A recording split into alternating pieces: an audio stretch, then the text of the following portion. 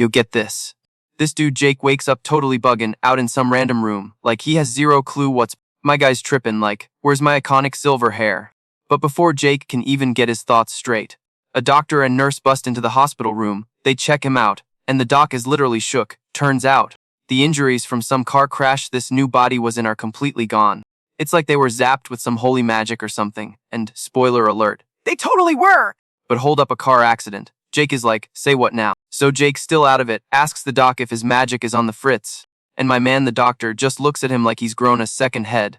Total confusion. Then Jake starts rambling about fighting monsters in the Great Cataclysm. And you can just see the question marks floating over their heads.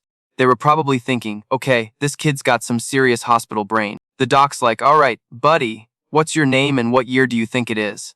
And Jake hits him with, Jake, and it's 1970, right? Bro, the confidence! The doctor is about to have an aneurysm. He's like, kid, you've got some major issues. Then he drops the bomb, your name is Jake. And it's 2022, and in cue Jake's freak out. Jake's mind is racing, my name is Jake. The year is 2022. He's looking at them. And they were not capping. Then he sees the TV, it's super flat, and the picture is, like Eddie level crisp. The calendar on the desk screams 2022. And the nurse is just casually swiping on this little glowing rectangle thingy. Jake's never seen anything like it. He's like, okay, yeah, this is definitely the future. Well, this is just peachy. He's thinking, I'm basically a grandpa in a teenager's body. What am I even supposed to do? Then the doc chimes in, saying that whole cataclysm thing he mentioned was history, like 50 years ago history. Yeah, it's totally over. Apparently there are still some monsters lurking around, but not a whole lot. The world is mostly back to being chill. Okay, if that's the tea, then even though it's a bitter pill to swallow, Jake's gotta be grateful. He realizes his old self. The Og Jake from 1970 basically sacrificed himself to save the world, major hero vibes. And now he's been, like, a isekai'd into this new Jake's body. No one has a clue how that miracle even happened. But hey, plot armor. Am I right? Let me know in the comments if you've seen a crazier reincarnation story. A few weeks later, Jake finally gets sprung from the hospital. He's using the old Jake's memories to find his way back to some apartment at, like, 123 Main Street in Queens. He walks in like, so, this is the new crib, huh? Guess it's my room now. Turns out the new Jake's parents passed away when he was a kid. So he's basically been coasting on the inheritance they left him. Talk about a tragic backstory. Jake's just chilling on the bed, mind blown. He's not really buying the whole reincarnation thing. He's convinced some god tier being must have pulled some strings for this epic comeback. So Jake starts snooping through the kid's papers and finds out he's a student at Westbrook Academy, a magic academy. Back in Jake's day, they didn't have anything that lit. Okay, this could be kind of fun, he thinks, but then, a weird buzzing sound comes from his bag. He pulls out the phone thingy and sees a call from Mike. For a sec. Jake has no earthly idea how to work it, so he just yeets it onto the bed. Totally over it. The next thing you know, the phone starts blowing up with texts from Mike. It's a full-on spam attack. The texts are like, heard you re-out! Get your butt to school! I'm broke! So the next morning, Jake somehow manages to drag himself to campus. This dude is literally old enough to be their uncle. It's hilarious. But there he is, back in high school. And honestly, he's kinda nervous. He thought it'd be cool. But Jake immediately goes into full-on judge mode. Scoping the place out, some kid yells and shoots this pathetic little flicker of a fire spell at a dummy. It was so weak, why all? Jake is just scanning the area with his expert eyes, and trust me, he is not impressed. Literally every single student here has like zero magical juice. Jake's clutching his head, just devastated. He can't believe the next generation of mages are this bad. I mean, compared to Jake when he was just a rookie, these kids are on level -100. It's not even a competition. So Jake walks in looking totally bummed out, completely missing all the side eye he's getting. But once he's in the classroom, his whole vibe changes. He sits down and it's like a major nostalgia trip, super exciting stuff. But right as Jake's wondering if the Oldham had any friends, the bully squad rolls up, of course they do. You hear these loud, stumpy footsteps, and then this big voice booms from behind him. You punk. You ghosted my texts. You a nobody, Jake. You think you can just ignore me. But Jake, cool as a cucumber, just goes, and you are. Oh man, the red-headed dude did not like that. He just glares and lunges to kick him. The drama! He's screaming while he kicks. You little, how dare you forget the great Chad? You're just worthless, useless trash. Wow, tell us how you really feel. Dude, if you think that was a savage comeback from Jake, smash that like button. Jake's brain kinda buffered for a sec, but he vaguely remembered seeing the name. Mike on his phone. Oh, you my friend, right? Chad just smirked and held out a hand. Took you long enough, dork. You moron. You don't even know what a friend is, do you? But then, Jake grabs his hand and squeezes it hard. Of course I do. Friends are supposed to help each other out. Chad totally yelped and yanked his hand back like it was on fire. Then he got all up in Jake's face, grabbing his collar like he was about to get bit. Money. Where's the cash? Cuff it up now! That inheritance your folks left you is still loaded, right? Jake just let out a heavy sigh, and that's when it clicked. The old Jake. Yeah, he didn't have any friends. Dude was just getting straight up bullied. This guy, Chad, was a total pufferfish. Every little word from Jake made him puff up.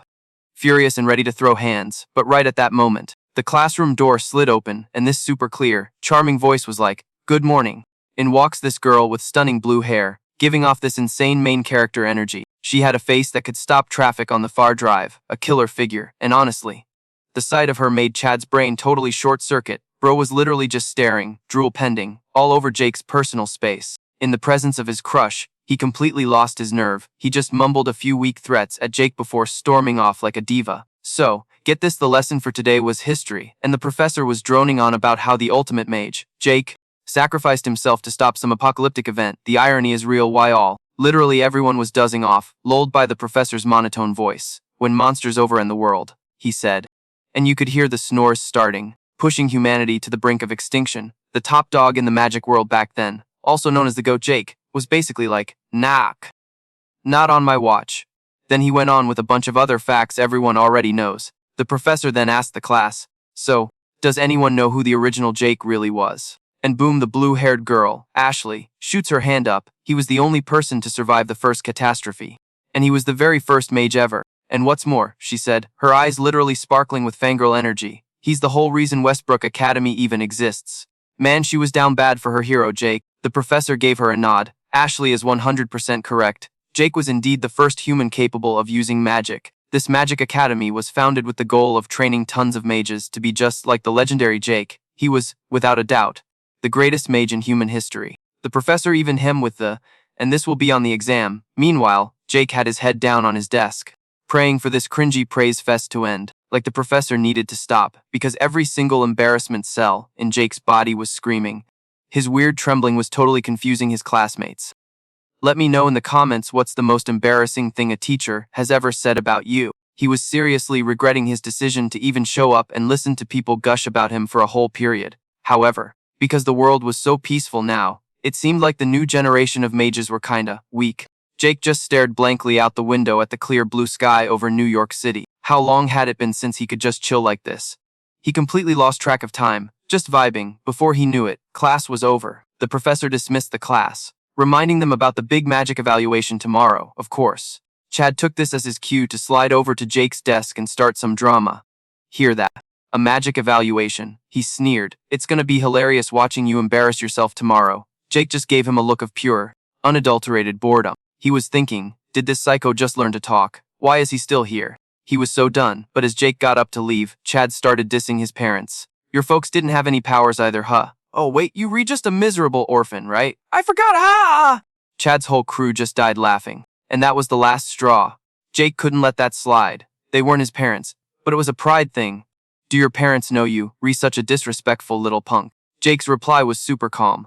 But that one line was all it took to make Chad puff up like a puffer fish again. What did you just say, you piece of trash? Don't you dare put me in the same category as you. Chad instantly summoned a magic circle, and its power dyed the whole room blood red with fire. All the other students looked at each other, freaking out. Is he really going to use magic in the classroom? Chad then launched a fireball straight at Jake, fully intending to take him out. But Jake stayed completely calm, holding his ground while the other students ran away screaming, "Danger!"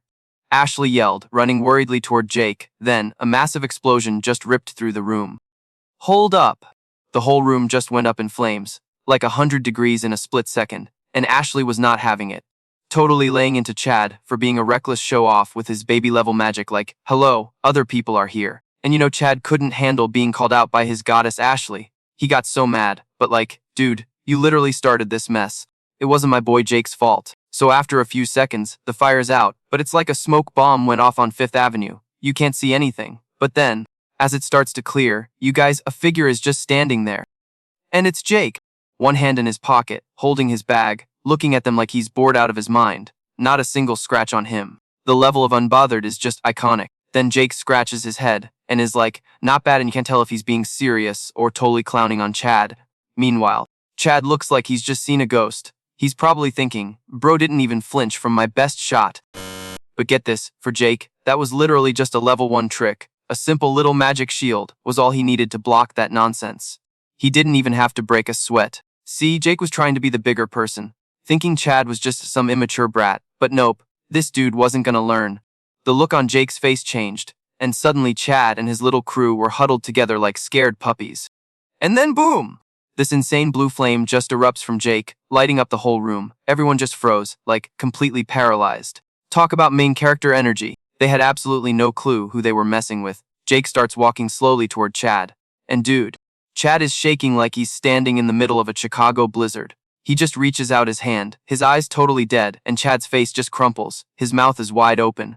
But he's so terrified he can't even scream "Yikes." What was that noise? Did one of you use magic? Oh great, a professor just busted in. He must have heard the explosion Chad caused. Jake immediately pulls his arm back, and the professor starts grilling him. Jake just lets out this little sigh, and puts on his best innocent angel face to answer. Oh, nothing happened in here, sir. Maybe someone outside just aimed wrong. But the professor is like, nah, none of the magic clubs are practicing right now. Busted. But Jake is quick on his feet, trying to throw him off the scent. He's like, well, you know how mages are.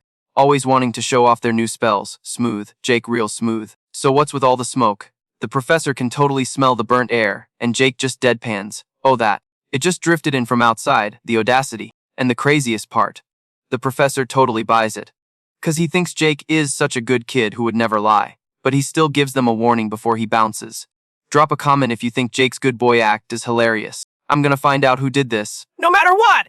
Now everyone back to your seats, and Jake is all cheerful, waving bye to the professor, while thinking to himself that he's probably gonna have to create a whole fake scene to cover this mess up. Once the prof is gone, you could cut the tension in that room with a knife. Awkward. Chad just turns and bolts, probably cursing Jake's name under his breath. But Jake's got bigger things to worry about. I mean, even though they're Regis students, how are they supposed to handle actual monsters?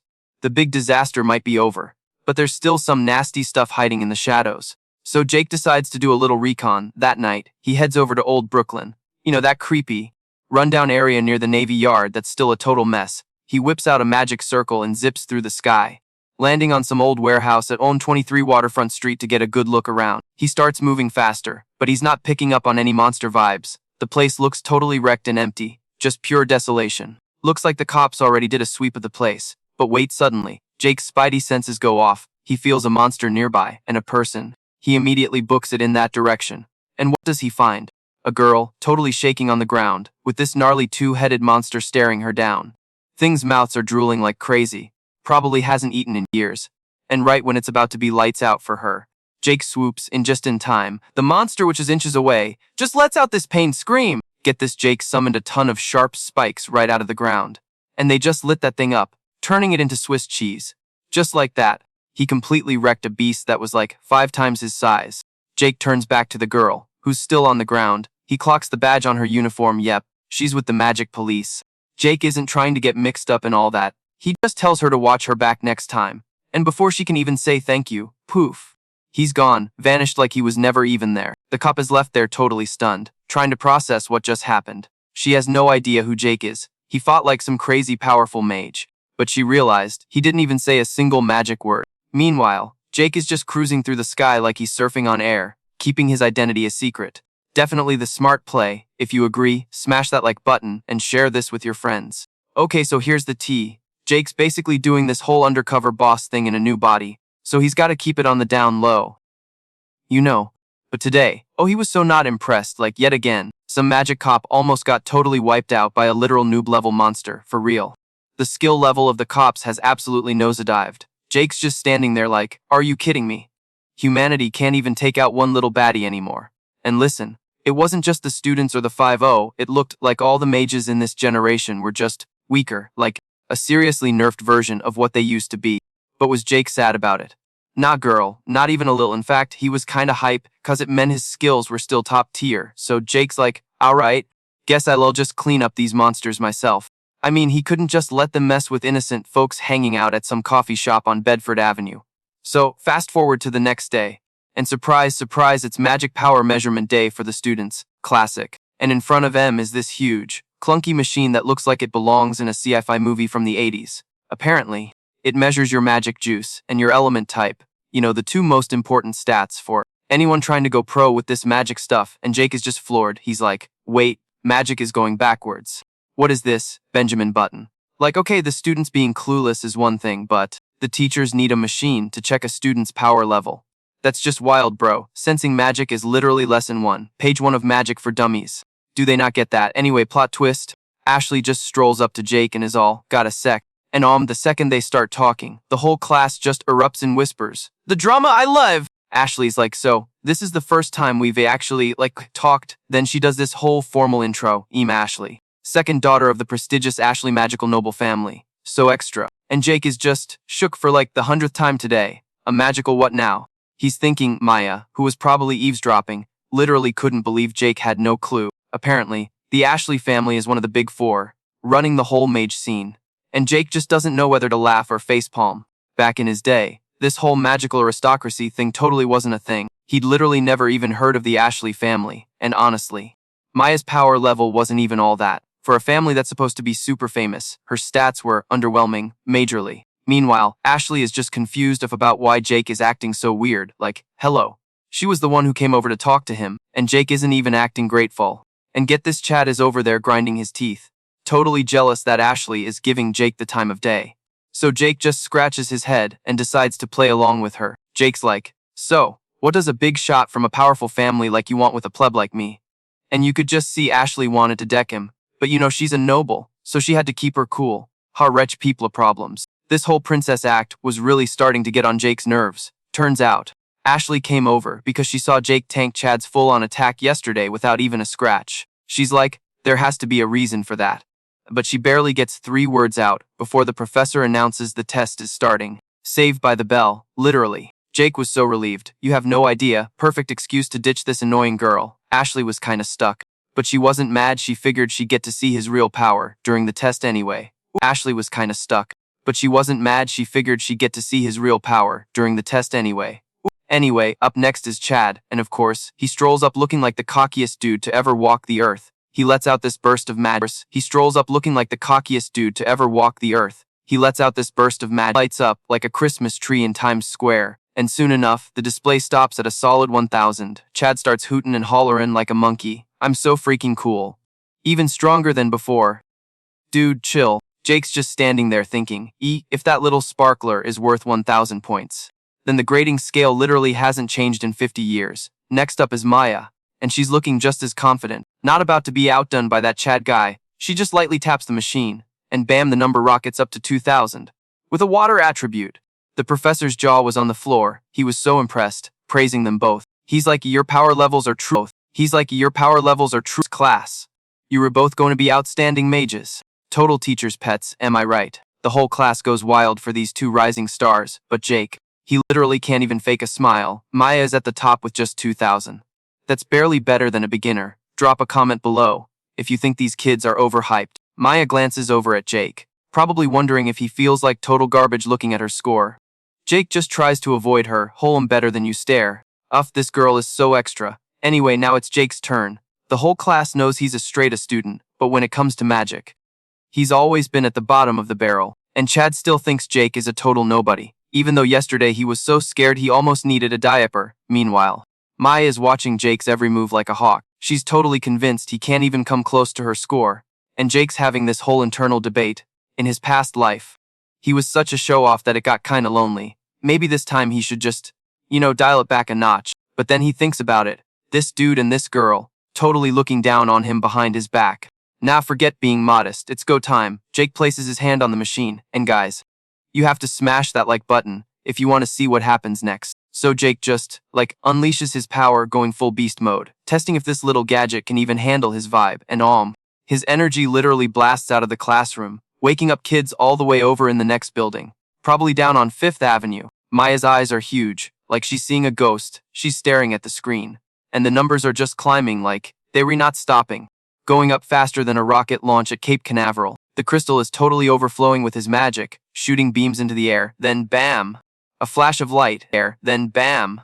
A flash of light that probably echoed all the way to Queens. Seriously, it was wild. Shards of this crystal thing go flying everywhere, sharp enough to turn someone into a shish kebab, for real. But our boy Jake, cool as a cucumber, throws up a magic shield to make sure nobody gets a scratch. Total hero moment, right? He's thinking, bruh, I was only serious for like 2 seconds. Total hero moment, right? He's thinking, bruh, I was only serious for like 2 seconds. Falls apart.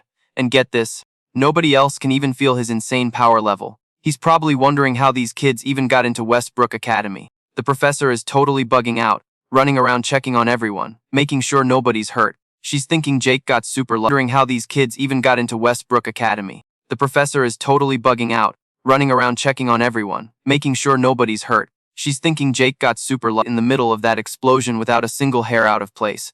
Little does she know, haha. She's like, in all my years, I've never seen one of these evaluation machines go boom! Maybe it was just a busted machine, who knows. But the real tea is, now they have no clue what Jake's power level or magic type is. Jake's just standing there like, why is this even a big deal? Turns out, the academy splits everyone into groups for the hands-on classes based on their power. Kinda like picking teams in gym class, you know. So since they have zero data on Jake, the professor just throws him into a group with this dude named Chad. Oh boy, you guys are not ready for Chad. Chad just shoots this super shady look at his two little minions, a smirk plastered on his face. He's like, oh, yeah, that's totally fine, Professor. And the prof is completely clueless, thinking she's putting Jake in good hands. If you think this is a bad idea, smash that like button, cause it's about to get messy. Chad strolls past Jake, trying to give him the meanest, most villainous glare ever to scare him off. He's like, I'm looking forward to it, too. Professor, all sarcastic, and guess where the field trip is? Old Brooklyn, of all places. So, cause the area's still kinda wrecked, there are still monsters hiding out there, which is why Old Brooklyn is basically a ghost town. Mages and the Nipped are always patrolling to make sure the monsters don't decide to take a stroll through Times Square. That's why they drag the Westbrook Academy students out here to help, they say. Like over half the monsters are already gone. So it's supposedly super safe? Yeah, right. Let me know in the comments if you believe that for a second. Jake wasn't even expecting a hands-on class today. He's like, alright, I guess. He figures the students could probably, reluctantly, handle a few of the weaker ones, especially since they in teams. But wait, Jake was literally here last night, and he's feeling like something is super off. He's positive he cleared this whole area, so what's the deal? But now he can feel a few more creeping around. There's no sign of, like, big portal or anything. So how are they popping up? The other students are completely oblivious, though. They're even making bets on who can get the most takedowns. Jake is low-key worried for these carefree girls. Then the professor yells that the practicals. Done. Let the games begin! Instantly, gets shoved against a wall by that worm. Chad, he's got this totally arrogant look on his face, all puffed up. Hey, stay put and don't get in our way. I'm being nice here, so don't even think about begging. Got it. Chad sneers. Jake just casually brushes off his sleeve, totally unfazed. If you don't like me, dude, you can just ignore me. Hearing Jake's super logical comeback, Chad's temper just snaps. It's like a switch flipped in his brain. Don't you dare talk to me like we were equals. You bottom feeder! Even if you are trash, why would a girl like Ashley be interested in you? Jake is just giving a comeback. Chad's temper just snaps. It's like a switch flipped in his brain. Don't you dare talk to me like we were equals. You bottom feeder! Even if you are trash, why would a girl like Ashley be interested in you? Jake is just giving like, is this lunatic really trying to start a fight with me over a girl? For real. Then it clicks. Jake goes, oh, don't tell me you like Ashley. Chad's eyes go bloodshot with rage, but Jake couldn't care less. He's already sensed something big is coming their way. Chad starts powering up his magic again, and his two little sidekicks get ready to jump in. Jake tells him, yo, I wouldn't do that. But Chad just thinks he's begging for mercy. Jake just calmly says, dude, look behind you. And Chad just scoffs, you think I'm gonna fall for such a childish trick? Suddenly, this massive shadow falls over him, and Chad can't help but turn around. And what do you know? A giant, two-horned monster just appeared out of thin air. The three stooges are huddled together, their mouths trembling. Ooh, oh, what? What is that? Why is a demon soldier here? Bro, faced with demon soldier here. Bro, faced with these three are nothing but talk. His two buddies are basically begging Chad to do something, anything. Even though he's totally shook, his ego is still massive. Take this, you bastard. He yells and launches this big fire spell, completely roasting the demon soldier's entire body. He sees it didn't move and thinks he actually succeeded. That was a piece of cake. He gloats, but psych! The flames die down, and the demon soldier doesn't have a single scratch on it. Not one! Jake is not surprised at all. He's thinking, a single demon soldier can't possibly be defeated by some level 1 magic. But for now, Jake decides he's just gonna watch the show. Drop a comment if you would too. The demon soldier starts stepping towards them. Chad is so terrified he plops right down on the ground. His eyes are welling up with tears. And his teeth are plops right down on the ground. His eyes are welling up with tears. And his teeth are even speak. What a clown. Yo, dude was so freaked out he was about to piss his pants for real. Freak show charged straight at Chad, but like, screeched to a halt the second it laid eyes on Jake. It was like a whole horror movie montage of its homies getting wrecked flashed in its brain. And that thing started backing up like, nope, I'm out! Jake just strolls forward, cool as a cucumber. I mean, even this monster could tell who the final boss was in this situation. It could totally feel that insane power just rolling off Jake in waves. Its arm was literally shaking as it roared and popped open a bunch of these freaky magic circles. But Jake, he just lifts a hand, no words, no nothing, and bam, his own circle appears. A level 1 spell. Are you kidding me? We so dead. Chad's little wannabe gangbangers were crying in the back. That's when the monster unleashes a stone wall spell. Like a level 2 move or something. These massive rocks start flying at them. Chad just squeezed his eyes shut like a total bitch. That's when the monster unleashes a stone wall spell. Like a level 2 move or something. These massive rocks start flying at them. Chad just squeezed his eyes shut like a total bitch. But Jake, he just smirks and whips out a fire arrow. A level freaking 1 spell. But yo, this wasn't some tiny sparkler. A whole freaking inferno shot out of his hand. You could just tell it was gonna straight up swallow those pebbles the monster threw. And called it. The rocks just vaporized, and the demon soldier right behind M. The explosion was huge, kicking up this crazy wind that made Jake's jacket look all dramatic and cool. Chad finally peeks open his eyes, probably wondering what the heck just blew up. Like, wait, did Jake just smoke that thing and save my butt? Jake, meanwhile, is just calmly walking over to where the monster. Jake's thinking, why is this thing in old Brooklyn? He literally took out the trash yesterday. Hunted every last one of these suckers down from his apartment at One Hanson Place. And yet, here's another one. He's getting a bad feeling, like this is the start of something awful. This whole situation is way more messed up than he thought. He's getting these horrible flashbacks, remembering all the people who, it gives him the chills, man. But he's like, not again. If that nightmare happens all over, he's gonna save every single person, no matter what. Meanwhile, Chad's 2 little minions are just staring at each other, totally bug-eyed. Did he actually just beat that thing? Is that the same Jake we know? And then Chad just loses it, slams his fist into a wall, totally pissed. He's probably thinking, how am I ever gonna face Maya after this? All the drama! Cause guess what, bestie? At that very second, Maya was hiding behind a rock, and she saw the whole embarrassing Chad almost peed his pants show. If you think Chad is a total tool, smash that like button right now. Okay, rewind. Let's go back a few minutes, over in another part of the training grounds. Let's go back a few minutes, over in another part of the training grounds. Some other West were fighting monsters, but they were like total low-level scrubs. So Ashley was just one-shotting them with basic level 1 magic, easy peasy, and all the kids on the sidelines were losing their minds, cheering her on. She's amazing! That's an Ashley for you. Hearing them gush, Ashley just lets out this little sigh like she's so over it, they were freaking out over this. Seriously, she's thinking, these normies are such kiss-ups. But hey, when you a genius, what can you do, right? But that's when she spots Chad and his goons dragging Jake off to some shady corner. She remembered how they were always messing with Jake, and she got this serious look on her face. She turns to the other students, and is like, alright, you guys got this, I'm out. And she books it after them. I mean, she couldn't just let it slide, right? So yeah, she found a good hiding spot and went full on spy mode, watching everything go down. Everything was just typical high school drama, until that demon soldier thing showed up. Ashley's face went white. She knew there was no way those clowns could handle that thing. And the more she thought started to freak. She's clenching her fists. All like, I gotta do something! I mean, she's Ashley, she's got a reputation to uphold. So she finally just bolts out from behind her hiding spot, yelling, everyone, get out of here! But before she can even finish, this massive bolt of magic just zips right past her face. She just freezes, totally stunned. Then kaboom. This huge explosion goes off right in front of them. Just smoke and fire everywhere. When it all clears, she can finally see what happened. Maya saw Jake just standing there, looking all cool and confident. She's like, jaw on the floor. Wait, was that Jake's magic? Cause Maya remembered him, being this super shy dude who was, let's be real, trash at magic, and now it's like a total personality transplant. Plus, she didn't hear him say a single magic word to cast that spell. No chanting. And on top of that, he took out that demon soldier with what looked like a level 1 spell. Okay, so quick lore drop for you guys. A demon's power level is all about how many magic stones it's got. This is basically how they rank M. Like a demonic caste system, regular magical beasts are rank 6, which is like the bottom of the barrel. The demon soldiers, like the one Jake just iced, are rank 5. Go up a level, and you've got demon commanders at rank 4, then demon generals at rank 3. And get this, rank 2 is the demon king, like the big boss. And at the very, very top, the demon lord himself. So, here's the tea: the magic level you need to even scratch these things is totally fixed. Every magic user in New York City knows this. You need, like, a minimum of level 3 magic to take down a demon soldier. So how did Jake do it?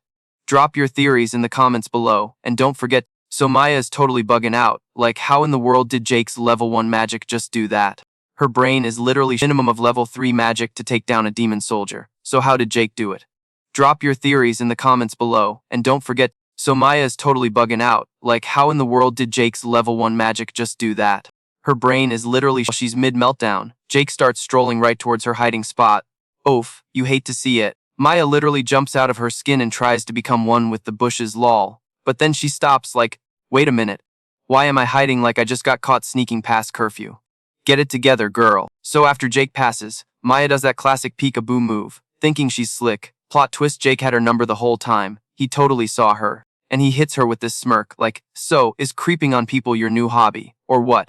Maya is absolutely shook. She frowns and is all, how did you even know? And he just gives this nonchalant shrug. Jake just casually hits back with, duh, if you were gonna call yourself a mage, but fam. That answer just sent Maya's brain into another blue screen of death. She is not getting it. Jake sees the loading symbol spinning in her eyes and just lets out this massive sigh. You guys can't sense magic at all, can you? And with that, he just dips, leaving poor Maya standing there looking like a lost puppy on a street corner in New York City. When her brain finally reboots, she sprints after him yelling, hey, wait a minute! What was that? You gotta explain. But poof. My dude pulled a Houdini, he was gone. She's staring at empty air, but little does she know, Jake is chilling on a nearby rooftop like Batman. Watching her run around like a headless chicken, he sees her looking all lost and just can't help but sigh. He gives the area a quick once-over and whispers to himself, alright, might as well die. Alright, might as well, just to be sure. So with that, Jake fires up his magic radar. Okay, good news, no more of those creepy demon soldiers. Bad news, there's still a whole mess of magic beasts crawling around. Yikes. This whole scene is seriously bugging him. I mean, if a top-tier student like Chad was that freaked out. You just know the other Westbrook students are having the absolute worst day of their lives. For real. Jake frowns a little, thinking, man, maybe I should give him a hand. He figures his barrier could probably cover this whole zone. Everything around what I guess is the Jibia house over on 123 Main Street. No hesitation, my boy just goes for it. Jake starts channeling magic into both hands, and bam! In the blink of an eye, 2 wicked-looking streams of energy are just floating there in the air. This is about to get lit! Then, whoosh. They shoot forward and just wrap around the whole area, down below. Chad's crew sees these streaks of light in the sky and their jaws just hit the concrete. They are completely stunned. They're all bewildered like, what is that? And Maya's right there with them, totally clueless. She's frowning, mumbling to herself, is that magic? Some kind of crazy multi-purpose spell. Meanwhile, in another corner, things are not gutsy. A massive horde of magic beasts has 2 Westbrook students cornered.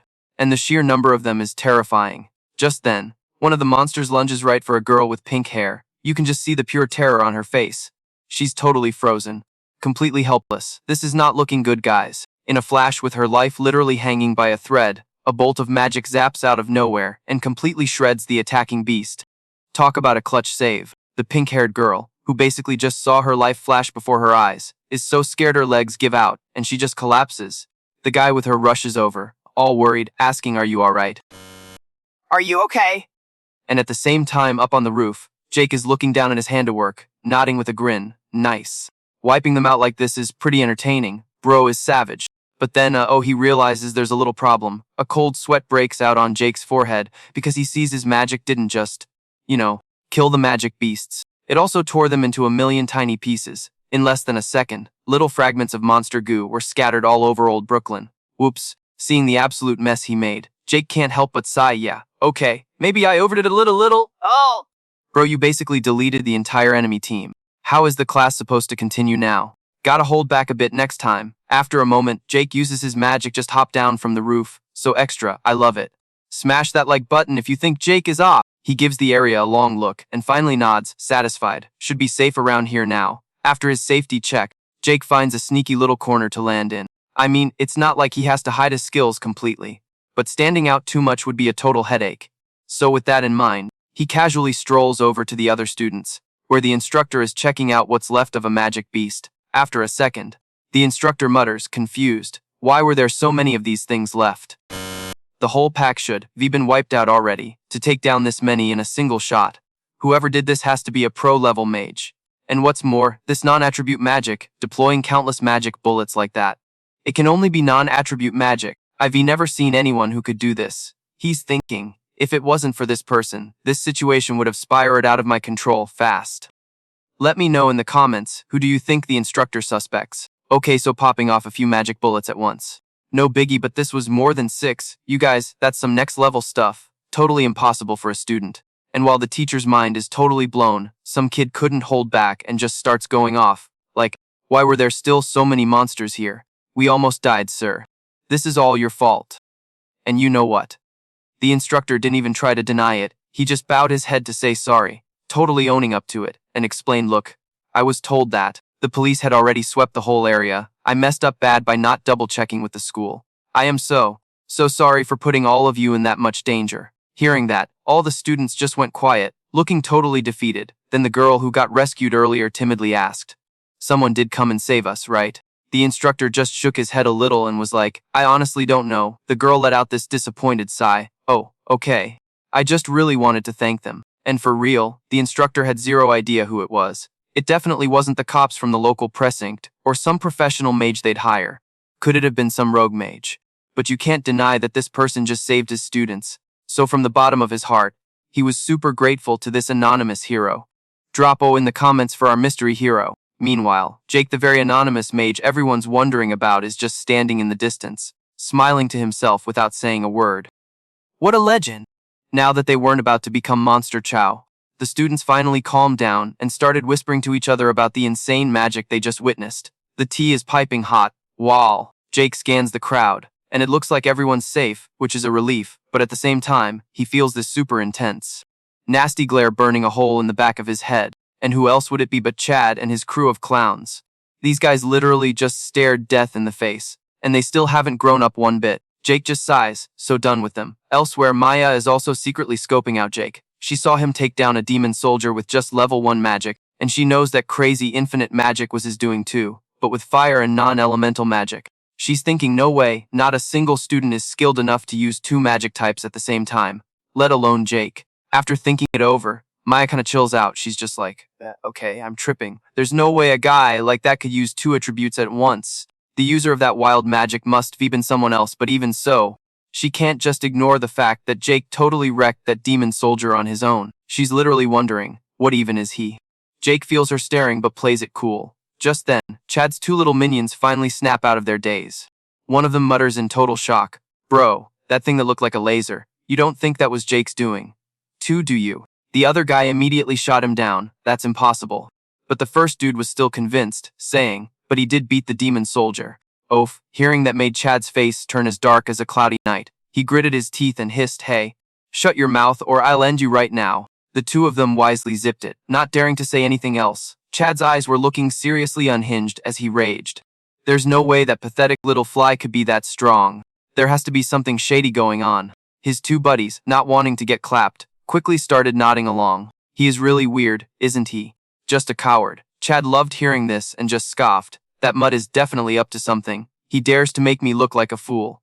I will make him expose his real self. A little while later, school's out. Jake's heading home, probably back to his place over on Atlantic Avenue in Brooklyn, when he gets blocked by a whole group of students, leaving him totally confused, and the leader of the pack. Of course, it's that punk Chad. He glares at Jake and says in this cold voice, I've been waiting for a while. Jake is so over these guys. He lets out a huge sigh and says, are you guys thick? Instead of running around giving your parents a headache, why don't you use that time to actually study magic? It's way more useful. Oh, those words really hit a nerve with Chad. He gets right in Jake's face and yells, you have no right to talk, you cheating bastard. Jake is genuinely lost. What are you even talking about? With a sudden scoff, Chad screams, stop playing dumb. How the hell could you use that kind of magic? You definitely pulling some sketchy tricks behind my back. Jake just stares at him, his eyes filled with pure confusion. He honestly has no idea what nonsense this guy is spouting. Seeing that Jake isn't answering, Chad orders him in a cold voice, "Follow me. I won't let a scaredy cat like you run from this." And right on cue, his little posse of wannabes rolls up behind him. I swear, losers always roll deep, you know. But Jake just looks at this whole squad of posers, hits him with a casual shrug, and goes, "Run from you guys. Seriously." That set Chad off. He just screams, "Cut the crap, you little punk. You can't use your magic tricks here, can ya?" And bam, before the words are even out, he clenches his fist and straight up lunges at Jake. In a split second, Chad's fist is inches from Jake's face, but our boy doesn't even flinch. That's the signal for the rest of his goon squad to jump in, just throwing these wild, sloppy punches. Chad's got this super smug look on his face, sneering, "See? Without your magic, you're totally useless. Even if you kiss my sneakers right now, I still wouldn't let you off." Later, loser, the more Chad talks, the more his smile gets straight up psycho, but plot twist. They literally can't even lay a finger on Jake, lol. Jake's just standing there, cool as a cucumber, looking at them like they were pathetic. Their weak sauce punches are literally stopping in midair. Turns out his own power is on autopilot, throwing up a force field. Seriously, they could keep this up till sunrise and wouldn't leave a scratch, but these guys are so annoying, like mosquitoes in a New York City summer. Jake's literally thinking, maybe I should just pretend they hit me to make them go away. So he actually starts to flop on the ground, ready to give them a fake knockout performance. But right then, a voice just cuts through the air like a knife. "What the heck do you guys think you're redoing?" The whole crew jumps and turns around. "And who is it? It's Maya!" Oh my god, Chad's face instantly soars like old milk. His lips are literally trembling as he mutters, "Oh no, she's gonna think I'm a total loser." So Chad immediately tries to play it cool. Like, "Oh hey, it's nothing, we were just messing around." Maya just scoffs, totally not buying his crap. "Please," she says, her voice like ice. "I can see you guys are jumping Jake from a mile away. You were all wearing Westbrook Academy uniforms, and you out here acting like a bunch of street thugs from some alley off Flatbush Ave in old Brooklyn. Have you got no shame? Oaf burn." Chad's face is absolutely storming. He's gritting his teeth and shooting daggers at Jake, in his twisted little mind. It's all Jake's fault that Maya is calling him out, and while Chad is busy having his little internal tantrum, Maya just strolls over, takes Jake by the hand, and is like, "Come on, Jake, let's bounce." Seeing them holding hands, oh man, that was the final straw for Chad. You could practically see the steam coming out of his ears. His anger just went from 0 to 100, for real. In his head, he was probably cursing Jake's entire family tree, like, for 18 generations. The look on his face was so unhinged that his two little minions were frozen stiff, too scared to calm him down, and then he just couldn't take it anymore and totally exploded. "Screw you, Jake." Jake just sighs like, "Here we go again." Our boy's thinking this dude is like superglue for real, so clingy, and just then, Chad, completely losing it, starts summoning magic right there on the street, roaring like a maniac. "You absolute jerk. I'm gonna light you up." Seeing this, Maya screams, "Chad, what are you doing?"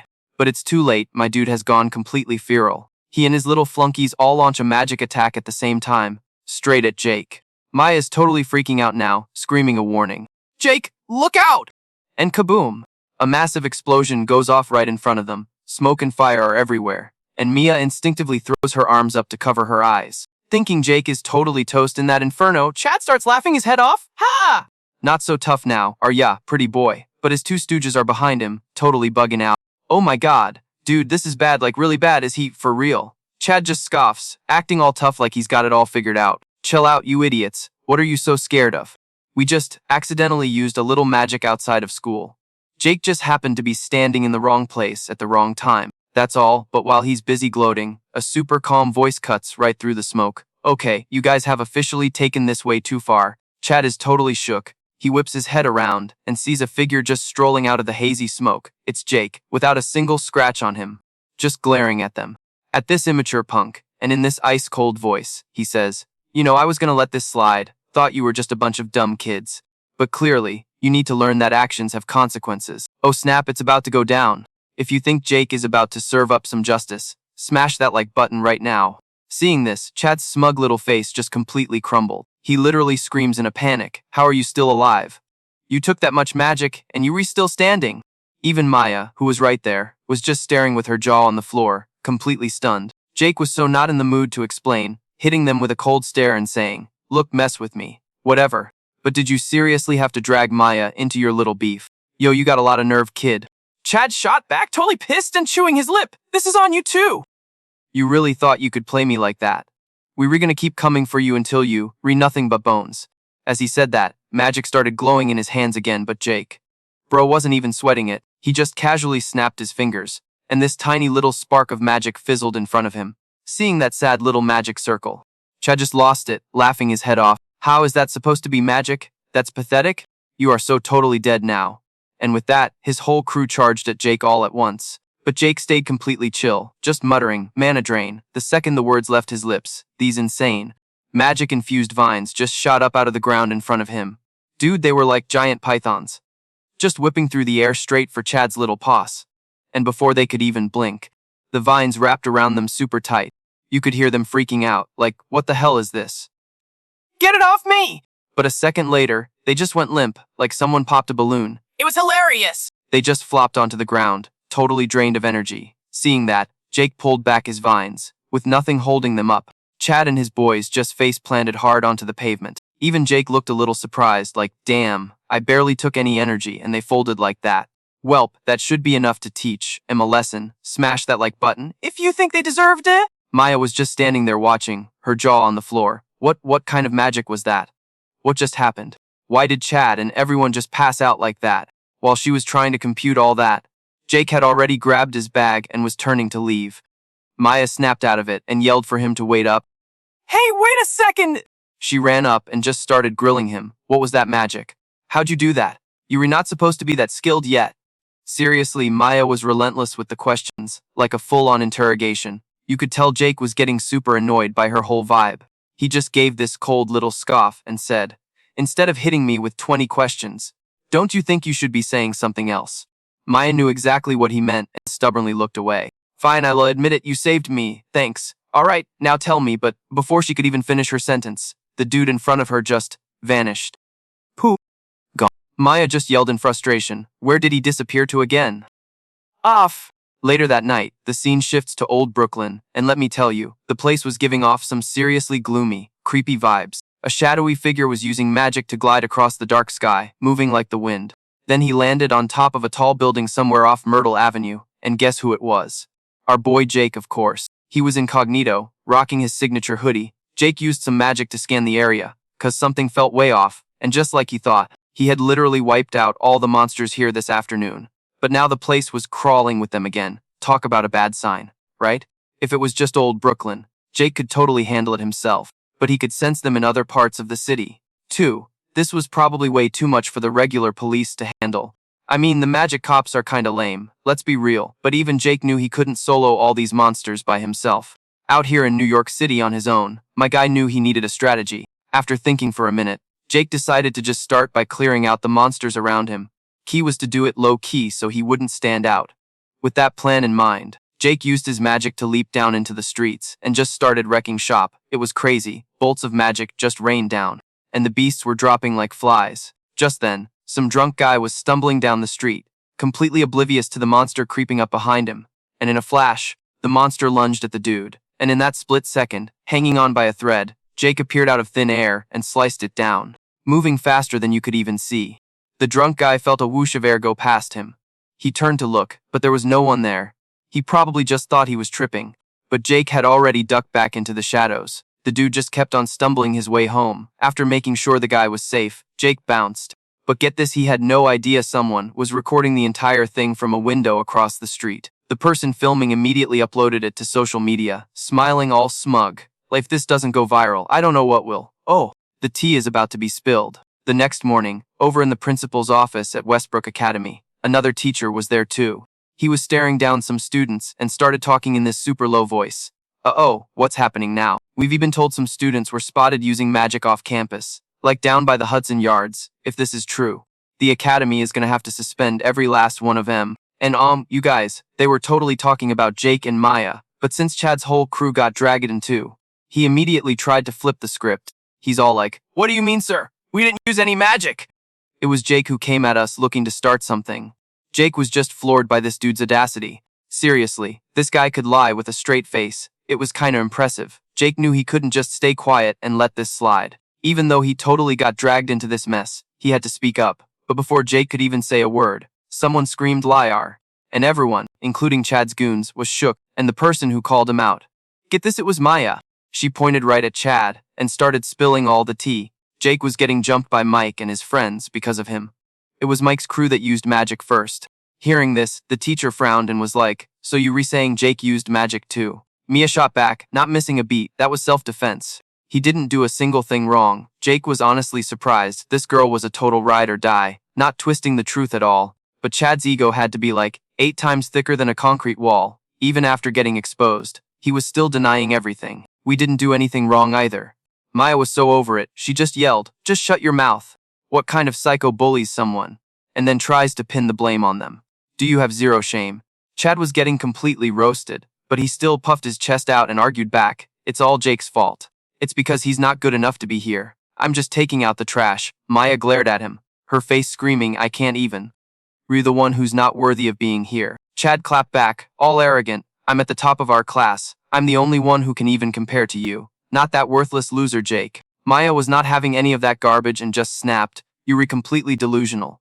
But Chad just wouldn't quit, walking right up to Mia and declaring all seriously, "Open your eyes and stop defending that guy. Look at me, be my girl." And you guys, he looked dead serious, like he was pouring his heart out. But plot twist, Mia could not have cared less. She literally snorted and was like, "In your dreams, buddy." In that 1 second, Chad's whole world just shattered, frozen. And as if that wasn't savage enough, Maya straight up gave him the reason for the rejection, calling him a violent bully. He looked so mad he was about to short circuit. Jake, watching this whole train wreck, couldn't help but think, okay, Chad totally had that coming, but dang, that was ice cold, man. What a takedown! If you think Chad got what he deserved, smash that like button. Just then, the principal spoke up again. "It seems pretty clear this was Mike and his friend's fault, and Jake was just acting in self-defense. We do not tolerate students using magic for their personal beefs. You are all expelled." Hearing that, Chad's 2 little minions started panicking. Like, "No, please don't!" "We were just following Chad's orders." The principal was having none of it and just told Jake and Maya they could head back to class. The 2 of them were like, "All right, bet," and bounced. Maya was out of the room, but you could tell she was still heated. She couldn't stop grumbling about that jerk. "It's been a hot minute since someone got on my nerves that bad." Jake, walking beside her, asked kinda sheepishly, "So what happens to them now that they re-expelled?" Maya pouted a little, her tone all nonchalant as she said, "They're redone, their chances of becoming mages are 0. Then, out of nowhere, she spun around and glared at Jake. She got all up in his face, "And you need to stand up for yourself more." Jake felt kinda helpless, 'cause like he was totally going to, but she beat him to the punch. Seeing him just standing there, Mia suddenly got all flustered. Jake frowned, deep in thought for a second, then spoke in a quiet voice. "Come to think of it, how many times has she saved me?" That time in class when he was about to get into it, Maya stepped in. And now this, she literally went to bat for him. Thinking about it, Jake just smiled at her and said, "You're a really kind person, you know." And boom, Maya's face turned completely red with embarrassment. She totally booked it down the hall. "Just be quiet." "I'm leaving!" Jake just watched her go, smirking a little to himself. Heck cute. But then, the mood shifted. He remembered something else. The original Jake was gone, and he was the reincarnated guy in his place. Was the kid bullied to death, or was it just some freak car accident on the Brooklyn Bridge? What do you guys think? Drop your theories in the comments. Jake had no clue for real, but he had a gut feeling they were guilty and was hoping they get what was coming to them. Meanwhile, back in the principal's office at Westbrook Academy, the tea was just starting to brew. So, like 2 more students walk in, and you hear this super clear, almost sing-songy girl's voice go, "So, I heard a student was out here wildin', out with magic off campus, and some other kids got dragged into it." The principal just gives a little nod, like, "Yeah, that's the gist, but no civilians got hurt." But this girl, she's giving him the side eye and asks all skeptical, "Hey, so why'd you call me here then? What's the deal?" And the principal, smooth as ever, just drops this bomb. The student involved is Maya, and you guys, the girl totally freezes, like, statue mode activated. After a hot second, she finally gets her voice back and is like, "I get it. Thanks for the heads up." Then she just spins on her heel to bounce. The principal doesn't even try to stop her. He just casually throws out, "Yo, tell your dad I said hi." And this chick, without even looking back, just says all cool like, "Don't even trip, sir. My dad's money is still gonna be funding this school." So they dip out into the hallway, and the dude with her finally breaks the silence. Like, "Yo, if what he's saying is legit, then this Jake dude must be seriously stacked." The girl mutters, low-key like, "Taking on a whole crew of mages at once. That's basically impossible. You can't pull that off unless you on a whole other level. You think this guy's stronger than us." They keep walking down the hall, spilling all this tea. And all the other students are peeking out of their classrooms, totally starstruck, watching them go by. But they ain't even paying attention to the fans. And the girl's voice gets dead serious. First things first, she says, I need to confirm what's up with this Jake kid's power level. For real. Then I'll figure out if I gotta kick my little sister to the curb. And you guys, this girl is Maya's older sister? Ashley! She's a 53rd years class student, and the guy with her is also a 53rd years class student. He hears what she says, just grins, and goes, sounds like a plan. Meanwhile, back in class, Jake is just slumped over his desk, sighing his life away. Now that all the drama's kinda died down, he's got zero motivation. What a mood, am I right? Let me know if you feel Jake on this one in the comments. Then all of a sudden, he hears kids nearby freaking out. Look, he's so cool. Is that a dark sorcerer? I totally know him! Jake's just frowning, like, what is happening? A dark sorcerer, so like, from one of the fancy pants mage families, he thinks, but whatever, this has literally nothing to do with me. And then, another massive sigh, the struggle is real while, just as Jake is about to sigh a hole through his desk, a teacher walks in from some office down on Wall Street and yells, hey, Jake. Next thing you know, Jake and a few other kids are getting marched off by the teacher to the testing room. Apparently, it was time for a retest for everyone who missed the last one, and guess who's there?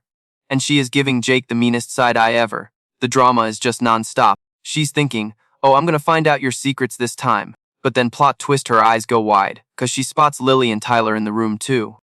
She is shook. Mia gets this super worried look on her face. Why is she here? She's thinking, but whatever, the test kicks off anyway. And after a short while, it's our boy Jake's turn. So Jake's standing in front of this magic testing machine, looking all hesitant and deep in thought. I mean, can you blame him? He literally blew the last one up, so he's probably thinking, okay, let's maybe not do that again. With that in mind, Jake summons up this teeny tiny little spark of mana in his hand, and then slaps it on the testing machine. But trying to control his power at this super low level is making him sweat bullets.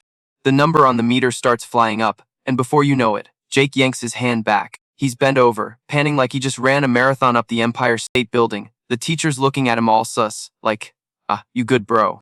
Jake just gives a little head shake, like I'm cool. The teacher looks back at the number on the screen, and then, super hesitantly, announces the results. If you think this is wild, smash that like button. Alright, looks like we have the final results. Jake's attribute is none.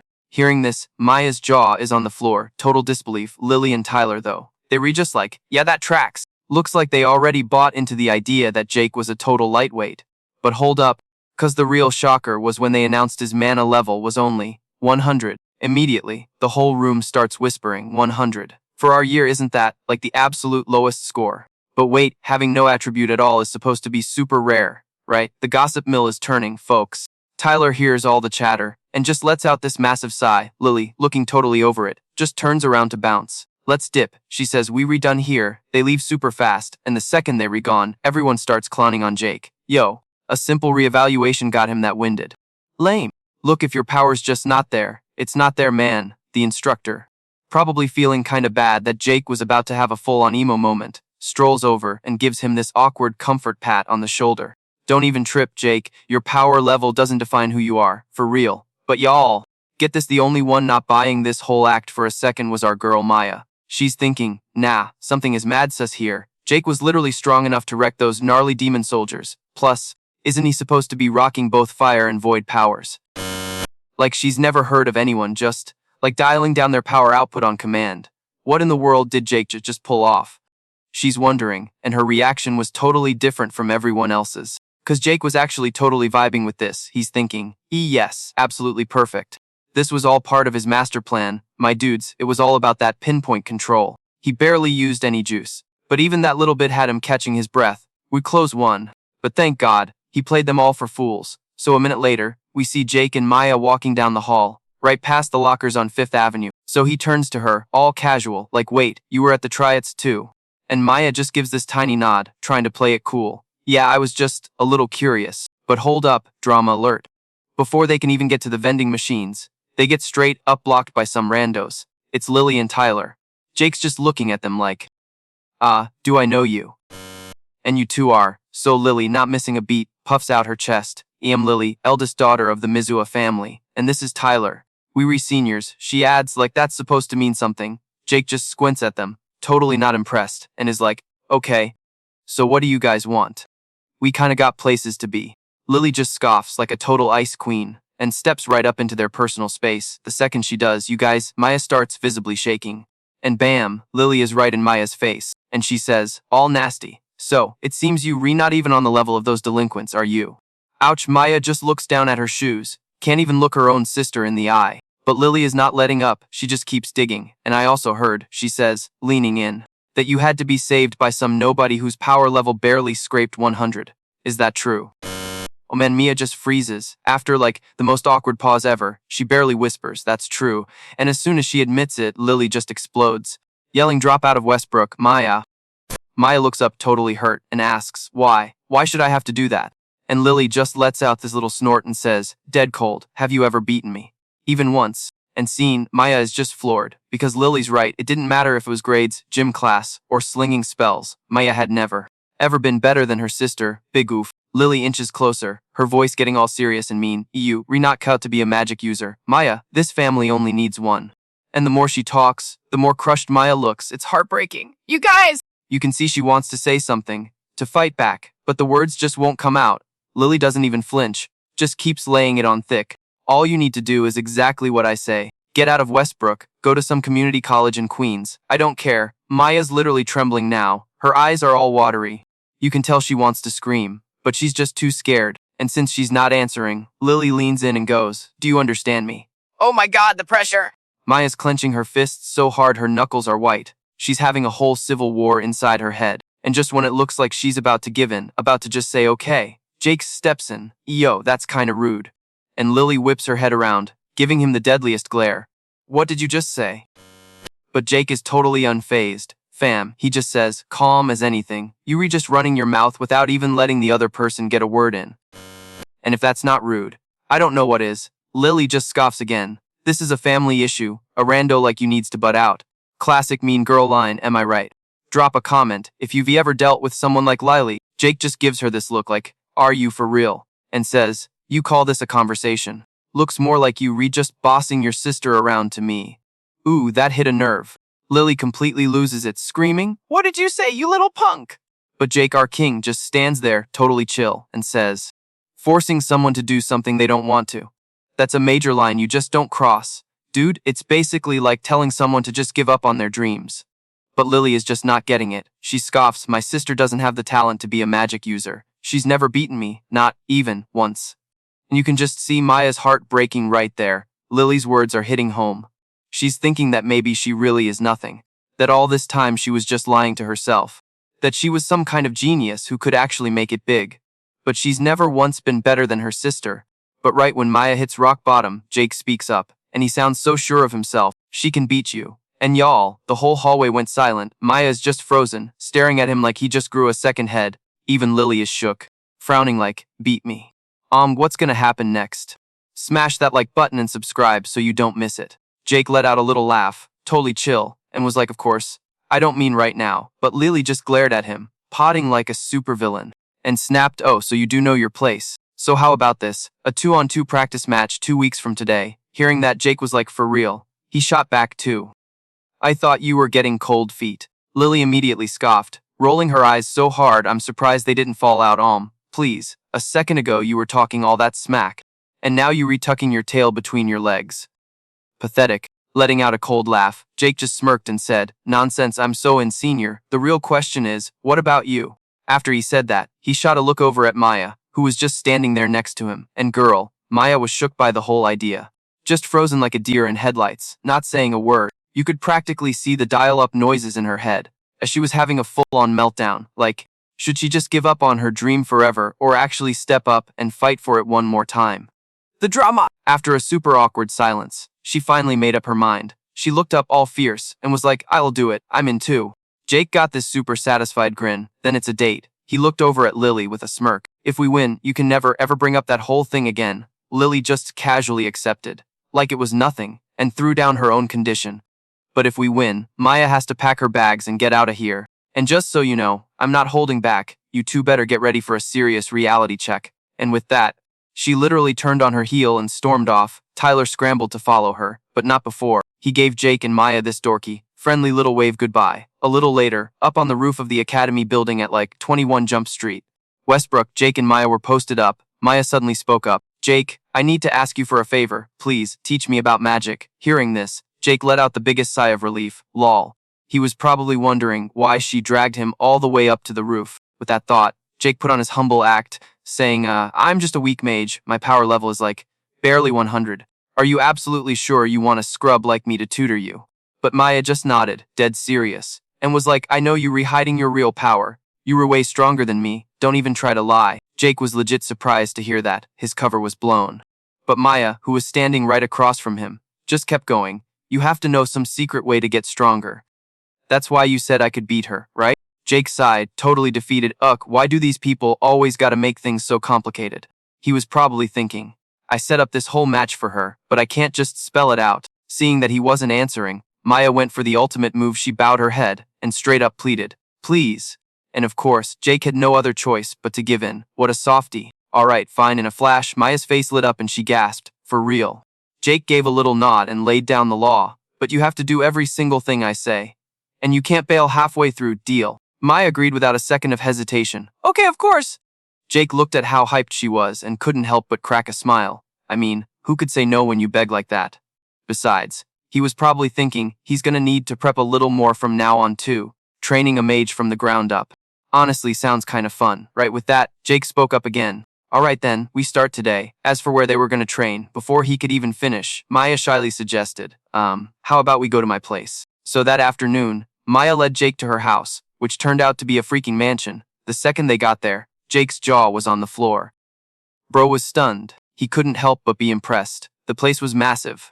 Maya tried to play it cool, casually saying, oh, you think this is a big deal? My dad's basically a celebrity mage, so this is pretty normal for us. But then it hit her this was the first time she had ever invited a boy over to her house. She started wondering if Jake thought it was weird that she asked him to come here. It's not like she had any weird plans, for real. But the more she thought about it, the more her face turned beet red, and she couldn't even look Jake in the eye anymore. Awkward. Just then, Jake broke the silence. Alright, Maya, let's get started. Hearing him use her first name, she totally freaked out and yelled, wait, why are you calling me by my name? Jake was so confused, like he didn't see the problem at all. He just said, well, your sister is Ashley, right?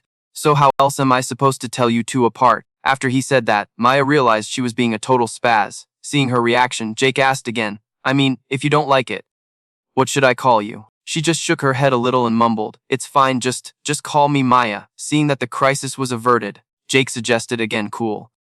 Then let's begin. First question, I want you to tell me, what exactly is magical energy? Hearing the question, Maya answered super confidently, like she was acing a pop quiz. Oh, that's easy. It's the energy inside your body, the thing that magic is made of. Jake didn't say if she was right or wrong. He just kept his poker face and asked, okay, what about incantations? Ooh, cliffhanger! Smash that like button if you think you know the answer. Maya like, super chill was all, so it's like an app that turns magic energy into actual spells. And Jake just hit her back with, okay, so can you, like, level up your magic energy? Mia shook her head, acting all high and mighty like, no way, your max magic is, like, set when you reborn. And it totally caps out after a while, duh. Then she got this super smug look like, Sue, nailed it, right?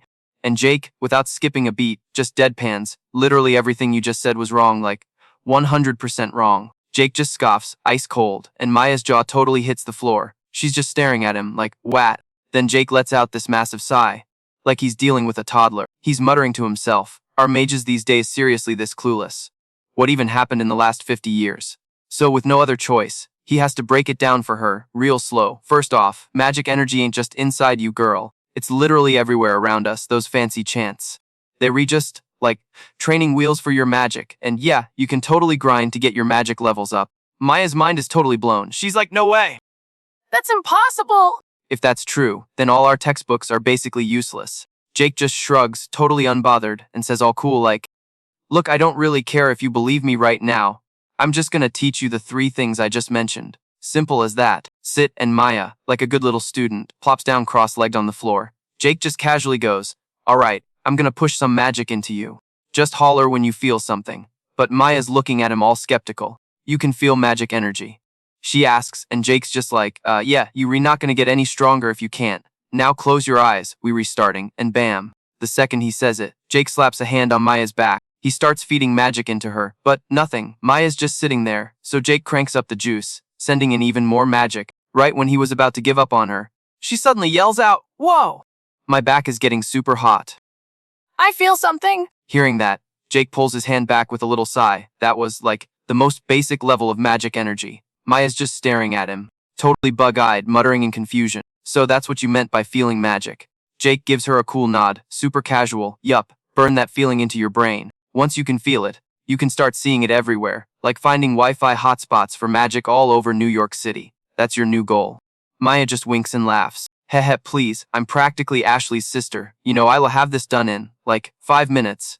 Jake just rolls his eyes so hard you could hear it, not buying her act for a second. This is literally the first time she's ever felt magic. Yikes. Yeah, looks like Maya really doesn't have the chops for this mage life. Fast forward 1 week. We're still at her family's villa over on Long Island. And just like Jake called it, Maya's screaming, "I can't do it." Even Jake is stumped. I mean, it's been a whole week, and they've been grinding nonstop. But this girl learns slower than my dial-up internet back in the day. Still, the competition is right around the corner. What do you guys think they should do? Drop a comment below. Thinking fast, Jake's only idea is, fine, I'll give you a magic boost one more time. And just like that, Jake puts his hand on Maya's back again, pumping magic into her. A second later, Jake says, "Okay, open M." And Maya does exactly what she's told. The look on her face was priceless. Pure shock, she's practically glowing. I can see it. So this is what magic looks like. Seeing the glow around her own hands, Maya freaks out even more. This is insane. Am I really seeing this? Then a thought hits her. Wait a minute, if I can see mine, I should be able to see Jake's magic now, right? So she looks over at Jake, expecting a freaking light show, but nothing, not a single spark, which is super weird. Jake, totally clueless to her internal crisis, just gives her a nod. Good job. Naturally, Maya gets all puffed up and smug again. Pesh, it was nothing. Jake doesn't even bother commenting on that, just says, "Alright, now that you can finally see magic, let's work on controlling it." He starts explaining how to use just enough magic for the job, no wasted energy, all about being efficient. He's like, push your magic till you've got nothing left in the tank. After you totally drained, your magic bar will actually get bigger when it recharges. Jake kept explaining that now that she could see magic, she could actually level up her max capacity for real. The more he talked, the wider Maya's eyes got, seeing her totally floored by this basic info. Jake just had to sigh and ask her, is this, like, totally different from the Magic 101 stuff you learn at Westbrook Academy? Cause, you know, it's cool if you don't believe M, I believe you. She cuts him off, super serious. I have zero reason to doubt you anymore. Jake gets this little smirk, totally pleased, and gets all hyped. Alright then. Let's get to the next level. Guys, smash that like button if you think Maya's finally getting it! Okay, Maya, back up a little. Let's spar. And before the words are even out of his mouth, he's shrugging off his jacket and tossing it on the grass. Oh, it's on now. Maya was totally hyped and shot back. Oh, it's on. I want to see what you really made of too. And just like that, she whips out her magic, a level 1 water wave spell. This gnarly wave comes roaring towards Jake, but lol, he just casually lifts a hand, and this shield thingy pops up, totally stopping the wave in its tracks. Seeing that, Maya just freaks out, yelling he blocked it!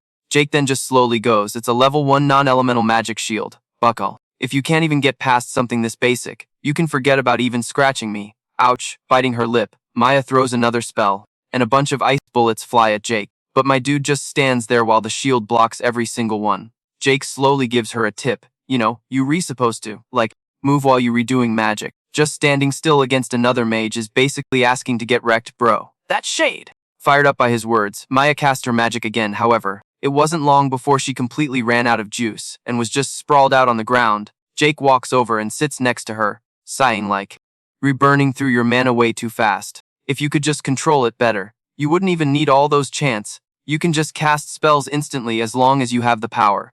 Here, watch this." The second he's done talking, Jake casts a spell, and a fireball appears, shooting over at this scarecrow they had set up. But it literally does nothing to it. He slowly opens his mouth. See, this is your magic. Then, Jake puts a little more oomph into his hand, still a fireball. But this one's strong enough to totally barbecue whoever's in front of you. And only then did he finish with, "And this is mine." Maya, who'd been watching this whole thing go down, finally asks, "So, is my mana all over the place?" Jake gives her a little nod and is like, "Exactly, you could be casting spells without any chance, if you just got a handle on your mana." Maya's frowning, kinda whispering to herself. "So you saying I don't need to do the whole chant thing anymore?" "Yeah, you could look at it that way." Jake says slowly, "For now, just focus on making your chants shorter. Once you actually control your mana, you won't need M at all. Shortening the chant is a huge advantage in a real fight. And you won't be wasting all that power on words anymore." Hearing this, Maya's still frowning and mutters, so. You mean it'll make my spells stronger? That's right, Jake nods, then suggests, let's go again. Maya was completely shook. Wait already. Jake just winks and says with a grin. Otherwise, what's the point? You gotta train like your life is on the line, yikes. Hearing that, Maya suddenly got a super bad feeling about this. A few hours later, Maya is completely wiped, just lying flat on the grass. Jake stands over her and asks, half worried, half joking, you still with us? 'Cause from now on, this is all we redoing for training. That evening, Jake was doing his usual patrol around New York City, this time hitting up the area around Times Square. He sent out his magic senses to check the vibe, and yup, just as he thought. The place was crawling with monsters. I mean, even though he's been taking them out nonstop. It's like their numbers aren't even dropping. What is up with that? What in the world is even happening? Just then, Jake suddenly felt something was off. In the distance, some little kid was being cornered by a mana beast. He zipped over there and, without even thinking, he took out the mana beast. Jake looks at the kid, all concerned, like, hey, little dude, you good? But the kid doesn't say a word. Instead, he just raises a camera to snap a pic of him. Like for real. But Jake was a step ahead, using his magic to teleport and vanish before the flash even went off. In a safe spot, like some alley off 5th Avenue, Jake lets out a sigh. Seriously, taking my picture without even a thank you. What is wrong with kids these days? I seriously need to get a mask for next time. He then just shakes his head and heads back home. The next afternoon, after classes at Westbrook Academy let out, Jake and Maya went back to the villa. The two of them got right back to training, and as usual, Maya was the first one to tap out. She's on the ground, just gasping for air. Jake's standing there looking kinda helpless. The practice match was just a few days away. I mean, she was getting better, for sure, but compared to Lily, she was still leagues behind. There's just no way Maya could win if things stay like this. Thinking about it, he suddenly just says, you know, sometimes quitting is an option. Oof, harsh. Hearing that, Maya just lowered her head, but then she shot right back up, saying to herself, everyone is always comparing me to my sister. I can't beat her at anything. I've had to give up on so much stuff already, but magic is the one thing I absolutely refuse to give up on. Jake just squints at her and says, dead serious, but at this rate, you're not going to win. Drop a comment below if you think Maya can pull off a miracle. So get this, Maya was not backing down. She's like, alright, let's go even harder. A little smirk popped up on Jake's face, and he's all, bet, just know, I'm not gonna pull any punches. That was like, the magic word for him. Maya was totally fired up, you could just tell. She was so not about to quit, and so Jake started teaching Maya all the pro-level strats. So they went at it, like non-stop sparring sessions. They only stopped when Maya was literally about to collapse. Fast forward a few days, and bam. Maya can actually hang in there for a solid minute. Jake just cracks this super proud smile and goes, you passed. Hearing that, Zoe literally screamed. He finally did it. And Jake was totally hyping her up. Awesome work, Zoe. And you guys, Zoe was just beaming, totally soaking it in. All that grinding finally meant something. Then just a few days later, it was time for the final showdown. Jake and Zoe roll up to the training grounds, probably expecting it to be chill, but when they walked in, holy crap. They were both completely shook by what they saw. The place was an absolute zoo. Wall-to-wall people, and the second the news crew spotted Zoe, it was a feeding frenzy. They swarmed her like she was a celebrity leaving some hot spot on Bleecker Street in Greenwich Village. They were shoving mics in her face, firing off a million questions a second. Poor Zoe was just frozen, totally bug-eyed, like, what is even happening right now? Jake's just watching this chaos, frowning, and he mutters, all this for a high school duel. Damn, guess having that fancy magic family name is a bigger deal than I thought. And it wasn't just the press? A ton of other students from Westbrook Academy were there, treating it like the Super Bowl. Jake's looking around like, yo, isn't this a little extra? I mean, I guess magic battles are a big deal, so it's got that major event vibe, but wait for it. Jake says his piece, and gets total radio silence. He turns around and sees Zoe huddled in a corner, totally panicking. Then, this loud voice booms over the crowd. Will the two contestants please make their way to the arena? And oh my god, Zoe nearly jumped out of her skin and was about to make a run for it. Jake saw she was about to peace out and quickly stopped her. Zoe, who was totally tweaking, nervously goes, what is it? Jake just gives her this warm, encouraging smile and says, good luck. And y'all, hearing that totally snapped her out of it. She was stunned for a sec, but then this huge smile spread across her face. You could literally see her confidence flooding back. She looked right at him, full of fire, and said, of course. And just like that, she started walking towards the arena. Okay, pause if you think Zoe's about to pop off. Smash that like button right now. And as she was walking, she was thinking, man, Jake is such an enigma. His words were just replaying in her head. Before she knew it, Lily was standing right in front of her. Lily narrows her eyes and hits her with this ice-cold voice. So you actually showed up, didn't chicken out. Zoe shot back, super confident. Of course not, Lily just sneered. Wow, so pathetic, still trying to play in the big leagues. Do you seriously think you stand a chance against me? Then she hits her with the eyebrow raise, looking at Zoe with this super smug, I've already won attitude. Like the fight hadn't even started, and she was already acting like it was in the bag. But Zoe wasn't having it. She straight up yelled, I am absolutely going to win. Hearing that, Lily just clicked her tongue, totally unimpressed. Well, looks like you learned a thing or two in the last couple of weeks. Zoe's reply was actually pretty real. She was like, I know you re super strong. Like the power difference between them was huge, no cap, but Zoe was determined not to fold. And just then, the announcer's voice boomed, let the match begin. Instantly, both sisters dropped into their fighting stances. Zoe made the first move, casting a spell with a super short chant to save her energy. Smart, but Lily wasn't just standing there looking pretty. She was already casting her own spell. Jake, watching from the side, was totally analyzing the whole thing. He's thinking, okay, Lily obviously knows the fundamentals of a magic duel, but Zoe's nerves got her frozen in place. She just wasted that speed advantage from her quick cast. And yep, just as he predicted, Lily closed the gap in a flash, popping up right in Zoe's face. They both blasted a first-tier water spell at the same time. These two huge waves of water just smashed into each other, but, because Zoe's magic is weaker, her wave got completely bodied, and she took a direct hit from Lily's attack. But wait, she actually managed to cancel it out. Lily was genuinely shocked. She's like, you actually dispelled that. Damn, our girl is leveling up. Even Lily had to say something. In just 2 weeks, you've actually gotten stronger. You guys, Zoe was so freaking happy to hear that. It was literally the first time her sister had ever praised her. Ever. A praise. Seeing Zoe smile, Lily immediately got salty. What are you grinning about? It was just an observation. I wasn't complimenting you. Get over yourself. After dropping that bomb, her whole vibe got colder. She stared Zoe down and said, okay, playtime's over. Time to level up. And bam. She conjured up those water waves again. Oh snap, what do you think will happen next?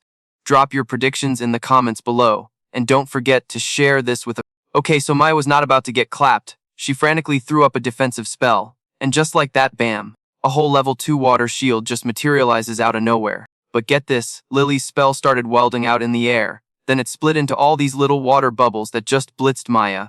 Homegirl couldn't even defend herself, and got straight up blasted by them. She went flying, dude. Her body just flopped through the air like a busted kite from Central Park and landed right at Jake's feet. Talk about a dramatic entrance. Am I right? Jake just glances over, probably thinking, hey bruh, because honestly Maya's casting speed was on point, she could V1, but Lily's power level was just on another planet. While he's lost in the sauce, Lily struts over from across the field, says all cold, damn, that's harsh. Re not gonna help her.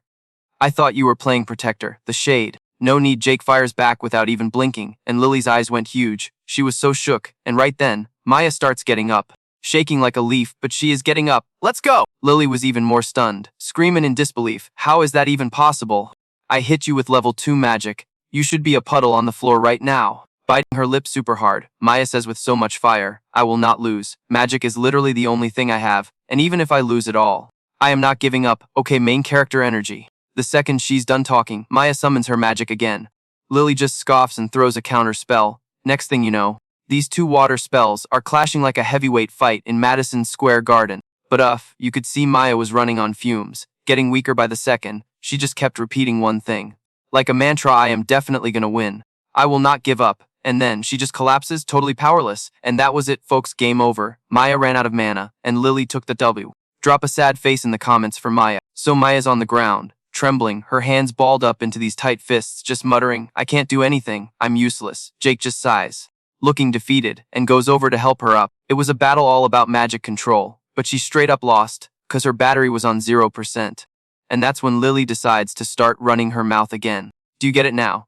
That girl has 0 talent. Jake, you had to be thinking the same thing, and Jake deadpan just goes, it's true. What? She has no talent. Maya's clumsy, a slow learner, incompetent, and would get absolutely wrecked in a real fight, but there is one thing about her that I totally respect, and that's how she grinds and trains her butt off like a complete idiot. Hearing that, Mia just stares at him, totally shocked. Lily, on the other hand, couldn't care less, potting as she said, and look where it got her. But before she could finish, Jake cuts her off, ice cold. Yeah, she lost, but I mess with hardworking people like Maya. You guys, what Jake said next had Maya totally bawling like full-on waterworks. Cause it was the first time anyone ever gave her props for grinding so hard. Jake, He just kept talking, totally unfazed. What a savage. Maya is my student, and I don't appreciate you talking trash about her. The more she heard, the more Maya was just a mess, with tears streaming down her face like the Niagara Falls. Lily just scoffs again, saying all high and mighty, someone with a mana level of only 100 like you is getting a little ahead of himself. Shrugging like it's nothing, Jake says with total confidence, and this person with a mana level of 100 is about to body you. Oh snap. Lily looked so triggered by his words, her face was a whole meme. She snorted and was like, you all talk fine, I'm not wasting my energy on some low-tier opponent. That's when Tyler gets all excited, like finally my turn. Lily just walks past him. Finish it quick, she demands, ice in her veins. Tyler just chuckles, nods, and goes, you don't have to tell me twice. Meanwhile, Jake had already scooped up the injured Maya and carried her back to her seat. He put her down and said flatly, focus on my match now. Maya just gives a little nod, showing she gets it, but that's when it hits her. Wait a minute, she doesn't hurt anywhere, and her wounds totally healed. What kind of magic is that? Jake, completely clueless to her internal freakout, slowly walks up to the arena, and yeah, he was talking a big game earlier, bragging that 100 mana was enough to take down Tyler, but right now, if he doesn't go all out, he has absolutely no chance of winning. He's got to keep his mana at a constant 100, using non-elemental magic and casting without saying a word. He's also not putting up a magic barrier, so if he takes just one direct hit, it's lights out, for good. The more he thought about it, the more hyped he got. Tyler sees Jake stepping into the ring and immediately yells, totally pumped up, sorry little bro, but I'm not planning on holding back. He says smirking. Jake just sneers right back, fine, then I'll go easy on you, and in the blink of an eye, bam. Yo, the whole academy just went berserk. The cheering was insane. Like you couldn't even hear yourself think. Someone's like, Tyler, my man, take it easy on him. Don't go too hard. And up on the stage, Tyler just flexes, letting his own power rip. Jake's thinking, okay, that's gotta be like 8,000. Back in the day, that would have been a joke to him, but right now, my guy's running on fumes, maybe 100 tops, and just like that, bam. Round 2, Jake versus Tyler. It's officially on. So Tyler starts winding up this spell, laughing his head off like, yo, no hard feelings, bro. This one little hit right here is all I need to see if you were really the dude who wrecked those clowns that got kicked out. Basically, Tyler's trying to see if Jake can even take one punch at full strength. What a show-off. But get this, before he can even let it fly, a little zap of power just beams Tyler square in the forehead. Jake's just standing there with this smirk, like, too slow, dude. Way too slow. The entire crowd, like legit everyone sitting in the stands on 5th Avenue, is just dead silent, totally shook. It was over in less than 3 seconds. People! Tyler's out cold. So yeah, Jake wins. Just like that, smash that like button if you did not see that coming. Lily sprints over to check on Tyler, and her jaw is on the floor. She's in total disbelief, like, Jake just one-tapped Tyler. A single shot and he's sleeping. She's like, I didn't even hear him say a single word of a spell. What the heck did he even do? And while Lily's still trying to process this, Jake's voice just cuts through. All sarcastic, hey, just like you wanted. Quick and easy. Meanwhile, on the sidelines, Maya's hyped. She sees the whole thing and is like, yes! Let's go! He actually beat him. Lily shoots Jake this death glare and says in this super icy tone, okay, so maybe you're not a total loser after all. Jake just laughs like, paf, as long as I'm better than you, that's all that matters, damn. Somebody's still got a big mouth. Oh, Lily is pissed. She's gritting her teeth, probably muttering some stuff under her breath. And then she unleashes all her power. Jake's like, okay, clocking in at around 10,000. Definitely stronger than Tyler, but still. So while these two are having a classic and I'm stare down, the announcer's voice booms over the speakers again. Folks, what an absolute shocker after that second match. Contestant Jake's unique fighting style has definitely got everyone talking. And now for the grand finale. It's Jake versus Lily. Who do you think's gonna win this, guys? Drop your predictions in the comments right now. Everyone is on the edge of their seats. The second they say start, Jake just goes for it, no hesitation, and unleashes on Lily. But Lily, she's not even sweating it. She's super chill and just throws up a counter spell like it's nothing. Jake knows the deal though. He's working with like 100 power points right now, so it's not like he can throw around any crazy powerful spells. It's like trying to fight with a water pistol. So yeah, if Jake doesn't go for a headshot right between the eyes, he's not even gonna scratch her, and Lily's not dumb. She figures this out too. She's like, 8-bet, I'll just stand here and play defense, just like Jake predicted. Lily's defense is on point. She literally doesn't move an inch, just plants her feet and starts blasting him with these waves of water. We were talking these crazy strong jets of water, like little liquid knives, just flying at him non-stop. But what happens next totally blows Lily's mind. Jake just cancels out all her magic, like, poof, gone. Not a single hair on his head is out of place. This dude is styling. Lily's eyes go wide. She's absolutely floored. She's thinking, he hasn't used any magic this whole time. What in the world did this guy just do? And it's not just her! The kids in the stands are freaking out, all whispering to each other. Shouldn't he be totally soaked by now? He's not even damp. What is happening? Maya, on the other hand, isn't even surprised. She's just sitting there like a detective, trying to figure out what technique Jake used to pull that off. So Lily, after seeing her attack get shut down so hard by Jake, is absolutely fuming now. She's convinced he's pulling some kind of cheap trick. With that in mind, she lets loose another attack, but this time, Jake actually moves, and my guy is like a freaking ballerina in the air, just effortlessly weaving through all the water jets Lily just shot at him. Lily is watching this, and her pupils just shrink. She can't believe it. She yells out, "You dodged all of my attacks without using any magic, ugh!" From the sidelines, Maya couldn't help but frown. She's thinking, okay, a mage can use a spell to counter another spell. Two attacks hitting each other can kind of cancel out, sure. But everyone knows if you can't do that, you're gonna get clapped. It's just a matter of when. A tier 2 technique has way more power and speed than a tier 1. There is just no way a dude like him could dodge all of that without even getting a scratch. Lily was totally convinced Jake was just some reckless idiot. But Jake, it's like he read her mind. 'Cause he just lets out a little chuckle. But it didn't matter, he was thinking, as long as I can feel the energy coming, dodging these weak sauce attacks is a piece of cake. Well, he thought, you also gotta be kinda tough, I guess, and right. Then, Lily starts winding up a tier 3 water spell, in the blink of an eye. This huge wave of water shaped like an arrow just materializes and starts blasting towards Jake. Seeing this, everyone in the stands down on Wall Street just starts screaming in panic. That's tier 3 magic. Yo, if that thing hit him, he'd be totally wrecked, and just like that, kaboom, the water arrow explodes, sending water everywhere like a busted fire hydrant on 5th Avenue. Lily, looking completely gassed, collapses to the ground with this smug little smile. She's thinking, no cap, he couldn't have blocked that. But get this out of nowhere. A magic bolt zips across the field and tags her right in the middle of her forehead. Oof. When she sees who fired it, Lily just loses it, screaming, no freaking way. How is that even possible? You're okay. How did you dodge that? Jake just calmly hits her back with, he used a spell to absorb your magic and just, strolled right through the center of the attack. Bro. The whole place went dead silent. Lily just sat there, completely shook, like her brain just blew screen. Just when Jake probably thought she was broken for good, she suddenly throws her head back and just starts cackling.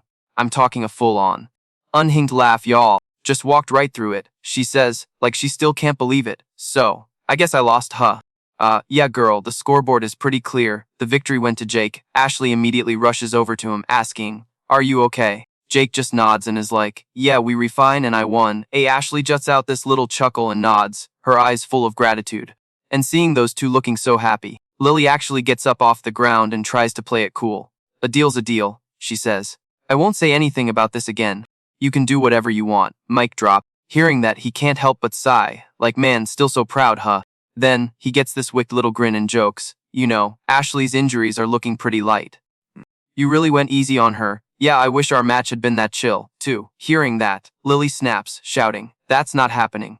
But Jake just ignores her and keeps on talking. Ashley's gotten a lot stronger in just 2 weeks. I'm sure you've noticed that too, right? You don't have to be so overprotective of her anymore. Right on cue, Ashley makes a solemn promise.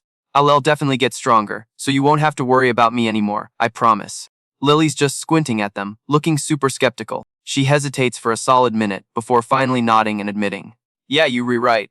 Hey, and get this, because of this whole throwdown, the sisters actually grew closer. Watching them, Jake's feeling all warm and fuzzy for some reason, but then plot twist. The sky suddenly gets all dark and stormy, and this terrifying vibe fills the air, completely freaking Jake out. He whips his head up to the sky, and his whole expression just drops. This insane energy. Don't tell me it's a cataclysm. Lily and Ashley realize it too, and they look horrified. Dude, the color just drained from all their faces. Meanwhile, back in some classroom, Chad and his little posse are trashing Jake's desk, throwing his stuff all over the floor. After searching and finding nothing, one of Chad's minions whines a dude. All he's got is books and notebooks. This guy is a total goody two-shoes. Gritting his teeth, Chad is fuming. He has to have something, right? How else could he be pulling off that kind of magic? But just then, the sidekick sees something outside and yells, what the hell is that? Chad, thinking they finally hit the jackpot, whips his head around, but what he sees is straight-up nightmare fuel. The sky outside turned this horrifying blood-red color, and the three of them just started to panic big time. Like it's finally dawning on him, one of the goons cries out in fear, it's a cataclysm. How can it be a cataclysm? Back outside the arena, things were even worse. The reporters and students were in a total panic. I mean, nobody expects a disaster of this scale to just drop on Westbrook Academy. Jake's expression was seriously grim. How could a cataclysm happen right now? Don't tell me this is connected to that whole incident in Old Brooklyn. The first one happened there. 2. Is this just some insane coincidence, or was this planned? While he's spiraling, these gnarly monsters start pouring out of a freaking tear in the sky. Yikes. Seeing them, the students started to flee in terror, and the instructor who was there was trying to calm everyone down, but like, for real, who's gonna stay calm in a situation like this? Just then, a powerful blast of magic shoots out, taking out the beasts that were about to munch on some students. The hero of the hour was none other than Jake. He shouted, "Everyone, calm down!" His voice literally cut through the panic, and everyone just froze. They were still terrified, no doubt, but they stopped running around like headless chickens. That's some real main character energy. Guys, smash that like button for Jake. Jake looked pretty satisfied. He scanned the crowd and started giving orders. In the first phase of a cataclysm, only low-level monsters show up. It's best if we all evacuate to the gymnasium now. After laying down the law, he looks at Lily and the others and says, "You guys, too, you should go." Hearing this, they were all shocked, like, "What are you planning to do, Jake?" He just replied calmly, "You have to rescue the people trapped in the buildings." The instructor was totally bugging, looking at Jake like, "Are you for real? Going in there solo? That's a straight-up suicide mission." But Tyler, ever the hero, immediately jumped in. Yo, I'm going too! He was all like, "That's cool, right, teach?" The instructor was still tripping, but Tyler just raised an eyebrow and kept pushing. "Mun, you've seen what this kid can do, haven't you?" The instructor paused for a hot second, probably weighing the options. Then finally, he let out a huge sigh and nodded, "Fine. I get it, but for real, don't go doing anything stupid." Tyler just laughed it off, like as if I could get taken out. Then he shot a look over at Jake. Our boy didn't say a thing, just gave this little indifferent shrug. Then Jake looked at Maya and was like, "Alright, I'm heading in." You could totally see the worry in Maya's eyes. "Ong," she whispered to him, "be careful, okay?" Meanwhile, Tyler was already making a scene. "I'm heading out first, kiddo." And get this, Tyler was clocking in at like 10 meters per second. He was totally trying to see if Jake could even hang. But my guy was seriously underestimating our main character. Jake literally just summoned his magic and poof, he was gone, flashing past Tyler in a blink. He even had the nerve to drop a smirk and "I'll go on ahead, senior," the absolute audacity. Tyler's jaw hit the floor. He was so shook, he was muttering under his breath like, "What kind of demonic speed is that?" Hey, you just wait! He immediately started chasing, but just being fast wasn't gonna cut it. Tyler was thinking, "Okay, new plan. I'm gonna watch this kid and figure out his whole deal, down to the last detail, and, save some people on the side, obviously." But Jake could not care less about Tyler's little side quest. As he was moving, he was already scanning the entire Westbrook Academy. The whole campus down on Main Street. He clocked a total of 58 magic users, but he knew there might be normies in there too. If that was the case, he'd have to sweep every single floor by this point. Those magical beasts were swarming the student building like it was Black Friday. Kids were trapped in classrooms, totally freaking out. And that's the scene Jake saw as he literally jumped straight through a second-story window. What an entrance! Not even hesitating for a nanosecond, he started blasting them with magic, and his power was insane. Just leveling up beasts left and right wherever he aimed. So, while Jake was busy cleaning house inside the classroom, one of the ugly things tried to sneak up on him from behind. But it was like Jake had eyes in the back of his head or something. He just casually sent a blast backward, and the magic literally shredded that thing's body into confetti. A second later, Tyler finally shows up. All out of breath, yelling, "Hey, is everyone okay in here?" Bro, he was so late to the party. Jake had already murked all the beasts. Their bodies were just piled up. Jake just walked right past him and said super coolly, "I'll leave the evac for the trapped students to you." Tyler was completely floored, scrambling like, "Hey, wait up! It's dangerous to go alone." Drop a comment below if you think Tyler is officially Jake's new sidekick. But Jake was already gone. Tyler was just standing there grumbling to himself. Where'd he go? So dang fast, he was starting to think Jake saw him as dead weight, and, can you blame him? Let's be real, it might actually be true. Jake took out all those things in less than a second. Tyler was just left there thinking, who even is this kid? Meanwhile, Jake was totally oblivious to his senior's existential crisis. He was still running like a madman. He knew if he was outside, he could just use some big magic bullets and wipe them out in one shot.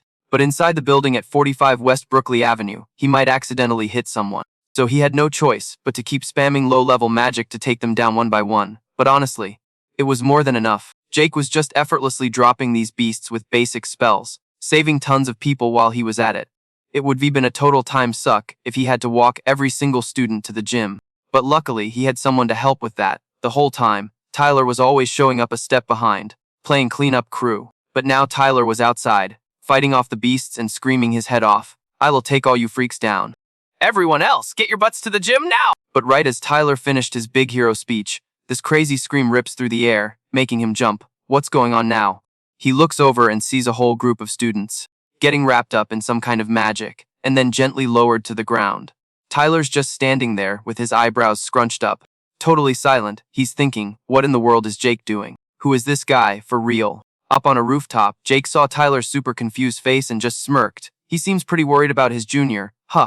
He was like, it'll probably be fine. But just then, it was like his spidey senses went off. In some hidden corner of the building, there was a girl, totally shaking in fear. She was completely surrounded by these gnarly beasts, her back pressed against the wall, just sobbing her eyes out. The poor girl couldn't do anything else. She was totally helpless, Just screaming, somebody please save me! Then in the absolute nick of time, this flash of light zipped past, and the girl's eyes went wide with shock. Why all? Don't forget to share this with a friend who loves drama. You guys, so she sees this flash of light and she's like, Hold up, I've seen this before! it's the exact same light that saved her butt that one time. She's just standing there, completely shook. And then boom! Jake literally drops down from the sky like some superhero, asking all concerned, "Yo, you good?" The girl recognizes him and is just totally starstruck, mumbling, "Jake, was that you? Are you the one who saved me?" Jake just gives this chill little nod, like it's no big deal. Yeah, that's right. He holds out his hand to help her up, and she's still trying to process it, asking, "Wait, that time in combat training class, was that you too?" And you can tell Jake hesitates for a hot sec. The silence is loud. "Y'all." Then after a long pause, he's like, "Yeah." Some unexpected stuff went down back then, so mysterious. Hearing that, the girl is just overwhelmed with gratitude and bows her head, saying, "Thank you for saving my life 2 times. But Jake, smooth as ever, just cracks a smile and says, "Don't even trip, it was no big deal." But listen, standing in front of the dude who saved her twice, this girl's heart is suddenly doing the cha-cha slide, and her cheeks are getting all red. You know the vibe. She's catching feelings, big time. Just then Tyler comes running up from downstairs, yelling, "Who's next? Who needs saving?" Total mood killer, ma. Jake just glances at the girl and gives her a nod. "Just follow him, and you will get to safety. I'm going on ahead." The girl wanted to call out to him, but he already blasted off, leaving even Tyler standing there looking totally clueless. But Jake couldn't care less what they thought her. He just kept booking it upwards. There were still a ton of students trapped, and he wasn't about to sit around and wait for the cops to arrive. He knew he had to do something. Meanwhile, cut to the mayor's office, probably somewhere like one City Hall Plaza in downtown New York City, where all the suits are gathered because of the disaster at Westbrook Academy. The mayor is sitting at the head of the table looking super grim, and he says, "A catastrophic event has occurred at Westbrook Academy." You can just hear all the officials start murmuring and freaking out. Why is this horror happening to us? There hasn't been another disaster like this recorded in the last 150 years. What are we gonna do? The mayor says gravely. We're still trying to get in touch with the Paranormal Control Department at NEPT headquarters and the elite magic users. The National Guard is also on combat-ready status, but the other high-ranking officials were not having it, complaining, "Yeah, but the Guard's mages only know how to handle natural disasters. Not this! None of them have any real experience fighting magical beasts." And of course, the mayor knew this was what happens when you get too comfortable and forget that crazy things can happen. Their only real shot was to rely on the police and the big shot magic families. The more he thought about it, the tighter his fist clenched under the table. The disaster from 50 years ago was literally happening all over again, but the legend, Jake, wasn't around anymore. So who was going to save them this time? At that very moment, a police car was racing toward Westbrook Academy. The female officer driving asks her partner, "For real? Is a disaster actually happening?" A deep, super chill male voice replies, "Yep, no doubt about it." Hearing that, the officer starts to panic a little. But things have been peaceful for so many years, haven't they? "Looks like that peace was just temporary," Detective Miller then said with a little smirk. "But that's okay. After all, this is why we're here." The driver, Sergeant Sarah, hesitated for a second before saying, "I'll do my best, sir." And right after that, the two of them sped towards the scene. At the same time, a helicopter appeared in the sky over the academy. But it wasn't for rescue, it belonged to the press. They were broadcasting the monster attack live for the entire country. The reporters who were already on campus were also evacuated to safety, but they were still reporting live from the scene. all while the teachers and students who could actually use magic were outside, trying to take down the low-level monsters. The news of this catastrophe was totally trending. Everyone was glued to their screens watching it unfold. They were all worried. The situation was seriously dire. The area right next to the academy was also getting attacked by monsters. Residents on nearby streets, like Westbrook Lane in the Bronx, were in a complete panic. And the situation was officially way beyond the government's control. The people of the entire nation had their eyes fixed on Westbrook Academy. Everyone was waiting for updates from the media. Some were terrified because they lived right there, while others were afraid that the catastrophe from 50 years ago was about to repeat itself. Basically, the whole country was spiraling into chaos. Back at the academy, though, Jake was relentlessly taking out monsters to save people, but the creatures just kept flooding into the school in insane numbers. And it was almost time for Phase 2 to kick off. All if you think Jake can handle it, smash that like button and let us know. So get this, each new wave was dropping beefier, nastier magical creatures. On top of that, it didn't matter how many you took out. They just kept respawning. As long as the final boss was still kicking, these loser minions would just keep crawling out of the woodwork. The big baddie wouldn't even show its face until the last phase. Jake just had to hang in there until then, and honestly, the more he thought about it, the more of a pain in the butt it sounded. A catastrophe of this scale was a major drag, so after wrecking the monsters, Jake was basically playing taxi, teleporting people downstairs to safety. This time, there were a whopping 20 people scattered all over, which made the whole rescue mission a total nightmare. But was our boy Jake gonna give up? No way! He just booked it to the upper floors to keep clearing the place out. Meanwhile, inside some random classroom at 123 Main Street, Chad was over here trying to fight off the horde of monsters that crashed his study hall. But big surprise, his mana bar was blinking red, and my dude was seriously out of breath. He's gritting his teeth, all like it's no good, I'm totally tapped out. And that's 'cause it wasn't just your basic mobs. They were up against a freaking demon soldier. They were also terrified they were about to have an accident, but Chad, still in total denial, starts screaming that Jake dude smoked one of these things in a single hit, so why can't I do it too?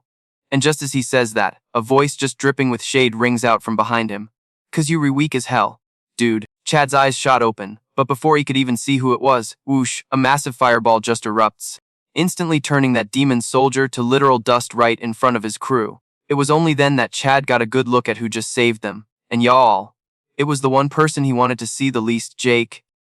Talk about awkward. After that epic move, Jake just turned to leave without saying a single word. Chad was biting his lip, absolutely fuming. It happened again. He got saved by him again. Not being able to handle the humiliation, he rushes after Jake and yells, "Stop right there."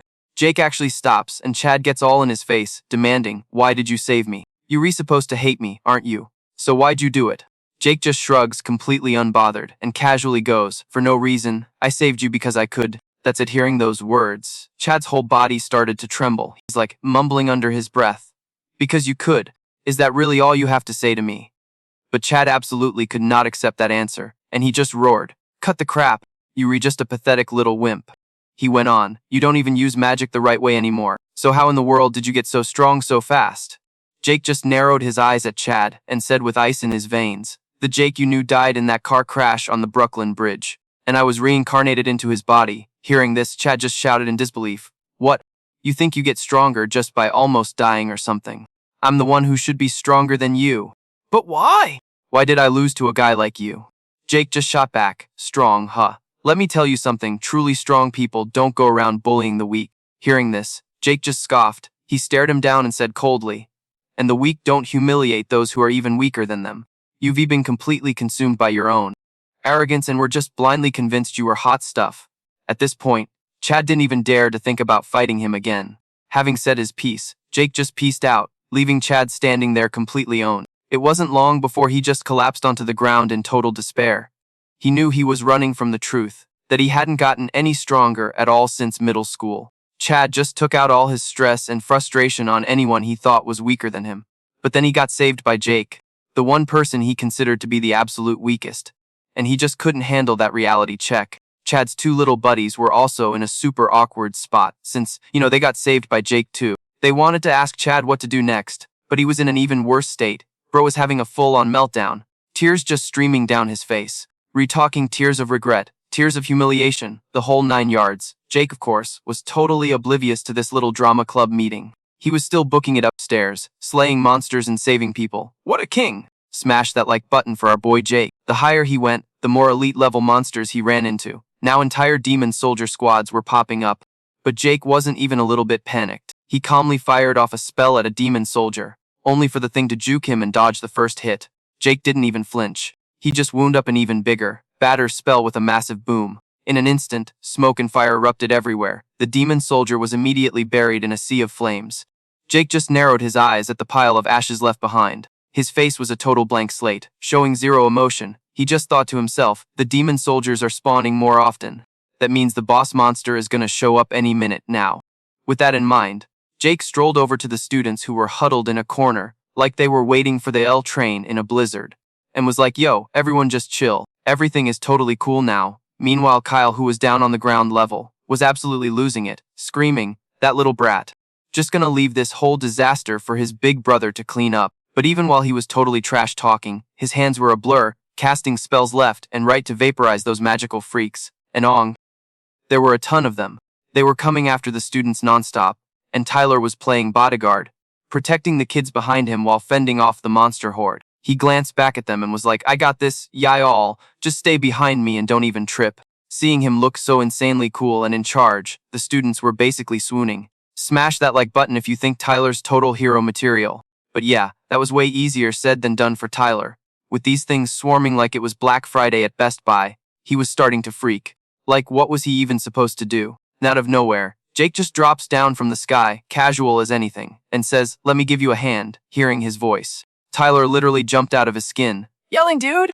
Don't just pop up out of thin air like that. Jake, completely unbothered, was just like, just bounce after I deal with these clowns. Hearing that, Tyler just hesitated, totally confused. Wait, but how is a kid like you supposed to handle this many?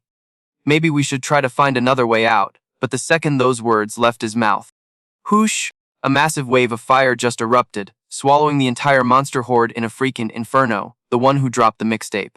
Our boy, Jake, of course. This crazy scene made all the students, including Tyler, just freeze up. Seeing them, Jake immediately called them out. What are you guys spacing out for? Get a move on! Tyler finally snapped out of it, and rushed the other students to safety. As he was running, he risked a look back and saw Jake just casually wave his hand, and his magic just completely deleted the monsters that were on their tail. The more Tyler watched, the more his mind was blown. So sick, unbelievable. This kid is the real deal, no cap. Jake stayed locked in, mopping up the last of the magical beasts. After he was done, he looked around. Okay, that should be everyone, right?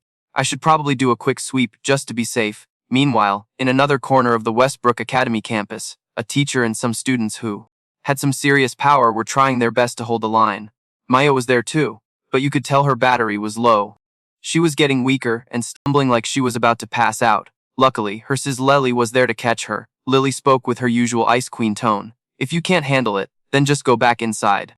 You're just getting in the way. Maya immediately shook her head, refusing. I can still fight. It's not like we have time for a break, right? Hearing this, Lily couldn't help but frown in silence.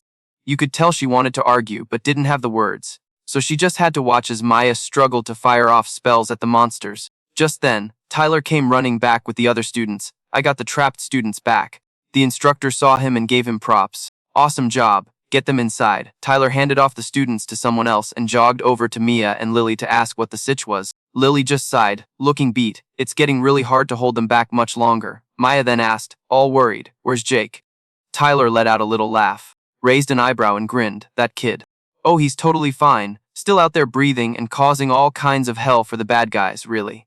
Hearing this, Maya finally let out a huge sigh of relief. Tyler didn't waste a second and jumped right back into the fight, slinging spells with everyone else. His mouth, however, did not stop moving. Jake, man, that kid is something else. With a guy like that here, getting through this mess is gonna be a piece of cake. Maya nodded gently, agreeing. I think so too, senior. With Jake, we'll definitely be okay. But before she could even finish the sentence, the ground started shaking like crazy, and everyone went into full-on panic mode. The instructor started screaming, evacuate. Everyone get out now! Because right in front of them was an absolutely overwhelming number of magical beasts. And what's worse, these weren't your basic level baddies. They were straight up demon soldiers. Tyler instantly panicked and yelled, there are way too many monsters. We gotta get out of here! Hearing that, everyone immediately turned and booked at Tyler. Maya and Lily were no exception. They stood zero chance against the horde in front of them. But they hadn't gotten far when Maya suddenly felt something and glanced behind her, only to see the monsters getting absolutely wrecked by magic. with monster guts spraying everywhere like a gory rainstorm. Yikes. What do you guys think happens next? Let us know in the comments. So get this, Tyler and the girls were totally shook like, wait, when did the cops even get here? And their leader, Detective Miller, was already on scene barking orders like a drill sergeant. Take him down, now. Priority 1 is getting these students to safety.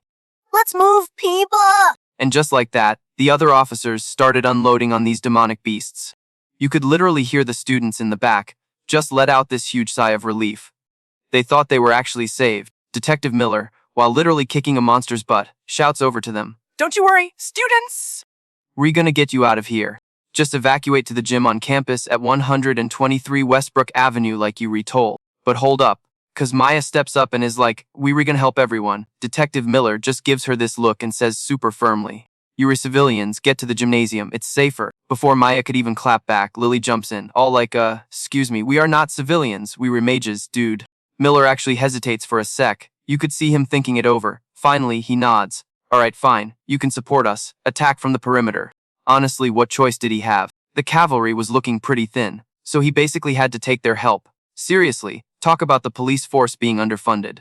At the same time, our girl Sarah was already playing medic, healing up the other students. Meanwhile, somewhere else on the Westbrook Academy rooftop, Jake sees the flashing lights of the police cars roll up. He breathes a sigh of relief, whispering to himself, finally, the cops are here. Guess I can leave the rest to them. But then he's like, wait a minute, the NIP showed up even before the National Guard. Huh, this is supposed to be a national-level disaster, right? How can the country be this unprepared? But then he's like, then again, who knows?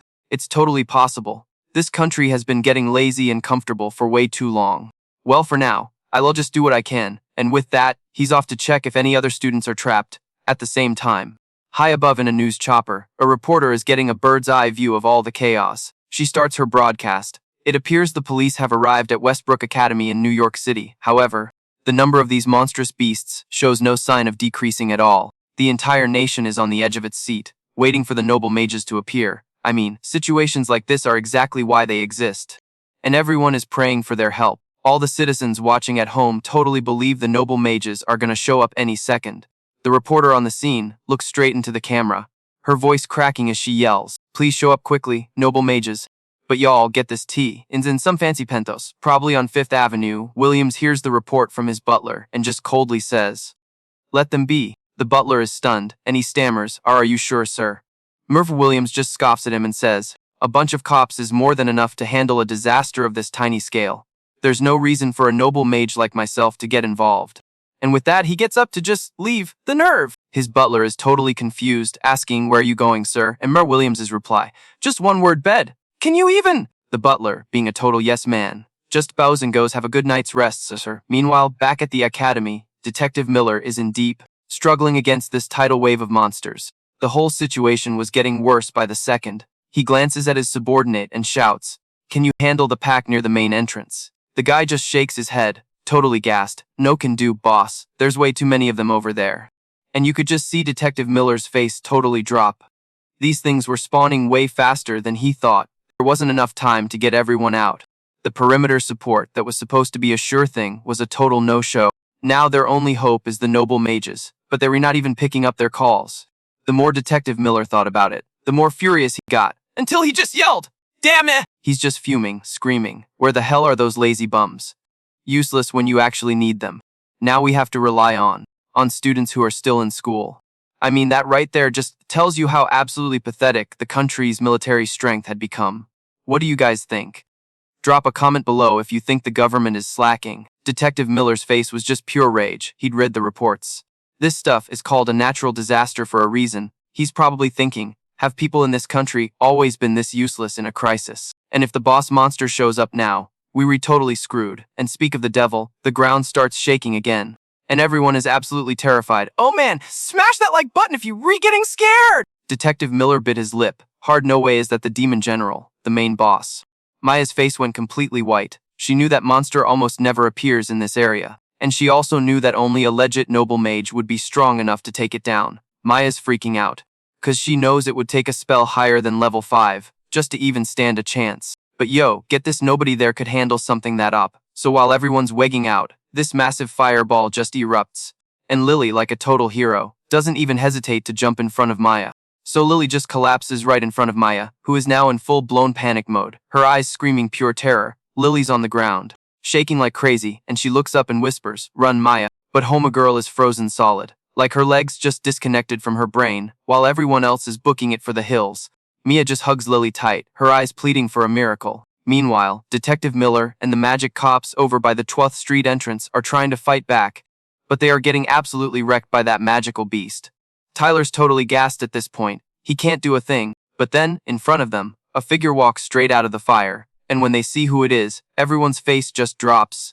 The vibe went from bad to worse real quick. It was like they all just accepted their fate, like, "Welp, guess we retoast." Mia is still holding on to Lily, just screaming over and over, "Jake, please save us, Jake." The flames are going completely wild now, rushing straight for them. Maya gets even more desperate and just screams, "Jake!" You can literally feel the heat getting closer and closer. The monster is also creeping closer, looking super menacing. But then get this, it just freezes mid-stride. It saw something blocking its path, like, what the heck? And then bam! A massive wave of magic energy rains down from the sky and slams into it. At the same time, a dude just appears in front of Maya. It's Jake. He's like, "Seriously, my bad, I'm late. I made you wait, huh?" When Maya sees him, she's instantly filled with joy. Like, you can see the relief wash over her. But then she looks at Lily's condition, and the waterworks start all over again. What a roller coaster. Smash that like button if you agree! And Jake just walks over, checks on Lily, and finally says, "It's all good, she just fainted." After saying that, he puts his hand on her and starts doing some crazy healing magic. Maya is still a nervous wreck, just silently bowing her head and waiting. Jake keeps on healing Lily. After a minute, he grits his teeth and stands up like a total boss, is startled and calls out his name. Jake just glances at her and says super calmly, "I will take care of this, boss." Maya is stunned for a second, but then she just nods and is like, "Okay." Immediately after, this insane protective magic spell covers the whole area. Mia is freaking out, "Whoa, what is this?" And Lily's wounds are healing so fast. The more Maya watched, the more her mind was just completely blown. Who even is this guy? The other students, feeling this kind of power for the first time, were totally shook. Sarah comes running out and her eyes go wide when she sees the scene. Is that a level 3 holy healing art? Even I can't use that, so who could? She mutters, then immediately runs over to Detective Miller and asks worriedly, "Senior, are you okay?" Detective Miller just shakes his head a little and replies, "I'm fine, just a little exhausted." Sarah runs over to help him up, then scans the chaos around them and asks, "What is happening?" Detective Miller just shakes his head, helpless. "I'm not sure either, but we have to protect these people to our last breath." Sarah's face just falls, and she stammers out, "But that's so dangerous. You could get yourself seriously hurt out there." Senior! Biting his lip hard, Detective Miller speaks with total determination. "But if we don't do something, all the people here will die." Sarah knew it, but she was still worried, saying, "This was impossible from the start. In the end, everyone will. Our entire force has already been wiped out." And she was right. A corner of Westbrook Academy was now a giant bonfire, and all the magic police were down for the count. Detective Miller bit his lip so hard it looked like it would bleed, his eyes filled with rage. Neither the defense force nor the high and mighty noble mages showed up. There's nothing we can do anymore. The magic police had officially given up. The whole battle was a disaster, with smoke and fire raging more intensely than a 4th of July fireworks show gone wrong over the East River. The reporters on the scene couldn't help but freak out. No way, the police too. Is this the end for us? Everyone watching the live stream from their apartments in Queens was also having a meltdown. Every single person was on the edge of their seat. But at the scene, Jake just starts walking alone towards the monster. Seeing this, Sarah immediately screams, "There's a student walking straight towards those demons. Does he want to die?" Detective Miller was just as panicked and hurriedly shouted, "Hey kid, get out of there now!" Of course, Jake didn't listen, and he quickly stood face to face with the monster. Jake just snorted and said, "You seem to enjoy running rampant, don't you?" The monster narrowed its eyes at him, its mouth just endlessly muttering, "Annihilate. Annihilate." That terrifying, deep voice echoed all over, causing the students to panic even harder. Even Detective Miller and Sarah were terrified. The pressure it was giving off made everyone's blood run cold. Just then, an earth-shattering explosion went off. Jake coldly commanded, "Shut up." Mic drop. Let us know in the comments what you think is about to happen next. So Jake goes and pokes the giant monster, and it gets so mad, throws its head back, and lets out this insane roar. Then, all its little minions just start swarming him. Jake's just standing there with this little frown, totally silent. I mean, last time he faced a world-ending disaster, he went full beast mode. But now, with all these people from Westbrook Academy around, he's gotta pump the brakes a bit. But while our boy Jake is busy thinking, this insane lightning magic just rushes him. And bam, in the blink of an eye, he's totally engulfed in electricity. Detective Miller sees this and completely freaks out, screaming, "Is he tussed?" Everyone else is on the edge of their seats, just praying Jake is still kicking. While everyone is losing their minds, this blinding wave of magic just pops up out of nowhere. And you guys, it's coming from Jake's hands. It starts dancing around, just absolutely wrecking all those little magical beasts. Seeing this, Detective Miller is just terrified. He's like, what is that? Who even is this kid? Like for real, did he just transfer from some secret government facility at Area 51? And it's not just them. The reporters on the scene spotted Jake too, but they can't get a clear shot of his face. One cameraman tries to sneak closer for that money shot. You know how they are. But nope! He gets zapped by a magic spell that totally stops him in his tracks, and guess who did it? Our girl Maya!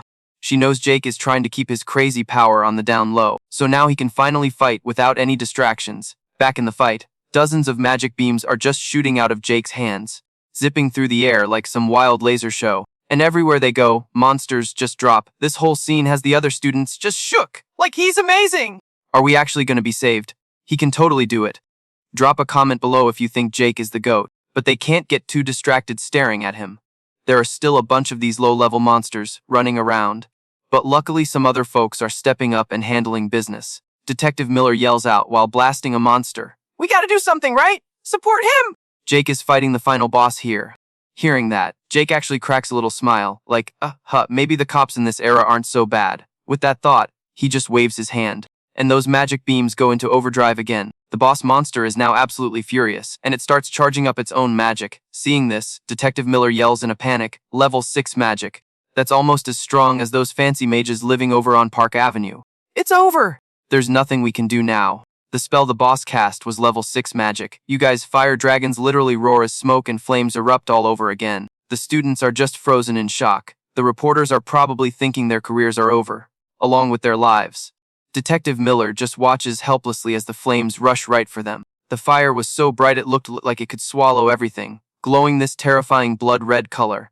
The students were completely hopeless now, for real. Even Sarah could only close her eyes and pray for a miracle. Detective Miller was thinking that no matter how up Jake was, there was no way he could beat that. Really looked like there was no way to survive. The only person who still believed in Jake right now was Maya. She just knew he could do it. If it's Jake, she thought, he can definitely do it. Jake will for sure survive and save everyone here. Meanwhile, Jake was just calmly watching the demon boss like it was just another Tuesday. The nerve! He's thinking, yeah, it's big, but the bigger they are, the slower they move. And this clown was seriously struggling to even use level 6 magic. So if I keep holding back, I'm not going to be able to do squat, am I? I really didn't want to have to do this, but I guess I have no other choice. And with that thought, Jake just sticks his hand out and starts summoning 2 types of magic at the same time. In a flash, he unleashes his real magical power. Maya is just staring, completely dazed, at the insane amount of energy, just dancing right in front of her. Her eyes are wide with shock, but honestly, she's mostly just super happy, and while everyone else is just gawking, a giant serpent made of water magic just appears out of thin air. Detective Miller is staring, getting more and more confused. Is this composite magic? He mumbled at the same time. The demon's fire dragon charged forward like a freight train. Jake's water serpent didn't even flinch and met it head-on, with a massive key boom. The 2 crazy powerful forces collided. They were twisting around each other, one of fire, one of water, just clashing like crazy. The monster below was frantically chanting, saying some weird stuff we couldn't understand. Slaughter, humans, die, and right after that, the fire dragon got even bigger, charging forward with some serious momentum. Don't forget to smash that like button if you re-loving this epic showdown. Seeing this, Jake just let out a little sneer, totally unimpressed. His giant water serpent then rushed toward the fire dragon. In a flash, it completely obliterated the dragon, but its momentum didn't stop there. The water serpent shot forward and slammed right into the demon boss. It was just swallowed whole by the massive wave, and the only thing it could mumble was, "Why? Lol, because you messed with the wrong guy, dude." Before it just poofed, Jake literally didn't even flinch as it turned to dust. And then he just scoffs, all cold like, "Dude, you were just out of practice, get good." But like, between us, Jake was low-key thinking that thing could be done way more damage. It was honestly kinda weaker than he expected. Total letdown. So after the big boss went down, the skies over Westbrook Academy totally cleared up. Jake looks up, cracks a smile, and you can just feel the relief. The big bad is gone. The disaster is officially over, peeps. For now, at least everyone can just chill for a hot second. It was like only then that the other students could finally process what just happened. And, breathe again, and then it hit them, they were safe. You guys, the whole crowd just erupted, screaming and cheering, cause they legit almost got taken out.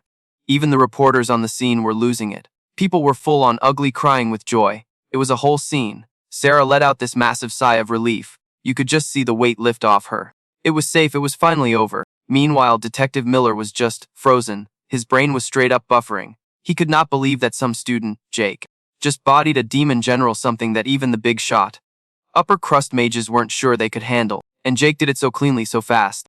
Miller's just thinking, who the hell even are you? But before he could even finish the thought, his legs just gave out, and he totally collapsed. I'm dead! He couldn't help but grumble. Damn, looks like even my knees are quitting on me, lol. Then, over on the other side of the courtyard, Jake walks up with this little smirk and just goes, I did it. Maya looks up at him. Her eyes are getting all watery. And she's like, you did, I knew you could do it! Thank you, Jake!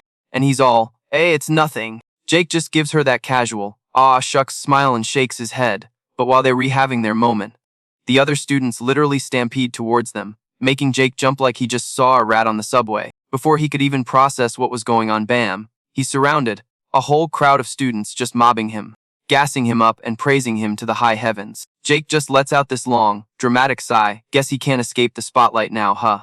Poor guy suffering from success. His future is looking about as chaotic as Times Square on New Year's Eve. Maya saw his reaction and was totally trying not to laugh. He looked so adorably uncomfortable. Anyway, cut to the next day. And every news channel from here to California is talking about the disaster at Westbrook Academy. They were all like, a mysterious student saved the day. But see, man, everyone at Westbrook knew the tea. That mysterious student was 100% Jake. So after that whole mess, Jake's popularity just exploded. We were talking paparazzi level chaos. Every time he tried to go to class, a whole mob would surround him, asking a million questions. You could tell he was so over it. But of course, you know how it is. You always got the haters. There were definitely some salty people who were not buying the hype. You'd hear them whispering like, someone's getting a big head now that everyone's obsessed with him. Or, no way a student like him is that strong. It's sus. And just like that, classes turned into total war zones, split between Team Jake and the haters. One side was defending Jake, the other was calling Cap, and while they were all making a scene, our boy Jake saw his chance and just ninja vanished out of there. I mean, who can blame him? He was getting totally overwhelmed, and right on cue, Maya pops up next to him with a little smirk, having fun, popular. Jake just grunts, off, just drop it. But Maya just giggles, totally unfazed. Hey, you re the hero who saved everyone. Kinda comes with the territory. Don't you think? Total deflection from Jake. Anyway, let's talk about something else. You got bumped up to the S class too, right? And Maya just nods. She's all casual about it. Yeah, I guess it's cause of that practice match and, this whole disaster thing. Jake narrows his eyes a little and asks, you don't sound super thrilled about it. Hearing that, Mia whips her head away, doing this adorable little powdering. Of course I am. I mean, someone I know is in that class, too. So obvious, girl! And Jake, bless his heart, is completely clueless and doesn't pick up on it all. He just plows ahead. Oh, cool. By the way, how's Lily doing? Maya's whole face lights up as she says, she's doing great. We were actually a lot closer now. And you can tell Maya is genuinely so happy about it. And she knows it's all thanks to Jake. Her eyes are literally sparkling when she looks at him. And she says with this super sincere smile, thank you, aw! Smash like if you ship them. Seriously, meeting you here has been the best thing that's ever happened to me. And when Jake hears this, he just gives her this gentle little flick on the forehead. And Maya's like, ow! What was that for? Jake gets this little pout on his face and says, you only have to thank me once. You don't have to keep saying it. And then he just turns and starts walking off. Classic. Maya just watches him walk away, and this little smile spreads across her face. Oof. I think our girl is catching some serious feelings. Anyway, scene change. We re-jumping over to the Prime Minister's office. All the bigwigs are there. The whole place is tense like a boardroom on Wall Street. The Prime Minister is glued to his phone, talking to someone. And after what feels like forever, he hangs up and finally speaks. And with that, the super secret international conference call is finally a wrap. But one of the suits was like, finding the cause of this second disaster ain't gonna be a walk in Central Park. Is it now? The Prime Minister just gave this tiny nod and was like, they're already throwing everything. We got at this. Then the tea started spilling about that one student who bodied the final boss. They just kept gossiping about the whole disaster and the fact that our boy Jake absolutely demolished that demon general. The drama is real. You guys, Meanwhile, on the rooftop of Westbrook Academy, is that the official meeting spot now?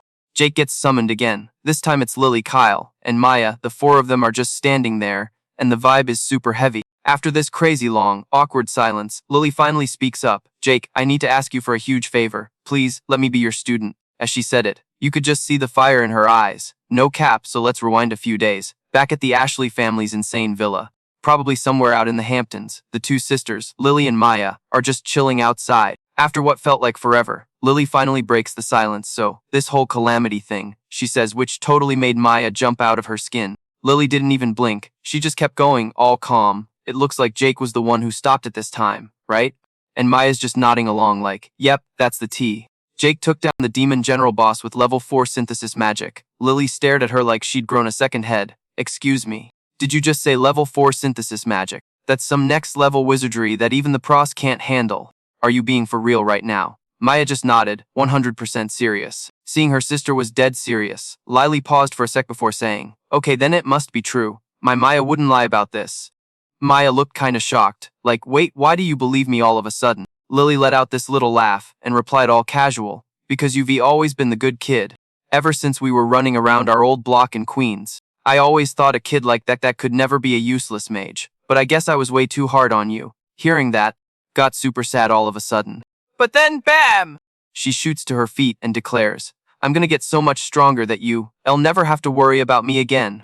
So just believe in me, okay? Maya was more fired up than ever. Her reaction left Lily totally stunned for a second, but then she just smiled and said, wow, you've really grown up. See, Mir. You could see the pure joy in Maya's eyes. Lily didn't say anything else. She was just thinking about Jake. His power was just on another level. It was terrifying. It was way beyond what any student should be capable of. He might even be stronger than her own dad. Thinking that, Lily looked up and said, hey, do me a favor, will ya? Okay, back to the present.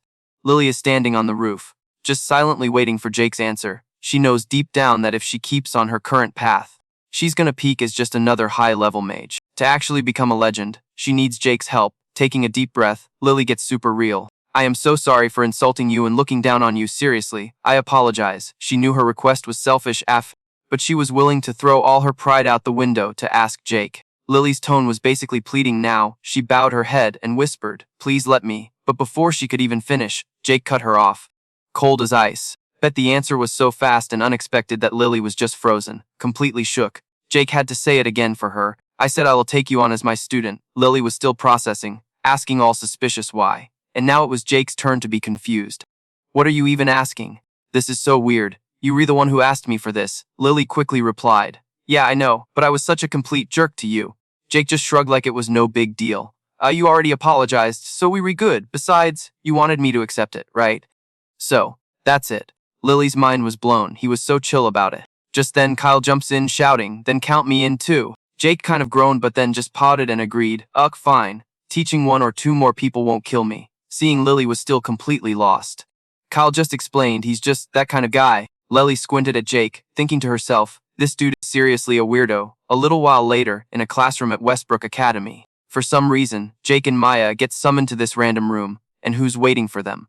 Detective Miller and Sergeant Sarah, and you guys, they are literally bowing to Jake. Detective Miller gets all serious and says, first, please let us thank you. If it wasn't for you, every single person in New York City, including us, would be been totally wiped out, man. Drop a like if you think Jake is the real Mivapay. Yo, Jake was straight up over it. Like, dude, you've been thanking me since we left the precinct on Worth Street. I think we were more than good. Is there something else? Detective Miller just nods, all serious, and says the investigation into the big disaster is wrapped, but there are still a few things. Let's just say they've got our attention. Jake was like, a few things that interest you. Spill the tea. And Detective Miller, not one to beat around the bush, just lays his cards on the table. Jake, word on the street is you got your powers after that car crash on the B, correct? Everyone we talked to says the same, so that part's probably solid. But, he adds, after digging a little, we heard a little birdie say that after the accident, you were like a completely different person. Hearing this, Jake just freezes up, looking totally wrecked. Detective Miller, completely oblivious, just keeps rambling. Your whole vibe changed. Your power level went from 0 to 100. And you got strong enough to body a demon general. The more this guy talked, the more confused everyone got. Ashley couldn't take it anymore and jumped in. Like, hold up, wait a minute. What are you even trying to say? Detective Miller looked like he just realized he messed up, frowning and muttering, "Okay, let me rephrase," he said, then asked him if he knew about the Black Mage. Both Jake and Ashley were totally shook, like, what does some random black mage have to do with this? Detective Miller slowly started to explain. He's a mage who has been taking out all the wandering magical beasts and helping people out on the down low, under the cover of darkness. The clips have gone totally viral on TikTok. You haven't seen it. After saying that, he even whips out his phone to show them the video, while Sarah beside him looks like she just solved the whole puzzle. Ashley, though, is still lost, frowning and asking, "And what does this have to do with Jake?" Detective Miller calmly answered, "Because you two have a few similarities, both in physique and age." He's basically pointing the finger right at him. The rumor is he's a pretty famous mage, but his magic doesn't match anyone on our radar. Also, not to mention, his debut matches the exact time you were discharged from Bellevue Hospital. Jake, the instructor sitting nearby, heard all this tea being spilled, and his face went completely white. He looked so worried. What does he know? Hit that like button if you think the teacher is in on it. Sarah stayed dead silent, not saying a word, while Detective Miller kept going on about how using magic in New York City without a license is super illegal. Since this thing has blown up online, the NIPT had to get involved. Ashley heard this, realizing Jake could be in deep, deep trouble, and she shot him this super worried look. Detective Miller was also staring him down, real intense. He said all cool like, "If you just confess to everything, we promise we'll do everything we can to get you a lighter sentence. So please answer truthfully. Are you the Black Mage?"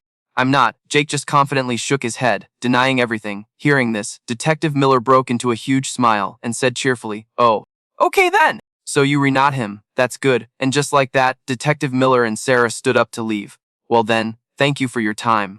We'll be on our way now." The two of them bounced from the room super quick. As they left, Miller was thinking about how Jake reacted. The kid didn't even seem a tiny bit nervous. If he really is the Black Mage, he's got nerves of solid steel. In contrast, Sarah was 100% convinced that Jake was totally that mage. His whole vibe and his voice were identical. Could it be that his whole secret agent act that night was just to save people? She couldn't bring herself to out Jake. Even though it's technically a major fail for a cop, he was a good person who had literally saved her. And just like that, the two police officers were on completely different teams. Talk about office drama. Detective Miller wants to expose the secret identity behind Jake, while Sarah wants to protect it. Meanwhile, after that whole intense chat in the meeting room, Jake and Ashley headed to their new class for introductions. The teacher at the front of the room announced loudly, "These are our two new students, Jake and Ashley. They'll be part of our class starting today. Everyone, please help them out." Because he'd already clapped that demon general, Jake got a super warm, rockstar welcome. And as soon as he sat down, he was swarmed by a whole crowd asking him questions non-stop. Like chill, people. Ashley was getting the same treatment, probably because her family's background is major news. It was making her super uncomfortable. Seeing the students mobbing them, the teacher was helplessly calling out, "Everyone, please get back to your seats. Class has already started." Jake found this whole thing incredibly annoying. He went from a police interrogation straight into a pop quiz from his classmates all through break. This is exactly why my boy Jake tries to stay off the radar. He tried to make a break for it and just dip. But of course, someone just had to call him out. So Jake, turns around, and who does he see? It's that pink-haired girl he totally hero saved from that monster fiasco the other day. The tea is piping hot, wall. She's looking at him all hesitant and shy, like, "Jake, can I talk to you for a sec?" Fast forward a bit, and they re-up on the Westbrook Academy rooftop, and Jake is just so over it. He's like, "Seriously, this place again? Is this like the official spot for dramatic convos now?" But get this plot twist. Maya was already there. Homegirl was just trying to find a chill spot to practice her skills on the down low. You know, she was not expecting to see Jake, and to make it spicier, he's with some random girl she's never seen before. Maya's mind is racing like, what's the deal here? Meanwhile, the pink-haired girl is standing in front of Jake, all nervous, and goes, "I don't know if you, remember me." And Jake, bless his heart, is just like, "Sorry, can't say I do, oof." But she wasn't even fazed. She just quietly says, I'm the girl you saved when all that chaos went down." And then the light bulb goes off for Jake. He's like, "Oh right. "Yeah, I remember now," and bam, her cheeks instantly go 50 shades of red. It was actually kinda cute, not gonna lie. She looks down at her shoes, all shy again, and says, "And during that training exercise, I got jumped by monsters then, too, and someone saved me with magic. That was you, wasn't it, Jake?" Jake totally remembers that. He was just in the right place at the right time, you know. But this girl was acting like he just handed her a winning lottery ticket. She was so grateful. You literally saved my life 2 times, but Jake, being the chill guy he is, just brushes it off. For real, don't worry about it. I just did what I could, but even with that, she wasn't done talking. She looks at him with total hard eyes and goes, "You Regis, so cool." Jake, all this time, Maya is over there trying to be a super spy, pressing her ear against the wall, but she can't hear a thing. Lol. Then out of nowhere, the girl just yells, "Jake, I like you! Please go out with me!" And you could be heard a pin drop. Maya was absolutely shooketh. Like, was that a full-on confession? Oh, 100%. Even Jake was caught off guard, just standing there like a deer in headlights. When he didn't say anything, she doubled down. Bless her heart. I know I'm not, the most amazing person or whatever, but I promise I'll work hard to be better. So please, just say yes to being my boyfriend, Jake. Jake is still just frozen, totally speechless. The poor girl probably thought it was a lost cause, standing there in silence on some rooftop at 123 Main Street, Anytown, USA. But then, he speaks, "Thank you for telling me how you feel." Her face totally lights up. You could see the hope in her eyes. But whoomp whoomp, the happiness train crashed and burned. Jake hits her with the classic, "But I'm sorry, I'm just not in a place to think about dating right now. I've got other stuff I need to focus on." Ouch, you could see her heart break a little. She just looks down and mumbles, "Oh, I get it." But then something crazy happens. She pops her head back up, with a surprisingly bright smile. "Hey, thanks for being real with me. I think this is the closure I needed." And with that, she just turns and walks off the rooftop like a boss. What an exit! Maya thought she was slick, hiding behind that wall, but Jake totally clocked her. He lets out this little scoff and is like, "Alright, you can come out now. How long were you planning on lurking back there?" Mia jumps totally busted. She takes a deep breath, peeks her head around the corner, and says super awkwardly, "Heh, I thought my energy signature was totally concealed." Just gives her this look and says, "Nah, your control is trash. Your mana is leaking everywhere. Dude, and this is the second time. You got a hobby or something. Stalking people. Ooh, burn." Guys, smash that like button if you think Maya needs to work on her stealth skills. Fires right back, "It was an accident. I wasn't trying to eavesdrop." Then she totally changes the subject. "Anyway, why'd you reject her? She was super cute, right?" Jake just kinda pouts and repeats himself, "I told you I'm not focused on that stuff right now." And then he just dips, leaving Maya standing there completely confused. What a mystery man. Okay, so here's the tea. What Jake really meant was that he's ancient, and she's a teenager, even though they look the same age. It's complicated. Maya just watches him walk away, kinda mumbling to herself, "Oh, okay. So that means you're not dating anyone, right?" And then it hits her like a ton of bricks. Why was she so relieved to hear Jake say that? Oh, somebody's catching feelings. Maya is just thinking to herself, following Jake down the stairs like a lost puppy. He's not gonna date anyone. Her brain is just stuck on repeat while she's daydreaming. Suddenly, Jake whips his head around, and Maya freezes mid-step. He just says, all cool and calm, "You need to practice your mana control. You're still way too sloppy, dang, no sugarcoating from our boy Jake." That totally snaps Maya out of her daydream. She pouts. I know, you keep telling me. But inside, a fire was lit. She was gonna train her butt off until Jake finally had to admit she was awesome. Let us know in the comments, Team Maya or Team Jake. So later that night, Jake is back on his usual patrol, probably wandering around old Brooklyn. And get this, the number of monsters isn't going down at all, even though the big disaster is over. Is this the calm before another storm? Is another massive wave of chaos about to hit New York City? And right as he's thinking that, bam, a blood-curdling scream just rips through the night. Help! It was a girl's scream, coming from some dark alley off Canal Street. And get this, some creepy mage was chasing her, sneering like a total villain. "Nobody's around to save you now, sweetheart." But psych! There totally was. Our boy Jake just pops up in front of the girl, and the mage is so shook, he can barely function. Before the creep could even blink, Jake lands a solid punch right in his gut. Yo, the dude went flying. Just yeeted across the pavement. Jake just narrows his eyes, thinking, wow, an amateur mage who gets his kicks being a total creep. Huh. Seriously, his fighting skills were straight up trash. He's probably never even been in a real magic duel before. Anyway, the girl he saved is looking at him with total hard eyes, but then her jaw drops. She totally recognizes him and gasps, "No way, are you really the black mage?" But before she could even finish her sentence, Jake just vanished into thin air, completely ignoring her yelling for him to wait up. He just used his power to dip. The black mage, huh? The kids at Westbrook Academy. Even that Detective Miller guy mentioned it.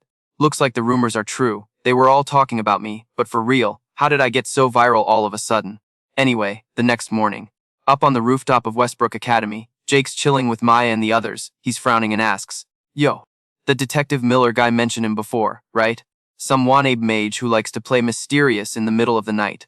Tyler mumbled with a mouthful of chips. Yeah. People have been blowing up my feed about him, so I was kinda wondering what the deal was. It's probably cause he's a hot topic on the internet. Hearing this, Jake just freezes and asks, "The whaternet?" And y'all, his question left Mia and the crew absolutely floored. The other two are just stunned, whispering to each other like he's from the Stone Age. Finally, Lily steps up to explain, "Okay, Jake. The internet is like this massive information system that covers the whole world. You can find literally anything on it.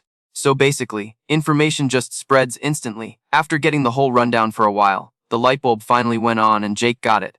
Tyler whipped out his phone and was like, "You can get on it with this. Dude, you have to have one, right? Just try opening Google or something." So Jake fumbles with it for a minute, then his face lights up and he yells, I did it! and you guys, Maya and Tyler immediately start clapping for him. You did! Jake totally potted and was like, "Chill, it's not a big deal." Seeing them act like a bunch of toddlers, Lily just let out this massive sigh. Completely over it, she cut in, "All serious business. By the way, you promised you'd help us train, so when are we starting?" Jake grinned, all hyped up. "We can start right after class today.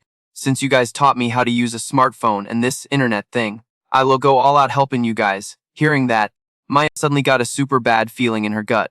It sounded less like a promise and more like a threat, and yep, she was right.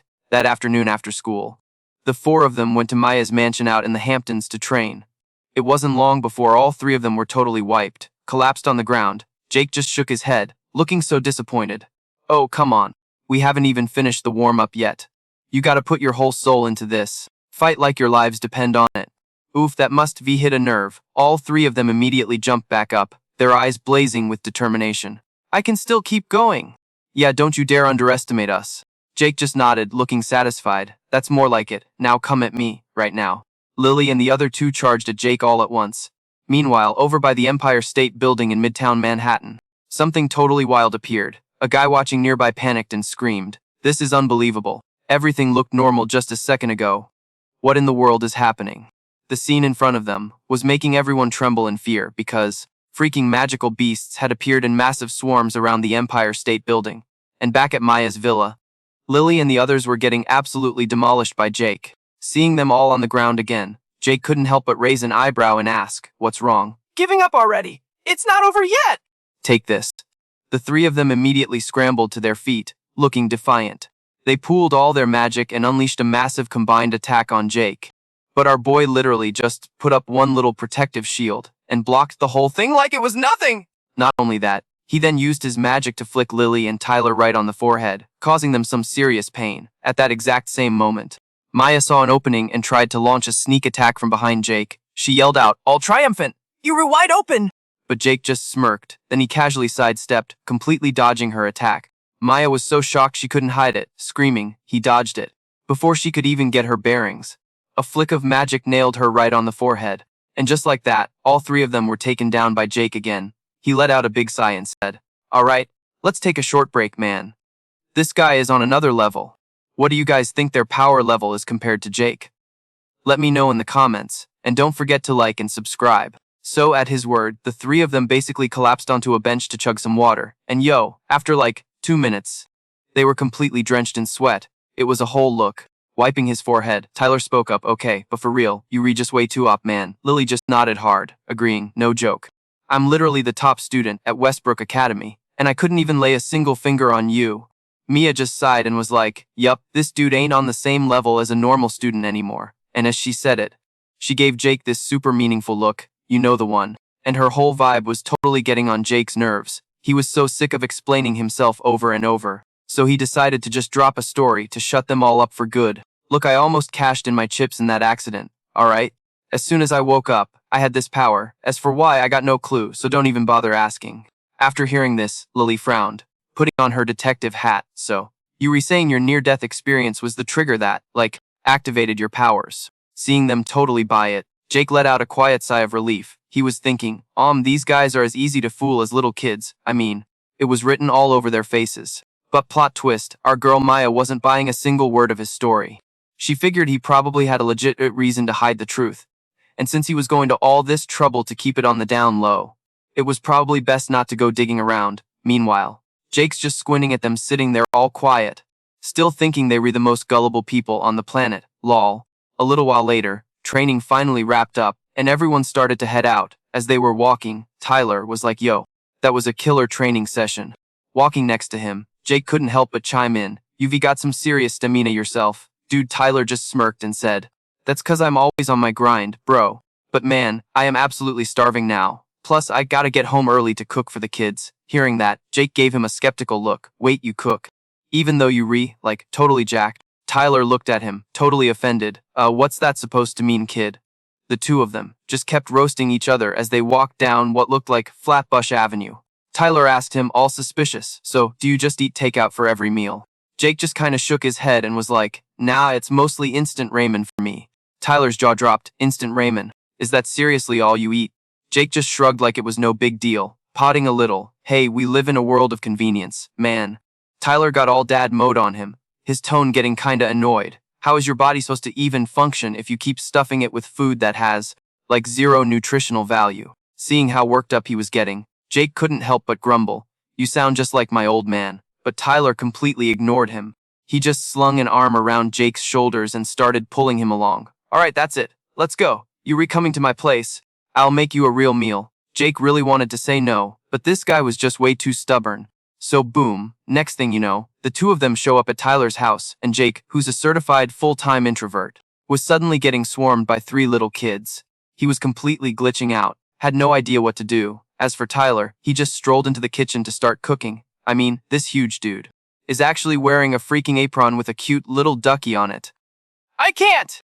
Tyler came out carrying 2 plates and said, all apologetic, yo, my bad, making you watch the kids. Jake was just like, don't even worry about it. Then Jake just casually smiled and used his magic to make the kids float right there in the middle of the living room. Seeing this, Tyler was so exasperated. This is what I was worried about. You maniac. Don't use magic inside the house. He slammed the 2 plates of food down on the table, just grumbling the whole time. I have never heard of anyone using magic to babysit. Jake totally didn't care, looking down at the little girl next to him and saying with a huge grin, looks like I'm in trouble. The 3 kids just kept gathering around Jake and playing. It was so cute that even Tyler had to comment, okay, but this is actually pretty surprising. I mean, you're not half bad at this babysitting thing. And then, whoa, the mood totally shifted. Jake suddenly had a flashback to his past life, where so many kids had been lost in those awful natural disasters. After a super long, quiet moment, Jake sighed and said, children are the future of this country. Hearing that, Tyler just groaned. You sound like my grandpa lecturing me. Just stop. Jake just snapped back, shut it, and then immediately went back to playing all happy with the 3 kids. Talk about emotional whiplash, geez. So super quick, dinner was ready. The kids saw the food and were so hyped, just digging right in. Jake was also happily eating with everyone. And after just 1 bite, he couldn't help but yell, dude, this is delicious. It's been so long since I've had a real home-cooked meal like this. He had been so busy, so wrapped up in protecting man. This is getting intense. If you agree, smash that like button and let's see what happens next. Country that he'd totally forgotten to take care of himself. Like, for real. So Jake, being the observant dude he is, was like, yo, where are your folks at? And Tyler just shakes his head and spills the tea, saying, dude, my dad's not in the picture, and my mom's pulling crazy late shifts down at some warehouse in Jersey just to make ends meet. So, I'm the one holding down the fort, cooking, cleaning, watching these little rascals, and whenever I get a spare sec, I'm slinging coffee at a part-time gig. Hearing all that, Jake's mind was basically blown. He just lets out this little laugh like, bro, you redoing the absolute most. And Tyler just shrugs it off, all casual, like, yeah, it's a grind, but I ain't mad at it. Oh, I feel that, Jake said, totally getting the vibe, like, the harder it is, the more you want to crush it, right? He nodded, and Tyler was like, 100%. And then, of course, the dude has to hit M with a muscle flex, classic Tyler. And Jake's just thinking to himself, yep, definitely all muscle, zero thoughts in that head lomao. Anyway, after they ate, Jake and Tyler messed around with the 3 little ones for a while before crashing for the night. So they were just laying there in the dark, and Tyler whispers over to Jake, hey man, my bad you had to crash here just cause the kids were being extra. But Jake just kinda shakes his head, like, nah, don't trip, this is actually pretty chill for a change. And you could just tell Tyler was smiling in the dark. He got all quiet and was just like, thanks, dude. Being his usual low-key self, was like, for what? I literally did nothing, but Tyler wasn't having it. He shook his head and said, nah dude, it's not about that, it's about Lily. I dunno, she's got more of a spark lately, and I'm pretty sure that's all you man. Hearing that, Jake was totally caught off guard. Like, whoa, hold up, don't go making this into some weird shipping thing. What are you even talking about? Jake shot back, frowning. Wait, do you like her? Tyler just busted out laughing. What? Me and Lily? Bro, that's never gonna happen in a million years. Truth is, we were both just a couple of weirdos, you know? So we just kinda gravitated toward each other, that's it. And Jake was actually surprised to hear that. He was thinking misfits. Just like you, huh? So, the next morning, Jake and Tyler roll up to Westbrook Academy together. And who's waiting for them right at the front gate? Looking like they were ready to start something. Maya and Ashley, of course. The second they saw them, Maya started complaining seriously. You guys are so late. Tyler immediately shot back. Hey, give us a break. It was a whole mission trying to get Jake's butt out of bed. And the girls just looked at them, totally shocked. Wait, you two had a sleepover? They both blurted out. Were you guys doing some secret training without us or something? And Jake's just standing there listening to all this, completely bewildered, like he's still half asleep. He's thinking, how did we even end up with a whole welcome committee this early? But whatever, he just shrugged it off, and right then, two people walk up, and it's none other than Detective Miller and Sergeant Sarah. Detective Miller looks straight at Jake and says, Myth Kusanagi, could we have a moment of your time? Jake just lets out this huge, dramatic sigh again, he muttered, and Sarah immediately jumped in, all apologetic. So sorry to keep bothering you, she said, but this time it's a legit emergency. Then she dropped the bomb. A whole horde of, get this, demonic beasts just popped up out of nowhere and are swarming the Empire State Building. We have a feeling this might be connected to that whole disaster thing from before, she added, so we really hoping you'll cooperate with us. Jake frowned hearing all this, like, but I'm just a high school student. Detective Miller just shook his head, looking dead serious. Kid, you single-handedly stopped an entire freaking disaster wave. The second you did that, you stopped being just a student. In real talk, this new mess is way above our pay grade. Jake narrowed his eyes at him, all suspicious, like, are you even allowed to say that, as a cop? But Detective Miller's expression was 100% sincere, not a hint of a joke. His voice was almost begging. It means we were totally screwed. Kusanagi, please, we need your help. Jake paused for a sec, probably weighing if he could get away with saying no, then finally gave a slow nod. Alright, fine, if you guys are cool with it, I'll lend a hand, he said. Detective Miller looked absolutely floored that he actually agreed. But honestly, Jake felt totally helpless, like he didn't even have a choice. Bro does not want the spotlight anymore, but the universe just keeps dragging him back in, of course. Detective Miller had no clue what was going on in Jake's head. He was just psyched that Jake said yes, that's fantastic. He practically shouted, and don't worry, you will be properly compensated. We'll even call Westbrook Academy and square things away for you so you don't get detention. Hearing all this go down, Lily, Maya, and Ashley immediately stepped up. They literally all shouted at the same time. We want to help, too. Talk about squad goals, am I right? Smash that like button if you have friends who'd fight demons with you. We can totally provide support from the back. They insisted, we want to be part of this.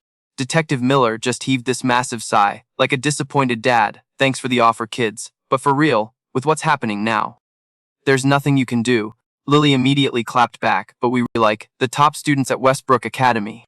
But before she could even finish her sentence, Detective Miller cut her off, and his voice was straight up ice cold. You can be valedictorian for all I care, he snapped. This is a life or death situation, not a pop quiz.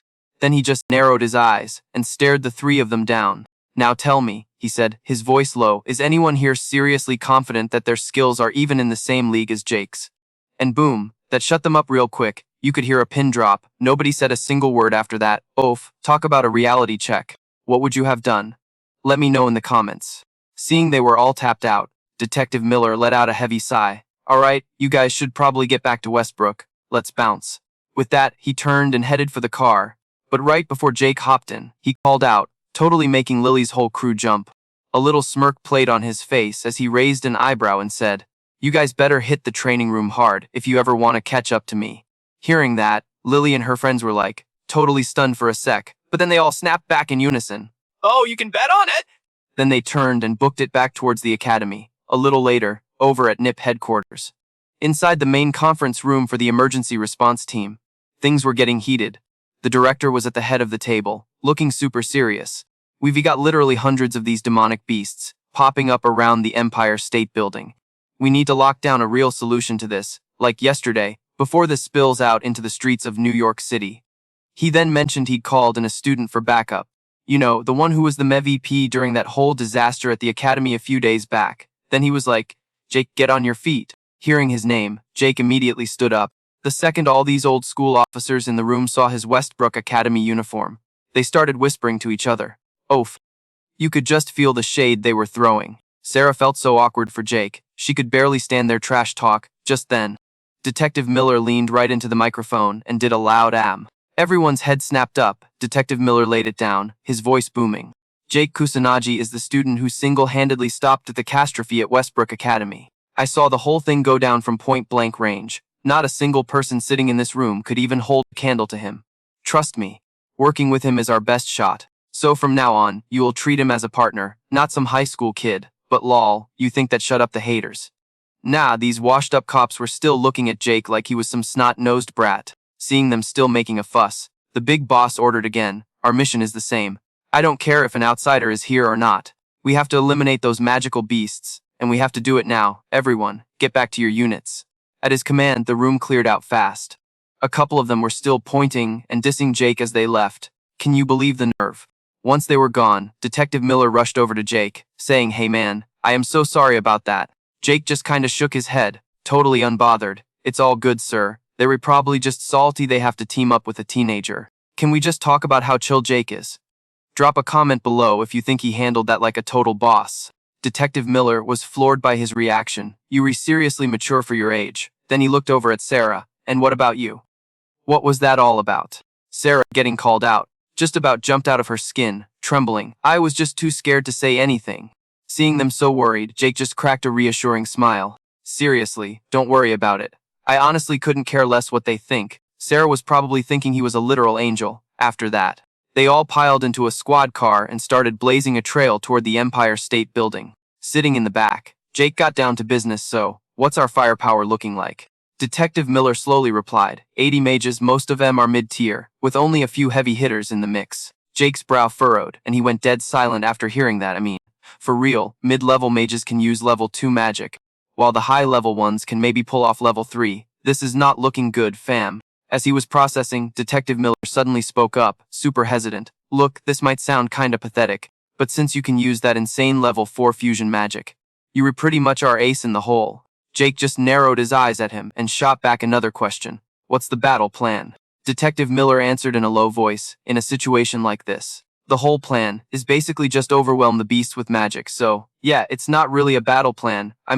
If it were just demon soldiers and basic monsters, that might fly, but creatures stronger than a demon general actually have some brains, so..." Jake was thinking they should probably prep a real strategy for that scenario. Just rushing in blindly can't be called a battle plan at all. That's a one-way ticket to getting wrecked. With that thought, he spoke up again. "From what I've seen, we don't have any support equipment either, do we?" Detective Miller sounded totally defeated. "We usually just go on missions in clothes that are easy to move in." Jake frowned hard when he heard that. He was not impressed. "But there used to be anti-magical beast equipment, right?" Detective Miller just nodded slightly and replied, "That's true, but it's rarely used now because there isn't much of it left." The more Jake listened, the quieter he got. "How is that even possible? There used to be plenty. I know magic and mages in this era aren't what they used to be. But what in the actual heck has been going on for the past 50 years? Through the rearview mirror, you could just see the look on the detective's face. "Oh man, the tea is about to be spilled." Smash that like button for our boy Jake. So, Detective Miller peeks into the back of the cruiser and sees Jake, just sitting there silently, looking like he's a million miles away. A little later, they pull up near the Empire State Building, an area now totally swamped with magical beasts. Alright, we re-here. After hopping out of the car, Jake gets a look at the scene and is genuinely shook. He's thinking, the main event hasn't even started yet. But the number of these things is already insane. He was just wondering what in the world was going on. Like for real. The other cops saw the horde and their faces went ghost white. They were literally trembling, muttering, "You've got to be kidding me. There are way more of them than the report said." And what really made their jaws drop was seeing a freaking alpha beast just chilling in the middle of the pack. "How are we supposed to win this?" One of them panicked. "We need to call in backup from a private firm, or even one of the elite magical families." Detective Miller just sighed. Totally defeated. "We already sent the request, guys. But they were not going to teleport here in 5 seconds. With the recent explosion of monster attacks and rogue mages, they re-stretched way too thin to worry about us." Hearing that, the cops officially started to lose it. "So what, we just supposed to take down this entire army ourselves?" That's not a mission. That's a one-way trip to the morgue. Detective Miller just glanced over at Jake and asked. Jake, you got this. Without missing a beat, Jake just nodded. Yeah, I got it. But the other officers were not convinced at all and just scoffed. Get over yourself, you arrogant brat. Don't try to play the hero here like, okay dude, calm down. How could a kid like you possibly stand a chance against them alone? Jake couldn't be bothered and just said coolly. But something's not right. His comment immediately put them on edge. They were totally confused. And right then, the magical beasts all started acting super weird. And the sky, which was a perfect blue just a second ago, was suddenly covered by this disgusting blood-red color. It literally appeared out of thin air, just erasing the blue. Seeing it, Sarah screamed in horror, the sky. It's turning into a full-blown catastrophe. Immediately, emergency alerts started blaring everywhere. An insane, massive catastrophe had just descended on the entire country. People from coast to coast were in a state of absolute panic. Jake just narrowed his eyes at the monsters below, completely unfazed. Total contrast to his usual calm self. Detective Miller's crew, on the other hand, looked like they were about to have a heart attack. The officers who were seeing this for the first time couldn't stop themselves from screaming in pure terror. Another catastrophe is happening. How is something this messed up even possible? Meanwhile, Jake was deep in his own thoughts, analyzing the situation. Catastrophes are supposed to happen naturally. But this feels like that swarm of monsters was the trigger. He realized, in just 50 years, they've already figured out how to artificially cause a catastrophe. That's wild. Seeing that the situation was beyond dire, someone yelled, "We can't handle this without reinforcements. We need to fall back and regroup now." While Detective Miller was frozen, totally unsure what to do, Jake suddenly spoke up. They were on the move, and just as he said it, the horde of beasts started heading right for the city. The cops who were there freaked out even more, descending into chaos. Some wanted to fight, others wanted to bolt. Seeing this, Jake just scoffed in total disgust. To think the nipped is this pathetic, oof, shots fired. His words made one of the officers snap back angrily. What did you just say, you punk? How are we supposed to deal with a whole fortress of monsters like that? Jake just smirked, full of confidence, before leaping down without a single hesitation. His target, the massive swarm of magical beasts down below, in a flash, he landed right in the center of them all alone. Jake started moving like he was in a dance battle. He was like a dancer, waltzing through a horde of monsters and their demon soldiers. Spotting him, the beasts went absolutely feral. Up above, the cops were freaking out. That kid's gonna get himself taken out. Get out of there, quick! But just as the words left their mouths, a crazy, powerful surge of magic exploded from him, unleashing a wicked windclaw attack. If you think that's awesome, smash that like button. The pure force of it made everything shake. The police officers were totally speechless. Detective Miller was just as surprised, but honestly, he was more hyped than anything. With just a single wave of his hand, all the low-level magical beasts around them just poof. Gone all dead at Jake's hand. The demon soldiers saw this and became absolutely enraged. Without a second thought, they all summoned their magic to attack Jake at once. In the blink of an eye, a whole barrage of spells came flying right at him, but they all slammed into an invisible barrier, completely blocked. Like, a magic shield would be enough, right? After all, there were still a ton of people watching Jake go to work. He just threw up a barrier first to be safe, a total pro move. Then, he used his magic again, and just annihilated the demon soldiers right in front of him. Let us know in the comments what you think his next move will be. You guys, Detective Miller was literally shook. The more he watched, the more his jaw was on the floor. He's like, what kind of hacked power level is that? Is Jake rocking multiple magic types? For real, Miller's brain is just buffering, thinking, yep, it can only be him. So snapping out of it, Detective Miller immediately starts yelling, Yo, get on him! Let's move! and Sarah, what a queen, she's on in a second. Sprinting and shouting. I'll back him up, too! The other cops. They were still shaking like leaves in a hurricane, totally hesitating. But credit where it's due, they got their act together real quick and scrambled after Detective Miller and the crew. I mean, their magic was basically entry-level compared to Jake's god-tier status. But hey, taking out the small fry monsters was no sweat. Jake, up ahead, saw them finally joining the party and flashed this satisfied smirk. He's probably thinking, alright, not a total waste of space after all. But of course, the universe just had to go and drop a level boss on them. And a massive demon general pops up out of nowhere. This thing was huge, like skyscraper huge. The cops looked like ants next to it, completely bugging out. They knew only a legendary level mage could even scratch that thing. But right then, a freaking water serpent just materializes, opens its massive mouth, and swallows the demon general whole. Jake just casually says, I'll handle this one. The rest are all yours, bro. The chill on this guy. When the water finally faded, there was a giant trench carved into the street, like something out of an action movie. The cops were losing their minds. Did that kid just one-shot that thing? That power was absolutely terrifying. Detective Miller quickly got everyone's heads in the game, yelling, "We have to keep wrecking these magical beasts until the boss shows up. Just leave the Demon General and any of the other souped-up types to Jake." Meanwhile, Jake, at the front just wrecking Demon Generals left and right, is having a whole internal monologue. He's thinking about how 60 years ago, that insane, world-ending disaster, the first calamity, went down, and after that, all these smaller, but still gnarly, disasters started popping up all over, all trying to mess up the world. If history was really repeating itself from 60 years ago, then this mess was going to spread across the entire planet. But this time, Jake was here, and he was not about to let humanity get wiped out, no cap. At the same time, back where Sarah was playing healer for the injured, a demon soldier just appeared right next to her, making her jump out of her skin. It raised its hand, about to totally flatten her, and in that super intense, slow-mo moment, Jake just materializes like a superhero and takes the demon soldier out from behind. Sarah's just staring at Jake's super dependable back. On the draw! If you reshipping them, smash that like button right now. It was just like that other time, the time that mysterious shadow magic user had saved her. After icing the demon, Jake turns to Sarah, all concerned, and asks, "You good?" Sarah finally snaps out of her daze. Oh, yeah!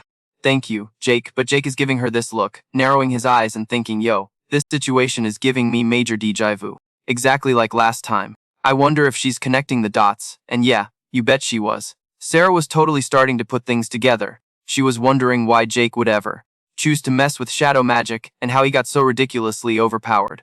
But Sarah was scared Jake would totally hate her if she just started grilling him with questions. Thinking about all this, she suddenly felt like she was being a total creep. Wait, hold up, he's a student. I should not be having these thirsty thoughts. And while she's having a full-on meltdown, another magic beast attacks. Luckily, Jake yanks Sarah out of the way and then just blasts the monster. Sarah's looking at him, so embarrassed. I'm so sorry. Jake just brushes it off, telling her in a low voice, "Just stay close to me." He's probably thinking, damn, this girl's build is all support. Zero offense. Sarah was a little stunned by his command but quickly nodded. Okay. Then she's thinking to herself, for real though, is Jake actually a student? He's acting way more mature than I am. And just then, the scene went from 0 to 100 real quick. The cops' faces went totally pale, and they started stammering in pure panic. What is that? I literally can't stop shaking. The demon general was suddenly glowing, surrounded by this insane amount of magic. Seeing it, Detective Miller just screams in shock. A mutated demon general. Why is a high-tier monster like that hanging out in old Brooklyn? The other cops were so terrified their legs just gave out, and they collapsed, whispering like it was the end. No way, I dunno if even a S-tier mage could take that thing down. But the only one not freaking out was Jake. My boy just steps forward like it's nothing. Seeing him move, two of the officers just yelled, "Bro, are you crazy? Stop. It doesn't matter how strong you are. You have zero chance against that monster." But Jake just hits him with this killer smile and says with all the confidence in the world, "I can do it." His words just shut them up instantly. You could literally feel the fear leaving their bodies. The Ritz is off the charts. People. Sarah was now just silently praying, hoping Jake could actually pull it off and beat the mutated demon general. Detective Miller, on the other hand, was looking at Jake with total hype in his eyes. He was probably thinking Jake was already as strong as an S-tier mage, so beating this thing wasn't impossible. And with that thought, Detective Miller got this huge, excited grin on his face. Let us know in the comments if you think Jake's got this in the bag. Alright, show em what you really made of Jake. To let our boy focus on the big bad, Detective Miller yelled for everyone to concentrate on taking out the demon minions. At the same time, Jake was just locked on, giving the juiced-up demon general the meanest death stare you've ever seen. Total silence. The tension was insane. So there they are, in this epic face-off, while Jake's probably galaxy braining his next move. The demon general finally attacks. A massive fireball shoots right at Jake, but psych, it zips right past him and blows up the street behind him. Smoke and fire are everywhere. The cops in the back are totally freaking out, yelling, "That was only a level 1 attack. What is this crazy power? These things are savage." Meanwhile, Jake is just standing there, cool as a cucumber, dusting off his shoulder like it was just a bit of lint. The disrespect is real. The demon general is just staring, its deep voice booming like, "What are you?" And Jake with a total smirk just shrugs and says, "Just a normal student, my dude, at least, for now." You could literally see the confusion on the demon's face, and while it was buffering, the power inside Jake just exploded. Seeing that insane energy surge, the demon general knew it was in deep trouble. It opens its freaky mouth and grunts, "Kill, strong human," then bam. A massive fireball just appears right in front of Jake. From way down the block, the cops see it and start panicking. level 6. That's impossible! But Jake is still chill, just thinking through his options. See, he was in a tight spot. If he dodged, the people behind him would get totally fried. If he attacked it head-on, the blast would probably engulf them anyway. What a mess! And just to make things 1,000 times worse, the little demon minions attacking the cops suddenly turned and aimed all their magic at Jake. In the blink of an eye, a whole barrage of spells came flying at him at once. It was a terrifying sight. Detective Miller's face went from hype to oh. We rescrewed in about 0.5 seconds. Are they working together? That's insane! Sarah, on the other hand, was just terrified, screaming, "Jake, run!" But our boy just stood there, calm, one man against a storm of magic. At the exact same time, that massive fireball was still hurtling right for him. This is getting intense, y'all. But before it could even touch Jake, this massive wave of water just appeared out of nowhere. The flames got snuffed out instantly, and not only that, but the spells from the other demons were also stopped dead in their tracks, crashing into some kind of invisible barrier. The look on the demon general's face was priceless. It was completely shook. Jake just raises an eyebrow and looks at it, asking all cocky, "Is that all you got?" Even Detective Miller's jaw was on the floor. What in the world is this kid? Sarah was no different, freaking out like, what even just happened? Detective Miller seriously felt like this was something out of a comic book. He just couldn't believe what he was seeing. Like, for something this wild to be happening right in the middle of old Brooklyn, Sarah couldn't help but be totally amazed at this point. Only the highest ranking mages can even use level 6 magic. That's like next level stuff, Detective Miller just muttered. And Jake can actually do it. But what's even crazier is that he can cast a second spell at the same time. Normally there's like a cooldown. You can only use one spell at a time, then you gotta wait. And yet, Jake just dual-wielded 2 different spells almost at once. This absolutely blew Detective Miller's mind. Just one of those spells is already OP. To use more than one at a time, he honestly felt like Jake might be on a whole other level than the top-tier mages. The more Detective Miller thought about it, the more hyped he got. His gut was telling him he was right. Jake was the one he'd been looking for this whole time. A second Jake. If you guys think Detective Miller hit the jackpot, smash that like button. But plot twist. Little did Detective Miller know, the Jake he was watching wasn't a second Jake, he was the Reincarnated. At that exact moment, the demon general went into a total rage and charged right at our boy. Jake wasn't fazed at all and just calmly said, "This place is getting boring. Let's go somewhere more fun." His words completely broke the demon general's brain. Before it could even process what he said, an invisible force just yeeted it straight up into the air. That was Jake, using magic to literally launch it sky high. But the demon was quick and used its own magic to stop itself midair, and right after, Jake flew up too, meeting it face to face among the New York City skyscrapers. He smirked and was like, "So, you can use flight magic too, huh?" The demon general narrowed its eyes at Jake and started talking in its creepy villain voice. If you don't want to face another assault, but before it could finish its little speech, Jake coldly cut it off. "I couldn't care less about your pathetic little threats. Oof, tell us what you think he's gonna do next in the comments. Strategies, cause up here." Oh honey, the kid gloves are coming off. Seeing that Jake wasn't playing ball, the demon general just went for it and lunged. But like, Jake is so slick, he just dodged it, easy peasy of course. The demon wasn't having it and came back swinging with some serious heat, actually knocking Jake back a bit. Seeing its chance, it started casting some other wild spell. Jake just frowns a little and looks up, and a giant fireball just appears out of nowhere. You could feel the heat from here at my place on 5th Avenue.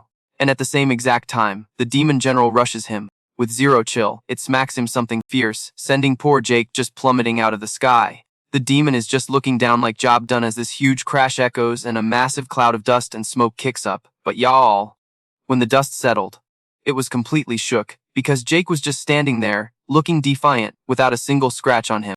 The demon literally screamed, like, how is that even possible? Of course, Jake wasn't about to spill the tea on his secrets. He just rocketed off the ground again, and in like, the blink of an eye, he was right back in the demon's face. He smirks and is like, "Looks like your little magic show is over, huh? Guess you have to get your hands dirty." Spoilers, that's not gonna work either. As he's saying this, you can see his whole vibe change, totally determined. He just charges straight for the demon, no hesitation, and scoffs like, "You can't beat me." In a flash, his fist just slams down, sending the demon general flying across the sky. It's muttering, totally bugging out like, "No way, a human's punch can't work on me." It uses some magic to stop itself from falling, and now it is absolutely livid. It's just roaring, "You little brat. What in the world are you?" Jake doesn't even answer, he just smirks and says, "You think magic is all I got? Heft, let me show you my signature move. And with that, Jake gets this totally wicked smile. Right after that, this insane magical energy starts swirling around him. But get this, it was full of all these different colors. Like a rainbow on steroids in a split second. It just erupted into the sky with a power that looked like it wanted to eat everything. Seeing this, the demon general started to panic for real. Like, what is this terrifying magic? Even Detective Miller and Sarah were freaking out down below. What is going on? What is that kid doing up there? But Jake was just ignoring everyone, staying in the zone, and unleashing his power. He closes his eyes, totally concentrating, like he's pulling in all the energy from the atmosphere itself. Once he felt like he had enough juice, Jake slowly opened his eyes. Dude, the look on his face was pure confidence, and his whole aura had completely shifted. The demon general was getting more and more terrified by the second, but it still tried to act tough, shouting, "Even if you cover yourself in magic, human attacks are useless against us." And Jake's just like, "Then why don't you try and find out?" Jake sneered, then literally vanished and reappeared right in front of the demon. In that 1 second, the demon panicked. It tried to dodge, but it was way too late. Jake's fist was already connecting, and not just once he unleashed this insane, continuous barrage of punches right on the demon general. Jake's fighting spirit was just on another level, and he was slowly backing the demon into a corner. This whole spectacular show had Detective Miller not believing his own eyes. He's just muttering to himself, totally bewildered. Is that kid really overpowering a demon general in a fistfight? How is that even possible? A human fist shouldn't be able to hurt a demon, right? And it's not just that! Jake is also able to hurt it with magic. It's beyond imagination, and in just the blink of an eye, the demon general's body was covered in wounds. It screamed out in total frustration. Why? How can a human's attacks actually be working? Jake replied super calm, normal punches or weapons are pointless against your kind. But it's a completely different story if you juice them up with a massive amount of magical energy. Attacking you while my body is wrapped in this power is a combo move. It's magic, physical strength, and martial arts all rolled into one. Jake said you could call it composite magic arts. To make it simple, the demon general got angrier and angrier, roaring, "A mere human pipsqueak dares to surpass me." That's impossible! Right after that, the demon charged at Jake in a rage, but Jake, smooth as ever, just dodged and countered with a massive punch right to its stomach. One single punch literally went straight through the demon general's abdomen, causing it to just fall out of the sky like a broken kite. Yikes! Its body landed smack in the middle of all those magic beasts. The second it was defeated, the sky cleared up and went back to its normal blue color. Drop a comment below if you think Jake is officially op. And hey, don't forget to like and share. The second they saw that, everyone just exploded with joy. The disaster's over. That kid actually did it. But seeing everyone celebrating like it's New Year's Eve in Times Square, Detective Miller quickly jumped in to remind them. Everyone, don't get lazy now. Clean up the rest of these magical beasts. Meanwhile, Jake's looking down from the sky, smiling all relieved like, phew, the rest is a job for the police. With that one thought, he just powered down. All that insane magic swirling around him just fizzled out. Before you knew it, it was completely gone. Jake was back to normal. Thinking of something, he couldn't help but let out a little laugh. Well, it's been a minute since I used my composite magic arts, huh? Getting a little rusty, bro. If that's rusty, I'm basically a pile of dust. And right after that, Jake touched down on the ground, but the scene in front of him was kinda jarring. The cops had already dealt with the last of the beasts, and were now standing in this super formal, weird lineup. Seeing him return, Detective Miller immediately got all official. We sincerely appreciate your hard work during the recent attack on the boss. On behalf of the entire police department, I would like to thank you for your cooperation. Salute, Sir Jake! And as soon as he finished saying that, the entire police force gave Jake this super solemn, dramatic salute. From that day on, though, it was like the world decided to just go nuts. Disasters started popping off one after another, all over the globe. Thanks to the cops and the noble sorcerers jumping in super fast, the disasters were officially stopped. But the tension with the public about all this chaos was getting crazy high. And a whole tidal wave of public hate was aimed at the government and the police. Meanwhile, all the expectations and disappointments landed squarely on the sorcerers. Talk about pressure. While everyone was freaking out, some rando on a street corner, probably over on Flatbush Ave in Brooklyn, said this one thing: if only it were the Black Sorcerer. The Black Sorcerer could protect us, ooh. The drama! And from then on, a massive wave of support for the Black Sorcerer just blew up online. Let me know in the comments. Would you stand the Black Sorcerer? But no matter what was trending, Jake was dealing with his own mess. Somebody had leaked the tea that Jake was in on that huge battle, so the students in his class at Westbrook Academy once again mobbed him, trying to get all the deets. Jake was so over it. Seriously, dealing with them was more exhausting than fighting that demon general. Zoe, sitting next to him, watched him sighing nonstop and couldn't help but worry. Just then, the teacher walked in. She stood up at the front and said in this super serious tone, "Today we will be discussing the recent disaster event." You could just feel Jake wanting to melt into the floor. The students below listened as the teacher went on and on about protecting the country. And you could just see everyone's face get all serious and grim. The teacher, totally oblivious, just kept plowing ahead. "So, we cannot rule out the possibility that you all might get the call one day. Therefore, please be ready at all times." Then she adds, "Although we do already have one student in this class with experience." As she said that, she threw this major side eye right at Jake, so subtle, not. But right then, Sarah literally burst through the door like the Kool-Aid man. The teacher, totally bewildered, ran over and asked, Wait a minute. "What are you all doing here?" Sarah replied urgently, "We read the police, and we have orders from headquarters. We were really sorry to ask, but we were hoping to borrow your strength one more time." Jake heard this, and just let out this helpless sigh, like wow, they really don't care about their image as cops at all, do they? Where has all the police's honor gone? And for real, what is up with all these looks from everyone? Stop with the weird, worshipful stares, guys. I really don't like it.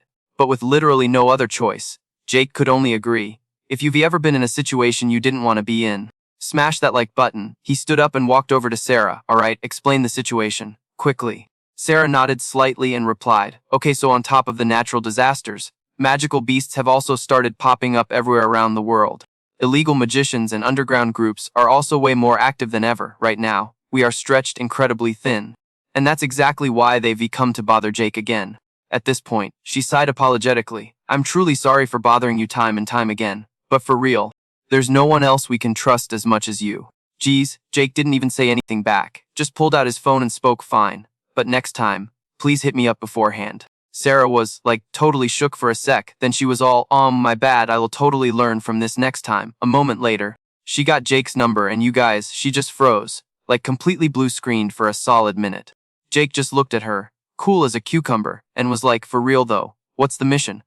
What do you need me to do?" Sarah finally snapped out of her daze and blurted it out. "Okay, so, we need your help to, clean up all the magical beasts that are going wild down in Soho." Jake just gave a little nod and said, "8. Bet, I'm on it." So Sarah's trying to be all practical, hey, let's just hop in my ride. It's parked down on Bedford Ave. But before she could even get the words out, Jake just zooms past her. Dude literally used magic to go Super Saiyan speed, basically telling her, "That'll take forever, I'm out." And poof, he vanishes the cops with them. Their jaws were on the concrete, totally shook. Like for real, that was way too fast. A little while later, we cut over to the Soho district, and the place looks like a straight-up war zone. A total wasteland. All those fancy high-rise buildings were just piles of rubble. And trapped inside all that mess were 2 little kids. The younger one was just clinging to their big brother, trembling and whispering, "Bro." The older kid, even though he was probably terrified out of his mind, held his little sibling super tight and was like, "It's okay, big bro's got you." But then bam, some gnarly magical beast lunges right at them. Even though he was freaking out, the big brother grabs his sibling's hand, and they just book it. But in all the panic, the little one trips and goes down hard on the pavement. You can see the monster's nasty, sharp fangs getting closer and closer. Man, this was it, you guys, the situation was looking absolutely desperate. Then in the literal nick of time, this blast of pure magic energy shoots in from out of nowhere and just smokes the beast. And who was it? Our boy Jake, of course. He just got there and saw the whole thing going down. He didn't even hesitate for a second, just went straight into hero mode. The kids are watching this, seeing him take out this terrifying monster with just a casual flick of his hand, and they are just stunned, like completely amazed. Jake slowly walks over to the 2 kids, gives them this warm smile, and is like, "You were so brave, that's amazing." But right after, he spots this little doll lying on the ground. He picks it up and asks gently, "Is this yours?" The younger sibling immediately nods and is like, "Yes," and Jake can totally see the look of pure admiration in the kid's eyes, and he can't help but smile back. Finally, Jake looks at them both and says, "I'll protect you," before turning and running right back into the battlefield.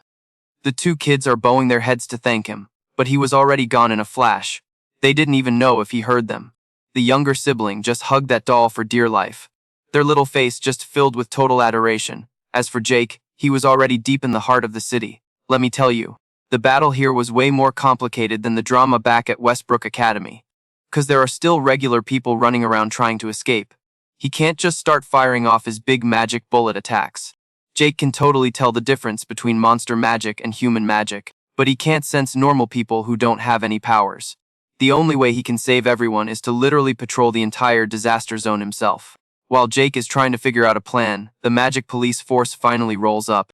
Their leader is shouting at his team to focus on wiping out the magic beasts, and to leave rescuing civilians to the NIFT and the army. Just then, one of the officers spots Jake. He looks up, waves, and yells, "Hey!" Jake squints, looking down from his perch. He's like, wait a sec. He totally remembers this officer from the huge disaster at the Empire State Building, doesn't he? Recognizing a familiar face, Jake immediately jumps down. The officer runs over, super relieved, and says, "So, you here as reinforcements." Man, that's a huge help. Jake doesn't waste time with small talk and gets straight to the point. What's the situation? The officer immediately spills the tea. We haven't even rescued half of the civilians. The situation was so messed up they couldn't even get into the East Village. There are just way too many magic beasts swarming that whole area. Hearing this, Jake just says, "Then I will go check that side of the city." And with that, he just takes off running. The officer quickly shouts a warning after him. There are reports of illegal mages over there, too. So be careful. But he knew, deep down, that worrying about a guy like Jake was kind of pointless. With thought, the officer glances back at his own squad mates. The ones who hadn't been at the Empire State Building disaster were seeing Jake in action for the first time, and were completely bewildered. They were all like, who the heck even is that kid?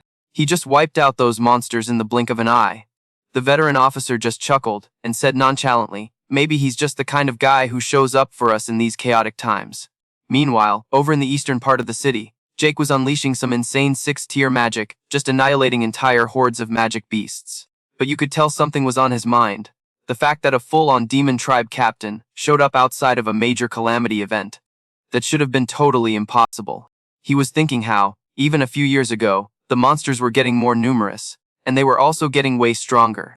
Things had escalated so much that even Jake was thinking it would be tough to manage. If they didn't start prepping for this stuff now, things could spiral out of control, big time. That being said, saving people was still the most important thing right now. Drop a comment below with your theories on who this demon captain is. And don't forget to hit that subscribe button. Get this, Jake just reaches into all that rubble, pulls out 2 people like it's no big deal, hands them off to the firefighters, and then just bolts to find more. My dude was probably running a million different plays in his head, trying to figure out the best move. Seriously, thanks to Jake. A ton of trapped people were saved.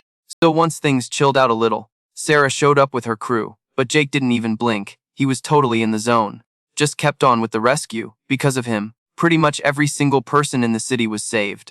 Then this cop, who was like, beyond grateful, grabs Jake's hand with a huge smile and says, "Thank you, you were a massive help. Jake, thanks to you, we were able to keep casualties way down." But Jake just hears this and shakes his head, saying, "Nah." He was like, "It was all thanks to the police and firefighters. I just helped out with a few simple things." The officer's jaw just dropped. He was totally stunned. After a long, awkward second, he actually bows his head to Jake and says super seriously, "I am truly sorry. What happened before was because we were acting like total idiots. We really hope you won't hold it against us." Seeing them act like this, Jake was speechless. He let out a sigh and was like, "Don't even worry about it. You were being so formal right now, you making everyone else feel awkward, so they can only keep thanking you." Sarah also chimed in gratefully. "Thank you so much. I'm really sorry that we always have to rely on you, Jake. I mean, let's be real. He's just a student." But Jake, being all humble, just shook his head and said, "It's all good. I'm the one who agreed to help." But as he said it, his whole expression switched up and he got dead serious. But the thing that's bugging me isn't just how many there were. It's that they were all insanely powerful. Sarah just nodded, totally feeling him on that. "You were right. We need a game plan for this monster horde and the whole disaster. Detective Miller is making moves too." But while they were having this serious chat, the 2 kids from before suddenly walked right up to them. Seeing the kids, Jake's face totally lit up. "I'm so glad you were both safe." And then the younger kid asks all innocently, "Mister, are you the Great Sage?" Hearing this, the older kid got all flustered and quickly explained, "Sorry, my little brother is like, a massive fan of the Great Sage." But Jake didn't even mind. His eyes were totally fixed on the doll in the kid's hand. And unless he was tripping, that was a doll of him from his past life. The corner of Jake's mouth just twitched into a little smirk.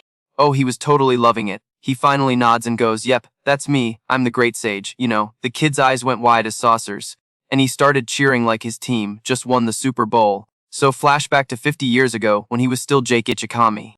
Jake was so not happy about being turned into a doll, and was grilling the person next to him about it. But that person was totally ignoring him and was just all cheerful. Like, it's not just dolls! We've also got photo cards and keychains. Jake just sighed, totally defeated. There's no way anyone would want stuff like that. The other person was not giving up though, saying forcefully, "The Great Sage is a pillar of support in everyone's hearts. These items are a must-have, especially for kids." Jake still wasn't buying it, seeing that being nice wasn't getting through. The person just yelled, "You were wrong. In 50 years, no!" "Even 100 years from now, he will still be saving people. So please just let me do this, Jake." Snapping out of the memory, Jake just smiled a little. I guess that person was right, but let's be real, dolls don't have the power to save anyone. A real-life great sage like him was still totally necessary in these crazy times. Meanwhile, at some sketchy bar over in Old Brooklyn, a bunch of goons were reporting on the Black Sorcerer. The guy sitting in the main chair was Derek, the leader of the Black Rebellion organization. After listening to his minions' report, he said through gritted teeth, "An illegal sorcerer who doesn't belong to any guild. This means some punk dares to go up against me, right?" Hearing how ticked off he was, his goons started trembling. One guy was sweating buckets as he stammered, "Yes." With a little scoff, Derek ordered them coldly, "Find the true identity of the Black Sorcerer, and I don't care if you have to use military force." Hearing that, his crew immediately shut up. Then this dude with glasses stepped forward. This was Marcus, the manager of the downtown entertainment district. He asked with a sick little smirk, "And if he refuses to play ball, can we take him out?" Derek let out a cold laugh and sneered, "Only after you make him suffer a little. I'm looking forward to it." Hearing this, Marcus got even cockier and flashed this wicked grin. What a creep! Drop a comment if you can't stand guys like Marcus. Anyway, the next day, Jake's group was training like usual at Ashley's family's insane villa. During a water break, Lily suddenly asked, all curious, "By the way, Jake, your amount of magic is, like, what's your power level at now?" And what a cliffhanger! Smash that like button if you want to find out. Maya was also getting kinda nosy, like, okay, spill, maybe it's like 100,000. Or at most, probably 500,000. I mean, for a guy like Jake, that's totally believable. But while everyone was throwing out guesses, Jake just casually dropped that it was actually 99,990,000. And ong, that number literally made Lily and the other two short circuit. Their brains just went bezet. The three of them were completely shook. They just couldn't process it. Lily was pouting, muttering under her breath. Dude, even like 4 of the old Jake's power combined was only around 1,000,000. See, hearing that made Jake raise an eyebrow. The old Jake's mana level was only 1,000,000. Maya immediately jumped in, "Ah, yeah! That's why everyone says 1,000,000 is basically the hard cap for mana." Lily was like, "Wait, for real? You really don't know that? Bro, that's like basic knowledge they teach you at the academy orientation." Jake just stayed quiet. He was trying to wrap his head around the fact his old self was capped at just 1,000,000. Maya was like, "Just Google it, dude, you'll see," and no sooner did she say it, Jake was already trying to look it up. But after fumbling with his phone for a hot minute, he got absolutely nothing. Jake sighed, totally defeated. I totally forgot how to use this brick. Honestly, this is way too much of a headache. Let's just drop it. But right then, Jake's phone starts blowing up. It was a call from Detective Miller. He picks it up, all confused, like, "Yo, Miller. What's the deal?" On the other end, Detective Miller sounded super rushed. "Hey, sorry for the random call. Are your friends there with you?" Jake glanced at his crew and was like, "Yeah, they here." Detective Miller gets all serious. "Could you please put me on speaker?" A gamer god like Jake had no clue how to work the speakerphone. He had to get Maya to help him out, classic. A second later, Detective Miller's voice is booming from the phone. "Okay, listen up. We were dealing with some insane natural disasters and a crazy huge number of magical beasts. So we decided to put together a special squad just for hunting these things down. We were calling it the Special Mages Unit. And I want to nominate you, Jake, to be the captain of this whole operation. You guys, the way Maya, Lily, and Ashley's jaws just hit the floor was priceless. They were completely frozen." Maya was thinking, if you call yourself a mage, this is the title to get. There's no way Jake's gonna say no." But then, our boy Jake, without even blinking, just goes and refuses. "I refuse," before Detective Miller could even get a word in. Maya yelled, completely baffled. "Why?" Jake just looked at her, so confused, like, "Yo, why are you getting so worked up? For real, what's it got to do with her?" Detective Miller's voice came back on, can I at least explain first?" Jake just grumbled, Fine, go ahead, explain." So Detective Miller starts breaking it down. "Look, first off, we've got way too many problems popping up all over New York City at once. And we are seriously short-staffed. On top of that, the situation is so bad that our current teams can't even handle the cleanup of all these magical beasts by themselves. Hearing this, you could see Jake's face get super serious. He was probably thinking, wait, are all the mages we have now just low level or something? So he asks, what about the big shot noble mages? Detective Miller, on the other end, quickly explained, the heads of the Ashley, Homer, and Kai-He families are still out of the country for some meeting, which leaves only the Fuyuk family, but that's a whole other can of worms. Jake looked over at Mia and Ashley and was like, come to think of it, I still haven't met your parents. Huh. Maya just pouted and said, yeah, well, I've been away from my family's place over on 5th Avenue for a while now. Jake just nodded like he understood and left it at that, while Detective Miller kept talking. The members will include over a dozen nipped officers and some students from Westbrook Academy, including Maya, Ashley, Karaji, and Tyler. Miller was like, he recommended you three, and look, he said you can just leave all the annoying stuff like permits and negotiations to him. All that boring red tape. All you need to do, Jake, is focus on training and leading the mages in the unit, and obviously, you'll get paid, big time. Seeing Jake was still quiet. Detective Miller practically jumped up, his voice totally pleading. I'm begging you, man. You're the only one I can count on. Jake, please, just say you all be the captain. Hearing how desperate he sounded, Jake finally let out a huge sigh. In the end, he caved. All right, I'll do it, and bam! Detective Miller was ecstatic, for real. And over here, the three girls were cheering and totally on board too. They had absolutely no reason to say no. Besides, they didn't want Jake to have to carry this whole crazy burden by himself. Squad goals, am I right? Drop a comment below if you join Jake's team. Jake was still a little iffy about it, but he figured it'd probably be fine since he could just retrain everyone from scratch. But then, just a few days later, a massive wave of online hate started crashing down on the Fuka Mage clan. Not only did they totally ghost everyone during that last disaster at Westbrook Academy, but their whole operation for handling the demonic beasts was also moving at a snail's pace. The drama is just getting started, y'all. So get this, Miss R. Williams was literally fuming when he heard what people were saying. He was like, gritting his teeth and straight up cursing. Do they seriously think these high and mighty mages are just a bunch of clout-chasing do-gooders? Right on cue, there's a knock at the door of his swanky Upper East Side penthouse, and he's all like, come in. So his butler walks in, and he's super quiet, like, pardon me, sir, a message just came in from the NIPT, and you can totally see Metter Williams frowning as he grabs the file, and he's muttering about some new special mage unit being formed. He's basically like, these clowns are always starting some pointless new project. But then, all the gears started turning in his head. He gets this wicked little smirk and goes, hold up a sec, this might actually be perfect for shutting up the haters. Go get my useless son in here. Drama alert.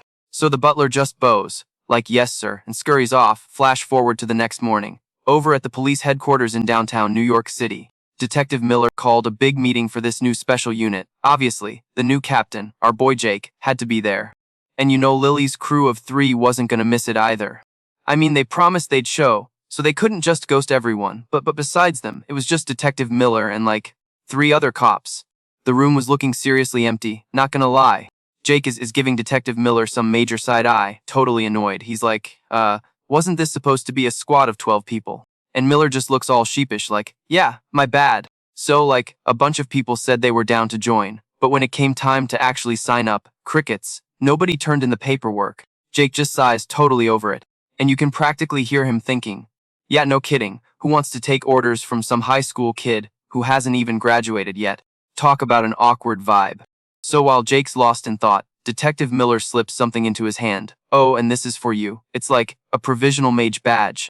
Miller starts explaining, look, I know this is an off-campus thing, and since you all still students, you just flash this thing if anyone gives you trouble. We recalling it provisional, cause you not technically official mages yet, So he hands out badges to Lily and her 2 friends too. Then he claps Jake on the shoulder with this huge grin and says, all right, my work here is done. The stage is all yours, Captain Jake. And you guys, Jake couldn't help but crack a little smile. It's been a hot minute since he's had to speak in front of a crowd like this. But he doesn't even hesitate. He just steps right up. Jake's voice is super clear. I'm Jake, and I'll be the one leading this special ops unit. So direct, I love it. First things first, I promise you all one thing. I'm gonna make you stronger than any of those old money mage clan leaders out there. And as he says it, he flashes this super confident smirk, the audacity. But his words literally left Lily and her friends totally shook. Even the cops standing there were like, what did he just say? Jaws were on the floor, you guys. Jake sees their faces and he's not even surprised. He just calmly goes, looks like nobody believes me, huh? Fine, let's run a little test. Detective Miller, you guys have a mana reader here, right? Detective Miller is still totally flustered, stammering like yeah, of course we do, but... And boom, before he can even finish, they're wheeling out the mana measurement device. Jake glances back at the crew and says super casually, alright, first up, Lily and Tyler, why don't you two give it a shot and measure your mana? And they both like, sure, whatever, and just go for it. So Lily steps up, puts her hand on the machine, and starts letting her mana flow. Tyler does the same thing right after, starting his own test. Jake is just standing there, watching, and he says so, before Lily's mana was at 10,000 and Tyler's was at 8,000. But check this out. Lily's mana is now at 30,000, which left her completely floored, obviously. And get this, even Tyler shot up to 28,000.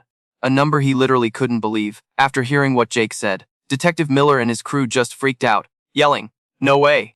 Isn't that the level of a top-tier pro mage? And seeing them all losing their minds, Jake just pouts and goes, seriously. You're already getting this worked up. We were just getting started.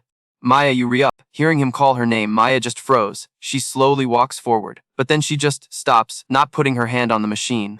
You could totally tell she was hesitating like, what if she still couldn't close the gap between her and Lily? Mia had been trying so hard. The thing is, she's not a natural genius like Lily, so she was feeling super insecure. What if her results just weren't good enough? But then she takes a deep breath, trying to calm her nerves.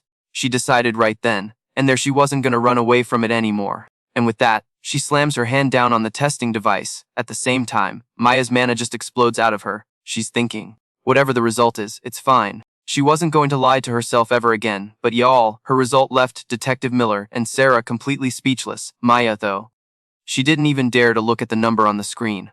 What do you think it is? Drop your guesses in the comments below, and don't forget to smash that like button if you re-hyped for the next part. But it freaking skyrocketed to 26,000. Detective Miller was totally bugging out, like his brain just blue-screened, muttering, wait, hold up, according to her file from, like, last Tuesday. The girl's power level was supposed to be around 2,000. There's no way she had a glow up that fast. Hearing this, Jake just clapped back, nah, dude, you re-dead wrong. We can totally grind and level up our own power. All it takes is some raw talent and a boatload of hard work. You just gotta never, ever give up. You feel me? And with that, he looks right at Zoe and goes, I'm so proud of you. You totally slayed. Then he reaches out and pats her on the head. Ah! And seeing her score, Zoe just starts bawling, happy tears, you guys. All that work finally paid off, for real. And Lily's just looking at her little sis, her eyes totally filled with pride. But you know her, she had to play it cool, raising a hand to hide her face. Gotta maintain that Ice Queen aesthetic, am I right? That's when Jake strolls over to her and Tyler, you two were insane out there, too. And Tyler, of course, gets this super smug grin and is like, duh. Jake just completely rolls his eyes at him lol and turns to Lily, saying, and as expected from you, but Lily, she's giving nothing total poker face. She just calmly opens her mouth and says, as a member of the Ashley family, this is basically just a Tuesday, I don't need your praise. But Jake's not having it. He's like, yeah, well, I'm praising you anyway. You did an amazing job. Jake is so stubborn. Why all? He doubles down and even goes for the head pat on Lily. Tyler's jaw literally hit the floor. I'm not kidding. At first, he thought Jake was just some spaced out kid who lived on another planet. But now, bro probably doesn't even know the meaning of the word fear. Even little Zoe was completely shook. Oh my god, she was probably thinking her sister was about to go nuclear. But plot twist. Lily just swats Jake's hand away and says, kinda annoyed, I'm not a kid, dude. Jake didn't even flinch, just nodded and replied, fair point. And you could literally hear Maya and Kyle let out the biggest sigh of relief. Like they just dodged a missile. Thank goodness Lily didn't flip out. And get this, Lily was just thinking. Cool, that's the first time anyone's ever done that. Not even her own dad. That's some deep family drama right there. So while everyone is having this sweet little moment, this super annoying, screechy voice just cuts through everything. Oh, so there you all are. I've been searching the entire precinct for you guys. So why haven't you greeted your superior properly yet? Seeing the new guy, Detective Miller practically trips over himself to explain. Sir, I was informed you wouldn't be coming in today. But before he can even finish, the other dude cuts him off, super salty. Well, I've decided to come now. You got a problem with that? You could just see Detective Miller fighting the urge to roll his eyes into next week. But he's stuck, so he has to back down. In that case, allow me to introduce him. This is Preston Fulton, a noble mage from the Fulton family. Oh. Great, a noble. Here we go. Everyone turns to look. And it's this green-haired punk standing there looking like he walked straight off the set of a cheesy villain movie. Like, his face just screams him a jerk.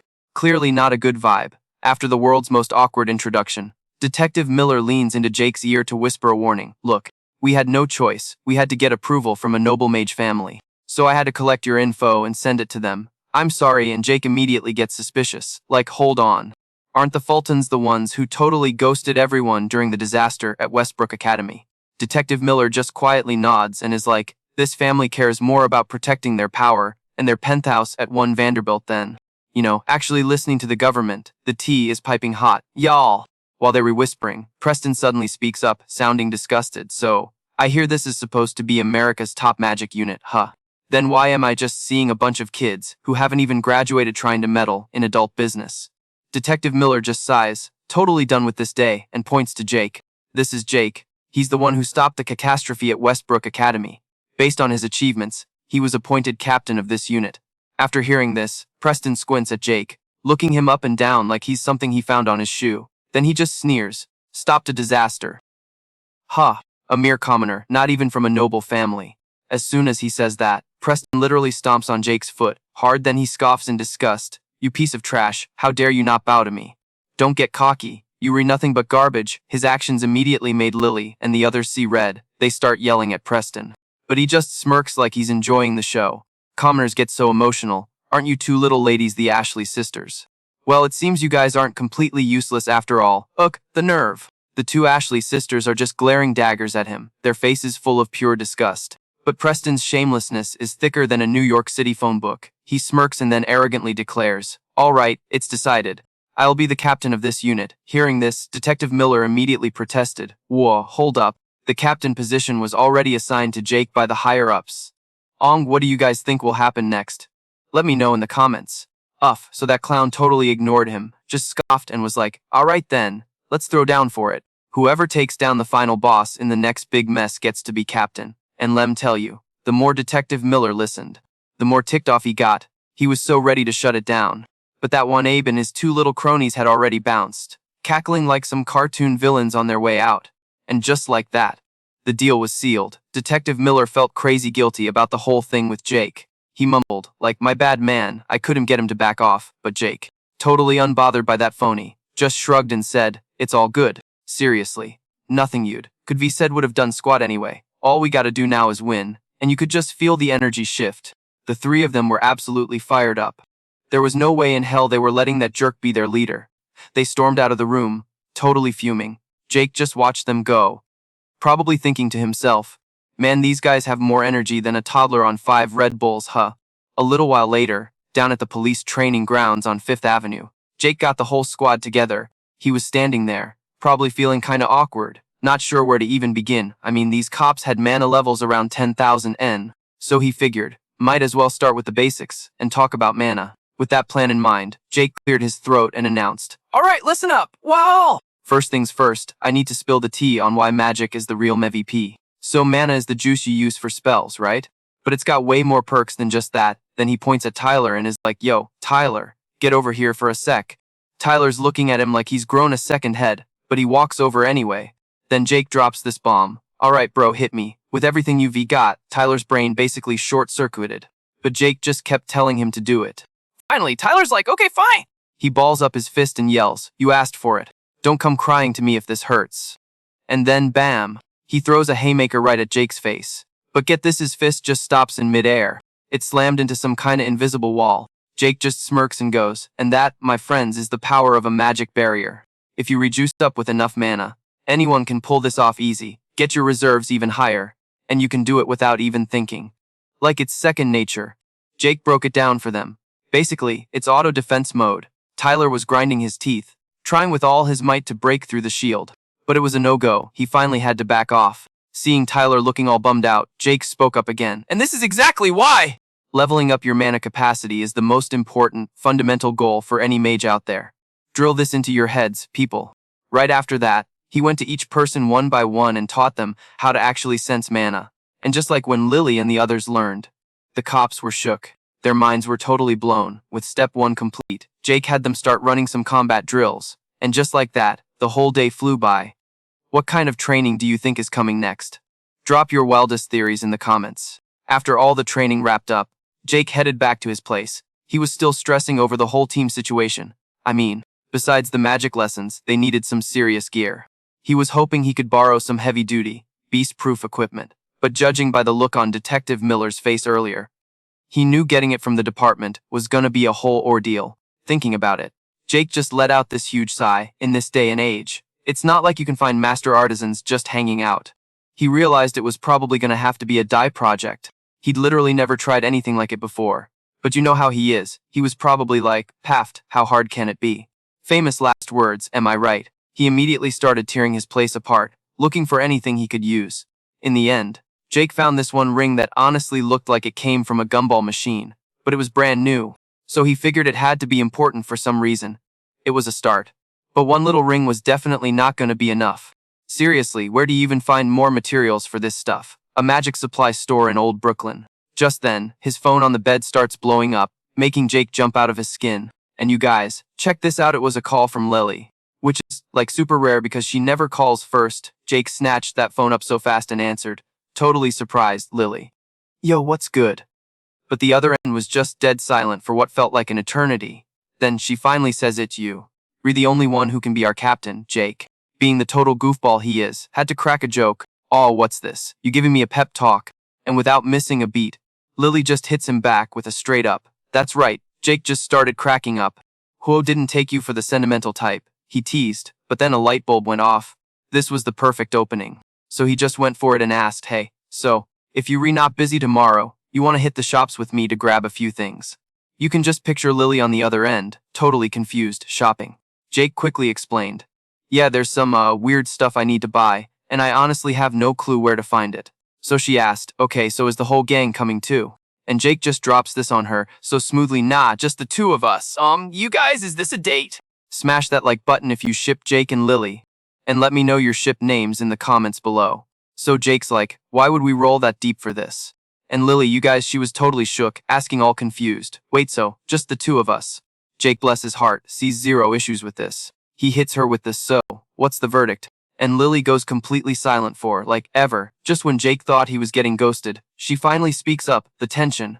She's all cool like, I guess I don't have anything going on. And Jake is immediately hyped. You real lifesaver, for real. So where we headed, Lily suggests super low key. Soho, You'll probably find what you need there. and just like that, it's a date. I mean, a hangout. They agree to meet at Prince S Station tomorrow at noon. After a little more chatting, Lily hangs up. And y'all, she's just staring at her phone. You can practically see the gears turning in her head. Meanwhile, our boy Jake is on cloud 9, completely oblivious. He's thinking, bet, this way I can get rings for the whole squad. Then this dude's like, Yo. should I try to make some monster-proof gear with this right now? And just starts pouring his magic into it. Wild. Okay, scene change. Over at their massive mansion on the Upper East Side, Maya goes to Lily's room and yells, Hey, big sis.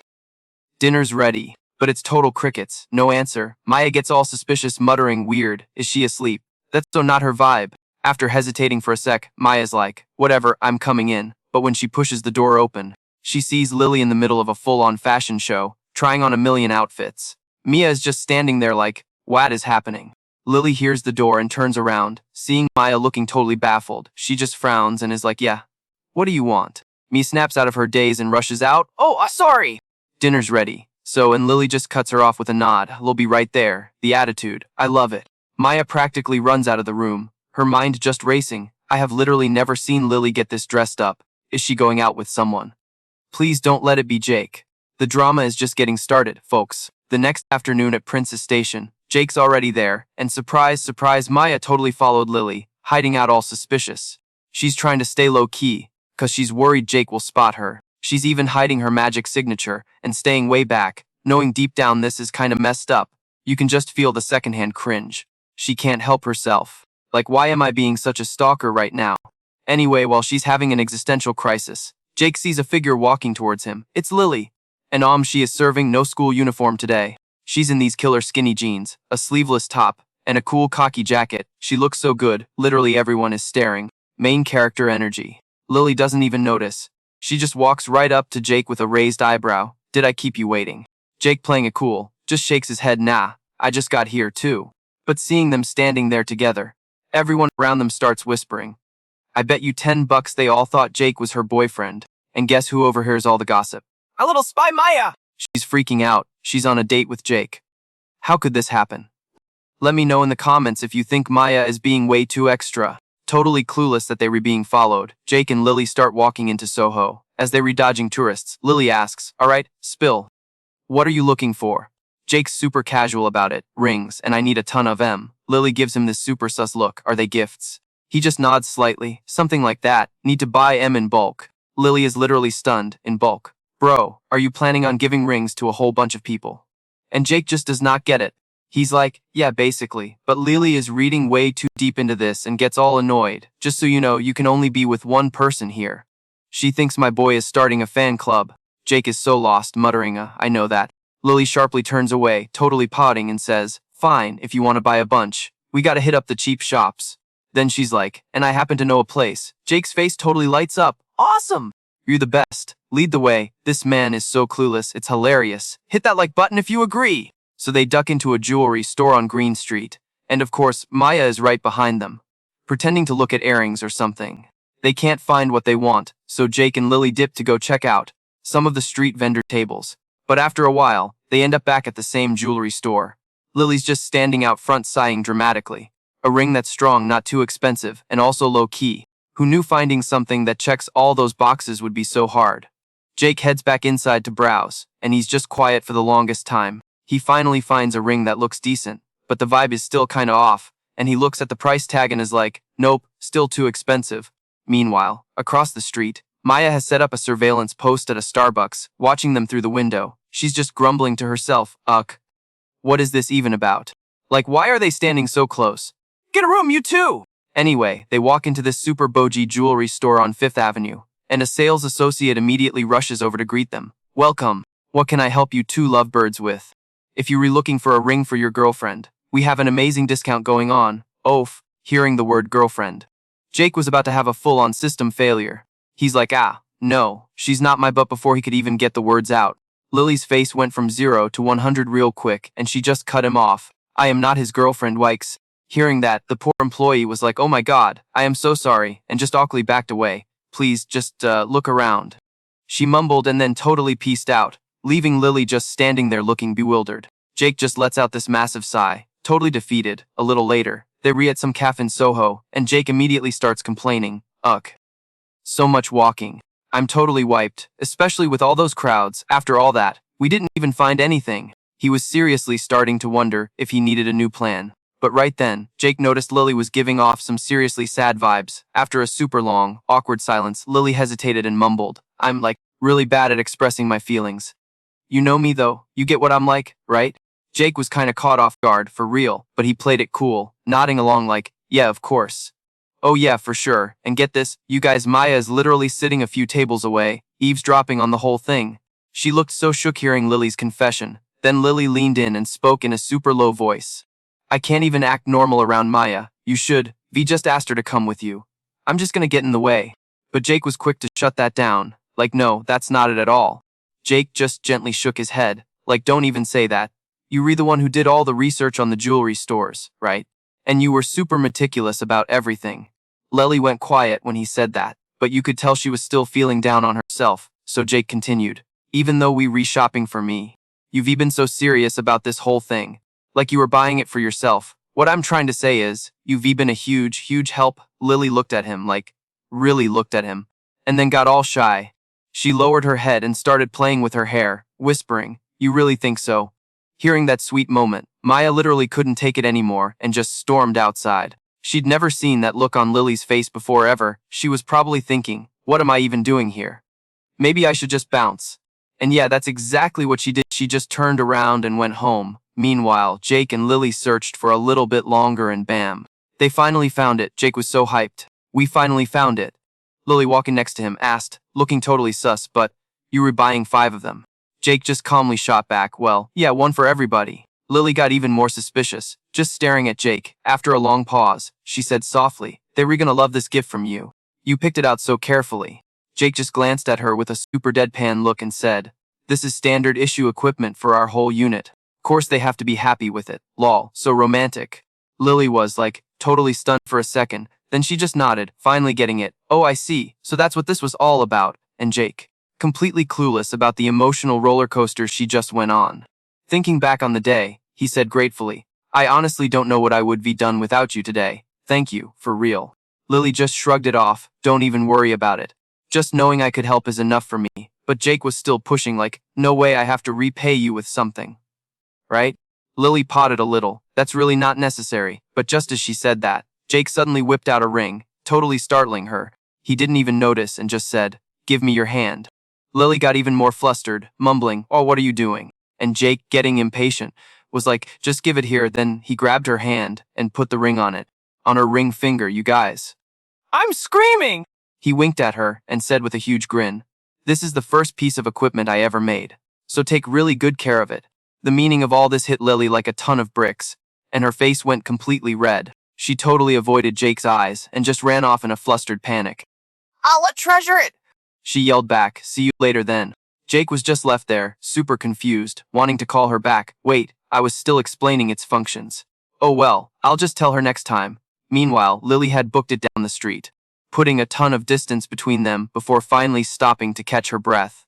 Lily just stared at the ring on her finger, totally mesmerized. Suddenly, she clutched it tight to her chest like it was everything.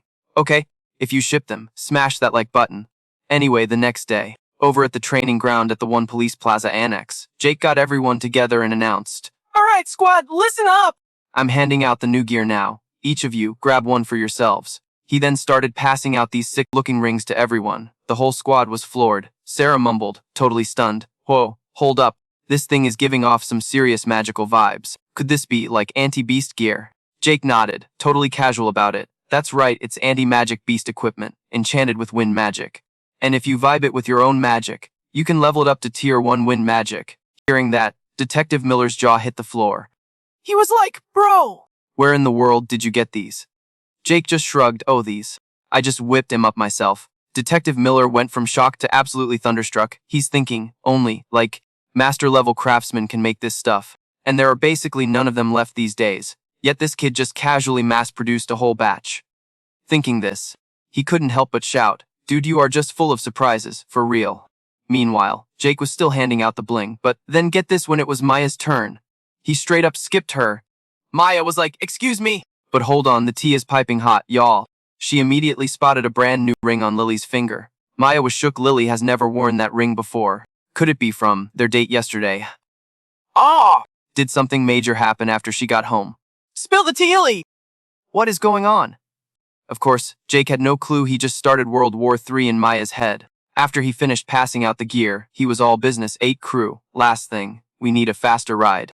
We can't be rolling up in a car from some rental place in Queens. It's way too slow. Hearing that, Detective Miller was like, he's not wrong. We were always showing up late to the party. Just then, Jake used his magic and just floated into the air, explaining calmly. With this gear, anyone can use the wind balancing spell. It'll slash our travel time. But then he got serious and warned them about one thing.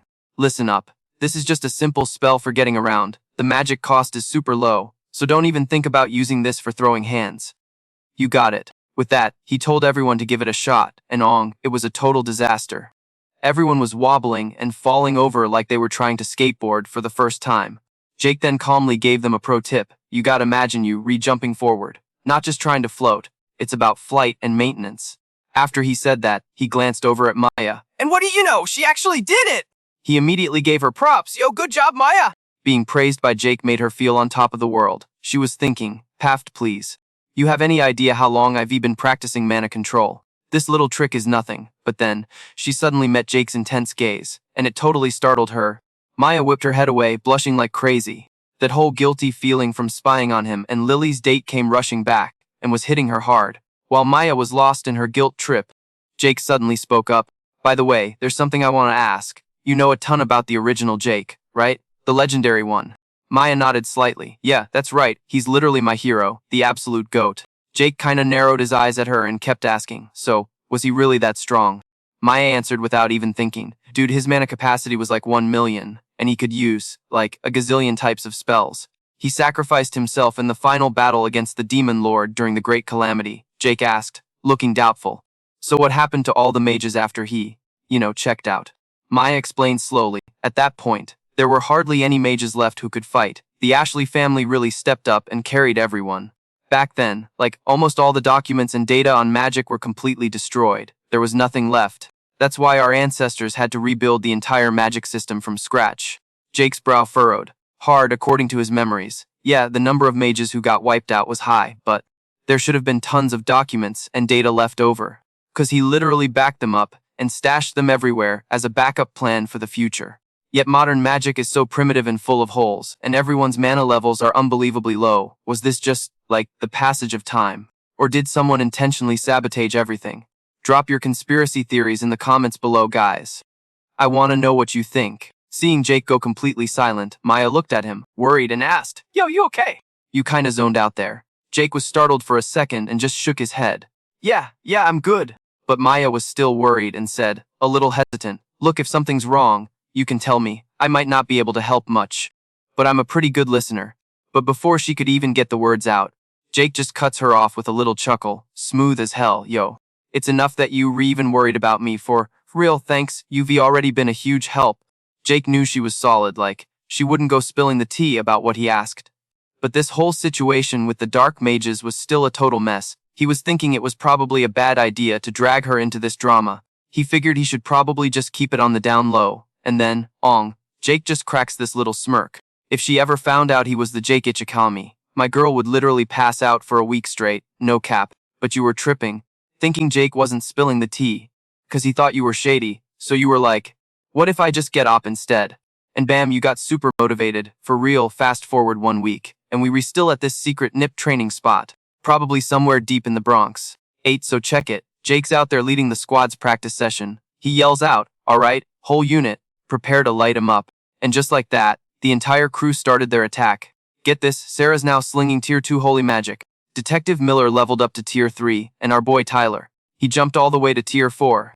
The glow up is so real. As for Ashley and her sis, they pulled a twin magic move, creating a tier 4 water spell together. Jake was looking so proud. Like a dad at a soccer game in Central Park. The whole unit's power level is just through the roof now. Even Sarah can throw down some magic for self-defense. And you know girl couldn't even cast a protection charm before this. But what really had him shook was Lily and Maya. Their tag team game was insane, totally in sync. I mean, it helps that they were actual sisters.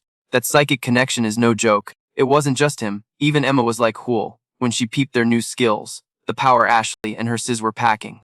Let's just say they left a couple of massive craters in the training field. Maya was bugging out, remembering how things used to be, and she was literally jumping for joy, seeing her that hyped. Jake couldn't help but crack a smile. Then he gets all serious, like, 8, listen up, well, all did great, but don't get cocky just 'cause you got a power up. Your power level isn't just about the tier of your magic. Then he points at Lily and goes, hit me with a level 4 spell. Let's see it. Lily just nodded, bet. And no sooner did she say it, she launched this massive attack right at Jake. But my man is just standing there, cool as a cucumber, waiting for this tidal wave to get up close and personal. Then Jake just casually flicks his wrist, right? A freaking level 1 spell pops out, zips straight through Lily's water attack, and completely shatters the whole thing. Like, what? This scene made Detective Miller's jaw hit the floor. He's like, a level 1 spell can just cancel out a level 4. And Jake starts breaking it down for them, real slow. Your level just raises the cap on how much juice you can use. But it doesn't automatically mean a higher tier spell is stronger, he explained.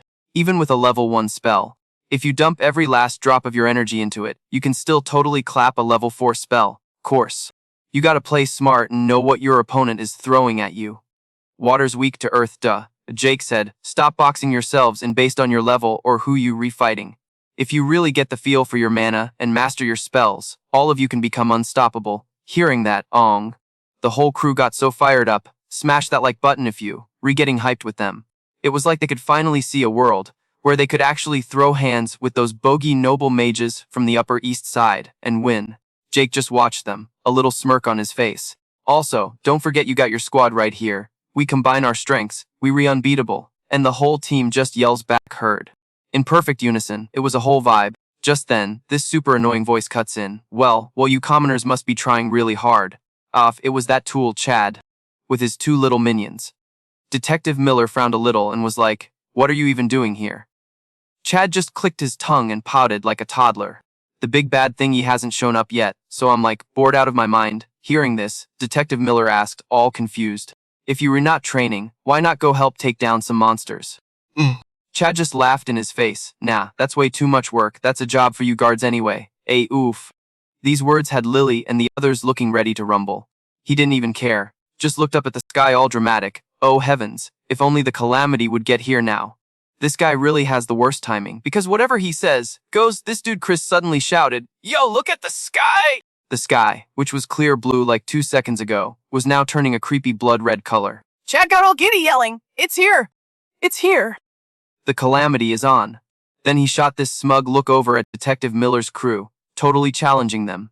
Don't forget, the first team to take down the boss becomes captain of the new unit. The game starts now, you pathetic commoners.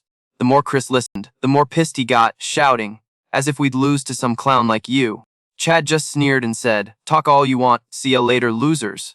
And with that, he used some magic to peace out. Chris just watched him go and yelled in frustration, "That's not fair!" Drop a comment below. Who do you think is going to win this showdown? Team Jake or Team Chad? Jake, on the other hand, was totally chilling, not even sweating it. He calmly goes, Team, let's get to work. Don't forget these little wireless earpieces. This is our squad's first real throwdown, so everyone better be on their game. Bet. The whole crew replied at once, then used some basic sky magic to zip off into the air. Like whoosh, they were gone. Meanwhile, down on the streets of New York City, cars were just doing their thing. Suddenly, this dude Shu just cuts off a black car and floors it, laughing his head off like a total psycho. He's all like, "So slow, way too slow. I could be taking a nap 100 times by now." Behind him, Lily's group was on his tail, trying to keep up with Shu's little trio. They were like, for a guy built like a bowling ball, he's actually super fast. Jake couldn't help but sigh at that, like, read the room, guys. I mean, come on, their opponent was a master of wind magic. It totally makes sense that Mia and her crew were struggling to keep up. Duh. Jake literally could have smoked them all by himself, but what's the fun in that? What's the point of even having a team? As long as no civilians were getting caught in the crossfire. He figured he'd let them get some practice in. But then, of course, Shu up ahead, starts yelling back like a total jerk. Is this a joke? What kind of dollar store magic squad is this? You guys can't even keep up with me. So pathetic, you bunch of noobs. Maya heard what that loudmouth was screaming, and she was pretty sure a pig like him wasn't wishing her a nice day. A second later, Shu's crew finally gets to the scene of the action. Shu gets all dramatic, announcing, the main event has finally arrived. It's time to kick some monster butt. And the second he stops talking, his two little minions immediately start blasting attack spells. And he joins in too. These massive magic beams just start slamming into the charging beasts. It was chaos. Civilians who were getting chased by these things were panicking, running towards them for help, but Shu, he didn't even look at them, and just ordered his goons to do more. Keep firing.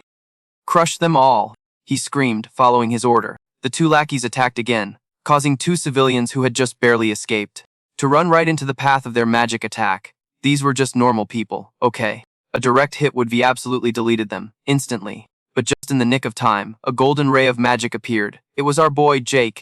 He threw up a protective shield, saving the two civilians. What a king! He glared, giving the short, fat dude the coldest death stare and demanded, "What the hell do you think you redoing, you pig?" The vibe coming off Jake was so intense, the three clowns literally froze, shaking. Shu broke out in a cold sweat, thinking, what's happening? I can't move. Seizing the moment, Maya's group ran over to check on the two civilians. After making sure they were okay, Maya turned to Shu's crew and totally ripped into them. What is wrong with you people? Don't drag innocent bystanders into this. Shu didn't say anything. It took him like a full minute before he could move again. You know, he was thinking, bro, what did Jake even do to me? Hiding how shook he was, he just snorted and said, it's their own damn fault for running around and getting in the way of a noble mage like me. They had it coming, the absolute nerve of this guy. That comment just made Maya even more furious, but Shu didn't care, arrogantly declaring, I'm gonna take care of the boss. You newbies can go kiss up to those commoners. Let me know in the comments if you want to see Maya put this guy in his place. With that, he and his goons took off. Jake just watched the three stooges retreat, taking out Shu's magic would. Been a total piece of cake for him. For real.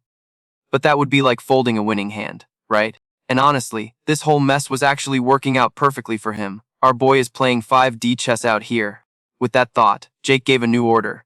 I'm going to focus on getting these people out of here. The rest of you, concentrate on dealing with the beasts. Detective Miller, still looking a little worried, spoke up, but can you handle that alone? Even for you, rescuing and evacuating people could get really messy.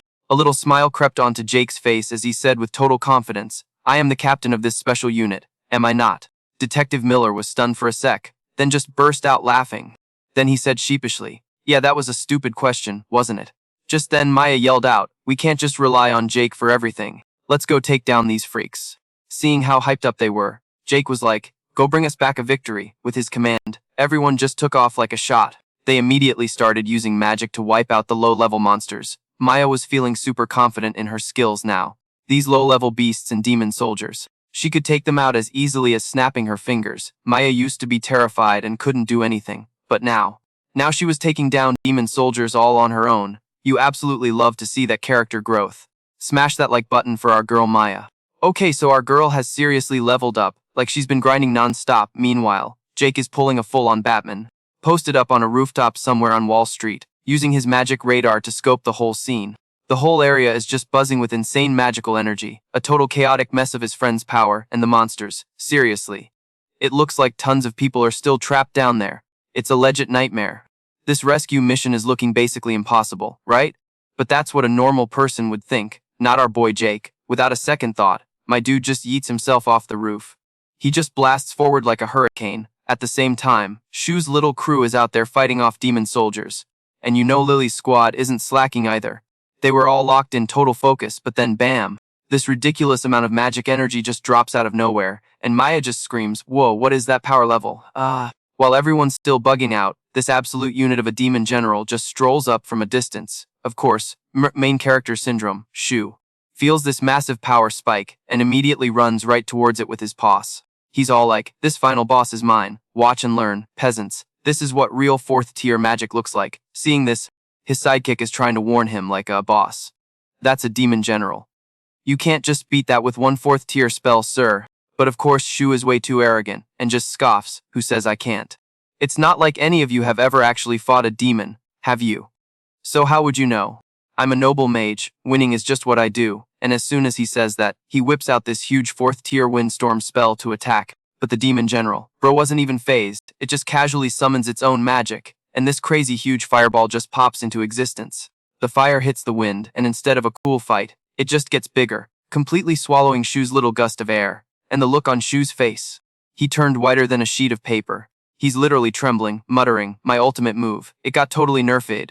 And all the while, that giant fireball is just barreling right for them. Seeing how bad it was, Shu immediately turned coward and ran for it.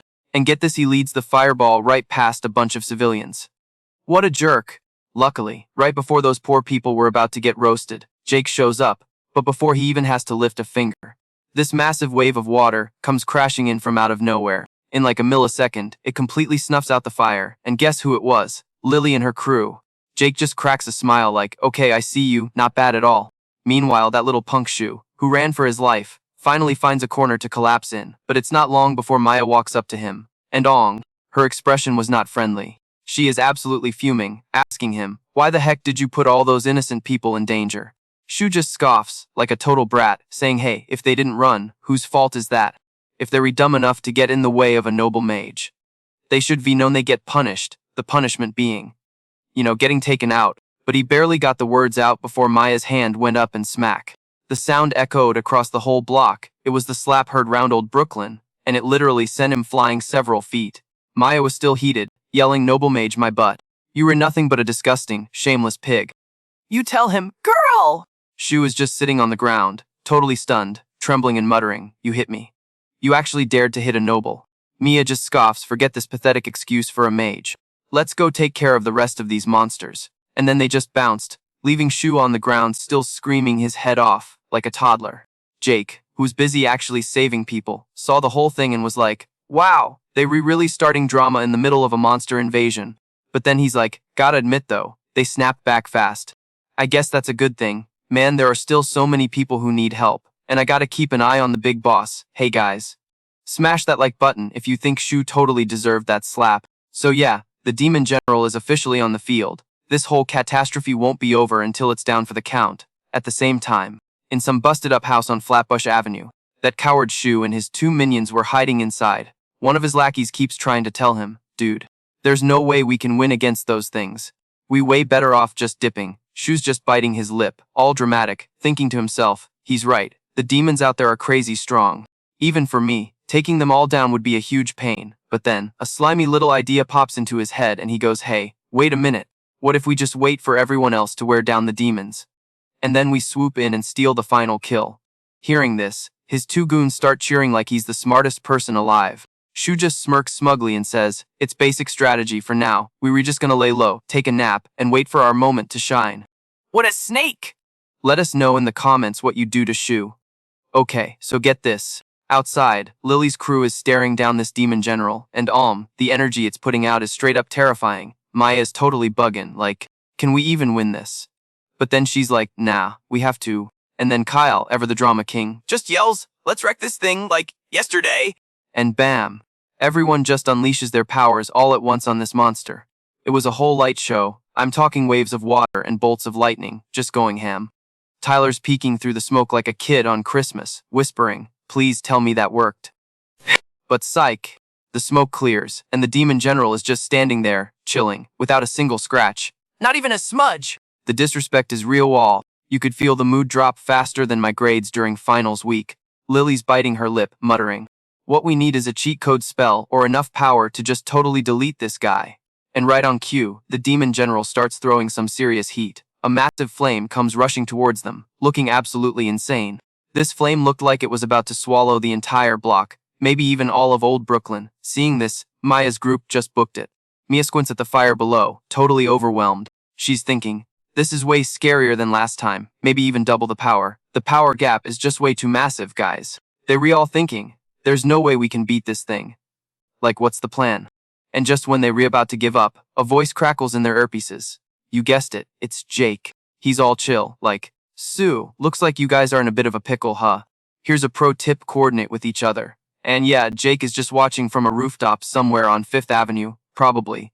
It wasn't his time to jump in yet. Hearing his voice, Maya immediately snaps back, duh, we are doing that. But Jake just calmly explains, no, like combine everyone's power in its purest form. He drops this bomb. The key to this whole thing is you and Lily. Maya is completely lost, hitting him with the, what does that even mean? But Jake doesn't explain. He literally just goes, if you want to know, you gotta figure it out yourself. And then click, he hangs up. What a troll. Before she can even get mad, she feels that vibe approaching again. It's the demon general's flames heading straight for her. Lily and the others throw up some defensive shields real quick. Then Lily says, okay. What Jake said has to mean something. We need to put our heads together on this. Maya frowns, thinking hard. Jake had always been the one calling the shots. So what was she supposed to do now? The pressure is on. She just stood there, silently brainstorming. A moment later, Maya speaks up. Its magic is crazy powerful, but the casting time is super long. Let's take out the little guys first while dodging its big attacks. She suggested that Detective Miller and his crew focus on the east wing, while the three of them handle the west. And she'd give a shout when it was about to attack. Detective Miller and Sarah are kinda shook for a sec, like wait, she's in charge now. But they snap out of it fast. They both just nod and say, understood. After that, everyone followed Maya's instructions while she kept her eyes glued on the demon general. The second it raised its hand to cast a spell, Maya immediately shouted, get ready! She started counting down, and when she hit the last second, the flames shot forward. Maya yelled again, run now! Following her command, everyone used a level 1 flight spell to get the heck out of there. Jake, watching this whole scene from his hiding spot, couldn't hide his surprise. He's thinking, so, Maya's taking command. I really thought it would be Kyle or Lily, but dang, she's handling this role just fine. At the same time, after leading everyone away from the flames, Maya is panting, totally exhausted. Their current magic level and energy reserves just weren't enough. What were they gonna do? While she was panicking, she tried to remember what Jake had said. That time, what did Jake say? Or maybe Maya totally misunderstood him, but she wasn't sure if her crazy idea would actually work. After hesitating for what felt like forever, she decided to risk it. A second later, Mia walked up to everyone and said with total conviction, everyone, please lend me your strength. Far off in the distance, some guy named Shu was secretly spying on Lily's crew. He whispered to himself, what in the world are they planning to do? Before long, Lily's team had a new counter strategy. Following Maya's plan, the two sisters stood at the very front of the formation. Detective Miller and Kyle were right behind them. And finally, Sarah and two other officers were at the back. Detective Miller asked with a bit of doubt, are you sure we can pull this off? Lily just shook her head slightly. I don't know, but what other choice do we have? Lily, however, looked at her sister with total confidence. "I believe in you." Kyle also chimed in, totally determined. "We'll just have to give it our all. If it doesn't work, we'll figure out another way." Just then, the demon general summoned a level 5 magic spell. A giant orb of flames appeared, instantly swallowing the entire sky. Talk about a cliffhanger. Smash that like button, and let us know in the comments what you think is going to happen next. The heat from that thing was insane. It was reaching all the way to Marcus's crew. Marcus was so salty, like, he literally muttered, "Ugh, these clueless peasants are gonna get us all wrecked." But then one of his boys yelled, like, totally freaked out, "Boss, check it." Marcus whipped his head around, and bam, instant death stare. And what did he see? Get this, Lily's squad was literally running into the fire. Sarah had just busted out some level 3 holy magic, and poof. This crazy glow just wrapped around Lily and the whole team. If you think Sarah's magic looks cool, smash that like button. Jake, watching this whole thing go down from like a block away, actually cracked a smile. Okay, not bad, he thought, like, they were never gonna dodge a level 5 spell head on. So Sarah's magic is basically a shield, gonna soak up some of that damage. Total big brain move. Meanwhile, Maya and Lily, they on offense, ready to bring the pain. Get this plot twist. The two sisters teaming up are about to create some next level water magic. Jake was just nodding along, totally digging the strategy. He's like, yup, that's the T. If you were not strong enough alone, you gotta power up together. It's like the secret sauce for pulling off an ultimate spell, you know. And just like he called it, they unleashed a level 6 water ultimata. Mermaid's tears, bro, in legit a split second. This giant mermaid made of pure water just appeared. It was wild. Detective Miller saw that and was shook. He was like, whoa, hold up, I had no idea these two sisters could pull off level 6 magic. And just like that, the demon general's fire was out, and the big baddie was frozen solid. Maya saw her chance and was getting all hyped up, yelling yes. That's our cue. Time to make a dramatic entrance. But lol, before she could even take a step, these random vines just shot out of the ground and wrapped her up super tight. You could literally see the energy getting sucked right out of her. Just crumpled to the ground, totally helpless. She was like a limp noodle, and guess who did it? Our boy Jake. Did they really think they could sneak one past him? Paft, of course he had to shut that down. Meanwhile, Lily's crew had no clue their epic win was almost totally jacked. Detective Miller stared at the frozen demon general and was just like, it's over, we got him. And for real, the second he said that, the sky cleared up and went back to being bright blue. Detective Miller was screaming, totally ecstatic. We did it. We stopped the apocalypse. Sarah was nodding along like, heck yeah, it was all thanks to the sisters and the rest of the squad. But right then, Lily and Maya started swaying, looking like they were about to pass out. Tyler sprinted over to catch them. Yo, are you guys good? He asked. Lily could barely talk. Our mana is completely toast. We literally can't move. Mia was just as wiped, but she had this huge grin on her face. We actually did it, sis, she whispered. Lily just nodded and smiled back at her. Yeah, we won. A little while later, they were all at Police EQ, probably down at one police plaza, and Jake is in the middle of the room, gassing everyone up. You guys were absolutely fire out there. He said we stopped a legit catastrophe, and that, my friends, was our first official mission as a team. Everyone in the room was beaming, especially the sisters, since they were basically the MVPs of this whole fight. Jake was super proud of how they handled things. He just kept hyping them up, and honestly, every single one of you showed what you were made of. I can see you all leveling up, for real. Especially you, Maya. Your glow up has been insane. Maya was kinda shook to be put on the spot like that, but she totally owned it, puffing out her chest and sitting up straight. You could see she was feeling herself. Jake didn't even pause. He just kept going. The calls you were making back there were spot on. That ultimate spell was epic. Seriously, did you plan that move ahead of time? Mia just kinda shook her head, like, nah, I was totally clueless. So, like, that was an ultimate magic. Oh, okay. Jake was floored, like jaw on the floor. You didn't know. Then how in the world did you pull it off? Mia just let out this little laugh and a smirk, saying, well, you gave us the hint, the rest was just vibes, and Jake looked even more confused. If that's even possible, lol. Jake was probably thinking, okay, this girl has way more talent than I gave her credit for, but whatever, play it cool. Then he just kept going. Anyway, you guys crushed it. Especially dropping a spell that powerful right in the middle of a fight. And obviously, the fact that you two sisters are so in sync was a huge part of it. Right then, Jake glanced at the clock on the wall. It was almost showtime. He grabbed the remote, flicked on the TV, and boom, live broadcast from the NIP press conference. Some reporter from Channel 4 News was grilling the police commissioner. So from what we re-hearing, the leader of this new special unit is the same student who stopped that whole disaster at Westbrook Academy all by himself. Is that true? But before the commish could even open his mouth, Detective Miller jumped in. I'll take this one. Ooh, the drama. What do you guys think he's gonna say? Drop your predictions below. Then my dude leans right into the mic like he's about to drop the hottest mixtape of the year and announces, "Yo, the name's Detective Miller. I'm the spokesperson for the cement captain, the head honko of the special unit. And yeah, you heard right. He's a student, ja." The second he said that, the reporters were totally shook, and the whole room started buzzing like crazy. Hearing all the haters whispering doubtfully, Detective Miller just grabs the mic again like, "And for the record, this kid's got skills that could absolutely smoke any of those so-called noble magicians. When everything went down at Westbrook Academy, not a single one of those noble types bothered to lift a finger. They straight up left our own cops and a bunch of innocent people from a building at 200 West 77th Street in a seriously messed up spot. But then, Jake rolled up and saved everybody." You could just feel Detective Miller getting more and more hyped as he spoke. "I'm telling you, he's the future of this country. Nobody else even comes close to being qualified for this captain gig." Hearing all this hype, Jake was probably cringing so hard, just wishing Detective Miller would chill out a little. Back at the press conference, the reporters were starting to get rowdy over what he was saying. More and more reporters started shouting questions, and the chatter in the room got so loud, you could barely hear yourself think. They also started bringing up the heads of the big magician families, especially the Williams family. This whole scene had the police chief sweating bullets, for real. He quickly tried to shut it down, like, hey, we re at the NIP headquarters, people. Let's try not to dig into the private lives of the noble magicians, alright? But just then, this huge commotion breaks out from the hallway.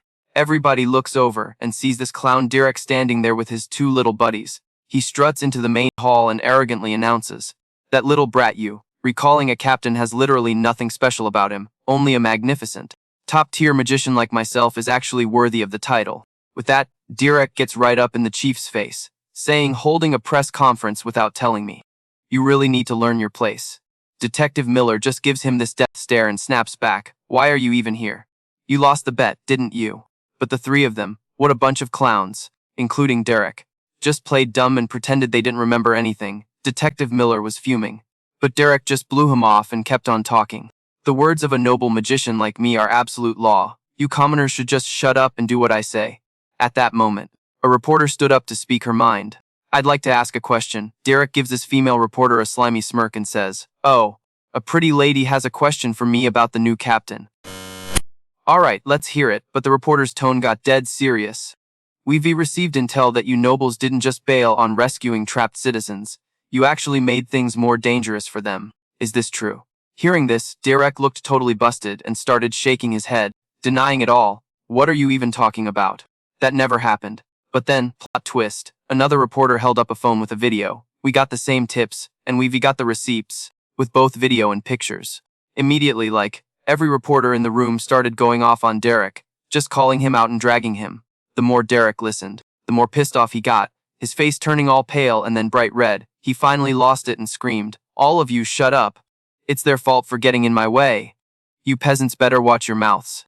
At this point, Detective Miller couldn't hold back anymore and spoke up loud and clear. "I'm pretty sure all of you see what's going on by now. The era of noble mages has officially crashed and burned because of people like this," he said.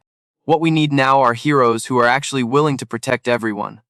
People who fight for others, not themselves, like the new captain of the Mage squad." As he said it, Detective Miller pointed right at Derek's group and put them on blast. "We don't need noble mages, especially people like you who don't give a damn about the safety of people living in old Brooklyn." The wave of accusations from the reporters and Detective Miller just got bigger and bigger. The heads of the police department were totally speechless while Derek was absolutely furious. He just scrambled to his feet and ran away like a coward. But not before yelling, "You'll all pay for this. You're dead for messing with me."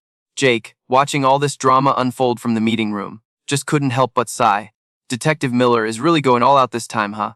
Just then, Maya suddenly gasped, You guys look at this." The video from that disaster is blowing up all over the internet.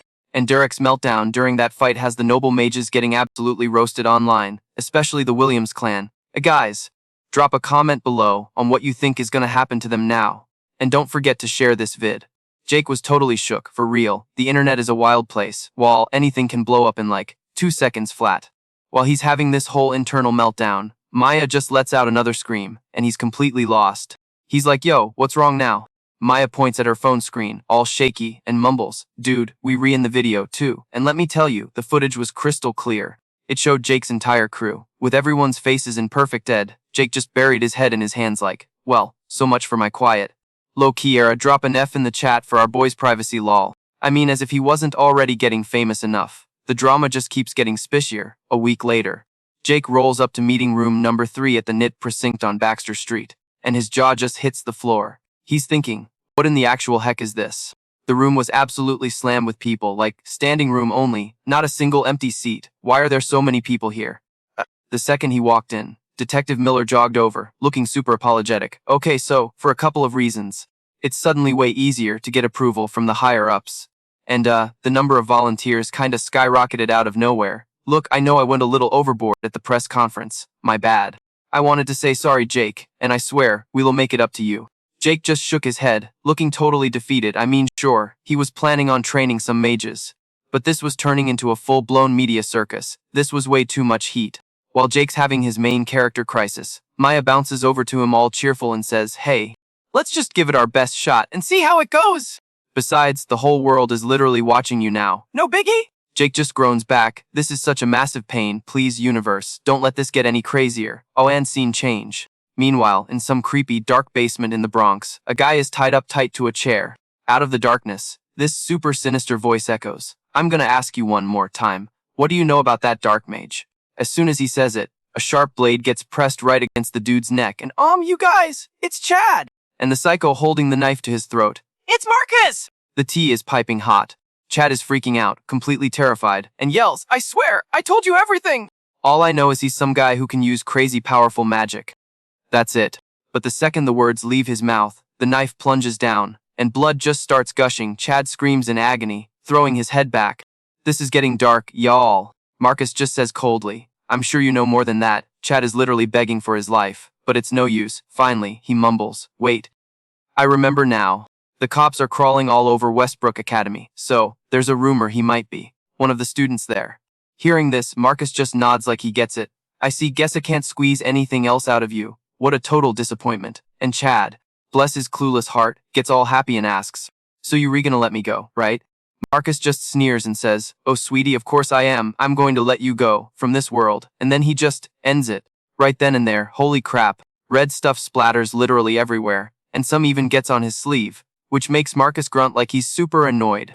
Your nasty blood stained my clothes. Filthy, filthy, so impure. Marcus is frantically trying to wipe it off, his eyes filled with pure disgust. Only then does he frown and mutter to himself. A student, huh. I bet the screams of a young man begging for his life will sound just divine. Just you wait for me, Miver Black Sorcerer. What do you guys think will happen when these two finally meet? Drop your predictions in the comments. With that, Marcus's lips curl into this twisted smirk, and he just leaves, his eyes looking totally unhinged and excited. Meanwhile, back in Midtown Manhattan, a figure appears in the area. And this person, it's our boy Jake, suited up as the Black Sorcerer. He came back to this spot to clean up some magical beast messes. Just then, a sound pops up from right behind him. Jake whips around and sees two young dudes with their phones out, creeping through a dark alleyway near Times Square. Definitely some clout chasers. He quickly leaps up into the air, staying out of their sight. After a few more steps, the guys spot the corpse of a monster, just laying on the ground. One of them groans, ah man, the monster's already toast. The Black Sorcerer must have been here. I missed my chance to get it on camera. From up above, Jake is just sighing, totally over it. He seriously thought the hype around the Black Sorcerer would be died down by now, but nope, people were still out here actively searching for him. They were even looking in quiet, residential neighborhoods like this one. On the bright side, the official patrol teams had definitely beefed up. Seemed like they were handling the monster situation way better. Maybe a vigilante like Jake wasn't even needed anymore. But just as he's thinking that, he sees something. Down below, two thugs have a guy pinned to the ground, aggressively shouting, pay up. You owe us 10 million yen. If you don't pay, we were gonna sell your organs. The man on the ground immediately fires back. What are you talking about? I only borrowed 200,000 yen. So, seeing the dude totally refusing to play ball, the two thugs were like, nah, and powered up their magic, sneering. What do you think this is? A game. Interest ain't free, buddy. We about to teach you a lesson. But hold up at that exact second. A figure just drops out of the sky. And guess who? It's our boy Jake. He instantly throws up this sick protective barrier to shield the guy. The dude sees his chance and is like, Peace out. he turns and books it. The two debt collectors are absolutely fuming that someone's crashing their party and start screaming, Yo, why are you meddling, kid? You got a lot of nerve showing up like that. Think you some kind of superhero. Looks like you need a beatdown to learn your place. But lol, they were all bark and no bite, cause literally a few seconds later, their faces were totally rearranged. Jake just narrows his eyes at them, thinking to himself, I guess the cops still haven't gotten a handle on these illegal magic users. While he's lost in thought, the two clowns suddenly start whispering super loudly to each other. Dude, could that be him? The Shadow Mage. All the rumors say the underground crews are looking for him. Jake obviously heard every word and just looks down at them. Underground crews, you say? Terrified of another beatdown, the two thugs quickly dipped their heads and were like, we don't know nothing about no underground organizations. Swear on our lives. Please, man, just let us go. We won't tell a soul about this. Jake just squints at them, his voice dropping to like absolute zero. How much do you know? Spill, and I might let you go. One of them immediately started nodding like a bobblehead. It's Black Rebellion. They were this underground crew of mages, totally off the grid, operating in the shadows. They're into all kinds of messed up crimes and have made a fortune. The other guy chimes in. Yeah, for real. Street gangs, the mafia, they were the ones pulling all the strings. They've got the media and politicians in their pockets. They can do whatever they want. Then they told him that Black Rebellion has a whole branch right here in the Neon Quarter. Get this, they were actually hoping to join them, as if. Anyway, after Jake heard what he needed, he just knocked the two of them out cold. He dipped from the scene real quick, thinking as he walked, wait, Sarah mentioned that Black Rebellion mages were getting way more active lately. Didn't she? Oh, I get it now. This is getting juicy. Maybe dealing with disasters and monsters should be left to the Jake from Westbrook Academy. A shadow mage should be the one to take out the trash in the underworld. Alright, it's time to wipe out that Neon Quarter branch. With that, Jake took off, sprinting towards the Neon Quarter. In the Neon Quarter, nightfall is when the place really comes alive. I mean, you've got legit clubs and totally sketchy back alley entertainment everywhere you look. You can hear promoters shouting on every corner. Jake just moves silently through the crowd on the street. And you can tell he's kinda in awe of the chaos. Modern party districts are seriously wild, almost blindingly bright. He could feel magic buzzing everywhere. But he couldn't tell which crew it belonged to. He's thinking, maybe I should just grab one of these shatty-looking dudes and ask some questions. As he thinks this, Jake ducks into a dark alley off of Ludlow Street, where some wannabe punks are gathered. They were busy checking out some serious hardware they were holding. When they saw Jake, they got pissed, shouting, Hey, what are you looking at? You got a death wish or something? Said nothing, he just moved and bam. Both of them were out cold on the pavement. That was fast, well. It was obvious they didn't know anything important. He pulls out his phone to drop an anonymous tip to the cops.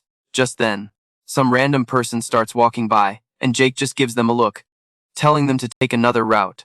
Because the toys those two were playing with were actual firearms. At that moment, Jake saw something on his phone. He frowned and muttered, Weston's. So, he went to find some other thugs in the area to question, is that where the organization's members hang out? The new guy asked, totally trembling. You'll let me go after I tell you, right? Jake just let out a cold laugh. After getting the info, he sped off, calling back, for your sake, I hope that information you gave me is legit. Meanwhile, at a bar called Weston's, a girl with short hair quietly steps inside. And guys, the second she walked in, every single eye in the place snapped right to her. The girl walked straight to the bar and slowly sat on a stool, completely unfazed. The bartender didn't even look up at her, just kept polishing a glass in his hands. He asks all casual, what can I get you? The girl watches him super intently and slowly says, I'm looking for information. As she said this, she slid a few bills across the counter. The bartender took the money, pocketed it, and asked suspiciously, what is it you want to know? The girl answered without a single hint of hesitation, Oof, Cliffhanger. What do you think she wants to know? Drop your theories in the comments, and don't forget to like and subscribe for more drama. The location of the Black Rebellion's hideout at this shatty bar may be somewhere off Kent Avenue in Old Brooklyn. And you guys. The bartender's eyes just snap open, and his voice drops, like nope, wrong question. He's like, you should be asking a totally different question, and the girl's just looking at him all confused, like huh? What's going on? Then the guy doubles down with this ice-cold tone. You should be been asking what's about to happen to you. And that's when it hits her, the whole bar. Like every single person starts closing in on her, talk about a trap. So naturally, she starts panicking, totally frozen, and while she's trying to process this nightmare, these dudes are already casting spells to, send her to the great beyond. She tries to throw some spells back, but she knows she's totally outmatched and has got a dip, so she makes a break for it. But bam! A fireball clips her and sends her crashing to the floor. Ouch. These absolute creeps swarm her, and one of them has this gross, sleazy grin on his face, saying, "Ooh, we don't mind a girl with a little fight in her. Major yikes." And then he's like, "Just imagine a hottie like you being all mine, barf." The girl is glaring daggers, but you can see the despair in her eyes. She's thinking, "I'm so sorry, Kyle. Your sister's about to check out." Just as some goon reaches to grab her, the door swings open, and in walks Jake. Like a total main character entrance. All the thugs just freeze mid-creep like statues, lol. Jake, our boy, doesn't even give them the time of day. He just strolls right up to the bar, cool as a cucumber, and asks, "So, is this where the underground magic club meets?" The thugs are just staring, completely shook like, is this dude for real? Finally, one of them gets his brain working again, sneaks up behind Jake, and is like, "Bruh, are you out of your mind? Do you have any clue what's going down in here?"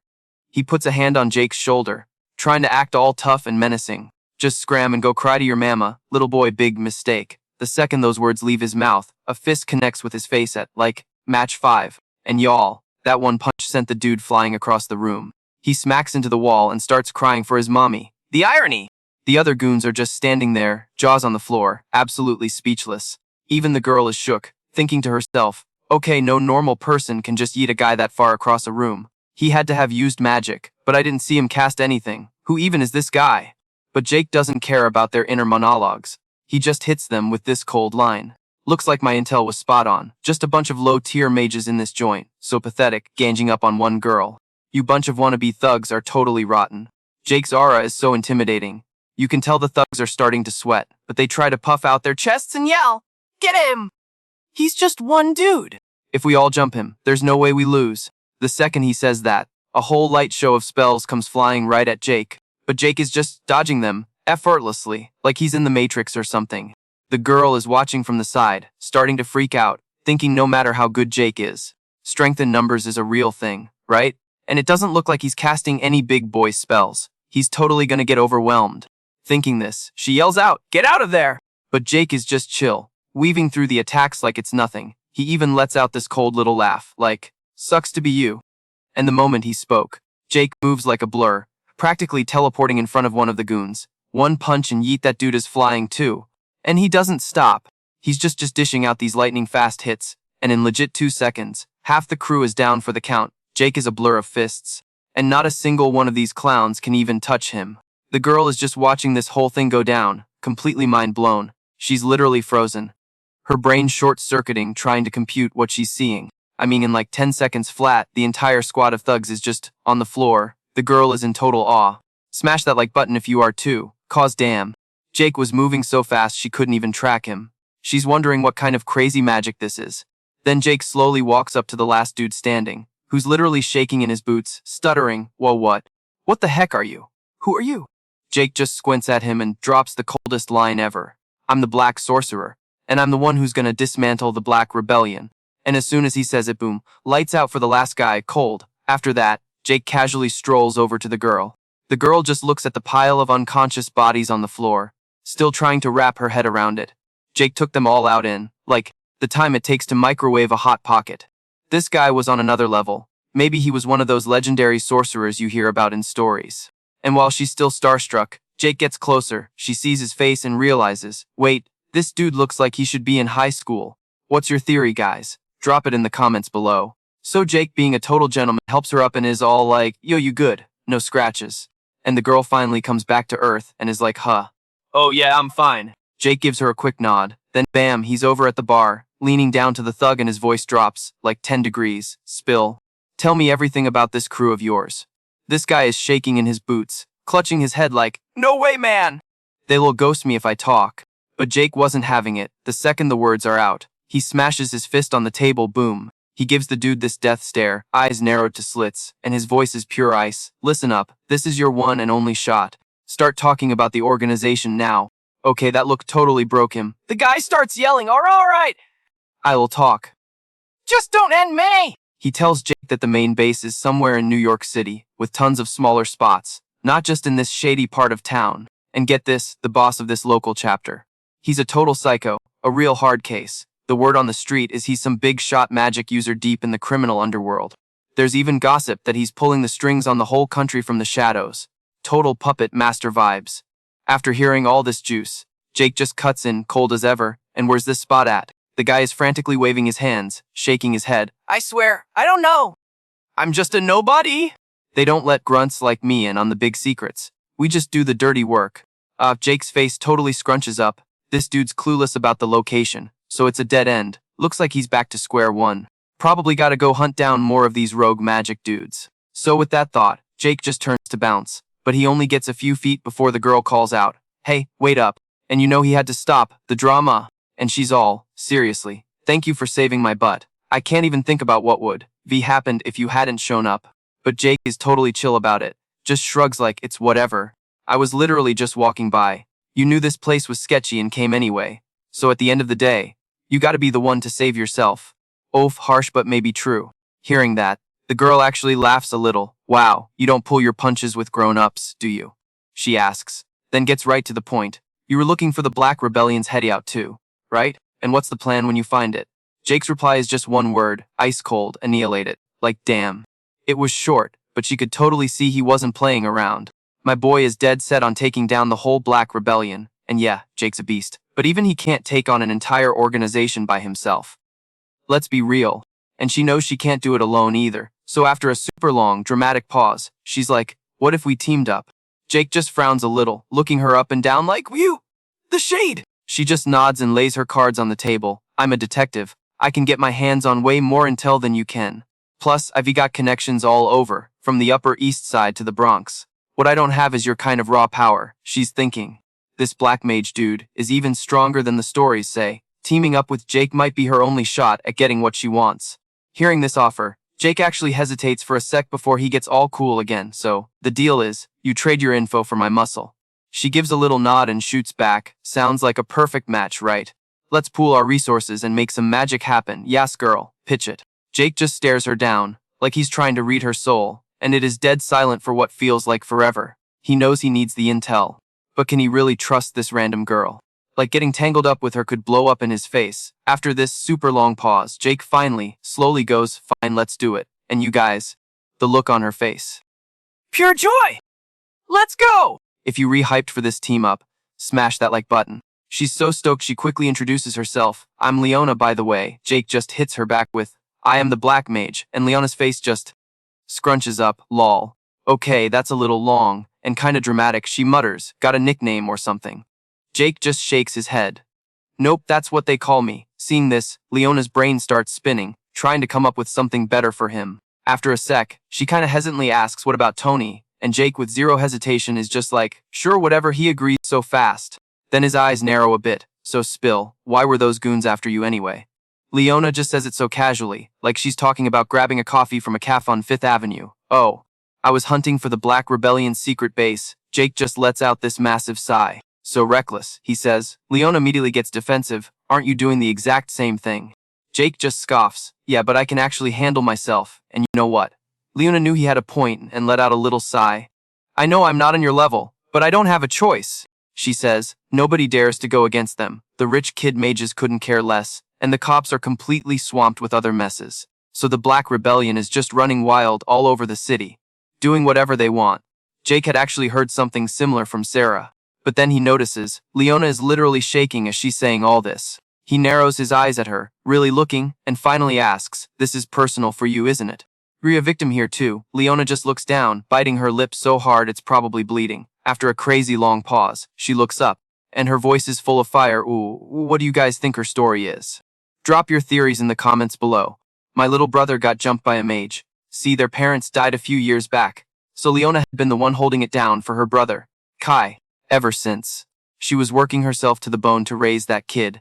And Kai, even though he was by himself a lot, never whined about it. Then one day, their apartment gets broken into, and little Kai sees the whole thing go down. And then, the thieves blasted him with magic. He was way too young and couldn't fight back, so Kai tried to run for it. But they got him." As she was spilling all this, Leona's face was pure fury. Jake glanced over, kinda skeptical, and asked, "So, he got hurt?" Leona just shook her head. "He wasn't injured, but he just fell unconscious." Jake was shook when he heard that. "Wait, can't you just fix that with some healing magic?" At that, Leona just snaps, totally frustrated. "The doctor said he'd wake up." He's only 9 years old. It's their fault! She screamed. They got caught. But that's not enough! You could just see the raw hatred, anger, and total helplessness in her eyes. It was intense, guys. Jake picked up on this vibe and cut right to it. So you want revenge? I want justice! Leona yelled back, full of fire. I want to stop other people from going through this. I don't have the power, but you do, don't you? Jake just stayed quiet, probably thinking to himself that her story was a little too perfect, like a slick way to get him on her side. But honestly, Jake wasn't hating it. With that thought, he just looked at her, cool as anything, and said, if you can be useful to me, then bet. Leona's face lit up with this massive, triumphant grin. My intel, she said. I've been digging around a little. It's not a lot. They were basically like the Yakuza or some Nike mob, so I'm digging deeper. Jake could not care less about the details and made his request, dead serious. Take me to their hideout. Leona was totally stunned. What are you even planning to do? Jake just answered like it was nothing. Gonna infiltrate it. Hearing this, Leona started freaking out, trying to talk him out of it. That's crazy dangerous. You might be strong, but you were not immortal. But Jake just hit her with that main character confidence. I won't die. I'm the Black Mage. After all, Leona looked at him, super hesitant. And after a long dramatic pause, she finally caved. Alright, I'll go with you. Jake was actually a little surprised. You could die, you know. Leona just shook her head, all determined. I don't care. Jake narrowed his eyes at her, asking in a real stern voice, what about your brother? Biting her lip hard, Leona whispered, if I die, he'll get the insurance money. Man, that's heavy. Drop a comment below if you think she's being brave or just reckless. That comment totally reminded Jake of all the people who died in natural disasters in his past life. He let out a heavy sigh and said, the money's useless. That's a pointless death. But Leona was so determined. She shouted, how could someone strong like you understand how the weak feel? To live a life that actually means something. You have to fight, even if you get defeated. As she was saying all this, tears started streaming down her face. Leona's whole body was trembling as she choked out the words. My brother, we already made an agreement. Leona just completely broke down, crying her heart out, tears flowing like a river. Jake just stood there silently, watching her. Just when Leona was lost in despair, thinking he'd say no, Jake finally spoke up. What are you waiting for? Hurry up and take me there. Hearing that, Leona immediately snapped her head up, totally shocked. Jake was already heading for the door. He looked back at her, dead serious, and said, we're going to wreck them. Leona actually smiled a little, wiped the tears from her face, and said with this newfound confidence, damn right we are. The two of them bounced from the bar, probably some dive down on Ludlow Street. Leona started complaining that walking was a bit of a drag, but Jake just shook his head and said, who said anything about walking? Then he walked right over to Leona. Without even hesitating, he swooped her up in his arms, leaving Leona with her eyes wide open, totally confused.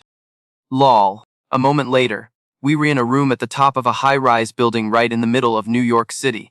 Probably somewhere like one Vanderbilt.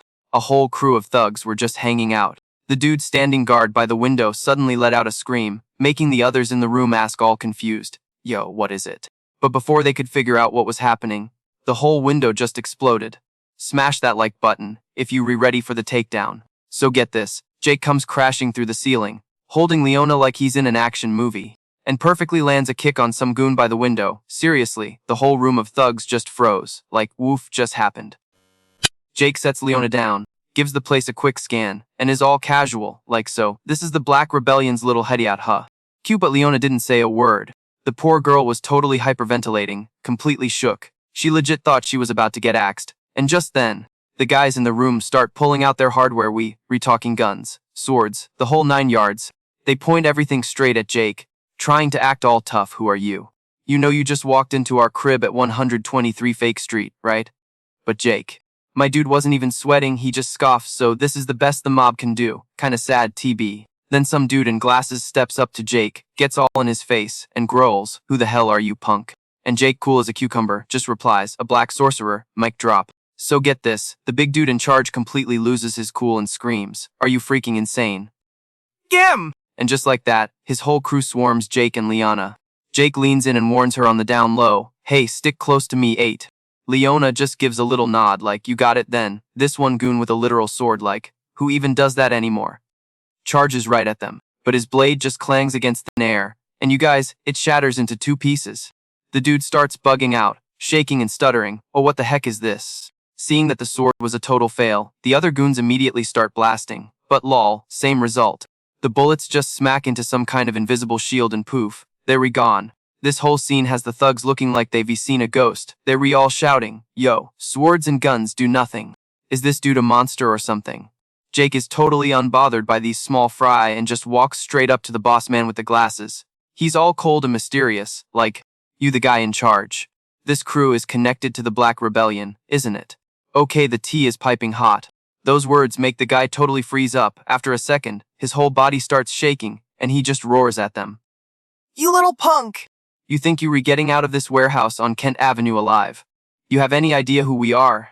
And as soon as he says it, he and his goons just unload everything they have on Jake. But surprise, surprise, it's still totally useless. Jake's just standing there, chilling, and whispers, "Nice. So they were just the pawns, huh?" Meanwhile, poor Liana is over here, breaking out in a cold sweat, asking with a shaky voice, "Aren't you scared? And how are we not totally Swiss cheese right now?" Jake doesn't even answer her. He's busy scanning the vibes in the room. After a beat, he finally says, "There's no magic here. So they were not the droids we're looking for. In that case," he says, "we can bounce." But just then, the leader screams, "You're dead! Just die already." Jake is so over it and, without even looking, just sweeps his leg in a circle. And bam! The entire group goes flying into the wall and just collapses in a pile, guys. Jake basically didn't even use a real attack spell, and they were all down for the count. What a bunch of total lightweights. Liana is just stunned, watching all this go down with her eyes wide open, like she can't even process it. Jake doesn't bother explaining anything. He just says all coolly, "They don't have any intel. We re-hitting another spot." Liana is just staring at him, totally mesmerized, thinking to herself, "He's so crazy strong. Is this the power of a dark sorcerer? He could probably take down the whole Black Rebellion by himself, couldn't he?" And while she's off in her own world, Jake just swoops her up into his arms. Princess Carrie alert. Leona starts trembling and muttering, "Oh what, don't tell me," and Jake just says, deadpan, "Time to go." Then he literally yeets them both out the window of the high-rise, and Leona is screaming her lungs out. A minute later, using the same chaotic method, Jake crashes, still carrying Leona, through the window of another mob hideout, and then he just starts wrecking the place to get some answers. After doing this at a few spots in old Brooklyn, Jake suddenly stops and wonders out loud, why do they always attack us on sight? Are all these New York City mobsters just complete idiots? Lana, still panting, gives him the most resentful look ever. "They were not impressed, Jake. Did you really expect them to just welcome us with open arms?" Then she glares at him, demanding, "And could you please stop breaking in through the windows? We're basically asking for a fight. Plus, I'm afraid of heights, you psycho." Jake completely ignores her, just muttering to himself like he's figuring out a puzzle. "I get it now. If they re with the mob, it'll be fine." Liana is looking at him like he's lost his mind. What kind of logic is that? But ignoring her, Jake just nods and says, "Yeah, this'll all be fine. Let's roll the dice this time." After that, they actually go to an office and knock on the door. Wow, character development. A bald dude comes out to open it. He looks at them, frowning, and asks, "Who are you?" Jake just replies, cold as ice, "We want to know about the Black Rebellion." And immediately, slam. The door is shut right in their faces, and you can hear the guy yelling, "We don't know nothing. Get lost." Like, who on earth asks for intel on a super secret organization by just knocking on the front door? Apparently, our boy Jake does. But since that totally didn't work, he just goes back to what he knows best, violence. He kicks the door right off its hinges. The bald guy is furious, yelling, "Hey! Are you looking for trouble? Where the hell are you from?" Jake just repeats what he said before, totally calm, "I just want to ask about the Black Rebellion." And his words make the bald guy completely lose it. He clenches his fists and just charges. Seeing this, Jake lets out a sigh, probably thinking, "You should at least hear a guy out first. Oh boy. Here we go again." And bam! Jake just decks this dude with one single punch, sending the guy flying. We were talking yeeted across the room. His head smacks the back wall, and his buddies are just standing there, jaws on the floor, completely shook. Jake doesn't even flinch. Just ice cold asks, "Hey, where's your boss at?" Right on cue, this dude in a slick suit, looking like he just stepped off Wall Street, strolls out and says in this low voice, "That'd be me. Name's a Zero, what do you want?" Jake ain't about wasting time, you know. He gets straight to the point. Is this spot tied up with the Black Rebellion? O's whole face scrunches up, like super suspicious. Then one of his goons in the back totally loses it, screaming, "Who the hell do you think you are? Waltzing in here asking questions like that? You son of a..." And the dude lunges at Jake, ready to throw down. But Ozero just puts a hand up and stops him dead. That's enough. The goon looked like he was about to argue, but Ozero gave him this stone-cold glare. "Don't, he's not someone you can handle, bro, the respect." He glances at Jake and says it straight up, "We have zero connection to the Black Rebellion. I swear it on my crew's honor." Jake's face is a total blank slate, poker face on fleek. He just keeps pushing. So, you know where their hideout is. A Zero doesn't answer right away, playing it smart. If I tell you, you bounce. Jake just gives a single nod. Bet. Next thing you know, Jake and Leona are being shown to a table, and some dude brings them 2 cups of tea. Like, what is this, a business meeting at a cafe on Bleecker Street now? Lol. Liana is looking around completely lost. Like, did I miss a chapter? What is even happening right now? And Azero's just over there like, okay, allow me to reintroduce myself. I am Azero. Jake, playing it cool, returns the favor. The name's Tony, I'm a black mage. Leona quickly catches on, I'm Leona, so after they all play nice and exchange names, Ozero busts out a map, points to a spot, and is like, the Black Rebellion's hideout is way out there, super far from here. He swears that's all he knows, no other secret locations. Jake gets this little frown, cause that's not adding up. Leona said it'd be easy to find if they just looked. The plot thickens. Why all? Smash that like button if you think Azero is totally cappin', right now. And for real, Leona is usually super trustworthy, so Jake squints at Ozero, giving him the full-on death glare, and asks, you telling me everything? You holding out on me? Ozero just shakes his head a little. Nah man, we re-enemies, sure, but we don't really get into it with each other. Jake literally scoffs and sneers. Oh, I'm sewer. Then Ozero declares all bold. I wouldn't lie to someone who managed to just walk into a Yakuza office like it's a Starbucks. The Yakuza has principles. Don't say stuff like that to me. Jake couldn't believe it, like, a dude with a code like that still exists. Wild thinking this, Jake immediately gets up to leave. We got what we came for, so we re-out. As he's leaving, Azero watches him go and asks, kinda hesitant, so what's your game plan for fighting the Black Rebellion? Word on the street is they reconnected to some heavy hitters. It's not gonna be easy. A little smirk creeps onto Jake's face as he pulls Leona closer, raises an eyebrow and asks, and what about opponents like us? I've faced way worse. As soon as the words left his mouth, man, it got real. He grabs Leona and just jumps out the freaking window, leaving Ozero with a parting. Let's not meet again! Ozero just watches from above as they disappear, and he can't help but smirk. He's thinking, to think a guy like you actually exists. If you were the one taking them on, you might just wipe out the Black Rebellion for good. Jake has no clue about Ozero's inner monologue as he carries Leona toward their destination. Meanwhile, in another part of New York City, in some abandoned warehouse in the Bronx, a shady deal is going down between 2 crews. The 2 leaders are on high alert, scanning every corner. Their boys are busy checking out the goods, a whole crate of guns. After a second, one of the guys gives a nod, confirming the quality is top-notch. With that confirmed, they start the exchange. A huge suitcase stuffed with cash gets handed over. The leader dressed in black smiles, totally satisfied. The red-haired leader comes over to shake his hand.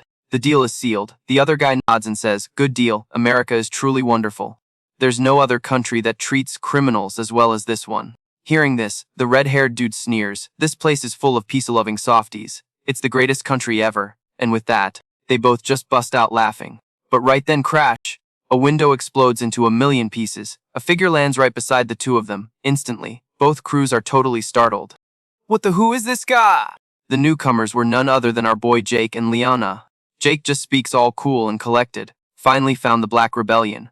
After dropping that epic line, he scans the room. He's looking at the whole crowd in front of him, probably wondering how many mages are in the house. Everyone who looked like they were from the Black Rebellion was definitely a magic user. And about half of them looked like they stepped straight out of a mob movie. Leona, being the smart one, was like, nope, and wisely stepped aside. She knew this was way above her pay grade.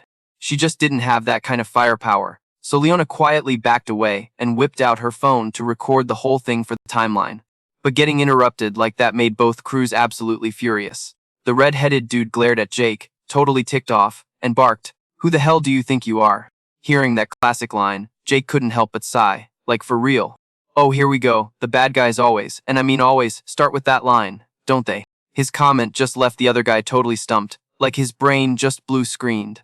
Jake didn't even sweat it, and just calmly announced, I'm the Black Mage, and I'm here to completely dismantle the Black Rebellion. The mafia boss had no clue who that was and muttered, what mage now? The red-haired guy just stared at him, confused, whispering, dismantle the Black Rebellion. But a second later, the whole squad just burst out laughing like it was the funniest joke they'd ever heard. The red-haired dude sneered, a little punk like you. What's one guy gonna do? Bro, the second he said that, a freaking fireball came screaming in from across the room. With a massive bang, the flame exploded, sending the goons closest to it flying. Jake just scoffed, cold as ice, and said, I'm about to take every single one of you down. Getting hit out of nowhere, just flipped a switch, and the 2 leaders got crazy mad, immediately yelling the order. You've got some serious nerve. Get him! Instantly, the whole mob started blasting Jake with magic buck. Like, it was useless. They couldn't even touch him.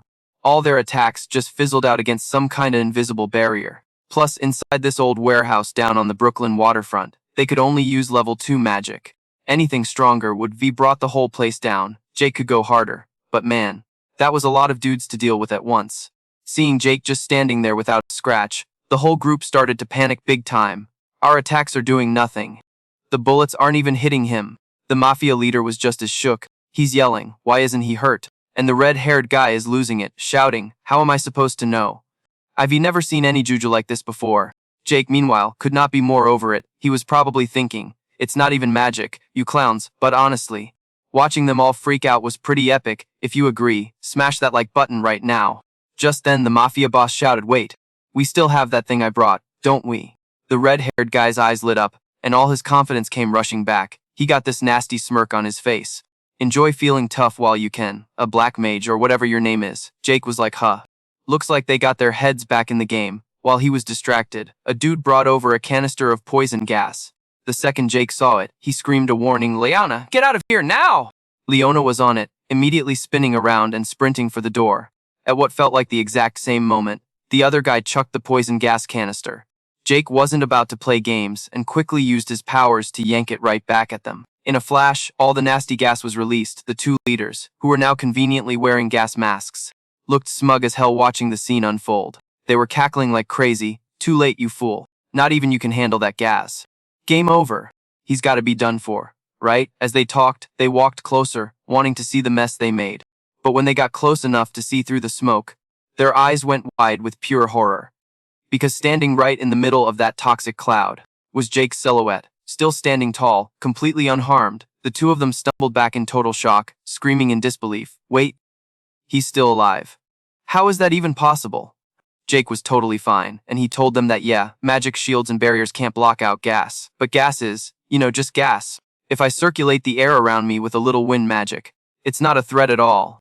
An elite mage like me isn't getting taken out by some cheap poison gas. The more Jake explained, the more terrified they became. The red-haired dude frantically yelled for backup, and his minion quickly pulled out his phone to make the call, but crickets, no one was answering. Jake didn't look surprised at all, and just said coldly, of course no one is answering, that's because I've already taken down all of them. Every single base you had outside the Kabukiko district has been totally neutralized. Jake scoffed, then gave them a nasty grin. You guys are the only ones left, so get ready. Those words made the two leaders' faces drain of all color.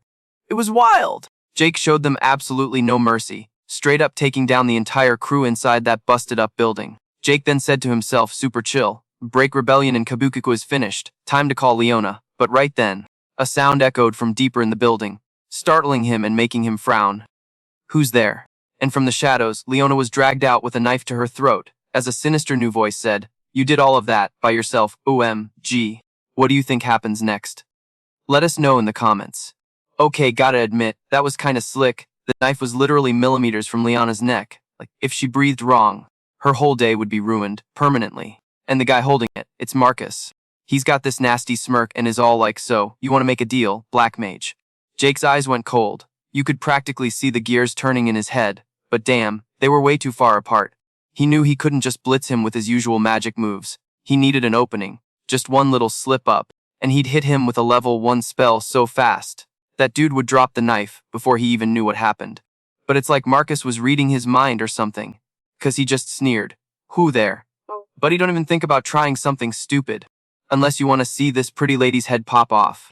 Jake's frown got even deeper. This dude could actually see his magic aura, for real. Man, I thought mages who could sense power levels like that were just myths in this day and age. Marcus's power was pinging at around 40,000, making him seem like a top-tier mage. But honestly, he was probably holding back his true power level, total boss move. Leona, probably feeling like she dragged Jake into this mess, just whispered, I'm so sorry, I was so reckless following him. But Jake, cool as a cucumber, just shut that down. Don't even sweat it. I'm getting you out of this, period. Marcus got so mad about being ignored. He totally screamed, hey, don't you dare act like I'm not here. Do you have any idea what's going on? I run this place. I'm basically a god here in our little spot on Mulberry Street. And if you make one wrong move, she's toast. And as he said it, he pressed the knife even closer to Leona's neck, making her flinch in pain. Seeing that, Jake immediately nodded. Okay. I get it, I won't do anything. Marcus just beamed. Aw, so obedient. Marcus was loving this way too much and got all formal. Then let me introduce myself properly. I'm Marcus, the head honcho of the Black Rebellion's Hell's Kitchen crew. Then he spilled all the tea. Apparently, his big boss told him to investigate the legendary Black Mage. The mission was to try and get Jake to join them. But if he said no, well, plan B was to just take him out. Marcus also bragged that he had to, let's just say, aggressively question some people connected to Jake to finally get the info he needed. Shady much. And right then, he just snapped, gritting his teeth and yelling with pure rage. And after all that, you had the nerve to try and tear this whole branch down. As he's yelling, Marcus presses the knife in again, and you guys, a little bit of blood started to trickle down. Jake's face went dark seeing that. Noticing the death glare, Marcus totally faked an apology. Oh, my bad. Then he pulled the knife back a tiny bit, smirking like a total psycho. Hope you can forgive my little outburst. But for real, this is where it gets twisted. He was staring at the blood on the knife like it was the best thing he'd ever seen. What a freak! He gets this gross, twisted smile and goes, her blood, it smells so sweet. It's amazing when you read just watching from the sidelines, isn't it? Jake was about to lose it, worried this psycho would actually hurt Leona. Jake cut him off fast. Alright, enough games. What are the terms of this negotiation? Marcus just laughed, raising an eyebrow like, oh yeah, almost forgot about that. It's super simple. For the next little while, I'm gonna torture you until you, a bloody pulp. He even told Jake he could totally refuse and run, but if you do that, he said, this girl dies. And with that, Marcus pointed the knife at Jake, laughing his head off. So, what's it gonna be, Black Mage? Your own skin, or this girl's? Drop a comment below, fam. What would you do? Jake, without even blinking, just goes, I accept the torture. Wait. What? Leona and Marcus were both completely shook. Marcus was like, for real. You've got that whole self-sacrifice hero complex, don't you? How wonderful. Don't you think? But honestly, Jake wasn't trippin'. 'Cause he figured no attack would get through his magic shield. The whole torture thing would be a total waste of time. Uh-oh, but Marcus isn't an idiot. He immediately called him out. Yeah, nice try. You were gonna have to power down that insane magic of yours. It's totally pointless if you just block everything with your little force field. Leona started to panic for real. She knew that shield was Jake's ace in the hole. What the heck was gonna happen if he turned it off? Jake was floored that Marcus knew about his magic shield. He must have seen it during their last fight. Man, I was way too careless, he thought. But with no other choice, Jake had to power down his magic. He just looked at Marcus with a raised eyebrow and said, happy now. Marcus let out this chilling laugh and started powering up his own magic to blast Jake. He cackled, don't move a muscle. He didn't go for the kill shot, but instead started hitting Jake with these painful level 1 magic blasts. Leona saw it and just screamed, stop it. But of course, Marcus wasn't gonna listen. He was laughing like a maniac. No way, I'm stopping now. This is the most fun I've had all week. In what felt like a second, Jake was beaten down on the ground. Seeing him like that, Leona screamed in absolute terror, Tawny. Guilt just flooded her face. It was all her fault. You guys, smash that like button if you think Jake can turn this around. She was so dead set on taking them out. She was literally ready to sacrifice herself for it. But instead, she totally fumbled the bag and ended up dragging him down with her. What a mess! And in that moment, Marcus was acting so smug, like he'd already won. He's screaming like a psycho. Aw, what a shame. But this is the end of the line for you. Thanks for the show, though! Later, loser, but Leona was not having it. She's biting her lip, thinking, no way is this clown taking out Jake. He's literally my only hope right now. With that fire in her belly, she starts struggling to break free, trying to juice up some magic in her hands. But her clumsy moves were so obvious. Marcus saw it coming from a mile away. He let out this nasty laugh and just threw her on the ground. He scoffed, are you serious?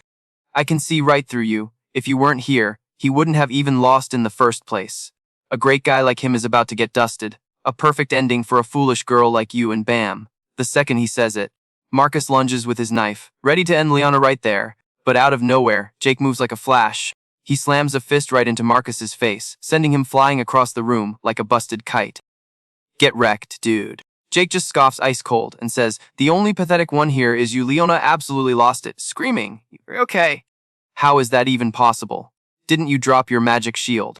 And Jake, what a legend, just chuckles and goes, it's simple. Get this, he says, right before his magic hit you. I popped up a tiny shield so small that idiot Marcus never even saw it. Hearing this, Leona looked like she just witnessed a miracle. She's in total awe. Like, that's not simple at all. Only you could pull off a crazy trick like that. Jake just shrugged it off, super chill. Whatever, you're safe now, so don't worry about it. and then he just casually heals the cut on her neck. What a stud. Leona finally lets out this huge sigh of relief, whispering, "Thank God." But on the other side of the room, Marcus is going ballistic, roaring.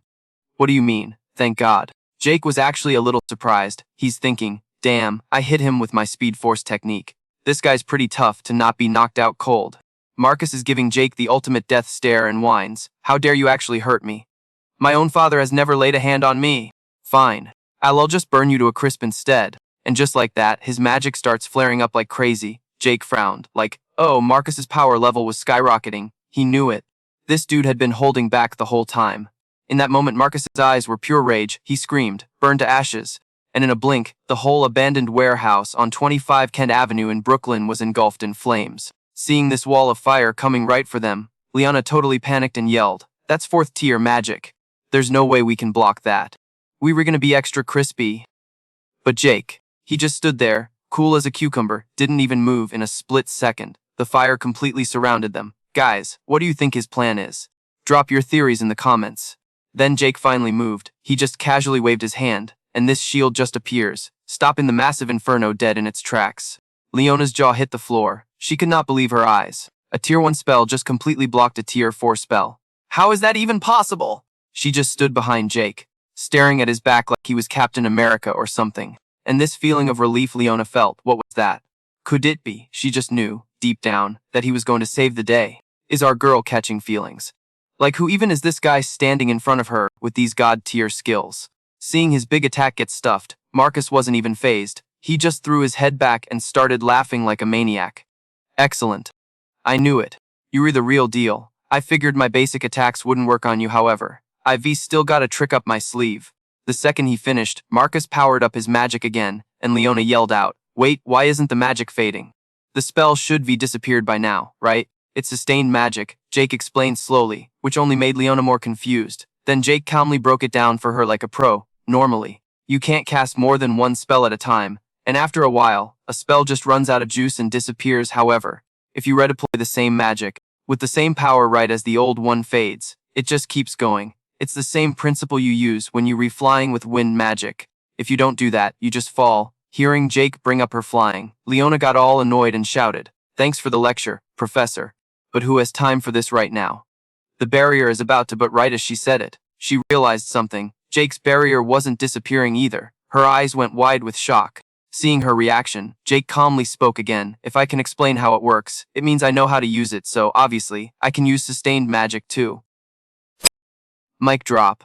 If you guys enjoyed that, make sure to hit that like button and subscribe. And boom, stable. Just like that, total piece of cake. But you should be seen Marcus's face. He was completely shook. He literally screamed, "No way. You can do stable magic too."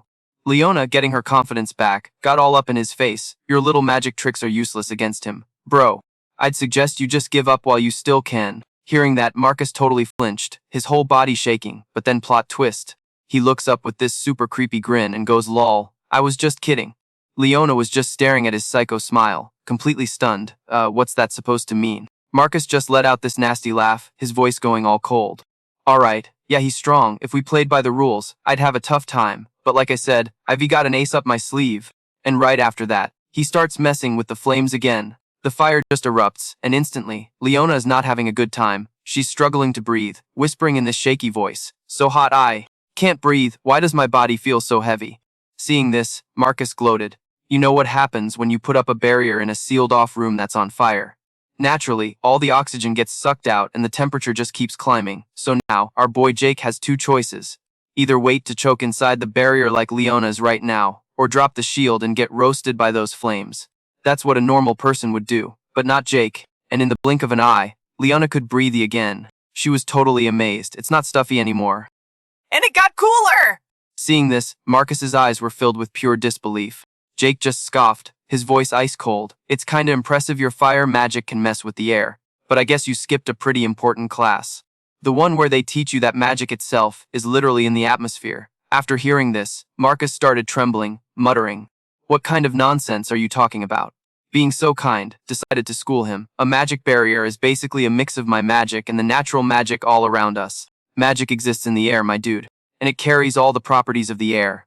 As soon as he finished his little lecture, this layer of energy popped up around him, and in like A split second. It swirled around the barrier, pushing all of Marcus's flames back. At the same time, a freaking vent opened up in the ceiling. Jake said calmly, so, in other words, magic is both the air and the shield. Is that simple enough for you? The more Marcus heard, the more he freaked out, clutching his head and screaming, impossible. Why did it turn out like this? My trick was perfect. It was supposed to be the best way to torture and wreck anyone. Jake just let out a little scoff, his voice dropping to absolute zero. You punk, I don't remember giving you permission to have a mental breakdown. You like to torture people, don't you? Well then, how about you get a taste of the same pain your victims felt? As soon as he said it, he slammed his hand onto the guy's forehead. In an instant, Marcus's eyes went totally blank and 2 streams of tears just started pouring down his face. Jake smirked as he cast a spell called the Shadow Zone. In Marcus's head, he was falling into a pitch-black nightmare. He had no idea where he was. He couldn't make a sound, couldn't hear a thing. This insane fear just completely took him over. Can you even imagine that? Drop a comment below if you've ever had a nightmare that freaky. He was screaming for help in his mind, but nobody answered. Before long, his brain just shut down and he collapsed, without an ounce of pity. Jake spoke coldly. Pay for your past sins in the dark. Just then, they heard a noise outside. Leona flinched and frowned. Sounds like someone called the cops on our little party here at 155 Flushing Avenue. Realizing they had to dip, Jake said, let's go. With that, he just scooped Leona into his arms, making her yelp. Wait a minute!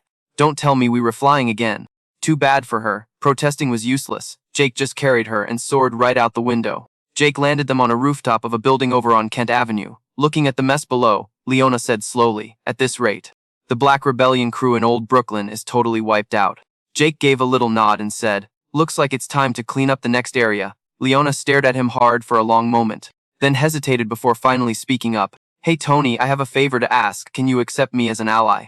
She said she knew she had no power and might slow him down, but she has information and connections and she really needs his help. Her voice was totally pleading. Guys. Jake just gazed at her for what felt like an eternity before sighing and saying, I'm just realizing this, but it turns out I have a massive soft spot for people asking me for help. Leona looked at him with total hope in her eyes, so he just gave a chill little nod. Smash that like button if you ship them. Jake was all chill, like, alright, guess we a team now, looking forward to it. You should be seeing Leona's eyes, fam. They totally lit up. She was like, heck yeah. Same here, let's do this. She's all, I'll handle the prar, get us some backup. Don't even sweat it, I got this. And Jake's just standing there, completely clueless, like, wait, par. What even is that? Lol. My boy was like, public relations. Is that a new spell anyway? The next morning, bam. Every news channel from here to Los Angeles is buzzing that the whole Times Square chapter of that shady crew, Black Rebellion, got totally wiped out. And get this, the tea is that some dude calling himself the Black Sorcerer was the one who crashed their party. The drama is just getting started. So, of course, the cops are all over it, trying to figure out what went down. But right in the middle of a live broadcast, this news anchor on Channel 5 gets a message that makes her jaw drop. Turns out, it's a declaration from the Black Sorcerer's new anti-illegal mage squad. They hijack the broadcast, and this video pops up. You see this guy in a black cloak, looking super serious, stepping into the frame, and he's like, listen up world. I'm the Black Sorcerer, and I'm here to clean house, all you shady mages with Black Rebellion. Your time is up, oof, the confidence. He's basically dropping the mic, saying, any mess you make, I'm coming for you, don't care who you are. And this wasn't some little podcast. This went out to the entire country, dude. Of course our boy Derek saw the whole thing, and let me tell you, he was not happy. He straight up smashed his desk, screaming about that freaking Black Sorcerer, big mad for real. Then some dude strolls up to him, smooth as you like, and goes, yo, chill out, this Black Sorcerer clown is a total nobody. And just like that, Derek takes a breath and nods, like, you right. Derek's like, yeah, you rewrite. Plus, the Belly Crew's got your back, and this mystery man, none other than Fuyuki Jin, the head honcho of the Fuyuka clan, he just smirks all smug. And it is like, exactly, a guy like me, oh. The ego on this one. Everyone's whispering, like, why is a boji kid like Chad even here? Well, here's the tea. Earlier, he was scrolling his feed, and saw all the major news channels dragging the magic nobles for not, actually protecting people.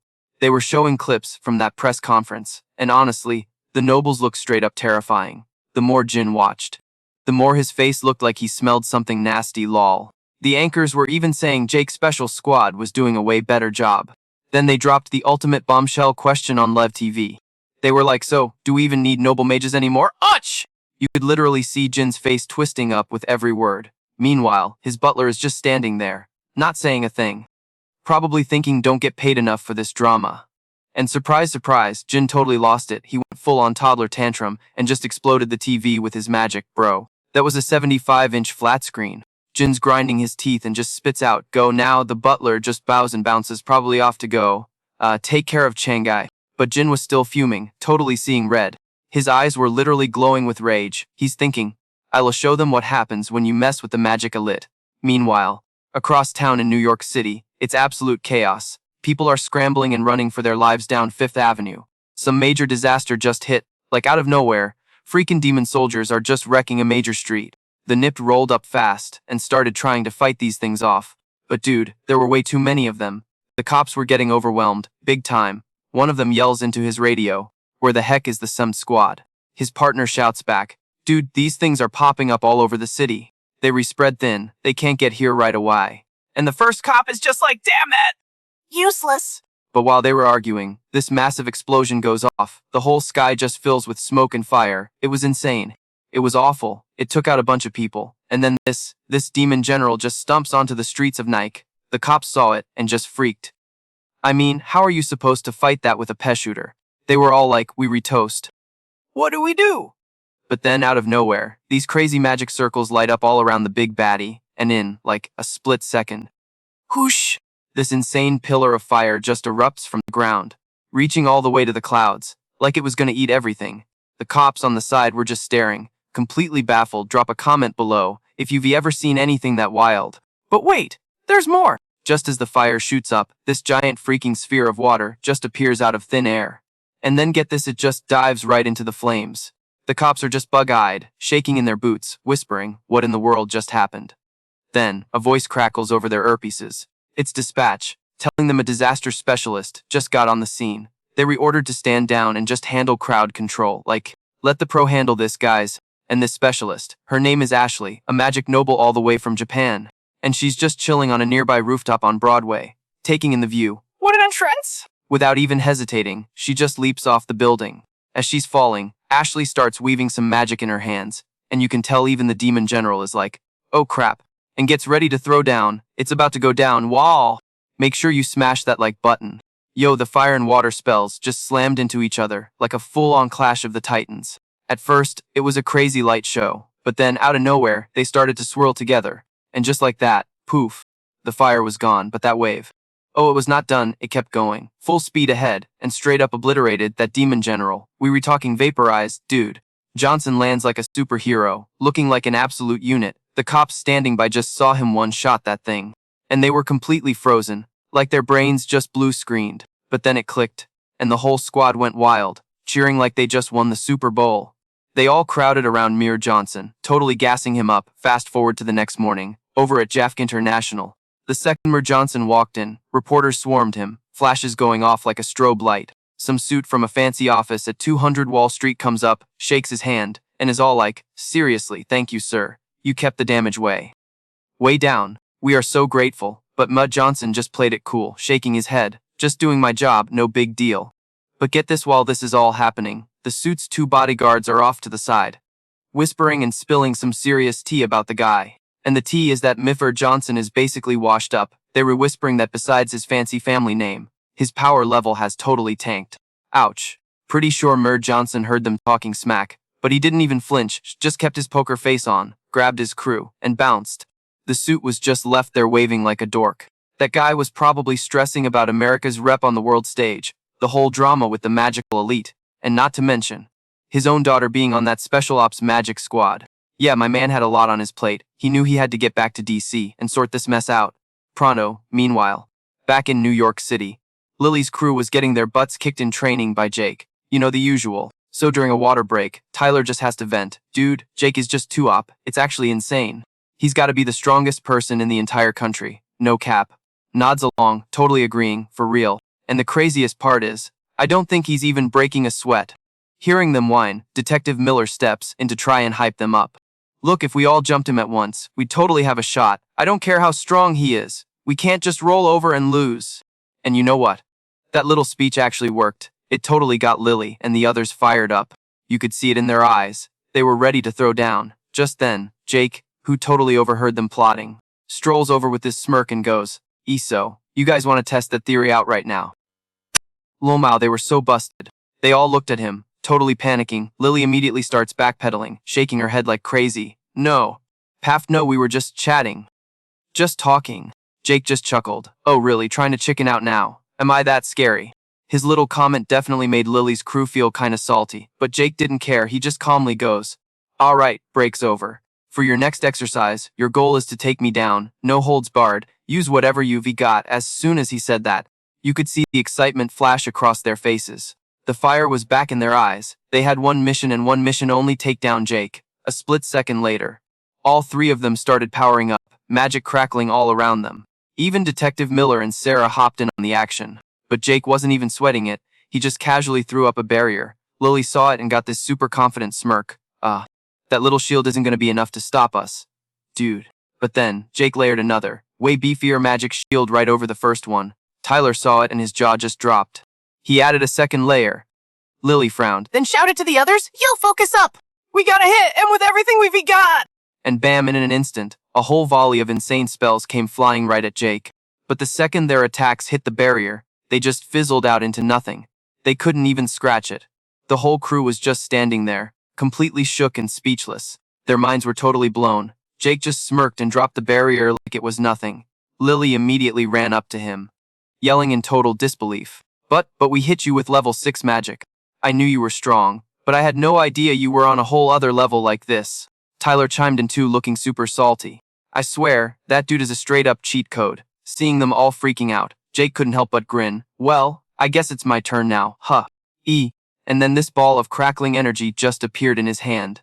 The moment they saw it, every single one of them went pale. Oh yeah. They knew they were about to get absolutely wrecked.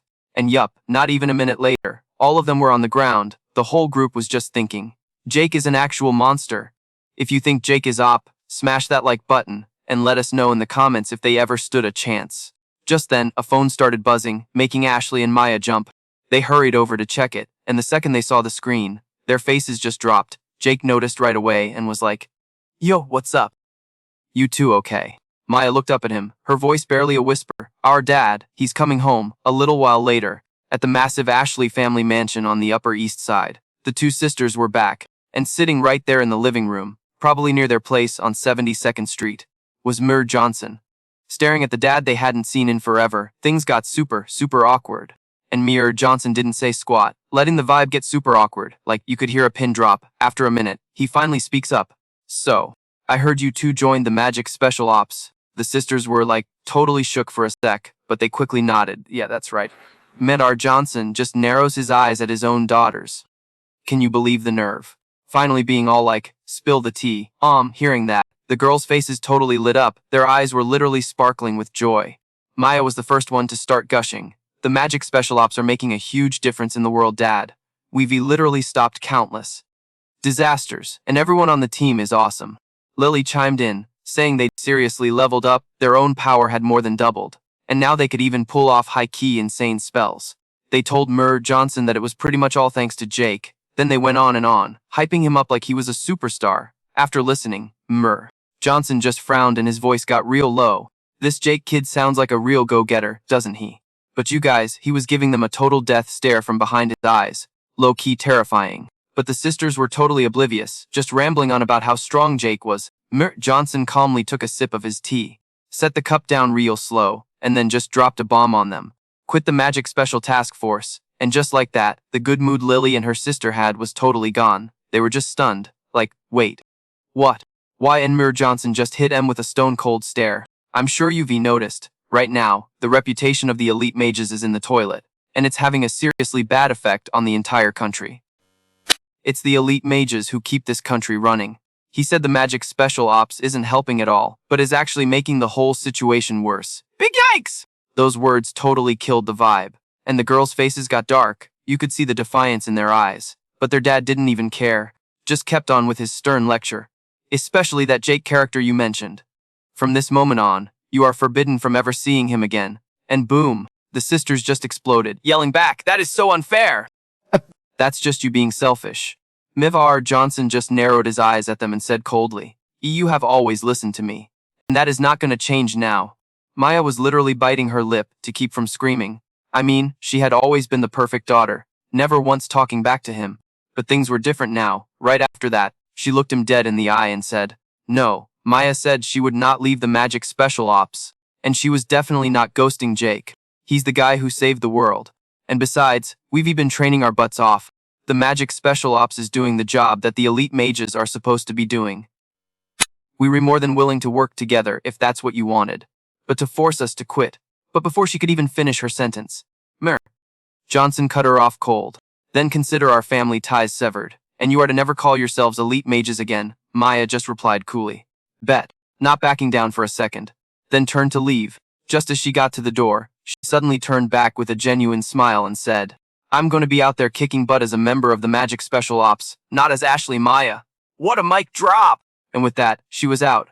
Johnson just stared at the empty doorway and couldn't help but say, "I never thought Maya had it in her to go that far." Lily said flatly, "Maya has changed, father, and so have I," and right after that, Lily walked to the door to make her own stand. "Drop a comment below if you reteam sisters." Johnson glared at her and said coldly, "If you leave with Maya, you can forget about using the name Ashley Lily ever again." Lily replied without even hesitating, "You know, if we have to cut ties, then so be it." After saying that, she bowed to him. "Thank you for everything." "Goodbye, father." Johnson just sighed, totally defeated. They just don't see how important the elite mages are. He looked absolutely crushed. His eyes filled with sorrow. Meanwhile, the two sisters left their fancy mansion, probably somewhere on Park Avenue, dragging their suitcases behind them. Maya grumbled. Totally annoyed. "Dad is so old-fashioned. Jake and us tried so hard, we gave it our all." Lily nodded in agreement. "For real, it's our life to live." But not long after, Mia suddenly hesitated and spoke up, "But, are you sure about this? Like, about us actually running away from home?" Lily just shook her head slightly and smiled. "Don't worry, I know how you feel. Besides, I can't let my little sister go it alone. I'm your big sister. After all, was so moved by her words. She quickly ran to hug Lily's arm and got all affectionate. After that, they started looking for a hotel. But they got turned away from every single one. After trying and failing for a while, hitting up spots from Manhattan to Brooklyn, Maya just sighed, feeling totally hopeless and frustrated. So they were basically homeless. Every hotel, motel, and even the sketchy internet cafes down on Canal Street were a total no-go. Lily sitting across from her, looking just as defeated. She sighed and was like, "They clock us as minors and shut the door in our faces." Lily probably could. Be faked an ed to get them a room. But she knew Maya would totally freak out and never go for it. Maya took a sip of her bubble tea, looking super salty, and mumbled, "This is so lame. We got all this cash from our magic task force gigs. But we literally can't even use it to get a roof over our heads." And get this, right then, two random guys walk in, spot Lily and her sis, and just start shamelessly hitting on them. "Hey, you two are crazy cute. Are you, like, famous or something? You should totally come chill with us." Before Lily or her sister could even react, these two clowns just plopped themselves down at their table. The nerve. Lily's face went from 0 to 100 real quick. Her voice dropped, like ice cold, and she warned them, "Yo, you better get away from my sister, or I swear I'll end you." Seeing that murderous look in her eyes, the two dudes immediately scrambled away, terrified. Watching them practically trip over themselves to get out, Lily just scoffed. What a bunch of losers. Seeing her sis so worked up, Maya couldn't help but crack a smile. She grabbed Lily's hand and was like, "Hey, let's just use this as an excuse to go have some fun." Lily was totally confused, but what about a place to stay? Maya just shrugged, all chill, that's a problem for future us. And just like that, they were off to the shopping mall. They chucked their suitcases in a locker, and then went on a massive shopping spree. Honestly, this was probably one of the only times the two sisters got to act like normal teens their age. After that, they even hit up a karaoke bar and just sang their hearts out for hours. By the afternoon, the two finally stumbled out of the entertainment district. Maya was beaming. "Today was so much fun. We literally did everything." Lily had to agree, nodding along. She hadn't had a day like this since she was a little kid. All of a sudden, Mia stopped right in front of Lily. She flashed this super bright smile and said, "I'm so glad we have each other, big sis." Lily just smiled back at her, totally touched. "You really think so? That's sweet. But we still haven't figured out where we were gonna crash tonight." Maya's happy vibe instantly deflated as she sighed, "Ugh. If only someone would just offer to let us stay with them." And right on cue, Maya's phone buzzed. It was a text notification from Jake. The two sisters, Lily and Maya, just stared at each other as a brilliant idea started to form. So, flash forward a little bit, and you have a very reluctant Jake opening his apartment door to find these two unexpected guests. He's totally shocked, like, "Whoa, What are you two doing here all of a sudden? Maya gave Jake her biggest, most sparkly puppy dog eyes and mumbled, would it be okay if we, stayed at your place for a bit? Of course, Jake's not a total monster, so he didn't just kick them out.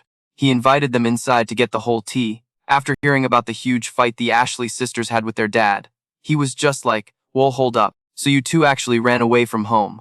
The sisters figured this was where he'd tell them to leave inside. You think it's a bad idea too? Huh. We knew it, but Jake just kind of narrowed his eyes, studying them. He could tell they'd both changed. They seemed way more honest with themselves now, and their sisterly bond was totally stronger. While Jake was lost in thought, Maya tried again. I know it's a super awkward thing to ask, but could we please stay here for a little while? Lily chimed in, pleading too. Please, we literally have nowhere else to go. Jake didn't answer right away, which was making things super tense. He knew they were girls. But it wasn't like anything romantic was going on, right? I mean, that wasn't really the issue. In the end, he finally gave a little nod and replied, alright, you two can stay for a while, guys.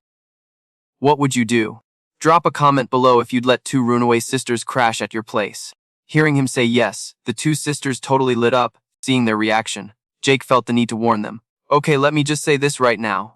This apartment is super cramped, but the sisters just shook their heads, not caring at all, saying, we don't mind. We actually really like it. Jake let out a reluctant sigh. Two are such a handful. At that moment, the reality of the whole situation finally seemed to hit them. Maya started blushing like crazy, realizing that looking at Jake now felt different. I mean, they were actually going to be living together. The whole idea felt so wild and forbidden, and Lily was totally on the same page. Her heart was beating a mile a minute, and she had no idea what this weird new feeling was. While their brains were short-circuiting, Jake just casually said, so, do you two want to take a bath? Those words were apparently the trigger, because it made both sisters jump like they'd been zapped. Jake just looked at them, completely bewildered, and asked, what? You don't want to? Maya finally snapped out of her trance, quickly shaking her head. No, that's not it. We'll take a bath, and with that she basically booked it into the bathroom to wash up first. The drama is just getting started. Wall. Make sure you smash that like button and subscribe so you don't miss what happens next. Yo, after being stuck outside in the New York City humidity all day, that cool shower hit different. It was so refreshing. Meanwhile, back in the living room, Jake was having a serious chat with Lily. He was like, anyway, for real, what you two did was super gutsy. I honestly never thought you'd actually dip out from home like that. Lily just kinda let out this dry little laugh, keeping her voice low. Honestly, I'm just as shook as you are. This is the first time Maya and I have ever straight up defied our dad. That man is on another level of strict. He never lets anyone make their own moves, for real. Hearing that, Jake's whole vibe changed. He got all serious and was like, kinda hesitant, but sounds like he's got major beef with the special magic squad, right? He might try to mess with us or something. Who even knows? And right as he says that, Maya pops out of the bathroom looking like $1,000,000, totally refreshed. She's like, sis, all yours. Lily just gave a little nod, like, thanks, and headed for the bathroom, and that hot water hitting her was pure bliss, washing away all the stress of the day. So back outside, Mia and Jake are just vibing and chatting. She's like, it's kinda wild just chilling in your apartment like this. Jake just nods, saying, yeah, this is legit the first time I've had anyone crash here. She gives him this huge, grateful smile and says, seriously, thank you, Jake. If it wasn't for you, we'd probably be sleeping on a park bench in old Brooklyn or something. Jake just shrugs, all casual, and brushes it off like it's nothing. Don't even trip, it's no big deal. But when he said that, Maya just burst out laughing. Jake looked at her, totally confused, like, yo, what's so funny? Maya just shakes her head a little, still smiling, nah, it's nothing, it's just, that's so you. You always say stuff like that. Jake still didn't get what the big deal was and just said, matter-of-factly, the special magic squad is my crew. You re part of the crew. And you re my friend. No matter what goes down, I'm not gonna just ditch you. And you guys, when Jake said that, Maya's cheeks went completely red. Her heart started doing the cha-cha, like it was about to pound right out of her chest. Is anyone else shipping this? Let me know in the comments. But just then, talk about a mood killer, Lily pushes the bathroom door open and walks out, which totally snapped Maya out of her blushing daydream. Lily, completely clueless about the vibe she just interrupted, just calmly goes, okay, I'm done. Seeing that both girls were done, Jake stood up and headed for the bathroom himself. Well, my turn to hit the shower then. Lily kinda glanced at him as he walked past, then looked over at Maya, who was sitting across from her, and boom, the whole vibe in the room got super quiet, like Lily was lost deep in her own thoughts about something serious. So fast forward to the next day. We re at the NEP precinct, in some stuffy meeting room. Detective Miller slides a folder over to Jake and says, "Here's the new training schedule." Jake gives it a quick scan and nods. All good with it, looks solid. Seeing he had no issues, Detective Miller was like, "Okay then. Our regular briefing is adjourned." And with that, he was about to get up and bounce, but Jake stopped him. "Hey, hold up. By the way, I've got something to report. Ooh, the tea is about to be spilled, you guys." Jake just drops this bomb. "So, Maya and Lily are crashing at my place now, and you guys," Detective Miller literally froze mid-step. He whipped around, completely bug-eyed, and was like, "Wait, what? The three of you are living together." And Jake, cool as a cucumber, just admits it. Yeah, that's right." Detective Miller was absolutely floored. You reliving with not one, but two girls. "Bro, how are you so chill about this?" He's thinking, is this normal for kids these days? This is not okay. Jake is such a weirdo. Guess I gotta school this kid on some basic life lessons. So then, Detective Miller gets this super serious look on his face. And he goes, "Jake, you know this isn't some reality TV show, right? This isn't Yuta." Hearing this, Jake was just completely lost, like, Wait, what? Did I miss a memo, Mao? Anyway, after that weirdness, Jake left the meeting room, but he was seriously thinking, man, 3 people in my tiny studio apartment over on Avenue B is gonna be tight. He's wondering if he needs to find a new place. So he's walking down the hall, totally spaced out, when he looks down into the training yard and sees Sarah going hard, like, she's been at it for a while. She's drenched in sweat. Jake walks over, all smooth with a little smile, and goes, "Still grinding, Sergeant." She jumped when she heard his voice and looked up. When she saw it was him, she got this shy little smile and was like, Yeah, well, "I feel like I'm falling behind everyone else. So I finally got to the point where I can actually use attack spells." But as she said it, she remembered something and quickly added, "Actually, Jake, you re our leader. You don't have to be so formal with me. I'm your subordinate, so for real. You can just talk to me normally from now on." Jake could see how serious she was, so he just nodded bet. Sarah got this satisfied little smile. But then Jake just switches gears. All business "Show me, cast an attack spell." Sarah was totally thrown off for a second, but he just ignored her confused look and said calmly, "I'll give you some pointers. Let's see it, chop chop." Sarah started to cast her spell. Jake just stood off to the side, watching her, and after a minute he was like, "Not bad. You've definitely leveled up." He gives her a nod of approval. "Keep that up, and you're gonna be a beast. Aw, look at our boy being a good leader." If you agree, smash that like button and subscribe for more drama. So, Sarah was totally blushing cause of the compliment, right? But then bam, instant mood swing. She gets all mopey like, "Ugh, but I'm still so useless compared to everyone." Jake just gives her this look. You know the one, and leans in real quiet. And he's like, "Yo, don't even talk like that. I see you grinding, for real." Sarah cracks this weak little smile. Sighs like she's carrying the weight of the world from her apartment at 123 Main Street, and spills, "The only reason I even joined the force is cause they said healers are, super rare. How am I supposed to stack up against actual powerhouses?"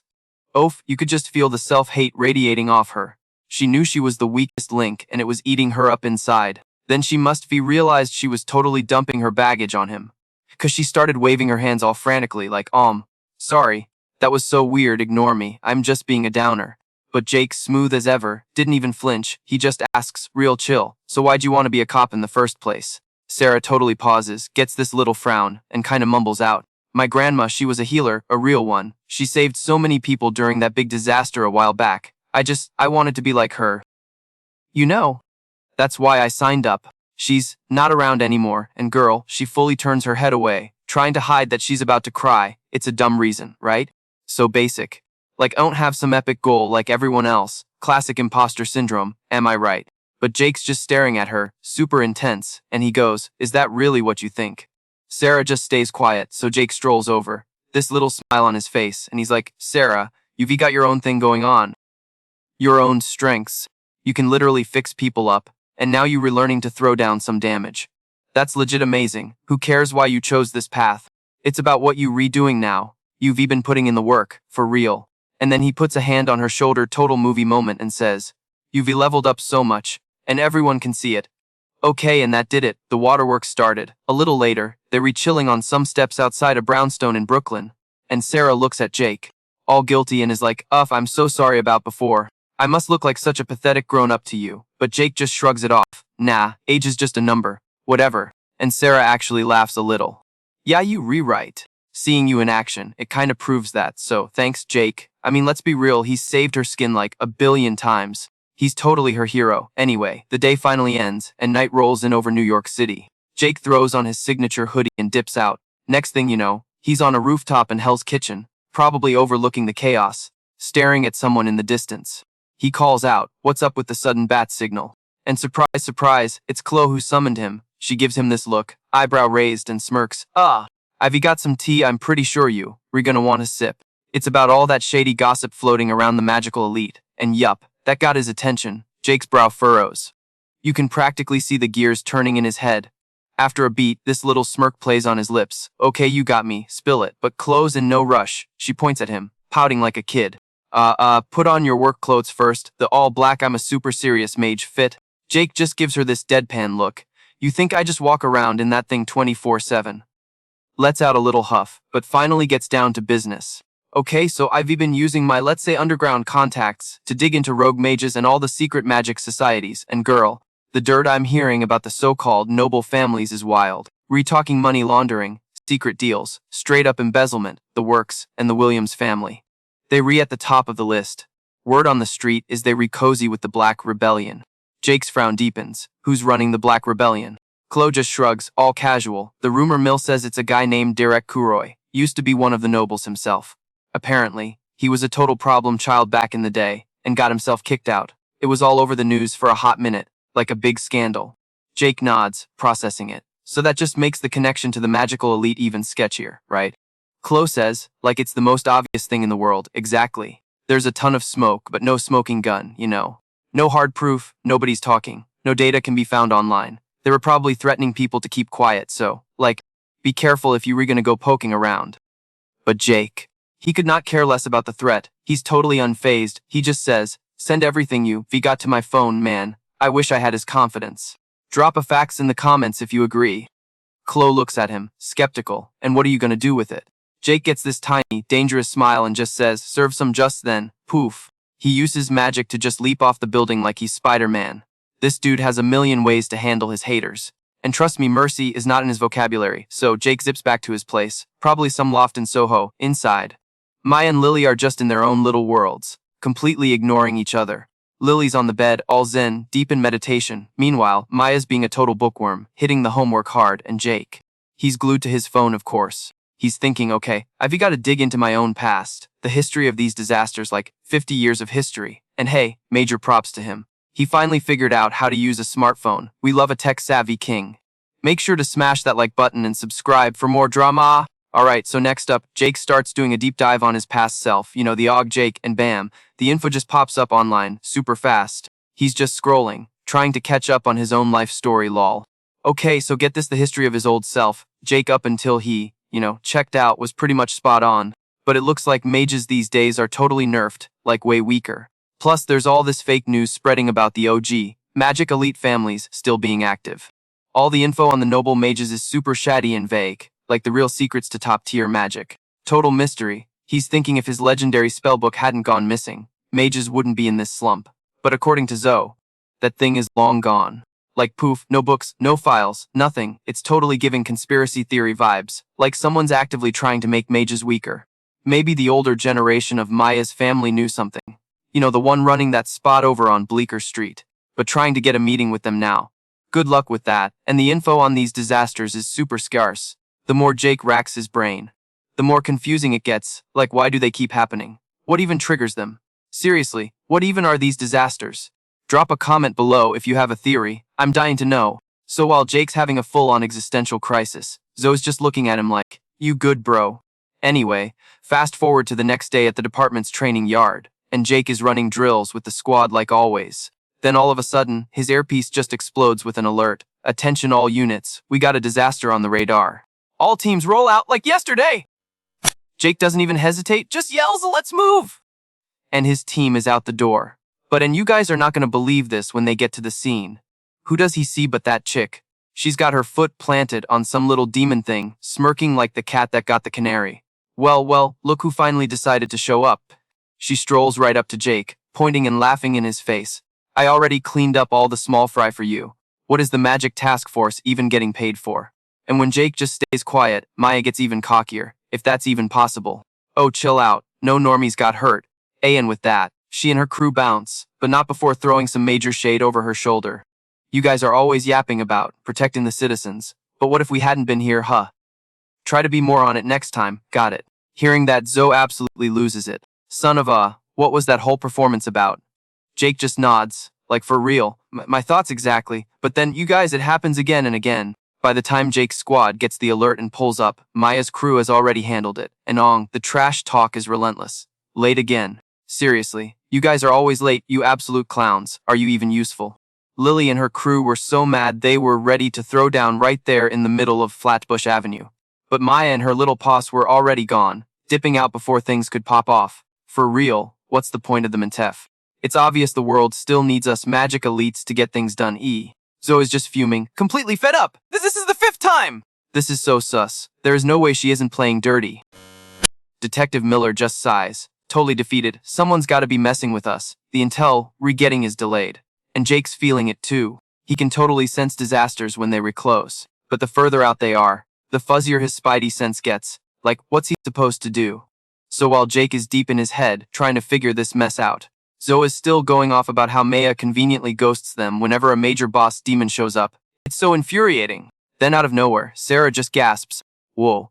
Guys, it looks like Maya's crew is getting a crazy amount of love from the public all of a sudden.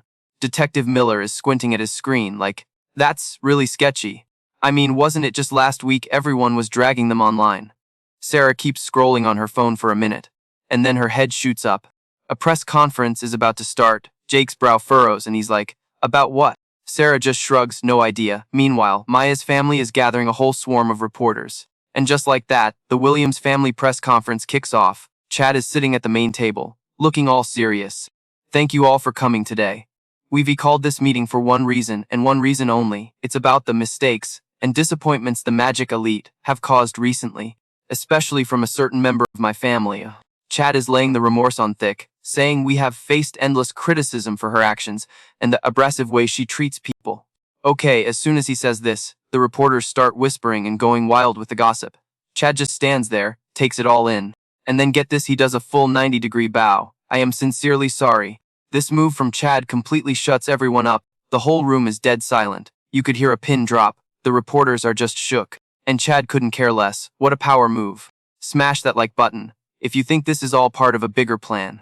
His head still bowed low as he continued to speak. This is undoubtedly a reflection of my own failures as a parent. However, I assure you all that Sugo is trying to atone for his mistakes and is actively participating in resolving the recent disasters. Immediately, the reporters below changed their attitude, and the tone of their criticism softened considerably. Still bowing, saw this and smiled smugly, but when he looked up, he maintained a dignified appearance as he spoke. Indeed, there has been much discussion about how the son of Fuka has dealt with the disasters. The recent calamities and the sudden overseas expeditions by other magic nobles have contributed to a manpower shortage, exacerbating the situation. We are implementing comprehensive measures. On the other side, Ruka's group was watching the press conference. They were extremely displeased as the Fuka press conference was garnering significant attention.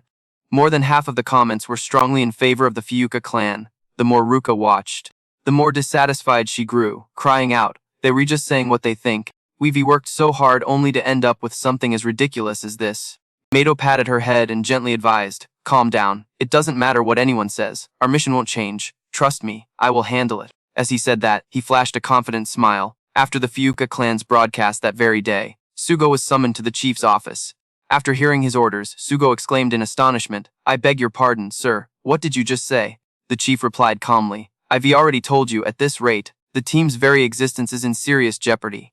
Complaints about the Magic Task Force are on the rise, and opposing the Magic Nobles is an extremely dangerous matter. The chief added that the current tense situation was partly due to Sugo's actions. Hearing this, the expression on Sugo's face hardened. He retorted defiantly, but sir, the main problem is Fukasu's behavior. But before he could finish, the chief shouted in frustration, in any case, you shouldn't have been so confrontational. You were the one who proposed creating this team and made enemies of the Magic Nobles.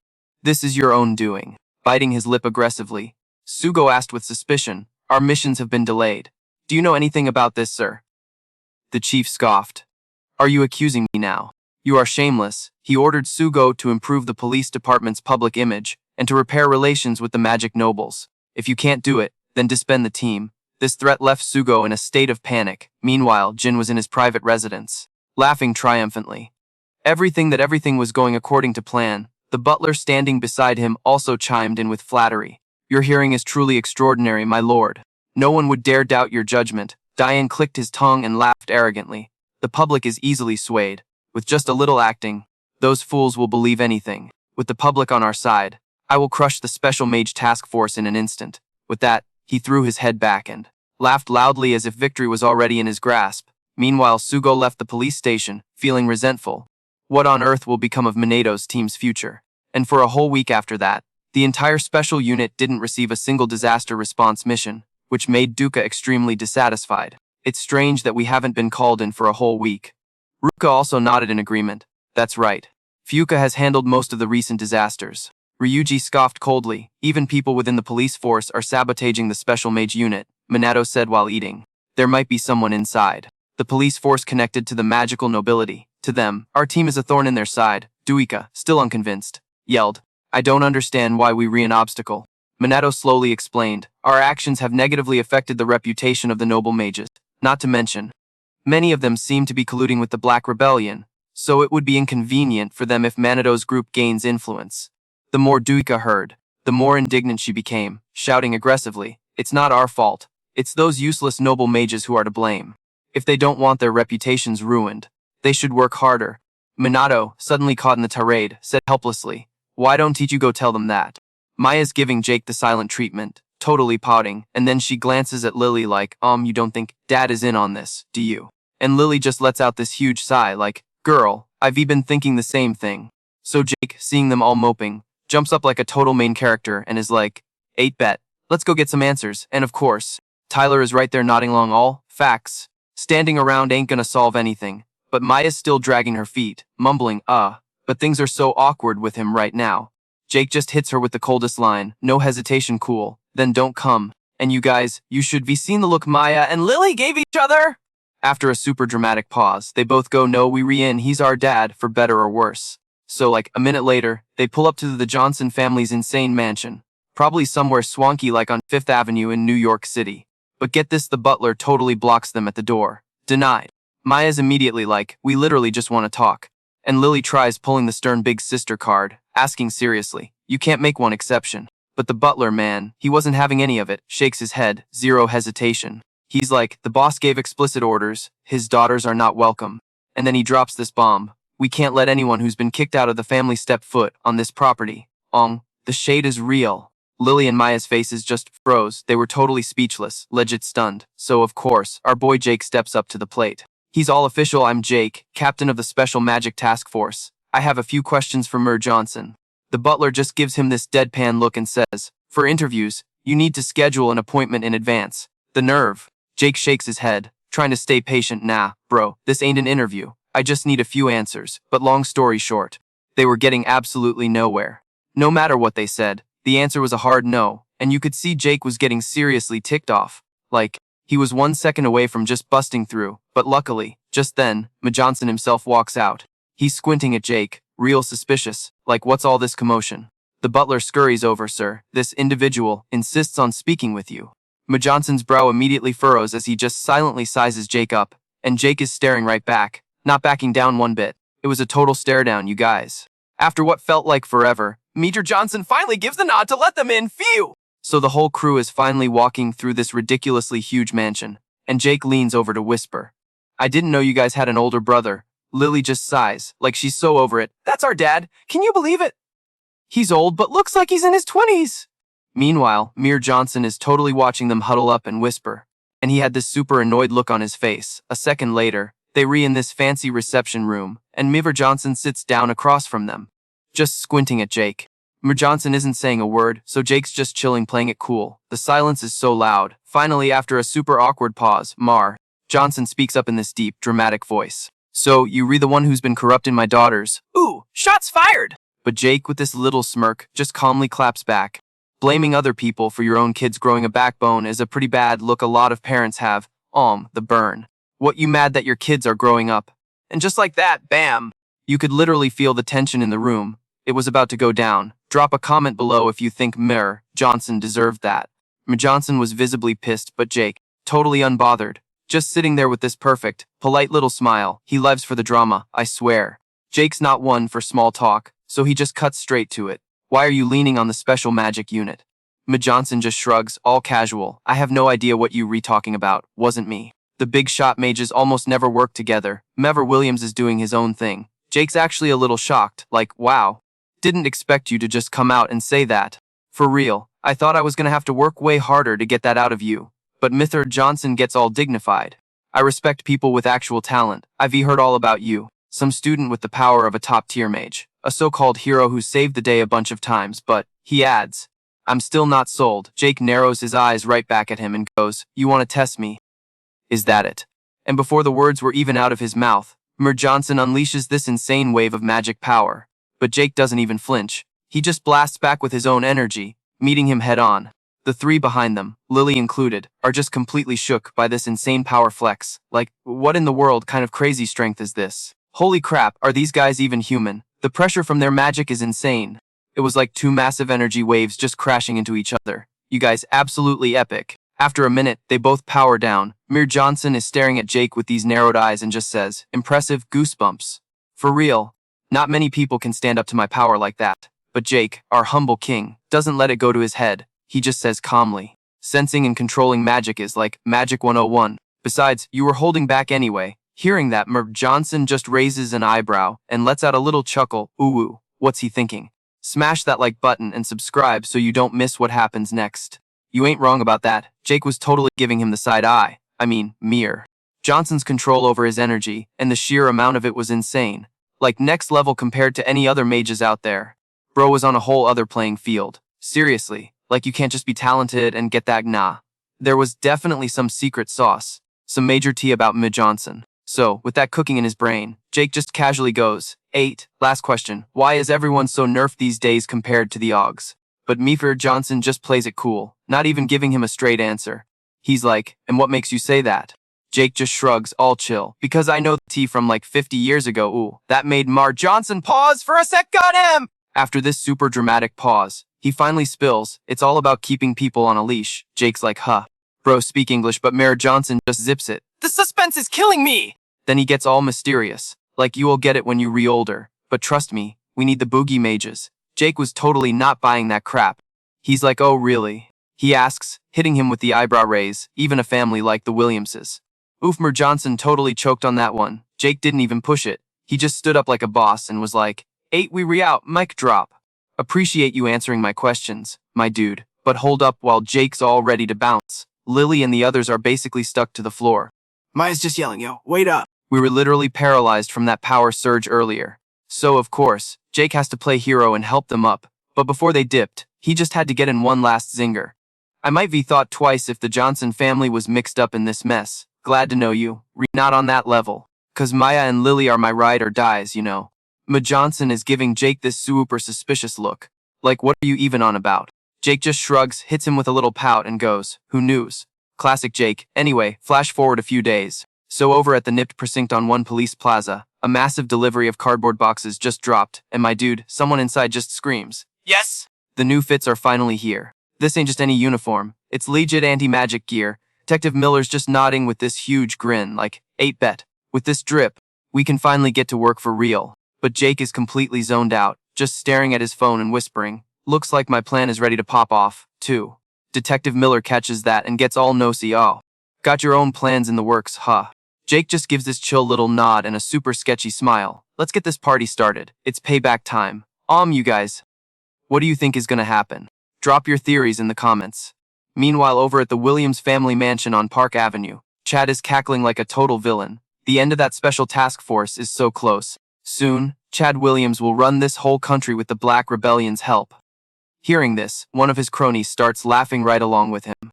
Already dreaming about all the cash and clout the Williams family is gonna have. Thinking all us regular folks are just gonna bow down. The nerve! But their little evil party got crashed hard. The freaking cops just burst in. Talk about a buzzkill. This super intense captain storms in screaming, "Knipe." Everybody freeze. Chad immediately starts freaking out. Like, well, what's happening? Do you even know who I am? And get this, at the exact same time, a news chopper is hovering right outside. Some reporter is live on air like, "We coming to you live, where police have just raided the home of the prime suspect. Chad Williams." This is history in the making, folks, the first time a high society mage is facing actual criminal charges. Back inside, the captain shoves a warrant in his face and says in this ice-cold voice, "You're getting cuffed for bribery, threats, and abusing your fancy pants powers. And yeah, we're tearing this place apart for evidence." Chad tries to pull himself together and puffs out his chest, yelling, "Are you for real? You can't treat someone of my status like some street thug. You better have some cold, hard proof." The second those words left his mouth, this voice from the doorway goes, "You wanna bet?" And the whole Williams clan whips their heads around to see who it is. And guess who it is? It's Jake and his whole crew. And he's just holding up his phone with this savage smirk. "Got the receipts right here," he says. Chad totally recognizes him and just loses his mind, screaming in frustration. "Jake, from the Special Magic Task Force. What are you doing here? There's no way you have anything on me," Jake just says calmly. This is the proof of corruption, and then hits play on a video for the whole room to see. The footage is crystal clear. It's Mir Williams himself taking a fat stack of cash from some shady group, an underground crew tied to rogue mages, and it even shows him threatening people and everything. Man, when they saw that video, you could just feel the vibe shift. Chad's face went completely pale, but he's still trying to deny it, yelling, "That's fake. It's deep fake it." Like some boomer on the internet. Jake couldn't even be bothered to argue with this clown. Instead, he just slowly walks right up to him, gets all up in his personal space. He gives this little pout and goes, "A fabrication. You really want to go with that? Oh my god, the shade. Smash that like button if you are living for this drama." Okay, so boom, another video pops up on the screen, and this time it's a straight-up convo between Chad and his butler. They were talking about handling some crazy natural disaster, and Chad just deliberately ghosted the whole situation. Can you even? All the receipts were stacked. Chad's face went Casper the Ghost white, and even his boy Marcus was totally shook, looking like he just saw his browser history get leaked. So Chad is bugging out, scanning all the Williams family members like, "Alright, who's the snitch? Only a few of you can get into my room." And then get this, the butler steps up like, "Yo, my bad boss, it was me." Chad absolutely could not believe what he was hearing. He lunges, grabs the butler by the collar, and just starts screaming, You! "Are you kidding me? You read just the help. How could you do this?" But honestly, the butler looked like he had no choice, so let's hit rewind a few days, right? One night, our boy Jake shows up in his full-on dark and mysterious black mage getup, finds the butler, and is like, "Hey, you were gonna help me expose all the shady stuff the Williams family is into." And at first, the butler was like, "And nah fam, I'm good." He's all like, "You can't betray my boss." But Jake just hits him with this cold laugh, like, "Oh, you re so loyal, but for real, is it your duty to just stand by while the family you serve goes completely off the rails?" Oof, the shade! That totally hit the butler where it hurts. You could see the gears turning in his head. Jake saw the hesitation and went in for the knockout, saying, "So what's it gonna be? You gonna let the Williams family crash and burn? Or are you gonna take one for the team and save the entire magic community? Your call, dude." And well, we all know what he picked, cause here we are, watching Chad get exposed. This is better than reality TV. Smash that like button if you agree. The butler just sighs and drops this bomb. "You aren't worthy of being a magic noble. You need to be totally cancelled." And as he said it, the look in his eyes. Zero respect, all sass, "I'm living for this butler. I'm getting read for filth by your own butler." Chad's face went dark, his anger just maxed out, and he started screaming like a total psycho. "All of you can just disappear." And then he starts charging up his magic to attack everyone. But right then, Chad's eyes go wide, cause a freaking magic beam flies in out of nowhere and splits a table clean in two. Chad gotta give it to him. Has quick reflexes, he eats the butler out of the way just in time to dodge the blast. And who was it? Our main man, Jake. He strolls in like a boss, scoffs, and goes, "Game over, man, you got nowhere to run. You pathetic excuse for a noble." Chad was literally shaking with rage. He's clenching his fists, grinding his teeth. Oh, like how dare you disrespect my hustle! "All my work, all the money, my entire rep, it's all going down the toilet because of you." Jake just hits him with this epic sneer, like, your hustle. Did you actually earn any of it?" But Chad just throws his head back and starts cackling like the villain in a movie. He's full-on villain monologuing now. This is so annoying. I literally have secret bases overseas for this exact situation. I've got a place at 212 Fifth Avenue in Nike just waiting for me. If I can just get out of here. You'll never catch me! But first, Oh, here we go! I'm gonna take you all out! and just like that, he and Marcus's goons start their attack. But nope! A shield pops up out of nowhere in front of the cops, blocking every single attack. Jake just casually waves his hand and says, "The Magical Special Forces team will handle these clowns. Everyone else fall back." Meanwhile, outside this crazy mansion, a reporter on the scene is freaking out, seeing all this magic energy popping off in the air. She's live on air like, we were seeing a massive magic surge. It looks like the Williams family is fighting back. Is this proof that the magic elites are actually criminals? The tea is piping hot, people. Like for real. The world is a mess with disasters and monsters, and these rich dudes are just thinking about themselves. Unbelievable, and this whole showdown is being broadcast live, coast to coast. Everyone in America is glued to their screens watching this go down, and they are putting all their hope in Jake's special magic task force. They were praying this squad can handle business and take down the corrupt magic nobles who've been messing up the country. Right now, the team is facing off against Marcus, and of course, the big boss himself. Jake has the biggest job of all, confronting the head honcho of the Williams family. Chad is just giving him the ultimate death stare.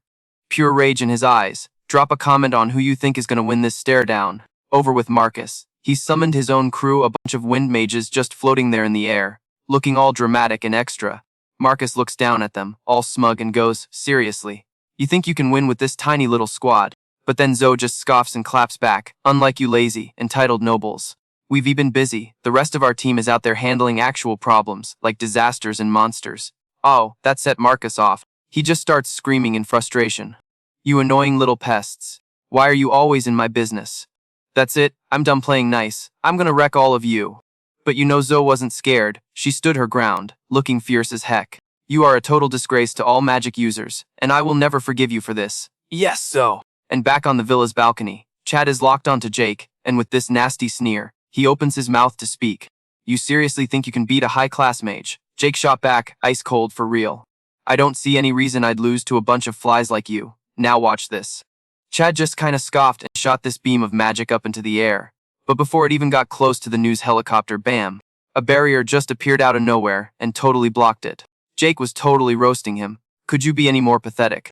Shrugging like he didn't care, Chad just sneered back, hey, as long as I'm getting paid. What a jerk, right? Anyway, while those two were having their rooftop drama, a massive brawl had already kicked off down on the street, and let me tell ya, the magic task force was not messing around. It wasn't long before one of the bad guys was totally wiped. The second he saw that, this dude Marcus's face just got all ugly. But the lulls kept coming for his team as his guys started dropping one by one. The look on Marcus's face just froze. He was probably thinking, no way, this can't be happening. We re the elite. How are we getting so wrecked? Marcus just couldn't handle it. He's a magic noble. You know. His ego couldn't accept getting owned by Lily's crew, so he starts screaming out orders. Do whatever it takes to trash them. Use all your power, I don't care. The two guys he had left just nodded like, yeah, okay boss. So all three of them start charging up this huge, combined attack, but the task force, not even sweating it, Ashley and her brother just gave each other a look. You know that psychic sibling thing? And nodded, they had a plan. Next thing you know, they move in perfect sync and this gigantic wave of water just erupts out of thin air, in a blink. It rushed forward like it was gonna flood the whole block over on 5th Avenue. And you can bet Marcus's three stooges were right in its path. They got totally slammed by the wave. Just left sitting there on the pavement, completely soaked and useless. So then Ashley and her brother start walking towards them. And you can totally see the panic in their eyes.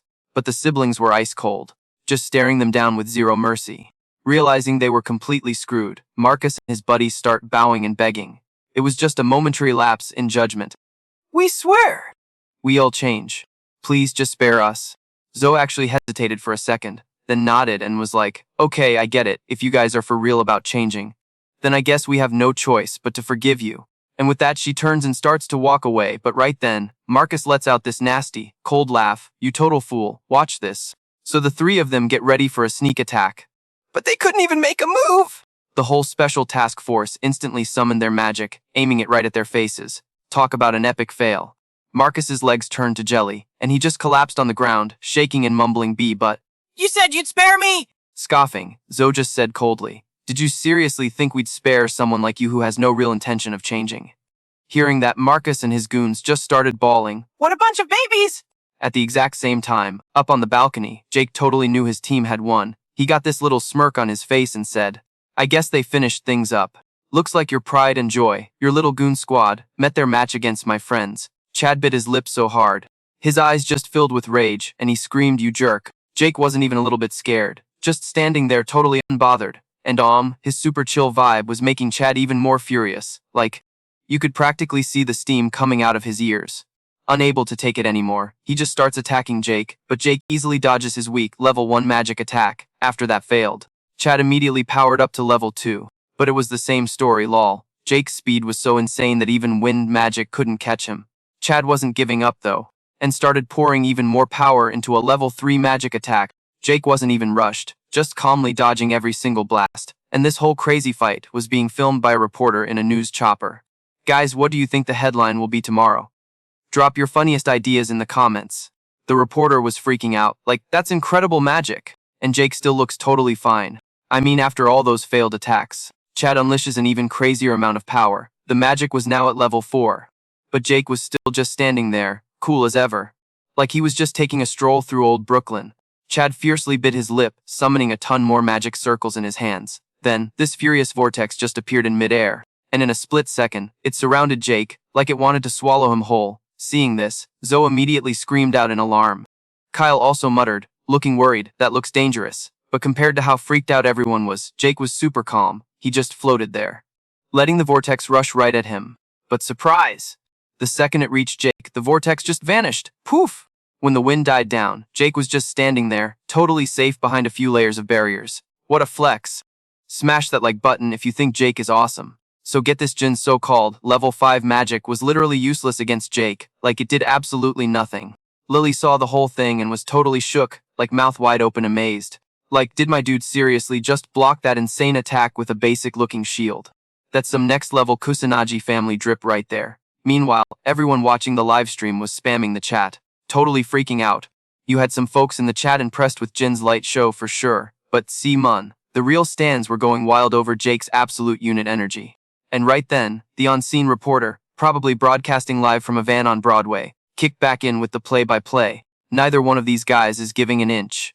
The reporter screamed, I've never seen a showdown this intense. Just then, Jake gracefully lands and gets this confused look, thinking to himself, hold up, this dude's magic is actually kinda trash. Jake's thinking, is this guy just stalling? He's totally planning to bail, but just then, Jin gets this nasty smirk and taunts him, yo, what's the deal? You frozen over there or something? Oh, but Jake just narrows his eyes, his voice dripping with ice, and says, dude, I could end this in like 2 seconds flat. But where's the fun in that? C-Mun, Gramps, show me what you really made of.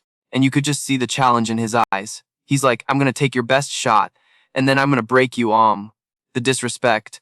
Jin was so mad he could barely speak, just hissing, you arrogant little sewer rat. You want my full power, you got it?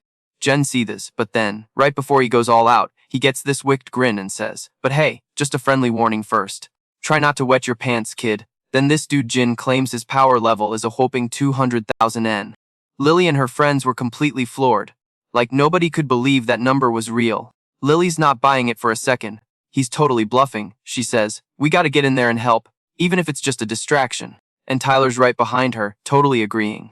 Heck yeah, Tyler says. Sitting on the sidelines ain't my vibe. And with that, the whole crew makes a break for the balcony. Jake totally senses them coming and turns around. But they were already blocked. Of course, it was old man Jin who stopped them. He just scoffs and says, count your lucky stars, kids. If you'd gotten any closer, I would have had to end you oof. You should have seen the looks on Lily and her friends' faces, they were pissed. And right at that moment, Jin throws his head back and just roars, and this insane magical energy just erupts from him. It's like so much power being compressed that his whole body starts to glow super bright. Okay, this was actually getting scary. Like that's enough power to potentially take out a member of the Kusanagi family. You could see Lily and her friends were seriously starting to freak out. But Jake, he just gives this little smirk, totally unimpressed. Of course, Jin totally misreads the room and thinks Jake is terrified. So he puffs out his chest and says all smug, pretty wild, huh? Bet you never imagined this much power. So let me give you a demonstration, he says, something simple enough for a moron like you to understand. And bam. As soon as the words are out of his mouth, all these crazy magic circles appear around him. And in a flash, this gnarly rip in space just appears out of nowhere. But Jake, being the absolute mad lad he is, isn't scared at all.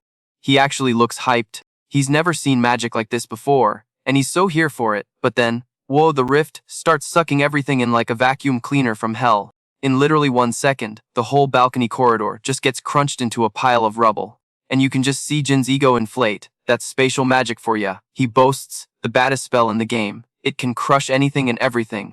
It'll squash you flat in a millisecond. Jin gloats, but Jake just narrows his eyes, smirks, and hits him with a simple, "I'd like to see you try." And guys, if you thought Jin was mad before, he just went full on rage mode. He's screaming like a maniac, "Just die already.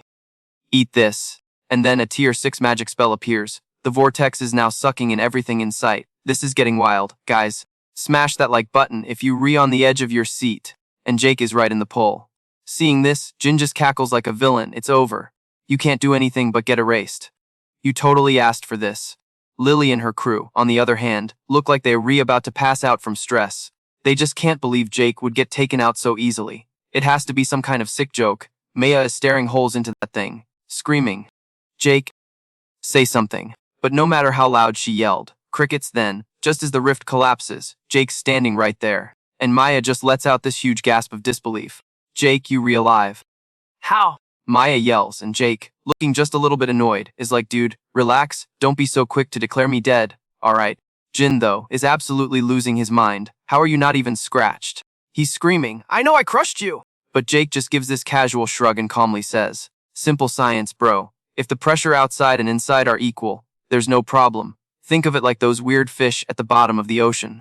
But Jin ain't buying this nerd talk for a second and just screams, "So what if you know science?" Jin yells, "That doesn't mean you can use spatial magic. That's my signature move." And Jake, with the most casual expression ever, says, "Oh that? I just watched you and figured it out." Maya is completely shook, just staring and mumbling, You learned it just from watching." And Jake just nods like it's the most normal thing in the world. Then he gets this super cheerful smile and says, Yeah. "And you know, if you had just used that move right away. Okay, so I might be gotten a tiny scratch, but props to you for mansplaining your whole attack. Love that for you. At the end of the day, it's just a fancy version of wind magic, my dude. It's seriously that simple. And you know what? Lem show you some real basic magic, and bam. Just like that, Jin's whole body starts tweaking out. He's grabbing his head, screaming, Yo, what are you even doing to me? Jake just hits him with this little smirk, totally chill, and goes, "I just cranked up the sound pressure. That's it. It's called a sound spell. Ever heard of it? Just another way to use wind magic, you know." Hearing this, Maya was literally shook. You could see the light bulb go off over her head. Meanwhile, Jin was getting even more pissed off. He's gritting his teeth. Yelling, are you seriously mocking me, yeah? That's it? The gloves are off. "I'm gonna end you with everything I've got." And the second he says that, Jin's power just explodes everywhere. So, get this, he said his power level was at 200,000, but that was just him coasting. When he went all out, bro, it shot up to 500,000. The second they felt that energy spike, Detective Miller's crew started panicking for real. They were like, Oh crap, he wasn't capping. "What even is this power?" At the same time, Jin just throws his head back and lets out this super arrogant laugh. He's all like, "How disappointing, Jake," and before you know it, all the power inside Jin has just completely erupted. This insane energy is just swirling all around them. Jin is looking so smug right now, like he's already won, but Lily and the others, oh, they were completely freaking out, and honestly, who can blame them? Like, is this the real power of the magical elite? Having that kind of insane power. They knew this wasn't someone they could just fight. Even Detective Miller was losing his cool. He's biting his lip, whispering, "We totally underestimated these magic trust fund babies. There's no way we can go up against that kind of power." Jin sees everyone shaking in their boots and just sneers. "This is me at 100%. No more chances to beg for mercy." But Jake, my guy, is just standing there, calm as ever, and even lets out a bored yawn, a yawn. The absolute shade. Jin literally cannot compute how chill Jake is, so he just starts laughing like a maniac again. "You guys are all so dumb you can't even tell how strong I am, right?" Yeah, Jin was convinced his reality-bending magic only failed cause Jake got lucky. He's like, "Okay, playtime's over. The joke ends here." He was gonna finish them all with his ultimate move. As he's saying this crazy magical zone pops up. But you look over at Jake, and my dude is still just standing there, totally unfazed. Jake's whole vibe is making Jin grind his teeth in pure rage, and right away, he starts mumbling the words to his big spell.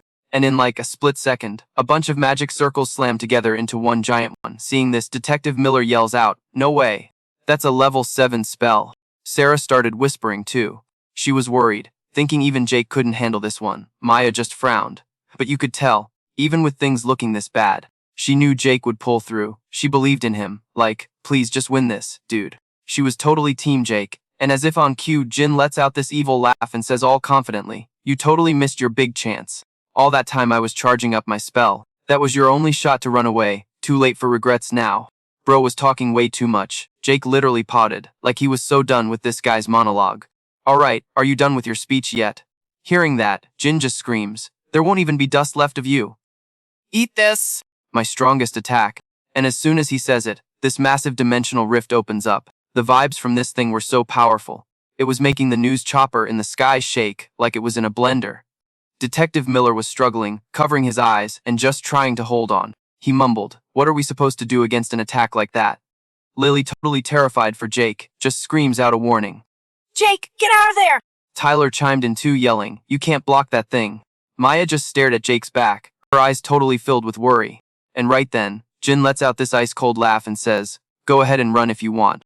I'll just take out all your little friends afterward to make myself feel better. So I can't wait to see what you choose. Jake, run away or get deleted. That giant vortex starts closing in on Jake fast. But my man just stands there, cool as a cucumber from his apartment down on 125 Main Street, Brooklyn. Jake just smirks and says, obviously, I'm gonna face it head on. Then he just whips a magic crystal out of his inventory. Seeing this, Jin just sneers at him. What even is that thing? You really think that little rock is gonna stop my ultimate spell? He scoffs, pay the price for your own stupidity and get erased. But faced with this dude's total meltdown, Jake was still completely unbothered. Right before the vortex could swallow him whole, he flicks the magic crystal from his hand. That thing just tears through the air and shoots straight into the heart of the vortex. It instantly merges with the crazy swirl of energy. But then, like, a few seconds later, the entire vortex is just completely shattered by that one little crystal. No way. If you can't believe that just happened, smash that like button and let me know your reaction in the comments below. Yo, the second Chad saw that, his face went completely white, like he'd just seen a ghost. Even Lily's crew behind him were totally shook, jaws on the floor. They never, ever expected Jake to just delete a 7th level magic spell that easily. It was insane. Chad was literally shaking, dude mumbling to himself in total disbelief, like, ooh wait, where'd my magic go? Did it just poof? And Jake, our boy, just lets out this little scoff, cool as a cucumber, and goes, you wanna know why? It's 'cause Earth cancels wind, my guy, it's basic element 101. A spell that takes you that long to power up was always gonna be useless against me. As he said this, he hit him with the one eyebrow raise, so savage, and was like, don't you so-called elite mages from your fancy address at 1 Park Avenue know something as simple as this? Chad absolutely lost his mind, clutching his head and screaming, no. No freaking way. My ultimate magic was defeated by a low-level spell like that. Jake just pouted a little, clicking his tongue like, yep, deal with it, and said, that's right. See, the amethyst stone has, like, 0 attack power. Even if it bonks you on the head, it's not going to do any real damage, however. It's packed with a crazy high density of mana, so it can straight up neutralize magic, even with a huge gap in power tiers. Consider this a free lesson. On the house, Chad just glared at him, absolutely seething, and asked all resentfully, why would you use a useless spell like that? Shrugging like it was no big deal, Jake put on this face like it was the most obvious thing in the world, and said, because it's a spell I whipped up myself, you know, just for fun, the absolute flex. Hearing those words completely broke Chad. He literally dropped to his knees on the ground, just mumbling over and over, you created magic for fun. I spent a whole decade perfecting my magic, oof, you can feel that sting from here. Jake couldn't care less about his little pity party. He just strolled over coolly and said, alright, drama queen, now it's time for you to face the music. That's when the fear finally kicked in for Chad. And he started begging, my mana is totally drained. I can't even move anymore. Jake just gave him this tiny little smile, but oh my god, it was the most wicked smile I've ever seen. I don't want to waste any more of my time on this clown show. As he said that, he raised his hand to flick Chad's forehead. Seeing this, Chad probably thought he was a total idiot. Like, did he really think a little forehead tap was going to be enough to take him down? Oh honey, he seriously underestimated Jake's strength. With a single flick of his finger, Chad went tumbling end over end in midair before getting absolutely yeeted across the street. Seeing this, Lily's group was instantly stunned silent. He flew that far from just a light tap. Is Jake even human, for real? Just then, the police squad rushed over to slap the cuffs on him, and the reporters at the scene, probably from some local New York station, immediately started cheering like crazy. The elite mage has been defeated. Captain Jake of the Magic Special Task Force has won. The crowd went wild. Everyone watching the live stream was also going nuts. The chat was just flying by, cheering non-stop cause justice was finally served. Back at Maya's villa, the whole crew ran out to congratulate Jake on the win. He glanced over at them and gave his props. You all did a great job, team effort. After speaking, Jake turned his gaze toward Chad, who was being led away in cuffs. These elite mages are nothing special, he thought, and to think they're reconsidered the top dogs of the American elite. Man, we really need to retrain this whole generation of mages. With that thought, Jake walked up behind Chad and said, "Hey, I got a question for you." Chad just glanced at him, waiting for him to keep talking. Jake's tone got super serious after Jake's death. What did the elite mages do? Did you guys destroy that ancient book that existed 50 years ago? If you did, why? Chad just scoffed at him, said in this cold voice, as if a commoner could possibly understand the profound philosophies of the elite mages. Talk about snobby, a confused Jake asked back. What's that supposed to mean? And Chad just snorted, figure it out for yourself, before walking off, leaving Jake just staring blankly at his back like, well, that was helpful. After all the chaos with Maya's family, Jake got dragged into doing a press conference. Detective Miller, who was right beside him, announced loudly to the cameras, "We will now begin a press conference with Captain Jake of the Magic Special Task Force. First, we'd like to ask the captain to say a few words." Jake said his piece, and in the days that followed, his face was plastered all over the news, from New York to L.A., while the man himself was secretly vacationing in Hawaii. What a legend. So there's Jake, stretched out on a lounge chair, sighing dramatically, "Oh, what am I even doing in a place like this?" Just then, someone starts walking toward him from down the beach. It was Maya rocking a super cute bikini. She asked softly, "Is something wrong, Jake?" And cue the flashback.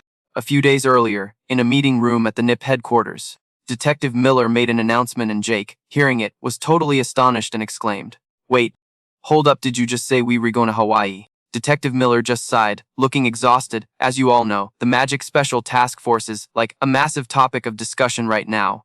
We're being totally overwhelmed by all the attention from the public and the media. If you guys are loving this story, make sure you hit that like button and share with your friends. Jake was just giving him this look like he'd grown a second head. So Maya whips out her phone, shows him this video from Westbrook Academy. And guess who the main character is? Our boy, Jake. On top of that, the video was literally blowing up on TikTok, Instagram, you name it. Then Lily chimes in, for real. The internet is flooded with articles spilling all the tea on our little magic task force. Tyler had to add his 2 cents. Even the TV is on a 24/7 loop with news about the noble mages and us. It's insane. Detective Miller looks dead at Jake and goes, "All of America has its eyes on you guys. That's why I'm making an executive decision. You are all getting a break, go to Hawaii, chill on a beach in Maui, and relax until this blows over." He went on about how, thanks to Jake, the whole squad had leveled up, and with the Ashley family backing them, they now had enough cash and resources to handle any crazy disaster that popped up, and could totally deal with any monster threats at this point. Detective Miller walks over, gives Jake this proud pat on the shoulder with a huge grin, and says, "Why all have been working way too hard, so use this time to actually rest." And just like that, that's how Jake and the crew ended up on vacation in Hawaii. So back to the present, after hearing Maya's question, Jake sits up from his lounge chair, sighs dramatically, and is like, "I was just thinking about a few things." Maya just nods like she gets it, then asks, "Anyway, what do you think of this? Is it giving or is it too weird?" And y'all, Jake gives her a super serious head-to-toe scan, then just says, "It's cute." This totally made Maya flustered, and her cheeks instantly turned bright red. Jake, on the other hand, is completely oblivious and just calmly comments that it perfectly matches her hair color, that it really suited her, like it was custom made for her. To put it simply, he thought it was very, very cute. The more Maya listened, the more embarrassed she got, muttering a little, "Thanks," and right on cue, Lily shows up, looking like a total goddess in her black bikini. She scrunches up her face and says, "So, this is where you were. I was looking all over for you." Seeing Lily, Jake does his little careful observation thing, checking her out from head to toe. Lily catches him staring and asks, all suspicious, "What is it? You got something to say?" Jake just nods, cool as anything, and casually compliments her. "I was just thinking you look amazing." Okay, these words totally startled Lily. Jake just keeps going with this super matter-of-fact look on his face. "You look like a model. No cap. Your skin is so fair and smooth it makes that swimsuit pop. You're definitely the hottest girl on this entire beach. I get it now." Lily gets all shy and just says that before turning around and literally running away. What is even happening? Tyler, who's standing nearby, is watching this whole scene go down with his mind completely blown. This kid is on another level. He's not shy at all, just praising them so naturally with zero ulterior motives. And what a perfect time for Sarah to make her grand entrance, all hyped up, laughing and shouting, Your queen has appeared. Unlike the super sultry vibe of the two sisters, Sarah was just wearing this chill two-strap jumpsuit. Tyler immediately starts to worry. Oh no. This is bad. This is really, really not good at all. Like when Sarah was in her uniform, he didn't feel a thing, but this This was a devastatingly powerful sight. Sarah just ignores him and looks right at Jake, asking, so what do you think of my swimsuit? Tyler can't help but panic. Oh my god, Jake is not about to compliment her chest, is he? Stop, don't you dare say anything about it. While Tyler's having a silent meltdown, Jake just nods and praises her, only saying that the style was pretty nice. Tyler finally lets out a massive sigh of relief, thinking that comment was probably safe. Sarah, getting her compliment, was obviously super happy. Her eyes were literally sparkling. But that wasn't all. Jake kept going. The contrast with your usual style makes you even more charming. You look so beautiful. You're giving off this amazing, mature woman charm. His words made Sarah so shy, she started stammering with a shaky voice. Don't praise me so much. Tyler seriously could not stop him in time, and he couldn't help but yell, you are truly an amazing guy. Don't you think you overdoing the compliments just a little? Jake just shrugs, totally indifferent, and pouts, saying why? I'm just being real with my feelings. When I feel like someone deserves a compliment, why shouldn't I let them know? He thought all three of them were beautiful, so he complimented them. Jake asked if there was a problem with that. Tyler frantically shook his head. Nope, no problem at all. But it definitely made all three girls feel super awkward. Every single one of them was blushing a crazy shade of red, and at that moment, Jake suddenly speaks up again. Hey Tyler, your body is amazing, too. You've got great proportions, and this simple-looking swimsuit looks perfect on you. You should be proud of that bod, my man, very good. Wall. Smash that like button if you think Tyler is going to need therapy after this trip. Now it's Tyler's turn to get all red in the face. He literally yelled, you don't hype me up like that. But after he got over being embarrassed, they had a blast on the beach, even hitting the waves on a jet ski. For real, this whole trip was the vibe check they desperately needed. Later that night, Jake dipped out of the hotel. His throat was totally parched from laughing so much. So my guy was on the hunt for a bodega to grab a drink. He barely walked down the block on Ocean Parkway when, bam, he runs into someone he knows, Mia. And listen, the jury's still out on whether she was totally waiting for him, or if it was just a random encounter, you know? Anyway, they start walking together, and of course Maya is the one to speak up. Today was so much fun, right? Jake just gave a little nod. Yeah, I honestly didn't think we'd get a chance to just chill like this. It's been non-stop drama for ages. Okay, so get this tea. Maya's totally side-eyeing Jake because she clocked that ring on Lily's finger earlier. Her brain is screaming that they're redating, but her heart is in full denial mode. She just couldn't wrap her head around it, cause Jake literally told her he wasn't seeing anyone. The math just wasn't mathing for her. So Maya is just stuck in this spiral of overthinking until she can't take it anymore and just blurts out, hey, can I ask you something? Jake kinda frowns, like here we go again. You gonna ask about my powers again? Nah, it's not about that, Maya said, shaking her head real fast. She takes this huge deep breath and, super hesitantly, asks, what's your type? Jake was a little thrown, but he answered pretty quick, honestly, I've never really thought about it, but Maya was on a mission. Okay, but specifically, is it like one of us three or someone like us? Jake actually thinks about it for a second before dropping this bomb, maybe. It's all of you. While Maya was absolutely shook, like system overload. Could not compute. Jake just looks up at the stars and gets all philosophical with a smile. You all super cute and charming. And on top of that, you all such hustlers, always grinding. I'm into people who always give it their all. This was not the answer Maya was looking for. She pushes back. But isn't that, like, different from actually liking someone romantically? Jake is legit confused. It is. I thought they were pretty similar, but now that you mention it, I probably like you the most.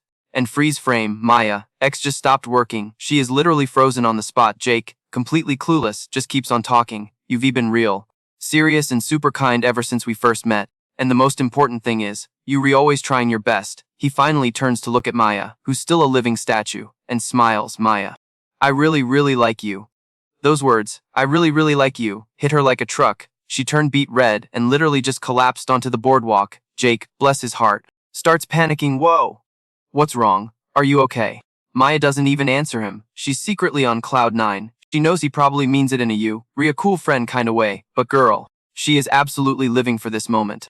Hit her right then. She was down bad for this guy. But while they're having their little rom-com moment, back at the precinct on a 100 Police Plaza, Detective Miller is stressing hard. Things were getting heated. The public was dragging the elite magic users through the mud, and more people were calling for the magic special forces to take over dealing with all the freaky weather patterns. Yeah, and the whole monster situation. People wanted them on it. Jake's fame was blowing up, but at the same time, so was the rep of the so-called dark mages. It really felt like a massive showdown was brewing. Instead of chilling out, The whole situation in New York City was getting even more tense. What's the play now? Let me know your theories in the comments, guys. Meanwhile, over at JFK International Airport, a flight from overseas just landed, and you can just hear this super annoyed voice coming from inside. In the short time we've been gone, it looks like this city has gone completely off the rails. Hearing that, another, deeper voice answers. These weaklings are so pathetic, the owner of that first voice. The head of the Hill Murai family. A top-tier magic user. Bella, she's still fuming. If I had been here, this whole mess would be been handled like yesterday. The other dude was Chris, the head of his own clan, and trust me, he wasn't happy about the situation either. Okay, fast forward 1 week, we at Jake's place, probably some sick apartment in Greenwich Village. Maya is in the kitchen, humming and cooking up a storm. Jake's just chilling on the couch, sighing. We back way sooner than I thought. Lily hears him and says, looks like the Magic Special Forces did some par work with the media. And Westbrook Academy definitely pulled some strings for us too. Jake looks so relieved, pouting a little as he says, finally we can actually breathe for a second. Just as they were talking, Maya pokes her head out of the kitchen. Yo, someone help me with these plates. Jake immediately snaps to attention. All right, I got it. A second later, there's this absolutely insane, gourmetlet-looking meal on the table, man. What a feast! If you suddenly starving, do me a favor and smash that like button. So, while they were grubbing, Maya totally goes, we heading back to school tomorrow. But for real, you think it's gonna be chill? Jake just shrugged it off, super casual. Dude, the cops in Westbrook Academy have our backs. The hype around the whole special ops thing has probably tanked by now, right? I bet people are already bored and moving on. We just gotta ghost the haters. Yeah, famous last words. Cause the second Jake stepped onto campus at 100 Westbrook Ave, New York, he knew he'd played himself. A whole mob of girls swarmed him, instantly. They were all up in his business, asking for his digits, his type, his freaking star sign, everything. And get this, across the hall, Lily was getting absolutely mobbed by a bunch of dudes. Of course, Lily and Tyler were basically celebs now, so no surprises there. I mean, they always turned heads wherever they went, but after that whole mess, they were straight up A-listers. Lily, with her classic Ice Queen vibe, was the main attraction, was totally unbothered. She just strolled right into Jake's classroom and was like, yo, sorry to crash, we came to drag you guys to lunch. But it's looking a little wild in here today, huh? Jake shot back, totally whining, a little wild, are you serious right now? And Maya had to break it to him, dude, I heard this is nothing. Apparently, it was way crazier before when randoms were crashing the gates, and Tyler. Thanks to Lily's star power, he was already a pro at handling the paparazzi. So while everyone's still tripping about the crazy fans, Lily just blurts out, completely deadpan, oh, by the way, we out of toilet paper. We should probably hit up a Target on the way home. Mo, what a vibe shift. And Jake, without missing a beat, is like, oh true, we can grab more bath bombs too. You've been wanting to try that new lavender one, right? And Maya was suddenly on the spot, looking like a deer in headlights. Lily just froze, you could literally see her brain short circuit. And everyone who overheard this little domestic chat between her and Jake immediately started whispering. The tea was piping hot, and Lily started to totally freak out. She, grabbed the other two and practically shoved them out. Yeah, anyway, let's just go to the roof. So up on the rooftop they went, trying to have a normal lunch like they always do. So after getting the full rundown from Jake, Maya, and Lily, Tyler just explodes. Wait, what? You guys are all living at Jake's place over on 5th Avenue. His mind was racing are they dating? Wait, no, probably not any other guy, and he'd be throwing hands, but since it was Jake, he figured it was probably okay. With that settled in his head, Tyler looked at Lily and was like, hey, if you need anything at all, just hit me up, for real. I'll do whatever I can to help. Lily gave a small nod and replied that would be amazing. Thank you. Maya chimed in with a thank you too. Tyler then looked over at Jake and said, hey man, can we just drop the last name stuff? Is it cool if I just call you Jake?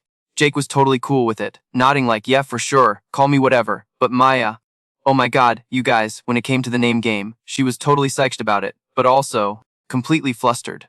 She had no idea what to call anyone anymore. Her brain was just going, okay, this is actually a huge deal. We are live Vine and G together. But then she shook her head, trying to snap out of it a chill. We were not doing anything sketchy. Thinking this, Maya totally glanced over at Jake, and her face was practically screaming, I am so awkward right now. She was probably wondering if Jake ever felt weird about it. Spoiler alert, Jake was completely oblivious to the 57 different dramas playing out in Maya's head. Now my dude was just happily chopping it up with Tyler, and just like that, the crazy long day was over. The three of them went back to Jake's place, did their usual thing, dinner, homework, scrolling on their phones before piling into one room to crash. Okay, pause. What do you guys think of this living situation? Drop a comment below, I'm so curious. Course, the two sisters got the bed, what a gentleman. While Jake camped out on the floor. But even though it was super late, Maya's eyes were wide open. Homegirl could not sleep. Maya peeked over at the other two. How were they just passed out, sleeping so peacefully? Was she seriously the only one freaking out about this whole thing? The more she spiraled, the more annoyed she got. She finally just rolled over in a huff, squeezed her eyes shut, and basically ordered herself to go to sleep. And it wasn't long before she finally drifted off, but just as Maya fell asleep, another pair of eyes snapped open. Dun dun dun. It was Lily, and guess what? She couldn't sleep either. Lily had the exact same question as Mia. How were the other two just snoozing away? But she couldn't. Was she the only one feeling all kinds of weird? Turns out, our Ice Queen still wasn't used to sleeping in the same room as Jake. Thinking about it, she literally sat straight up in bed. She couldn't figure out why she was so tense. Like, why was this messing with her so much?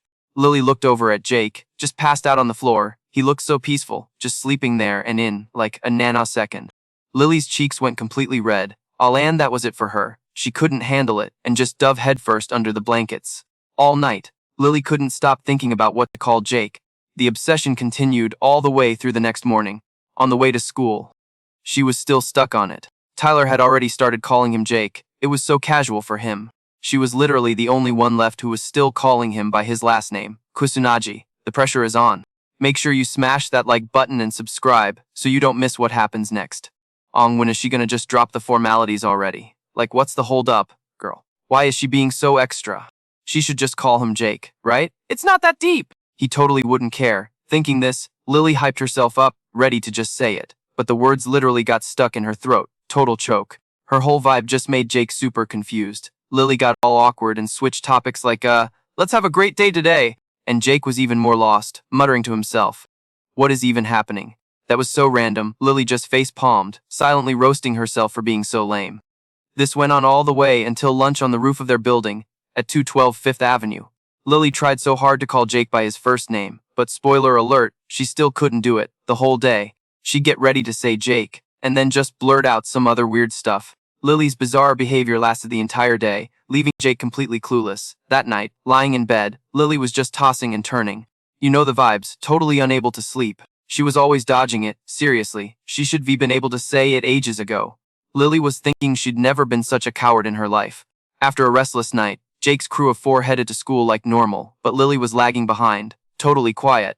Jake noticed something was up and slid up next to her asking, "Yo, what's wrong? You not feeling good or something?" Lily just gave a little headshake and replied, "I'm fine." Thompson, hearing his last name.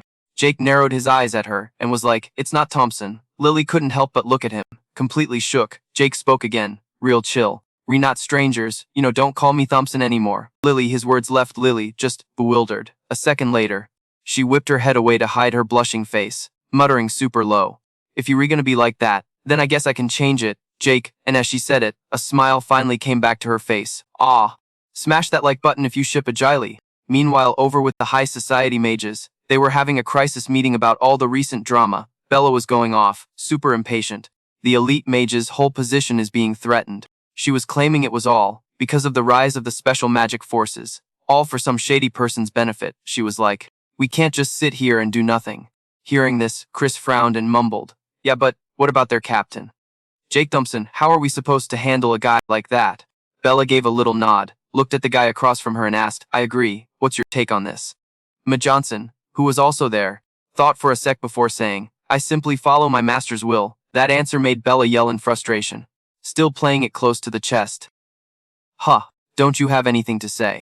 Johnson paused for a moment before finally spilling, "It seems Jake Thompson doesn't recognize me." Bella looked kinda surprised and started speculating under her breath. "Wait, could it be that he doesn't even know we exist?"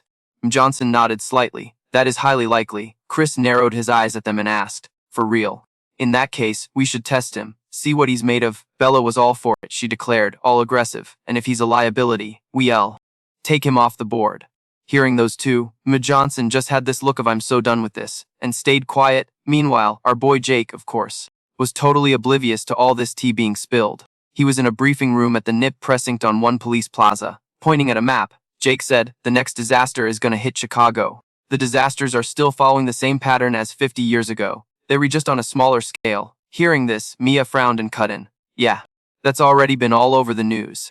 Lily nodded, agreeing. The way they re-showing up might be the same, but how often they happen has definitely dropped a lot. Sarah, who was in the audience, added, and we can't predict when the next one will hit, so even the police can only stay on high alert. Jake just nodded and calmly said, current disaster response is a mess, for sure, but other cities don't have a specialized crew like our magic task force. The second he finished his sentence, Detective Miller just burst out laughing, haha. I knew you'd say that, Thompson.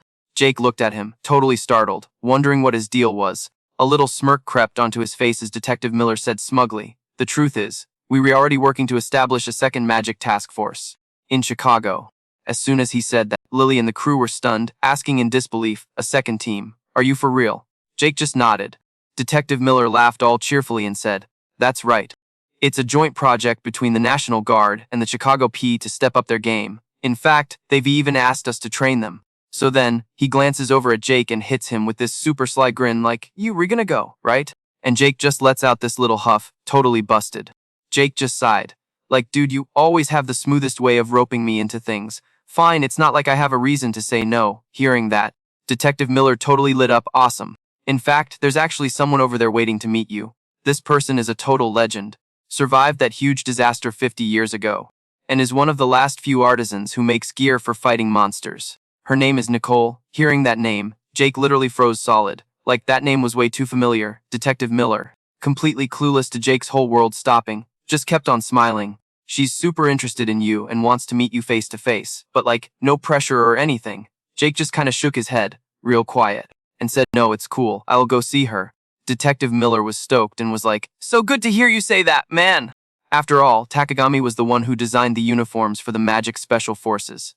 Jake didn't say a thing. His brain was just buzzing with thoughts about this Nicole person. Detective Miller finally noticed Jake was acting weird, but had no idea why. Total awkward silence, lol. That afternoon, Jake grabbed his suitcase and headed for the airport, ready to catch a flight to Osaka, of course. The whole crew, Maya, Lily, and Kyle came to see him off. Man, smash that like button if you hate goodbyes. Standing out front of the terminal, Jake gave them a little smile and said, alright guys, I'm heading out. Maya and the other two just gave a little nod, and they all said their goodbyes. But then Jake suddenly remembered something and was like, oh shoot! I almost forgot to give you guys this. He reached into his bag, pulled out a few bracelets, and handed them over. Lily and the others were totally confused but slipped them on like he asked. Jake kinda squinted at them and got all serious. You have to wear these until I get back, and for real, don't take them off for any reason, got it? The three of them were like, Yeah, okay, totally. okay, Jake nodded, looking satisfied, but still asked, a little worried, you guys are gonna be okay without me, right? Mia just laughed and shot back, dude, we've leveled up like crazy, we re good. Just go to Osaka and don't even worry about us. Lily and Kyle totally backed her up. Hearing that, Jake finally relaxed and took off, waving goodbye to his crew. Alright, that's good, I trust you guys. A little later, Jake was on the plane, and he just flopped into his seat with a huge sigh. Finally, I can actually sit down. It was a lot like the flight to Hawaii, but man, the security check was insane. Felt like trying to get into Fort Knox or something. But whatever. He decided to just let it go. He did have a weird feeling about his seat though. Detective Miller had really hooked everything up perfectly. Jake could just cruise to Osaka without a single worry, just had to grab his suitcase and go. But just then, Jake spotted two people who had just gotten on the plane. You're not gonna believe it, it was Bella and Chris. And I don't know if it was a crazy coincidence or totally planned, but they were on the exact same flight as Jake. Even though they were sitting pretty far away, their eyes were glued on him. This whole situation was starting to feel super sus. Who even were they? Were they mages? They definitely had a powerful vibe. It looked like there were a bunch of people like them on this flight. But with security this tight, there shouldn't be any trouble, right? Famous last words. Right after that, another group of people got on, and Jake just decided to tune it all out. Before long, the plane was finally in the air. Since he was flying business class, Jake got served this boji, incredible meal. His eyes immediately lit up like a Christmas tree. This food looked like it came from some fancy restaurant on Fifth Avenue. So, Jake just completely ignored everything else and started chowing down. Meanwhile, a few sketchy dudes on the plane were constantly watching the other passengers, definitely cooking up some kind of nasty plan. A second later, a guy with curly hair and glasses suddenly got up from his seat. The dude walked right past Jake, but our boy didn't even notice. He was way too busy enjoying his 5-star meal and the sick view from the window. Chilling like this once in a while wasn't so bad, but it looked like Jake's little vacay moment wasn't gonna last long, and yep, sure enough, a moment later, A few dudes grab a flight attendant and hold her hostage. Guys, it's going down. Then they start screaming, "Nobody move!" Not only that, but they started rounding up all the other passengers. This is not a drill. Even Jake ended up with one of the rogue mages guarding him. These guys were clearly trying to jack the plane. What these clowns didn't know was that on this plane was the #1 ranked mage on the entire server. Jake plus 2 high-key noble mages, Bella and Chris. Talk about bad luck, my dudes, for real. A hijacking. On my flight. Get out of here. Jake narrowed his eyes at the goon in front of him, his brain going a mile a minute. Okay, these are illegal mages, and there are 10 of them. If I just start blasting, the regular passengers are gonna get caught in the crossfire. What do you guys think Jake should do? Drop your plans in the comments. Plus, if he went all out with his magic, he'd probably shred the plane to pieces. Nah, he probably couldn't handle this gig solo. Just then, all the passengers started screaming their heads off, which really ticked off the hijackers who yelled, "Yo, shut your traps! Did I say you could talk? You looking to get deleted?" And get this, there was this little kid on the plane, just clinging to his dad, sobbing over and over, "Daddy, I'm so scared." The dad could only whisper back, trying to keep him calm, "It's okay, sweetie." Right then, the head honcho of the hijackers screams, "Our demand is simple. Release the members of the Black Rebellion, now." Dead silence. Y'all, no one said a word, so the leader yells again, "We will not put up with you treating mages like dirt, you inferior normies." He gave them 5 minutes. Get on the horn with the people on the ground and tell them to release our comrades, or we start icing passengers one by one. Hostages, for real. The pilot up front heard the threat, and his face just went pale. Back in the cabin, our boy Jake was in his own world, trying to cook up a plan. Time was running out, like, for real, what was he gonna do? Meanwhile, you could tell Bella was getting super uncomfortable. Chris was still silent, but his expression was pure murder. And then bam! Both of them just let their magic flare up at the same time. Jake totally sensed it and frowned a little, looking like he was about to make his move too. The other two caught his vibe, and they all just locked eyes. At the same time, the hijackers finally noticed Jake and started bugging out, warning him. "Hey you! You so much as twitch a muscle, And we'll drop you right here? Puffed, yeah right! the second the words left their mouths. Bella and Chris were already in motion. No hesitation at all, they both just decked the hijackers closest to them. Chris used something wrapped in this black cloth and just smashed it right into another dude's face. He then charged forward to the next group of goons, but by the time he got there, surprise, Jake had already mopped the floor with them. Our boy is fast. The 3 of them stood there, staring at each other, and you could just feel it, they had the same game plan. Bella gave a tiny nod, and then whoosh. All 3 of them charged forward at once. Oh my god, this is getting good. Smash that like button if you agree. Seeing them coming, one hijacker totally panics, but before he could even react, he caught a fist from Bella that sent him flying across the aisle. Chris was not messing around either. He'd whipped out his sword and just started going town on these sky pirates. Bella wasn't chilling either. She was moving like a bolt of lightning, zipping past all the passenger seats. This one hijacker saw her coming and tried to cast some lame attack spell, but it was way too slow. Bella literally stepped on his head and neck to launch herself forward. "Savage!" She just scoffs, ice cold. "In your dreams, you guys are no match for us, and she's not wrong." Let us know in the comments who you think had the sickest takedown so far. Seeing his whole crew get wrecked, the leader loses it and starts threatening them. Enough. I've had it with this. If this is how it's gotta be, We'll all go down together! he screamed that he would take them all out. Just as the words flew out of his mouth, the leader aimed the spell in his hand at a flight attendant.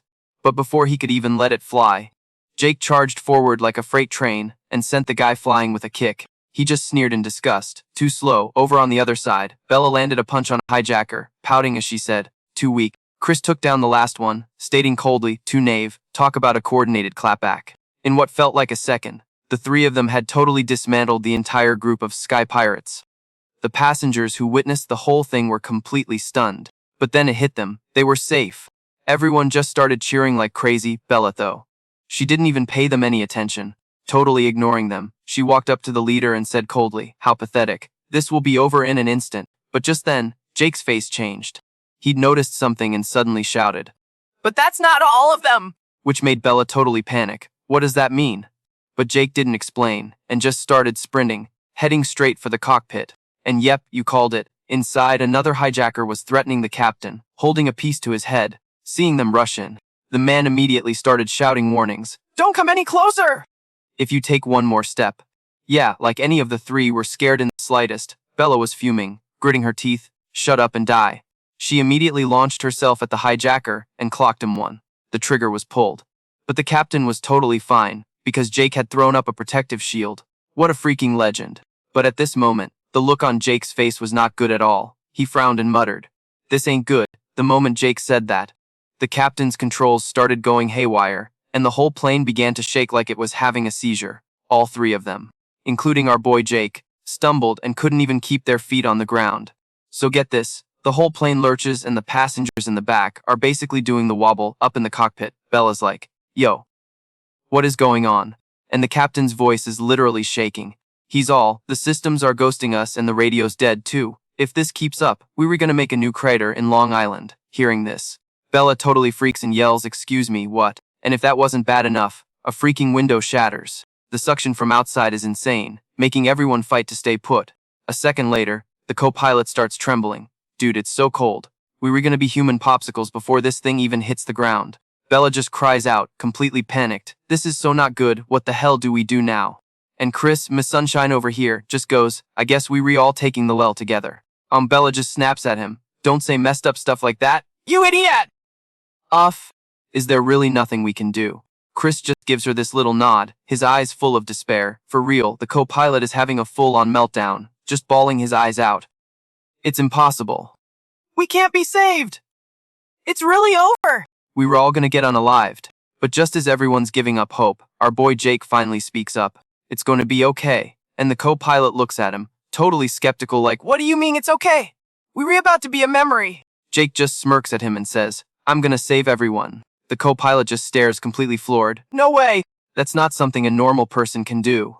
It's all over. We're going to die. Jake watches the guy start crying again and lets out this massive sigh, like he's so over the drama. Then he just walks over to the broken window. This makes the captain yell, "Hey, what are you doing?" But Jake doesn't even bother to answer and just jumps straight out of the plane. "You guys," my jaw dropped. Bella rushes over, screaming in a panic, "That kid just bailed on us." But right then, the plane suddenly pitches forward and starts a nosedive. The captain feels it and is immediately shook. We nosediving at an incredible speed. At this rate, the plane will crash into the ground in just a matter of minutes. The passengers in the cabin feel the plane plummeting and just start screaming their heads off. Total chaos, desperate screams echoing everywhere. A little girl is clinging to her dad, crying her eyes out, up in the cockpit. The captain is wrestling with the controls. But the plane just keeps dropping. It's getting way too close to the Atlantic Ocean, but then, in a flash, it completely changes course and soars high into the sky. The captain is just staring at the readings. He's completely bewildered, muttering, "The speed is starting to stabilize. Are we saved? What just happened?" Bro is confused. Bella seems to figure it out, whispering, "It was him. He did it." And at that moment, we see Jake at the tail of the plane, literally holding the entire aircraft up by himself. Can you even believe it? Jake created a barrier with a massive amount of magic, and then juiced up his physical strength with magic reinforcement. At the same time, he's using the wind to fix the plane's flight path, like holding up an entire airplane for the first time. That's a huge challenge, even for him. But guess what? He totally nailed it. The captain, finally catching on, cries out in disbelief, "This is unbelievable. We were thousands of feet in the air. Not to mention the plane weighs 230 tons. How can a single person do something like this?" Bella just can't help but be in awe. The captain of the Magic Special Operations Unit, "Jake, we were traveling with an unbelievable monster. No cap, you guys. We were flying with a total beast. Let me know in the comments if you think Jake is the GOAT." After all that chaos, the flight attendant finally announced that everything was safe.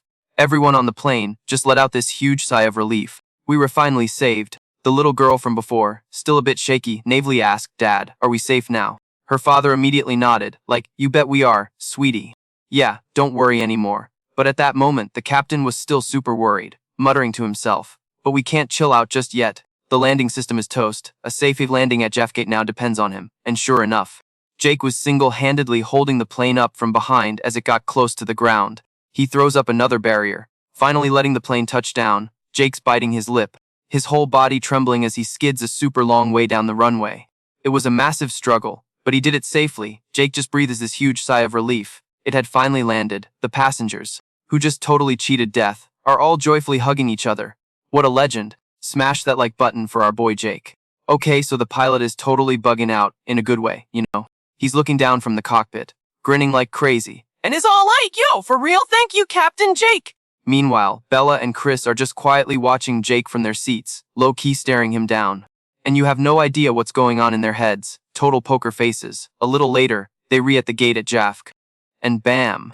A whole mob of reporters just swarms Jake, shoving mechs and cameras in his face, asking a million questions. He just lets out this huge sigh like, here we go again, same drama, different day, am I right? But thank God, airport security swoops in and basically forms a human wall against the paparazzi. This gives Jake the opening he needs to dip out and get escorted by security to finally meet up with Nicole.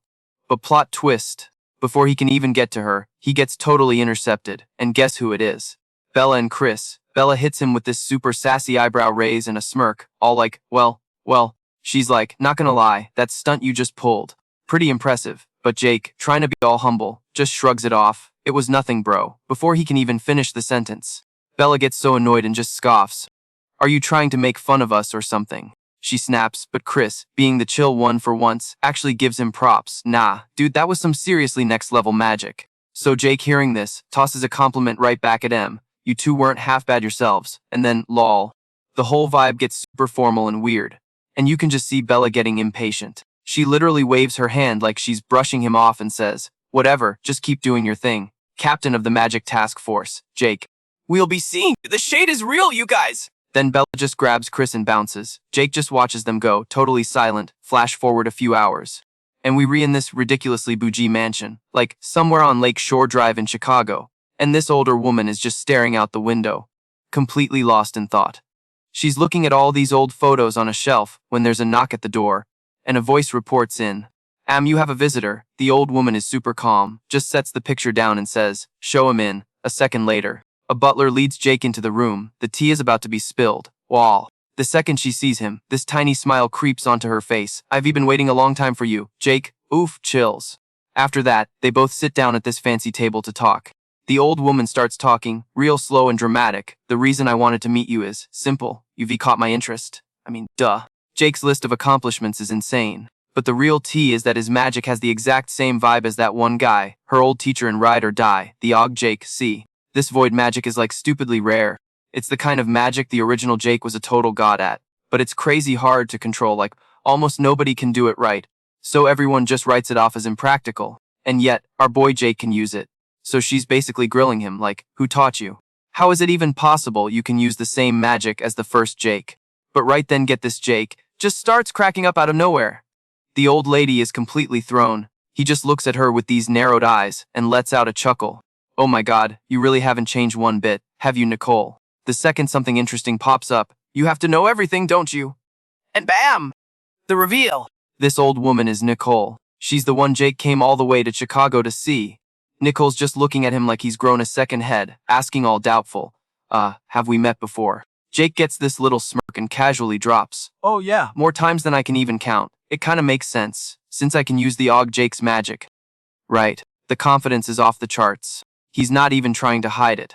He straight up tells her he is the original Jake. This leaves Nicole just shook for a long time. She can't even move. But then, super quick, she just lets out this defeated sigh.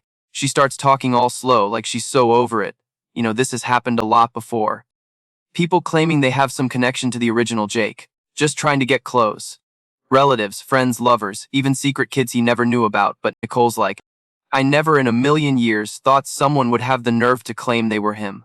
At this point, she gets up from her chair and says, all disappointed, sorry if this is rude. I know I'm the one who called you here, but could you please leave now? Ouch, what do you guys think is gonna happen? Let me know in the comments. But Jake, he doesn't even flinch, just sits there cool as a cucumber, and says, I met a brother and sister recently. The younger one had one of the Jake dolls. Nicole gives him major side eye and asks, so what? And Jake just hits her with this smirk and says, you were the one who said it, weren't you? That you wanted to make a doll that looked just like me. You can literally see the gears turning in her head as she remembers. She's in total shock. How do you know about that? Jake just puts on this matter-of-fact face, still smirking, and replies, just like you said, my dolls can make children healthier. Even now, the original Jake is still out there, protecting everyone. Can we just take a moment? Aw! Nicole is just staring at him in disbelief, muttering, no way, this can't actually be happening. Is it really you? Oh my god, the suspense is killing me! If you re-hype, smash that like button and subscribe. You still not buying it, seriously. Alright, bet. Let me drop another truth bomb for ya, Nicole, totally collapsed back into her seat. Her brain doing the whole buffering thing, trying to process the tea Jake just spilled. For a hot second, her face was going through more changes than a TikTok filter. I swear, Jake just kept going, dropping all these old stories, the real deep cut stuff that only they would know. Nicole was just soaking it all in, dead silent, and then, she actually cracked a smile. Oh my god, it's actually you. Jake was so over it, he literally pouted and was like, unbelievable, you finally believe me. Took you long enough, geez. Nicole shot back, all defensive, well excuse me! The whole came back from the dead. Vibe isn't exactly easy to just accept, Then she was like, you were always so extra, but this is next level wild, for real, I believe it. At this point, she let out this massive sigh for real. After you passed in that final crazy disaster, everything has been so hard. Jake just stared at Nicole, completely at a loss for words about all that drama from 50 years ago. But before he could even get a word out, Nicole started talking again through her tears. But I'm so freaking happy to see you again, for real, I am. Jake just smiled back at her, giving her this gentle little nod. And just like that, what started as a super awkward senior meets junior thing turned into two besties reuniting. Then, Jake got serious. Nicole, you know exactly what's been going down for the past 50 years, don't you? All the magic knowledge is basically gone. Mages are way weaker. It's all just fake news about me, about my family, and how this whole new magic nobility crew just popped up out of nowhere. He was basically grilling Nicole, asking what really happened. Jake was desperate to know the real story behind the mess that went down 50 years ago. Nicole kinda hesitated for a sec, then after this super long awkward pause, she sighed and was just like, I'm sorry. But right then, her phone started buzzing, and her whole vibe shifted. Her eyes got all narrow and serious. Jake totally noticed and was like, yo, is everything okay? Something wrong? Nicole was acting super shady, trying to hide something, and just stuttered while shaking her head. Nah, it's nothing. It's getting late. Let's just pick this up tomorrow. Since you're already here, just crash for the night. Jake didn't really think anything of it, and just went to the room Nicole set up for him to get some sleep. But oh my god, the drama! In the middle of the night, someone creeps into his room carrying a freaking sword, and guess who the intruder was? None other than Chris. He silently glides over to the bed, ready to end Jake's whole career. Without even thinking twice, he swings that sword down hard. But when he sees what's on the bed, Chris is literally frozen, completely shook. 'Cause there was nobody there. And Jake was just standing next to the bed with this hilarious, playful smirk. Dude, that's so rude. Attacking a guy while he's trying to sleep. Re that dude I saw this afternoon, right? Chris didn't say a word, just glared at him. Without so much as a how do you do, he lunged again, but Jake, smooth as ever, just dodged it. Man, Chris was crazy fast, but he got a little sloppy and bam. He landed a solid kick on Jake, sending him flying right through the window. Jake got knocked out into the courtyard, but Chris wasn't letting up. He straight up summoned a tier 1 magic spell to blast Jake. This is getting intense, guys. If you think Jake's gonna smoke this guy, smash that like button. Not about to get wrecked, Jake threw up a barrier to block it, and just as expected, Chris's magic blast got totally stuffed by the shield. But Chris was still on him. He came in hot, slashing like a maniac with his sword, and get this, Jake's barrier got sliced in half just like that. Jake had to jump back a few steps. Fast, he squinted at the sword in Chris's hand and said, all cheerful, whoa, that's a nice blade you got there. Even sliced right through my magic shield. Is that some kind of anti-magic gear you re-rocking?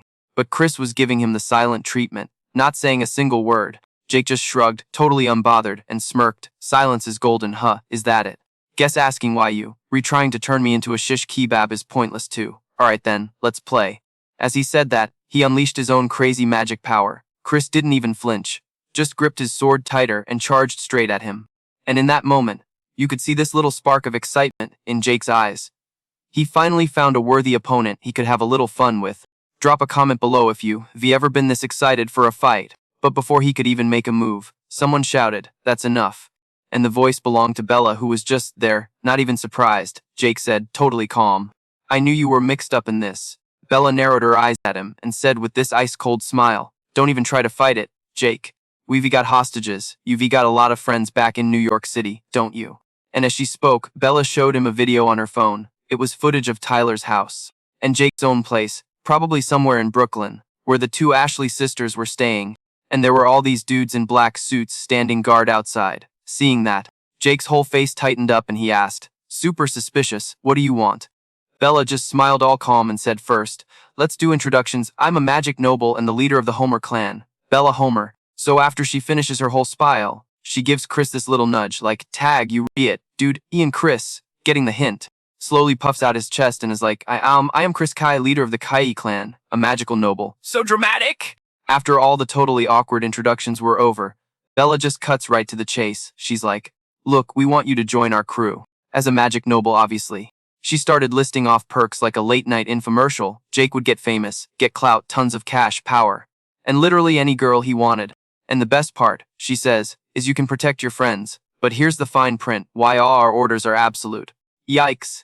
She told our boy Jake to think it over, but let's be real, it was a threat. She was basically like, even if you dip on us now, we, the magic nobles, will hunt you down for the rest of your life. Talk about being clingy.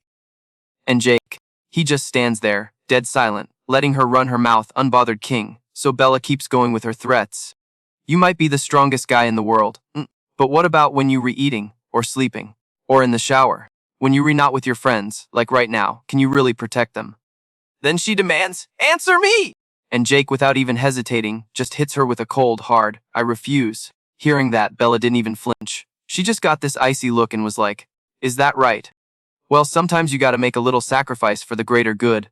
Then she gives the signal to her goons. Teach him a lesson he'll never forget so he won't be so arrogant again. And just like that, the teen she had creeping around Tyler and Lily's place, probably some apartment over on 123 Main Street, any town. Yusa gets the green light and makes their move. But plot twist. At that exact same moment, the friendship bracelets on all three of them, Jake, Tyler, and Lily, start glowing like crazy. And this huge wave of magic just erupts. The dudes in black totally freaked out, like, what the heck is this? In like a millisecond, all that magic forms into this ghostly figure that looks exactly like Jake, a legit magic hologram. And it starts walking, all menacing and slow, right towards the intruders. So when Bella gets radio silence from her team, she finally starts to lose her cool. She's yelling into her earpiece, yo, what's happening over there? Answer me. But honey, there was no one left to answer her call. That magic projection had already snatched up all her little minions in black. And then it just, poof, erased them on the spot, super quiet. No one even noticed. Chris, watching this all go down, immediately realized what happened and muttered, they've been wiped out. Bella looks at Jake totally horrified and is like, what did you do? And Jake, our legend, just shrugs and scoffs. You should be seen that coming, unless you guys are all a bunch of idiots. The shade. I am living for this. Oof, she did not like that. You could literally see the fury ignite in her eyes. She's so mad. She just spits out, what an annoying pest. But, she says, trying to save face, I gotta admit, how you handled that whole hostage thing wasn't bad. I guess you passed the first test. Hearing that, Jake just frowned, looking super. So, she says, changing the subject real fast. Let's move on to the second test. And as soon as the words left her mouth, both she and Chris just lit up with magical energy. Jake narrows his eyes at them, totally cool, like, here we go again. Our boy just says, you know, I'd like to sit this one out if possible. And Bella just scoffs, in your dreams. And then she just rushes him. Chris was right on her tail. Bella throws this crazy kick at Jake, but he just casually blocks it. And the force of the block literally sends her flying backwards. lol, get wrecked! But she doesn't give up. She bounces right back and starts chucking fire magic at him. Kaboom! The whole area just erupts in a massive fireball and smoke. Holy smokes, for real. But when the fire dies down, guess who's still standing there without a single scratch? Our boy Jake. And right then, Chris decides it's his turn and charges in with his sword. The sword goes straight for Jake's neck, but clang, hits some kind of invisible barrier. Jake just smirks at him. Well now, anyone else would have been a shish kebab by now. Oh my god. Hit that subscribe button if you love his confidence. That nonchalant attitude was the last straw for Bella. She absolutely roared, don't get so arrogant. And then oh boy, here comes round two. A massive pillar of fire just erupts, hot enough to melt everything. But Jake isn't even fazed. He calmly retaliates with this huge wave of water that rushes out. And he's still got that smug little smirk on his face. He even has the nerve to say, not a bad spell, as his water slams into her fire. Then, kaboosh! The two forces just collide in this epic, steamy explosion. But I mean, it's basic science, right? Water beats fire. Her huge flame attack got snuffed out like a birthday candle. Seeing this, Bella gets super mad, gritting her teeth and saying, it's just like the rumors say. You cast spells without any chance, and you countered my attack with a level 3 spell. Are you mocking my magic? Girl, he's not mocking you. He's just better than you at that moment. Chris charges in again, swinging his sword at Jake. But my dude is moving in slow motion. Jake just uses his fancy footwork magic to dodge him like it's nothing. all while continuing to taunt them. He's like, you can't really go all out on the ground, can you? So why not take this party to the sky? Bella just screams in frustration, you're being way too confident, and then shoots up into the air, ready to rumble. This is getting crazy, why all? So get this, Chris was right on her heels, and Bella she's standing across from Jake, looking absolutely furious, muttering, okay, maybe we slept on you, but trust me, the kid gloves are coming off. And girl, the second she said that, she and Chris went full-on power couple, casting their magic at the exact same time. A freaking fire spell and an earth spell just popped into existence. Just like that. They both yell in sync, something dramatic like, our attack will literally erase you. And this insane blaze of magic fire just barrels towards Jake. It was wild. And if that wasn't enough, a whole-ass giant boulder was right with it, ready to turn him into a pancake. Bella, being so extra, gets this smug look and is like, this combo could take out half of Queens. You really think you can handle this? Like in a blink, the fire and the rock fuse together, looking like a freaking meteor about to crash land on Earth. Seriously, the drama. But Jake, honey, he wasn't even sweating it, he just scoffs. Then he claps back by summoning a level 7 nullification spell called Dispel. A level 7. You guys. Instantly, this huge wave of energy just swallows up the fire rock meteor thing, and in less than 3 seconds, poof, it completely vanished, gone, reduced to atoms. You should have seen their faces. Bella and Chris were just standing there, completely shook like dial-up noises in their brains, totally speechless. Jake just hits M with another scoff so savage and goes, oh that, I just, disintegrated the magical energy. No biggie. Bella stares at him, totally bugging out, and screams, I can't believe it. That's cheating! I don't accept it! You were disqualified. She's all, this was just a game, but now you were gonna see my real power! And starts glowing up again. But plot twist. Jake isn't even paying attention to her little tantrum. 'Cause he sensed something else showing up. Even Bella and Chris felt it and totally freaked out. That energy signature, it's here. Oh my god, the tension! Jake looks up, and the whole sky over New York City is turning this creepy blood red color. You know that means some major bad vibes are about to drop. He's just frowning, probably thinking, can I get a break for 5 minutes? 'Cause way too much is happening at once, and you just know it's not a coincidence. All three of them immediately turn to where the bad juju is coming from. Jake, absolute Chad, doesn't even bother changing, and is ready to bounce. But Bella is still on one, yelling, are you kidding me right now? Who cares about some stupid calamity? I'm gonna wreck you right here, right now. And then she just full-on charges at Jake again. This girl needs to chill. But Chris, being the voice of reason for once, grabs her and pulls her back. He whispers, don't forget the mission, Bella. You can see her gritting her teeth, still wanting to throw down. But for once, she actually listens. Jake isn't scared at all.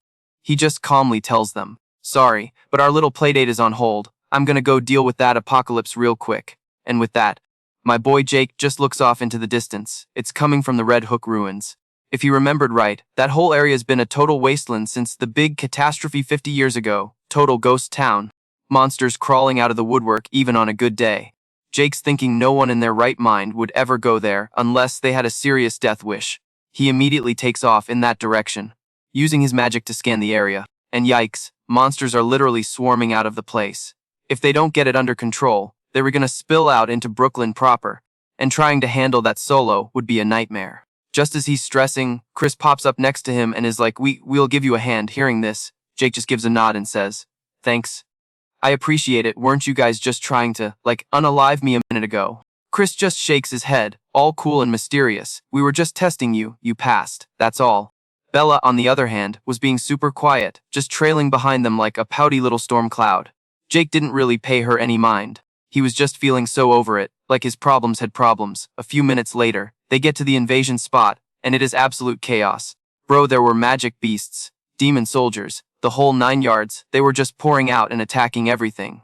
Bella lands and with a smirk says, alright, it's monster hunting time. The moment she's done talking, she unleashes her fire magic and just incinerates the entire horde in front of her, absolute queen of chaos. On the other side, Chris wasn't slacking either. The sword in his hand was just a blur, taking out beast after beast. And our main man Jake was on a whole other level. He whipped up a bunch of spells, and suddenly, tons of magical bolts filled the sky. They just rained down, blasting monsters left and right. Drop a comment below if you think that's the coolest move ever. Jake's looking down, thinking he'll just handle the minions while he waits for the final boss to show up. But then, his eyes lock onto something weird, a single person, just chilling inside the ruined city. Okay, so in the middle of all this chaos, there's this middle-aged dude leaning on a cane, trying to power walk away. Jake, being the hero he is, dashes over to him shouting, "Hey!" "Sorry to bother you, sir, but are you alright?" Crickets, the guy didn't even turn around, so Jake jogs up behind him and tries again. "Yo, this place is super dangerous. I think we need to get you somewhere safe." With that, Jake reaches out to grab the guy's arm. But bam! The dude whips his head around and gives him this crazy death glare that totally startled Jake. Then, realizing he was being rude, the guy quickly says, "Thank you for your concern. I'm fine, don't worry about me." And then he just walks off. Jake is left standing there, completely bewildered, watching him go. Like, why would some old guy be wandering around a disaster zone like this? Plus, he looked crazy familiar. Who even was he? The man just walks straight outside to a black town car that was already waiting for him at the curb. He hops in the car and tells the driver to hit it. A little while later, the cops and the National Guard finally roll up to the scene. They immediately start helping clear out the monsters, and honestly, Jake was impressed. They responded super fast. Just like Detective Miller said they would. These guys were ready for anything. Even so, you could tell they were a bit out of their league. Just then, a cop spots Jake and starts shouting, "Hey you! What are you doing? This is a dangerous area! Get out of here!" But then the cop gets a good look at his face, and his whole attitude flips. "Wait a second! You read Jake?" From the Magic Special Task Force. "You were here, sir!" What a relief! And as he's saying this, some gnarly monster charges them, but Jake, without even breaking a sweat, just toasts it with a blast of fire. So epic. He looks at the cop and says in a low voice, "Don't let your guard down during a fight." The guy nods real fast. "Yes, sir." Jake then asks, "Alright, what's the situation?" The officer leans in. The Nippet and the National Guard have the whole area around the loop on lockdown. We were trying to get all the civilians to safety. But we were not equipped to take down the boss. We just don't have the firepower. Hearing this, Jake just smirks and says, "Don't worry. I'm here now, absolute king energy." His words totally boosted everyone's morale. Jake smiled a little and added, "And I'm not alone." All the cops were like, "Say what now?" They look up, and you guys, they see Chris and Bella just tearing through monsters like it's nothing. The cops were freaking out. Are those magic nobles? Aren't they from those super rich families? Is the special task force working with the 1%ers now? But hey, whatever works, right? They were feeling way more confident. With those three on the scene, they knew they had this in the bag. If you think this team up is lit, smash that like button. But just then, this insane wave of magic energy floods the air, and everyone starts panicking. A cop starts trembling, muttering, "What's happening? My body feels so heavy all of a sudden." And when everyone looks, standing in the middle of all that crazy energy, a figure had just appeared out of thin air. It was the Demon General. The final boss had officially entered the chat. The cops were instantly terrified. No way. That monster could destroy all of Chicago. We can't possibly win. And yet Jake just steps forward and says excitedly, "Geez, you finally decided to show up to the party." The cops heard him and were absolutely horrified. They were like, Is this dude for real? That's the Demon General. How can he be so calm?" But before Jake could even make a move, Bella screams, "That's our kill. "So don't you dare interfere!" And then she and Chris just charge right in. Jake just sighed, totally defeated, like, "Of course they did. Aw, they totally beat me to the punch." Jake's like, Whatever, I'm sure those two can handle some B-list monster." And you just see Bella and Chris sprint towards this demon thing. And Bella is practically buzzing with excitement. She's all like, "This is perfect. I will just take all my frustration out on you." And Chris is just nodding along like, "Word, you re going down, right here, right now." Then Bella starts cooking up some magic and screams, "I'm gonna blow you to smithereens." And Chris wasn't just standing there looking pretty. My dude literally summons a massive boulder. In a flash, both the fire and the rock are just hurtling straight for that Demon General's face. But yo, this Demon General was not playing around. It just raises one hand, and boom, magic circles everywhere. A tier 5 fire type spell just gets unleashed, like it's nothing. And suddenly a literal mini-sun materializes right there on 5th Avenue. The heat is so insane that both Chris and Bella have to fall back, and even the cops are like, "Nope, "We re-out!" But get this, the only one not moving an inch is Jake, just chilling. When the crazy bright light finally dies down, the Demon General is still standing there, totally unfazed, and the ground in a 10-meter radius around it is completely obliterated. Seeing this, Bella and Chris are just staring, completely shook, like it just straight up canceled their attacks. What kind of insane magic is that? And right then, the Demon General opens its mouth with this totally mocking voice. "You weak little humans, is there seriously not a single one of you who's even a decent mage?" Hearing this thing talk, the cops in the background just start panicking. Total chaos. Hold up, it's actually talking. For real. I heard these things were smart for monsters, but dude, this is a whole other level of weird. Jake just kinda looks over at them, probably thinking to himself, "Yo, If this was just some dumb grunt from Queens, they'd probably be less freaked out, lol. But nah, when the baddie actually has a brain, you can't blame M for being shook. Except, there's always an exception, and here comes Bella. Just absolutely losing her mind. She's all like, "You think I'm a joke? I'm gonna light you up, fam." And bam, her power just explodes everywhere. And get this, Chris wasn't gonna stand there and watch the show. My dude Chris grips his sword, all serious, and starts casting this insane tier 8 spell called Spatial Blade. Apparently, it's some super secret family recipe from the Kai Tree clan. Ooh, the tea is hot! Jake sees this and is totally geeking out like, is that a custom spell? Of course nobody answers him, cause Bella and Chris are too busy screaming in sync, "You re-so going down this time." And the demon general is just chilling, like not bad, that's some impressive energy. Bella gets all smug, about time you noticed. And then plot twist. The demon goes, Yeah, I wasn't talking to you. Oh, that's gotta sting. It was looking straight past them, at Jake, just chilling in the back. It could feel this insane amount of power, just rolling off of him. The main character energy is real. Chris and Bella are totally clueless about who it meant, but they are pissed. They just charge in like wild animals, screaming, "How dare you disrespect us like that, you freak." Bella throws this massive flaming ghost hand thing at it like, "Whum!" But the demon general just blocks it like it was nothing. At the same time, Chris swings his sword, but the monster just phases out of existence, poof. Then it pops up right behind Chris and starts throwing hands immediately. So Chris and Bella are trying to team up on defense. But this thing is just built different, it's pushing them back, bit by bit. And they can't do a thing about it. Then look up! A bunch of crazy magic circles just appear in the sky. It's a tier 6 fusion spell, a raging fire vortex. And this fiery tornado just starts going absolutely nuts. It's putting insane pressure on Chris and Bella. It doesn't take long before they both slammed into the pavement on 5th Avenue. Ouch. But you gotta give M credit. They bite their lips and struggle right back to their feet. They were about to try for round 2, but then Jake steps up like a boss and goes, "You got this." And Bella, being Bella, just snaps back. "You get real. There's no way you can fight that thing. Even we, the so-called elite mages, couldn't touch it." And Chris is just giving him the side eye like, "Dude, for real, just dipping out wouldn't be the worst idea right now. But Jake isn't even listening. He just starts walking forward, cool as a cucumber, and says, "Chill out, a clown like this is barely a warm-up for me." And Chris is just floored, like, "Bro, are you blind?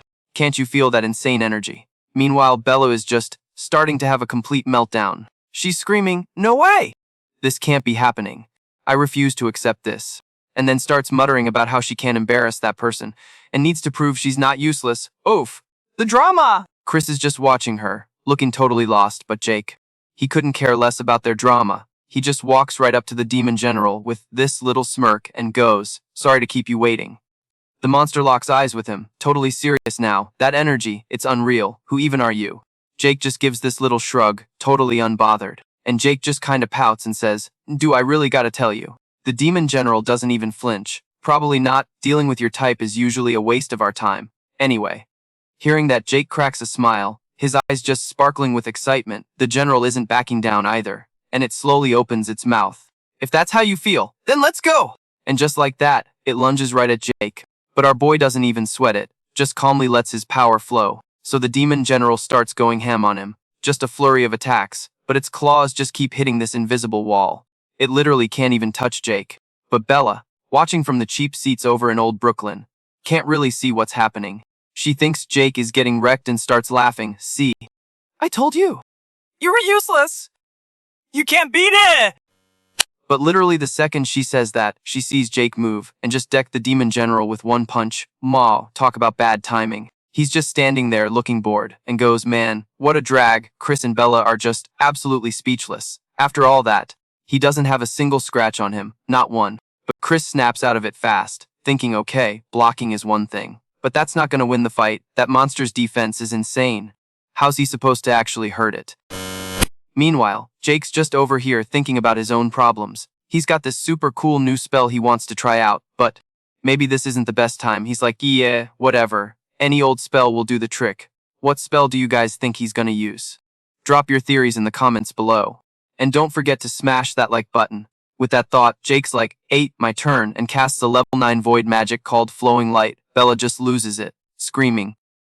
A level 9 spell. Our absolute max is level 8. Jake completely ignores their freak out and stays in the zone, casting his spell, and in a split second, These crazy streaks of light just start zipping everywhere in the air. It's like a laser light show from hell. Next thing you know, the lights just swarm the demon general, and when they fade poof, the demon is just, like dust gone, reduced to atoms. The cops watching from the sidelines are absolutely floored. One's like, is it over?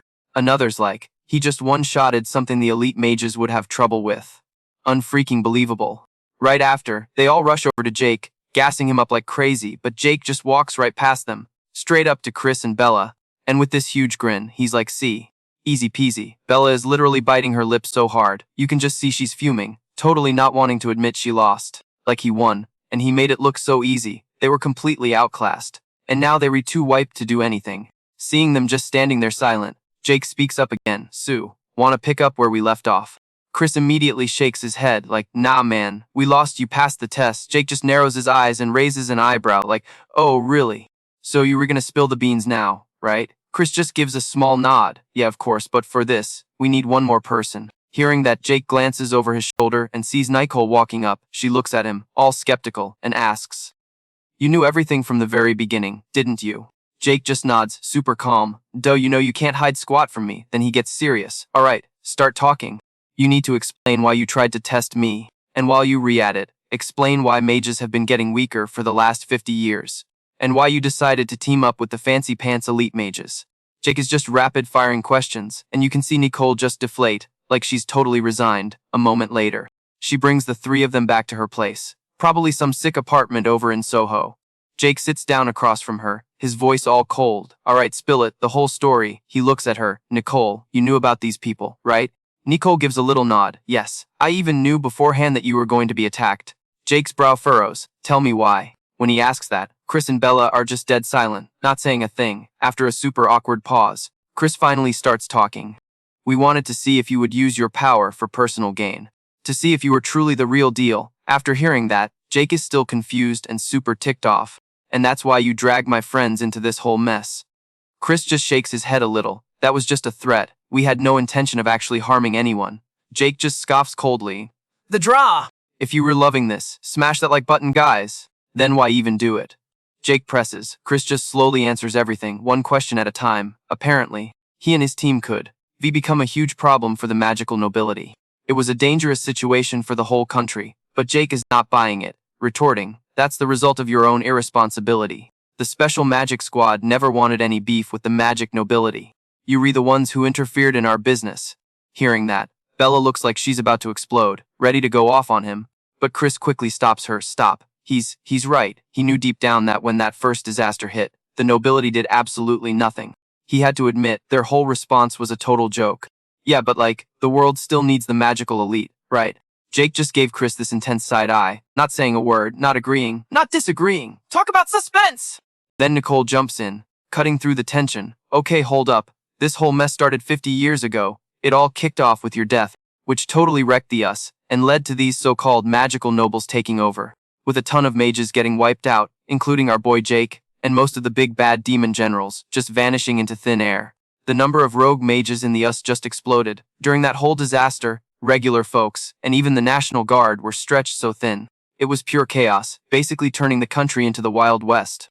The legit mages were out there fighting the good fight, for real, trying to shut down the baddies. But honestly, the whole country was one bad day away from completely falling apart. Everyone was just beat down, you know. Like zero hope for the future, and it all goes back to Jake getting taken out. He was everyone's hero, their hope, and then poof, he was gone. And you could just see the pain on Nicole's face. She lets out this huge sigh. The mages who were left had to figure out how to put America back together and give people something to believe in again. Nicole looks so bummed telling this story. Jake, hearing all this, finally gets the big picture. He just says, all cool and collected. So, that's how the magical elite got started. Ice cold, man. Nicole gave a little nod, like you up, exactly. She spills that they cooked up this whole magic nobility thing, a total power pyramid, just to get people to trust them again. They were basically betting the farm that a new hero, like the legendary Jake, could bring peace back to New York City. Cause, let's be real, magic users back then were straight up dangerous. So get this, the magic nobility went full on lockdown mode. They snatched up every single spell book and magic doc in the country. If you were a talented mage, they either recruited you or, yikes, took you out, all to hoard the magic knowledge for themselves. So shady. You could totally hear Nicole hesitating, like she didn't want to say it. The law got passed across the entire state, basically making magic illegal. Any old stories about magic. Banned, cancelled, gone. And yeah, New York City did chill out and get peaceful again, but the catch was that mages got super nerfed. Jake just nodded. Like he totally got the trade off. The bigwigs started falling behind on their tech and knowledge. Classic story, am I right? He was having flashbacks to how things were 50 years ago. So many regular people and mages got wiped out in that whole disaster. Plus, tons of people were using magic for some seriously messed up stuff. It's not hard to picture the chaos if he'd actually kicked the bucket. But even so, Jake was giving the nobility major side eye. He's like, hold up, but are the magic nobility even capable of pulling all that off? And when he said that, Nicole kinda looked over at Chris and Bella, who were standing off a bit. A little sus, right? After this super awkward pause, she leaned in and whispered, yo, you remember Director Collins? Jake just gave a little nod and was like, yeah, he was my student. What? Plot twist. The dude always had beef with Jake, total arrogant jerk, kinda pathetic too, but you can't deny the guy had skills, Nicole said, keeping her voice low. Well, now he's the CEO of Collins Industries, like a massive company with a headquarters at 1 Vanderbilt in New York. He was already famous for being the heir to the whole Collins Corp dynasty. And he's been bankrolling the magic nobility this whole time. Hearing that, it all clicked for Jake. He was like, oh, I get it now. They're retied into the global economy, and that means politics. But I had no clue he was the heir to that whole empire. Nicole just couldn't help but crack a smile, shaking her head. Haha. You haven't changed a bit. You don't give a crap about being rich or famous. All you've ever cared about is magic and protecting people. Jake just shrugged, all casual, and was like, and what's wrong with that? Mic drop. Nicole looked over at Chris and Bella again. After a beat, she drops this bomb with the number of mages in the US is, like, the lowest in the entire world. We used to be #1 back when you were the Jake, but we totally fell off. Bella overheard and clapped back, all salty. The US is peaceful because of what our ancestors did. That fact hasn't changed. Jake just gave her this look, a total smirk on his face, and was like, okay, so what's the game plan when another disaster hits? Got one. Oof, that question completely shut Bella down. She was shook, couldn't even speak. After a super long, awkward silence, Chris finally spoke up. Look, back then, we just thought another disaster would never happen. And even if one did, we figured the cops could handle it. Worst case, the magic nobility would just swoop in and fix everything. Famous last words. Am I right, guys? Drop a comment if you've ever heard that one before. Jake just scoffed, totally fed up. Every single one of those assumptions was dead wrong, huh? Chris immediately flinched, like, okay, no more. Then he looked at Nicole and asked, you knew all this was going down, didn't you, Ms. Nicole? Yeah, I've been in the loop for 50 years, she admitted with a nod. But I'm not actually part of the magic nobility. My power and my pull just aren't on their level. Now, I basically just design anti-monster weapons from my lab over on 123 Main Street in Queens. Hearing that, you could see Jake get seriously concerned. So that was the real tea from the last 50 years. The whole magic nobility setup. Mages losing their power, nobody knowing anything about magic, all the disasters, and why it all happened. But was that the whole story? Nah, Jake wasn't buying it. He narrowed his eyes, hitting Nicole with the hard stare. You were telling me everything, right? Nicole totally jumped And rushed to say yeah. That's it, no more secrets. Chris and Bella shot him a look but stayed quiet. Ooh. The tension. Jake looked from one to the other, sizing them all up. After a long beat, he just sighed. Like, whatever. Then he hit M with, alright. Let's call it a day on this convo. I've got a proposal. Bella frowned, muttering all suspicious, a proposal. And Jake just casually throws out, why don't we team up? And you could just see the look on Bella's face. She was not having it. Jake completely ignored her vibe and kept going. Think of it like a partnership. I'm not saying I'll work for you guys. You all saw for yourselves. From that last disaster that we need to work together. Hearing that, Bella literally scoffed at him. So mockingly, huh? The great hero Jake needs our help. The shade is real, people. Jake didn't even flinch, just calmly laid it out. I've got my limits. If the magic nobility gets on board, that would be fire. We could handle any disaster that comes our way. Make sure to smash that like button if you think they should team up. So you guys aren't, like, against helping people, are you? After a super long, awkward pause, Chris finally speaks up. Nah, that's an offer we can't really say no to. We can't take down the demon lord ourselves, so we were kinda banking on you. Just then, another guy steps up, offering to pitch in. I'm not a fighter, but I can forge some seriously wicked weapons. Jake, of course, was all for it. He gives them a smile and is like, awesome, thanks you too. Then all three of them turn and stare at Bella. Oh man, the look on her face was pure I can't believe this. And she just yells out, totally frustrated. Fine. Whatever. You want us to team up, don't you? Bella snapped, but in return, Jake, you better not ever bring this up again, got it? You start whining, and I swear I'll clock you one. Jake didn't even blink, just nodded. Alright? I get it, and same goes for you. No more taking hostages. Bella just scoffs, like, yeah, whatever, and just like that, the Special Magic Squad and the Magical Elite were officially allies. For the first time in 50 years, they were working with someone else. This is huge, guys. Smash that like button if you re-hyped for this team up. Then Jake suddenly gets this look on his face and whispers to himself, wait a minute. I feel like I'm forgetting something important. Nah, it's probably nothing, lol, my dude. The nothing you forgot was that whole squad of goons in black you wrecked at Tyler's house. Oh, and Maya and her sister. Hoops. When they were finally found, they were totally bugging out, with no clue what had even happened. Anyway, cut to the next day, over at the local police academy in Chicago. So when word got out that Jake was on the premises, a whole crowd of cops mobbed him. It's an honor, Captain Jake. Our boy was totally caught off guard by all the hype, just standing there like, Suddenly this booming voice just yells out, get in formation. You ain't students anymore. Hearing that, the whole crowd snapped to attention and formed a perfect line. Stat. This older guy rushes out and is like, my sincerest apologies for this. Captain Jake, this is so embarrassing. For the force to have people acting like a bunch of kids. Jake just looks at the line of cops, totally bewildered, and kinda mumbles. Right. The guy just kept on talking. But you can't blame him! What the Special Magic Division pulled off during the disaster was so legendary that even I want to get in on this training. Hearing that, Jake just sighed. This is his life now. And it wasn't just the cops in the yard, outside the gates on what looked like Michigan Avenue. A whole crowd of people was gathering to watch. Everyone was trying to get a selfie with Jake, but he totally ignored them and kicked off the training for the officers. The second he gave the word, bam! All the police officers unleashed their basic level 1 spells at the same time. And not gonna lie, during the drills, a few of the lady officers were totally checking Jake out. Can't blame him. He just put his head in his hands, so over it, man. That media coverage really did a number. He's thinking, they don't look too happy about the workout, but at least they've got the spirit. Still, that doesn't mean I'm gonna go easy on them. And oh boy, he was not kidding. That group of cops went through a day of training so rough. It was basically hell on earth. Meanwhile, Jake was in full-on demon drill instructor mode. Just standing there yelling, this is to build up your bodies and your power. Run and feel the magic. Act like your life depends on it. And the whole squad just kept running and running until they were completely drenched in sweat. All you could hear were groans and cries for mercy all over the training field. It was brutal. But Jake paid the no mind. He just had this wicked little smirk on his face and said, hey, calm down. I've got healing magic. So you can train till you drop. What a savage. Let me know in the comments if Jake is the best or the worst trainer ever. Yo, suck it up. If you get scraped, I'll patch you up, quit your whining and move your feet. You think the bad guys are gonna pause, 'cause you got a cramp. Get real.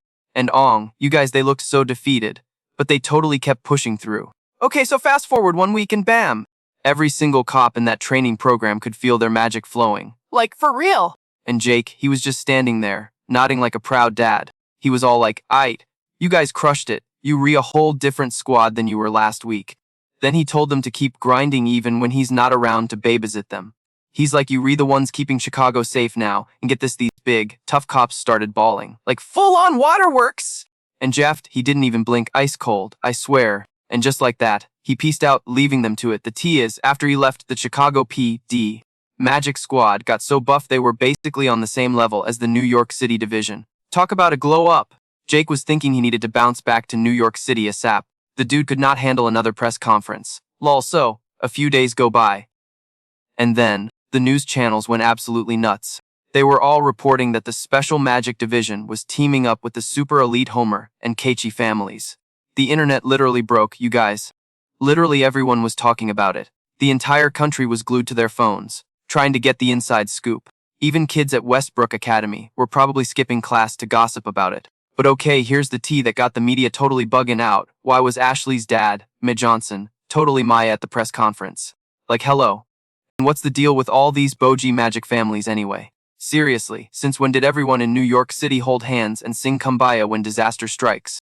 Meanwhile, over at the NIP training grounds in Queens, Jake glances over his shoulder at Maya and Lily and asks, looking kinda sus, yo, for real, you two couldn't get a hold of your old man? Mia just gives this little nod like, yep, it's true. Yeah, we blew up his phone like a million times, Lily says, sounding so done. He ghosted us. Again, a major daddy issues alert. Jake's brow furrows. You can tell the gears are turning. I'm not gonna lie, it's kinda sketching me out that your family's big boss is a no-show. Jake admits. Lily just pouts, about to spill. We legit thought he'd show up after we locked in the deal with the other big shot families. Jake goes dead silent, probably running the numbers in his head like, if they were all good, this whole drama between Maya, Lily, and their dad should be ancient history by now, right? But Mr. Johnson is on complete radio silence, so maybe Jake needs to do some of his own digging. Our boy is just standing there, big-braining it, while the sisters are staring at him like he's their only hope. After a super awkward pause, Mia suddenly pipes up, all excited, we heard you absolutely wrecked it back in Chicago. Lily is right there with her, nodding like no cap. Facts, we were super proud of you, she adds. A tiny smirk plays on Jake's face as he's like, please, it was nothing but a massive headache. But get this, while they were having their little reunion, Detective Miller is in the background, giving Jake the major side eye. He's thinking, when Jake's not around, the mysterious black sorcerer is also conveniently gone. He can't help but connect the dots. Is Jake the black sorcerer? The suspicion is real, why all? But hold up, if Jake is some evil magic user, Detective Miller would have to arrest him. You can tell he really does not want that to happen. He's just crossing his fingers, hoping his gut feeling is dead wrong. So that afternoon, Jake is walking home solo for once. It's super weird, cause Zoe and the crew are all busy, but hey, a lone wolf vibe can be cool, except on his way down 5th Avenue, his path is suddenly blocked. And who is it? It's the freaking Johnson family's entourage. They all bow super formally and are like, Mage Kusunaji, we've come to escort you. Is this a VIP pickup or a kidnapping? Drop a comment with your theory. A little while later, at the Johnson family mansion on some crazy private estate in the Hamptons, Mir Johnson is giving Jake the literal death stare. So, I hear my daughter is shacking up with you. Oof, the tension is thick. If you have any shady intentions with her, I will literally end you right here, and bam, he unleashes his magic aura. Jake is just standing there, totally shook in size. Bruh, we were just friends. But Johnson ain't buying it. He squints his eyes and keeps grilling him. You won't lay a single hair on her head. Got it. Jake is cool as a cucumber and just nods. I would never do that to a friend. He's got to be thinking, did this dude seriously summon me all the way out here just for the overprotective dad speech? Guess the guy has some fatherly instincts after all, who knew? But while Jake is lost in his thoughts, Mid Johnson just shouts, all right, let's take this out to the courtyard. Take what outside? Next thing you know, Meefer Johnson is just floating in midair, and he casually goes, let's have a match, and Jake, absolute legend, doesn't even blink. He's just like, bet I'm down. The second Jake agrees, Mir Johnson's magic power just explodes, but Jake is not backing down for a second. His own insane energy flares up to meet it. This is about to be wild. Smash that like button if you rehyped for this fight. Oh, Mir Johnson is not playing games. He immediately casts a freaking level 7 spell. A whole tsunami wave of water comes roaring straight for Jake. Jake knows this is the real deal, so he's not messing around either. He throws his own level 7 spell right back. A massive explosion rocks the whole place as their powers collide. It's insane. They both land back on the ground, and Mir Johnson is just staring at Jake with these narrowed eyes. Like he straight up can't hold back how impressed he is. You countered my water magic's weakness with fire magic of the same level. You re-strong, fine. I can trust you with my daughter. And with that, he just strolls right past Jake. What a test, lol. Jake is just standing there, watching him leave, probably so confused. Meanwhile, across the country in a massive mansion in Beverly Hills, Derek is having a full-on tantrum, smashing literally everything around him. He's screaming his head off, all of you are a bunch of useless fools. Tony is still alive and kicking. Then his face gets all twisted and evil. But that's fine, I'll just have to deal with anyone who gets in my way myself. With that, he points at some dude standing next to him and aggressively demands, you were gonna handle my request, aren't you? The guy just nods and replies, rest assured, I will eliminate the black mage. Derek glares at him and says in this chilling voice, good. I'm gonna start an all-out war between my little rebellion and this so-called black mage. Just you wait, black mage. So the next day at Westbrook Academy, it's back to business as usual. Which means Jake is immediately mobbed by his army of fangirls. The poor guy looks so over it. It's like the situation is even more out of control now, and Ashley is getting the same celebrity treatment, with kids swarming her 24/7. And you just know this new development is catching the attention of another group of girls. Oh, the drama is heating up. Make sure you hit subscribe so you don't miss the fallout. So everyone was getting super salty that Ashley was basically the main character. And they were not having it. Ashley was so over getting the side eye from literally everyone. So she pulled the classic, gotta pee barb. and totally bounced. She ducks out into the hallway and just lets out this massive sigh, like, the drama is exhausting, you know. She's thinking, I'm used to the haters, but for real having them follow me around like I'm on a reality show is draining. And then, speak of the devil, a whole clique of mean girls blocks her way. The ringleader, this redhead with major attitude, pops her hip and is all like, Ashley, got a sec. And you just know it's about to go down. So they drag her to some sketchy corner of the school, you know, behind the bleachers. And Red literally pins Ashley against the wall with her foot. She gets right in her face. You are so annoying, you know that. How did a joke like you even get into the special magic squad? Don't think your fancy address on Park Avenue means you get special treatment. The shade is real. You guys! Then her little blue-haired sidekick chimes in, bet. She totally did something shady to get in. She's been a spoiled little brat since day one. Hearing this, Ashley finally snaps and claps back. Excuse me. I got in with my own skills. I have been grinding for this my entire life. Why would I need to pull some dirty tricks? But Red just scoffs, giving major villain energy. Oh really? So you re-saying you re-not into Jake? You re-gonna stand there and say he's not your boyfriend?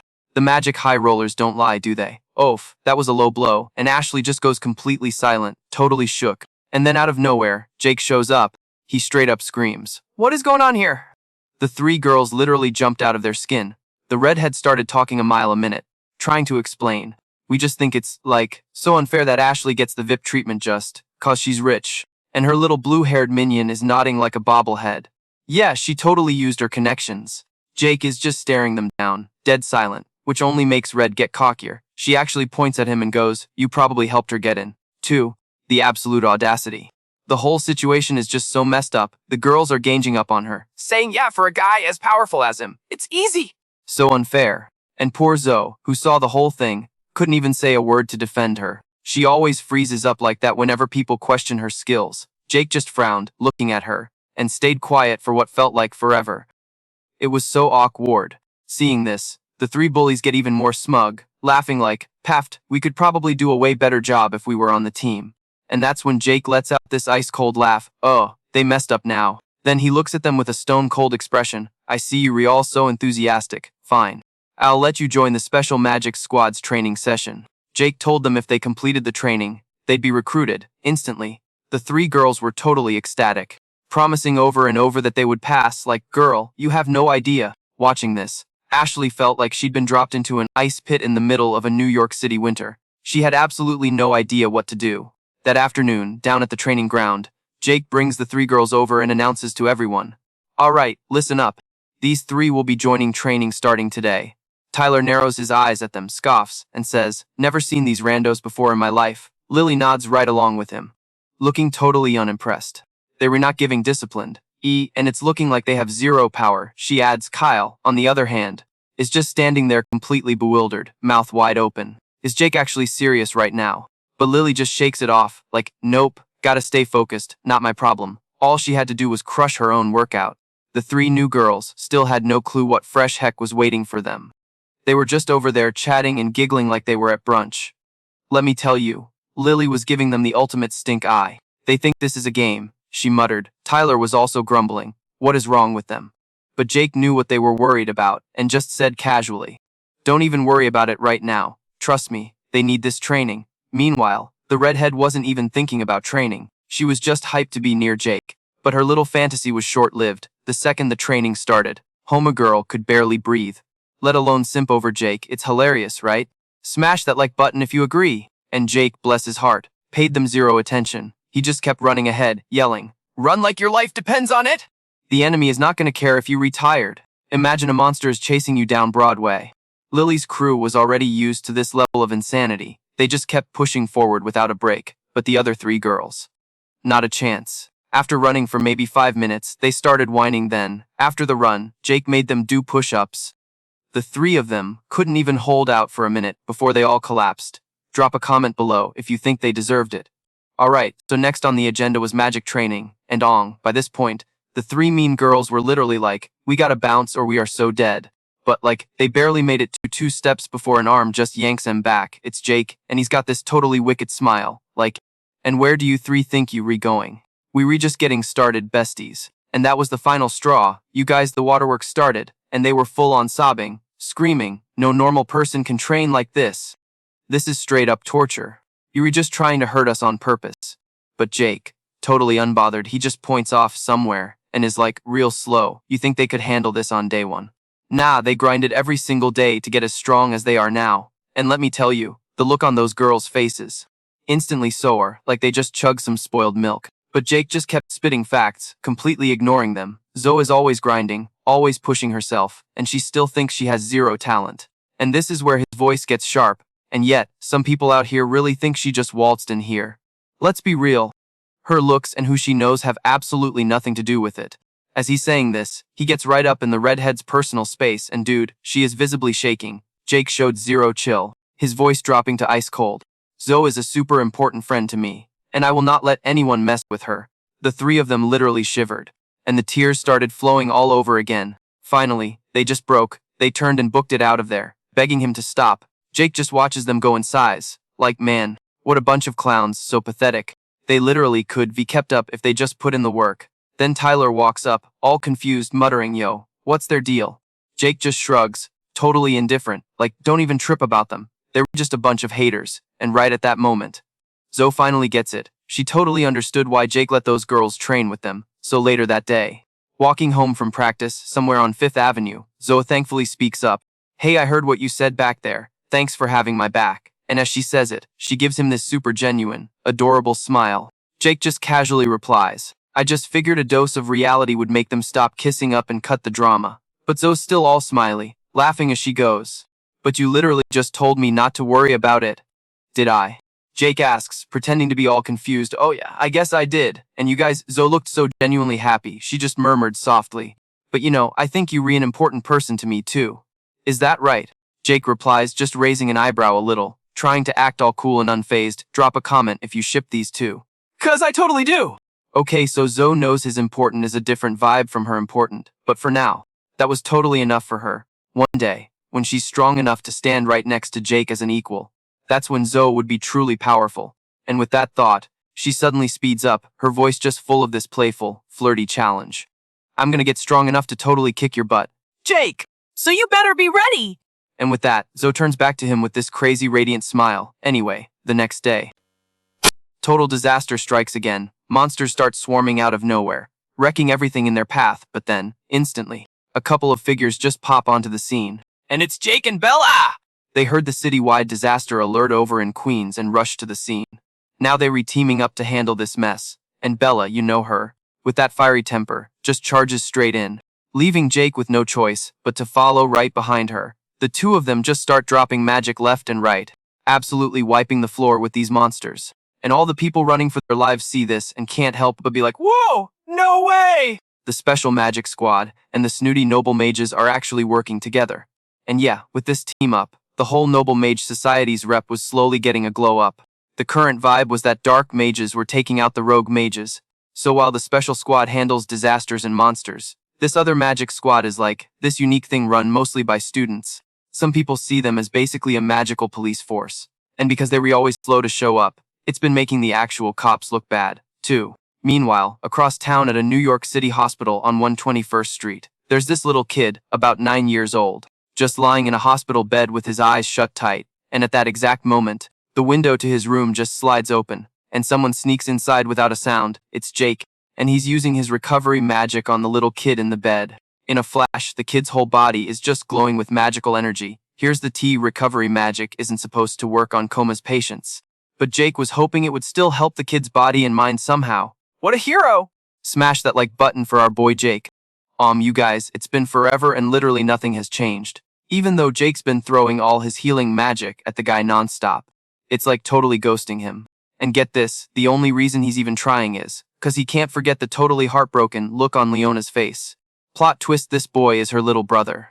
My heart, no wonder Jake looked so bummed out. So Jake's in full-on hero mode, thinking, I'm not giving up. But then bam!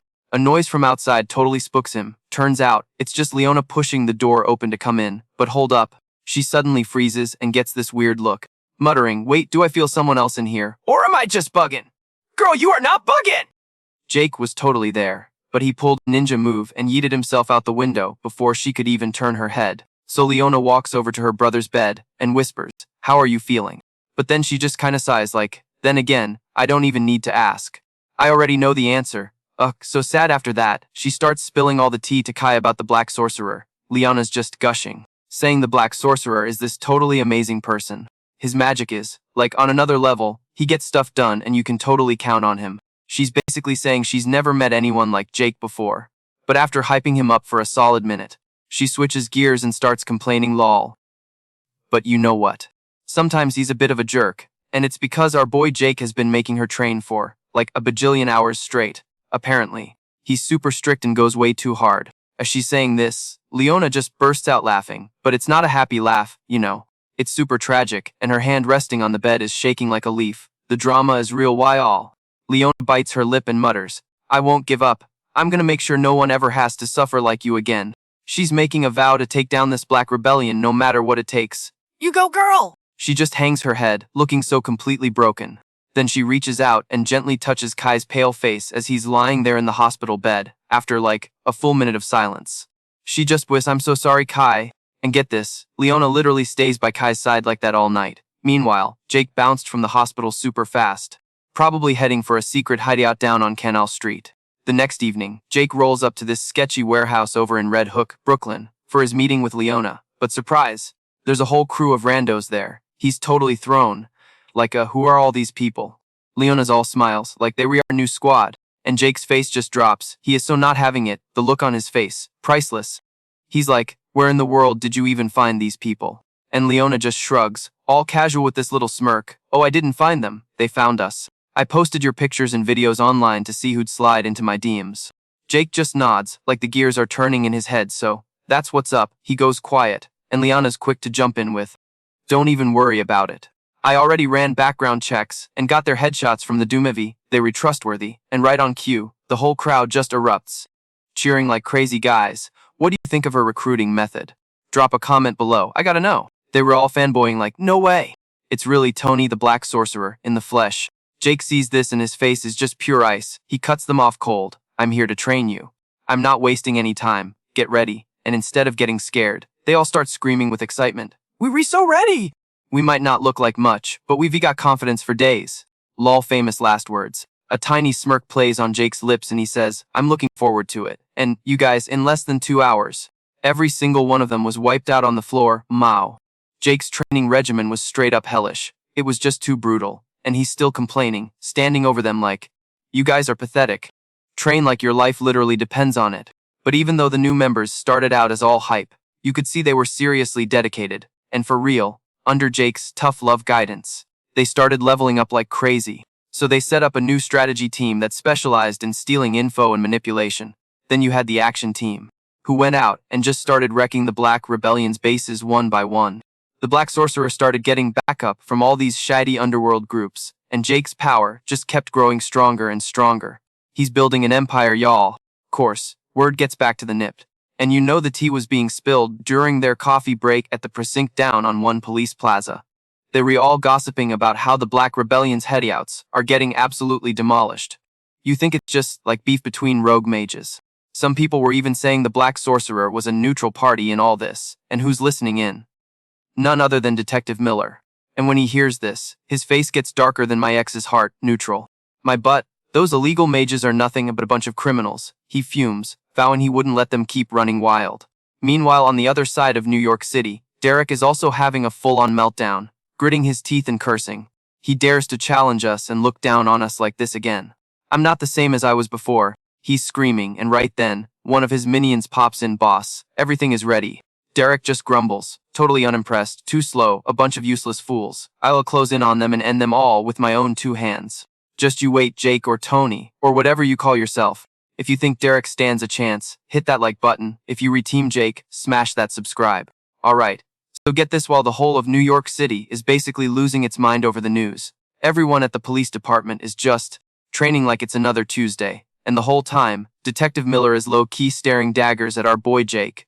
On one hand, he's thinking, wow, this Jake kid is the real deal. But on the other, he's totally sus that Jake might actually be Tony. I mean, the age, the crazy powers, the timing of him showing up, it's all adding up, you know. It's making it super hard for Detective Miller not to be suspicious, even though he really wants to believe Jake isn't this Black Sorcerer dude. So while Miller is deep in his conspiracy theories, The squad, Lily and the crew, roll up to Jake looking guilty af. They all apologizing like crazy. And Jake just stares at these busted up bracelets in his hand like, what happened here? Maya immediately starts explaining like, we swear we tried to fix it. But before she can even finish, Jake just cuts her off, super cold. It's whatever, don't sweat it. They just couldn't handle the heat. Then he dropped this bomb. Guess a rookie like you can't make something that can actually take down monsters. You should probably hit up Nicole. Ouch. And Kyle is not having it, muttering, yeah, I'm not feeling this one bit. Lily chimes in, all annoyed. I bet they were sent last night just to mess with us. Ian Maya's totally with her, like for real. Who sneaks into someone's house on Maple Avenue in the middle of the night. Not cool. Jake sees they all fired up and tries to play peacemaker. Look, I'm ticked off too, but if we rethinking long term, we kinda have to work with them. It's for the greater good, or whatever. I'm sorry for real, but can we just let this slide? And just like that, because it's Jake, the three of them are like, bet, and nod, no questions asked. The influence is real. Wow. Then Lily's eyes go wide like she just had a flashback. Wait a sec. Now that I think about it, those magic snobs were acting super weird, like I wasn't hit by their powers or anything. But they were totally clueless about what was going down. Jake nods slowly and starts explaining. It's a type of draining magic. Sucks out your energy and even your memories. Nasty stuff. So basically, they have no memory of what happened after they got zapped. They just feel like everything's peachy. Then he claps his hands. 8. Training's a wrap, let's bounce. But plot twist. Lily and the gang are all like, now we got plans, and they all just dip in different directions. Kinda awkward, not gonna lie. Jake's just left standing there feeling kinda useless, but he doesn't say a word. Right on cue, Detective Miller rolls up and is like, hey Jake, need a lift home. And Jake, probably just wanting to get out of there, hops in Miller's car. So they re in the car and Detective Miller, sitting in the driver's seat, just casually drops. So, this black sorcerer guy has been making some big moves lately. Jake literally cannot help but roll his eyes and is like, you still on that? You still think I'm him, don't you? But Miller doesn't say yes or no. He just gives this little smirk and goes, Tony is a one-of-a-kind dude. I'm just saying, someone with his exact skill set would probably figure that out eventually. Jake just shrugs, totally over it, and pouts. I don't know anything about anything, man. Miller gives him the side eye, super suspicious, and asks, and why's that? Jake just hits him back, super chill. Is this Tony guy even a bad dude? Cause, like I haven't seen or heard about him doing anything messed up. Miller answers instantly, no hesitation. From what I can tell, he's a good person, but he's still a criminal. Jake hears this and is like, Make it make sense, why? And bam, Miller hesitates, then swerves the car over to the shoulder of the road. The vibe in the car just goes dead silent. You could hear a pin drop. After what feels like forever, he finally spills, my dad, he was a cop, a real good guy, always fighting for what's right. He was amazing, and man, I used to have this perfect, happy family.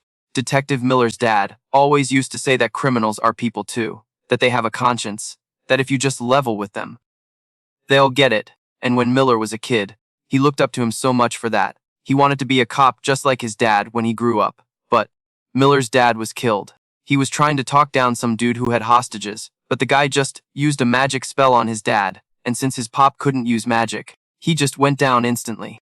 And y'all, the more he talks, the more pissed Detective Miller gets, biting his lip so hard it starts to bleed. He's gritting his teeth, saying his dad was just too stuck in his ways. He put his faith in criminals. He says, Ian, they paid him back by taking him out. That scumbag got busted for robbery and ending a life. And they threw him in jail. And get this, when they asked him why he did it, he said he panicked, and that it wasn't his fault. It was Miller's dad's fault. Can you believe the nerve? Every time he thinks about it, Miller just sees red. He's literally roaring now. That is such garbage. He said he was scared. The only one who should have been scared was the victim. My father, who got taken from me for such a stupid, worthless reason. Miller swears he'll never forgive people like that. To him, all criminals are the same, just absolute trash. He says even if they save somebody's life, criminals don't deserve a second chance. And that's when Detective Miller finally breaks. Just slumping forward and hitting his head on the steering wheel. Whoa, heavy stuff. Smash that like button if you feel for him, man. He's just mumbling through his tears, like, Dad, what was the point of all this? And Jake just stood there, letting him vent. You know it hit Detective Miller hard if he was opening up like that. After a second, Detective Miller totally snapped out of it, like he just realized he was having a breakdown. He quickly straightened up and was like, my bad, man, I got a little carried away in front of you. I'm gonna need you on your game tomorrow. And with that, Detective Miller started the car, dropped Jake off at his place over on 123 Maple Street, and then drove home himself, looking super bummed out. So the next morning at Westbrook Academy, Mia and Lily are waiting for Jake, and he's totally late. You could see they were getting seriously ticked off. Girl, I would be too. Meanwhile, Jake is booking it down the street, probably trying not to be late, but then, as he's passing some random office building on 5th Avenue, he spots these two sketchy dudes just lurking, like you could just tell they were bad news. And right then, the giant TV screen on the building starts to fritz out. When the picture comes back, guess whose face is plastered all over it? Derek. He's all like, this broadcast has been hijacked by the Black Rebellion. And everyone on the street started freaking out. Total panic mode. But wait, some people in the crowd totally recognized Derek and started whispering, like, isn't that coy? From that old school magic family that got kicked out. The tea is scalding, wall. So Derek has hijacked the whole broadcast station, right? And he shouts, Special Magic Unit and Tony, I've got a little present for you. Then he drops the bombshell that his crew planted explosives all over the country. Derek also warned the cops not to try anything stupid. He said if they don't play by his rules, he will start blowing things up one by one. What a psycho! And the second he finishes talking, Derek snaps his fingers. These massive explosions just go off everywhere. Smoke and fire filled the sky, and everyone on the ground was running for their lives. It was pure chaos! Smash that like button if you think Derek is the worst. Chunks of buildings started falling from the sky, and like if you got hit you were toast. But thank God, Jake was right there! He whipped out his magic and made a shield to protect everyone, our hero. Once they were safe, everyone was all, Thank you? To Jake. At the exact same time, the police finally get the news about what's going down. But all their intel was a total mess. You could see Detective Miller biting his lip, super frustrated. 'Cause both the regular cops and the magic squad were completely stuck and couldn't do a thing. Meanwhile, Maya's blowing up Jake's phone, but he's not answering. She's getting super worried. Like, I can't reach Jake! What on earth is he doing right now? Back at the TV station, Derek is just laughing his head off, totally loving the chaos. Then he's like, Tony, we gonna come to the place I tell you, and you gonna come alone. If you don't show, I'll blow everything up at once. You not gonna chicken out, are you? And Jake, who is still on the street, just looks up at the screen with this super serious, grim expression. This is getting real. So when it gets dark, Jake suits up in his all-black sorcerer fit and starts heading to the spot Derek told him to go. Down by the old warehouses in Old Brooklyn. He's got his earpiece in, getting ready for the drama. Leona's voice comes through his earpiece, all shaky. The spot is an old warehouse at the port. It used to be a hideout. Are you seriously going in there? And Jake just gives a little nod, like it's no big deal. Yeah, I got this. You could totally hear Leona hesitate on the other end before she said, all worried, just be careful, Tony, don't you dare die on us. Drop a comment below with a heart for Leona if you Refeeling that! Of course not, Jake shot back. And you guys, he had this little confident smirk on his face. A second later, he pulls up to the warehouse. And even though the place is supposed to be abandoned, all the lights are on. Super creepy. Right there on the corner of Bedford Ave and North 7th and Williamsburg, a whole crew of guys with neon-dyed hair were just posted up. And the looks on their faces screamed they were about to start some major drama. The second Jake showed up, they completely swarmed him. This dude Derek steps out of the crowd with this nasty little laugh, like, I've been waiting a long time for you, Tony.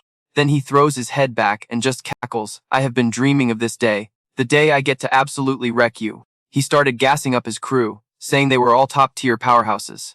Apparently, this was the entire team of the Black Rebellion, Wikes but Jake.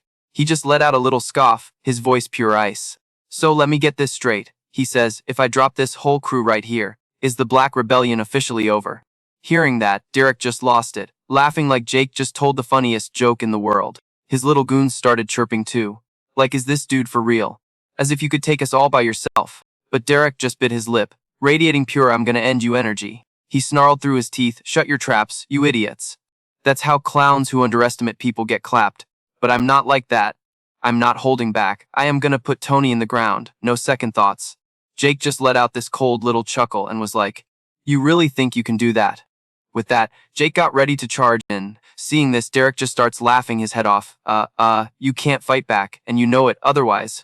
I'll turn this whole city block into a crater with these bombs. I mean, can you even imagine how many people would have just been gone? And you guys, Jake totally froze, like a deer in the headlights on the I-95. Derek saw it and got this nasty grin, then just screamed, Light him up! And like in a flash, all this magic junk comes flying at Jake. But get this, it all just smacks into some kinda invisible wall. What? Derek was so ticked off, you could practically hear him grinding his teeth. A magic barrier. This annoying little roach, his goons kept blasting away at Jake. But honestly, it wasn't long before their batteries ran out. All while Jake is just standing there, not a single hair out of place. He just gives them this bored look and says, "Yeah, this is useless. Your little level 3 light show doesn't even tickle. The shade is real." Okay, so Derek absolutely loses it. He straight up decks one of his own guys and roars, "All are useless." You can't even give him a paper cut. Seeing this, just mutters, "Trash," just straight up calls him out, but Derek claps back with a nasty little snort. "Nah, you read the trash here, and I'm gonna take you out, slowly and painfully." Then he admits, "Look, you re-strong, you got tons of magic, and all those high-level spells. Normally, I'd be toast. And then, you guys." He pulls out a freaking gun with this evil smirk on his face. "But what about this?" he asks, and Jake, cool as a cucumber from a bodega freezer, just says, "A gun." "Yeah, that's not gonna work on me either, bro." Famous last words the second he says that, a bullet zings past and actually grazes his face. "We've got blood, people." Derek just starts cackling, "Yes." "I just wanted to see that shocked look on your face. This little thing," he says, "is enchanted with magic that just cancels out all your hocus pocus. It can blast through anything, even your precious little force field." Then he just starts unloading on Jake. Our boy ain't playing around this time.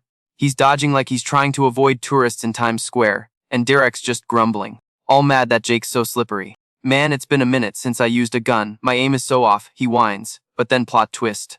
He sees this glow around Jake and bam. The cut on his face is just gone, healed up. And not just that one! Any other little nicks and scratches were gone too. Derek's whole vibe just went dark. "You little punk. You were using healing magic, aren't you?" Jake just calmly replies, "Don't get it twisted. This is natural magic, it's on autopilot. I don't even have to lift a finger. Can we talk about that flex? I'm not even fighting it," he adds. Derek is fuming, biting his lips so hard. But then this creepy calm comes over him, and he's like, "You know what? It doesn't even matter anymore. Healing won't save you. In fact, this is even better for me. It means I get to hurt you over and over and over again, and just like that." He starts firing at Jake again. Total psycho. He's laughing his head off while he's pulling the trigger. Does it hurt?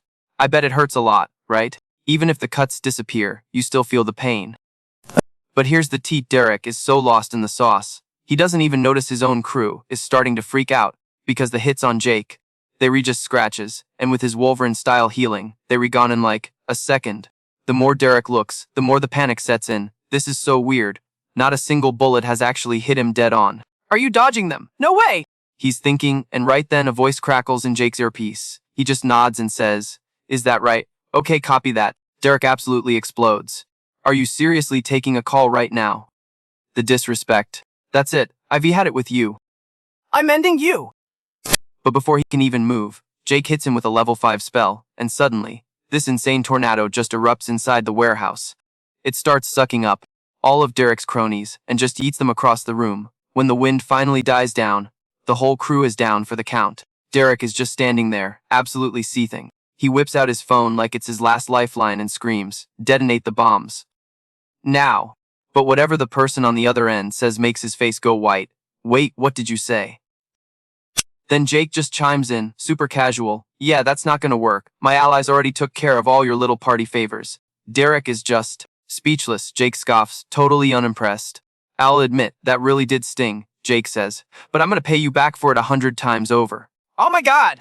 Derek is grinding his teeth, yelling, "You bastard. I'll kill you!" And right on cue, Detective Miller and his squad roll in, guns out. "That's enough," he shouts. He gives Derek the ultimate death stare and says, "All the bombs have been neutralized." Lily pipes up too. "Just stop this pointless resistance." But Jake's frowning, looking a little sus. "Man, they got here fast. Could they have been waiting just down the block this whole time?" And then Lily looks past him and whispers, "Wait, is that the dark sorcerer, Tony?" The plot thickens. "Yeah, it all." Tyler's totally geeking out. "Woo, that guy is crazy powerful." But get this, only Sarah knew the whole time that it was Jake, and she's getting worried, thinking, did he really come to this dump in old Brooklyn all by himself? Guys, smash that like button if Sarah's right to be worried. And drop a comment. What do you think is gonna happen next? They had to move, like, yesterday, the second they pulled up, Jake was like, well, how the turntables?" Derek was straight up seething, biting his lips so hard I thought it was gonna bleed. The rage was real, why all?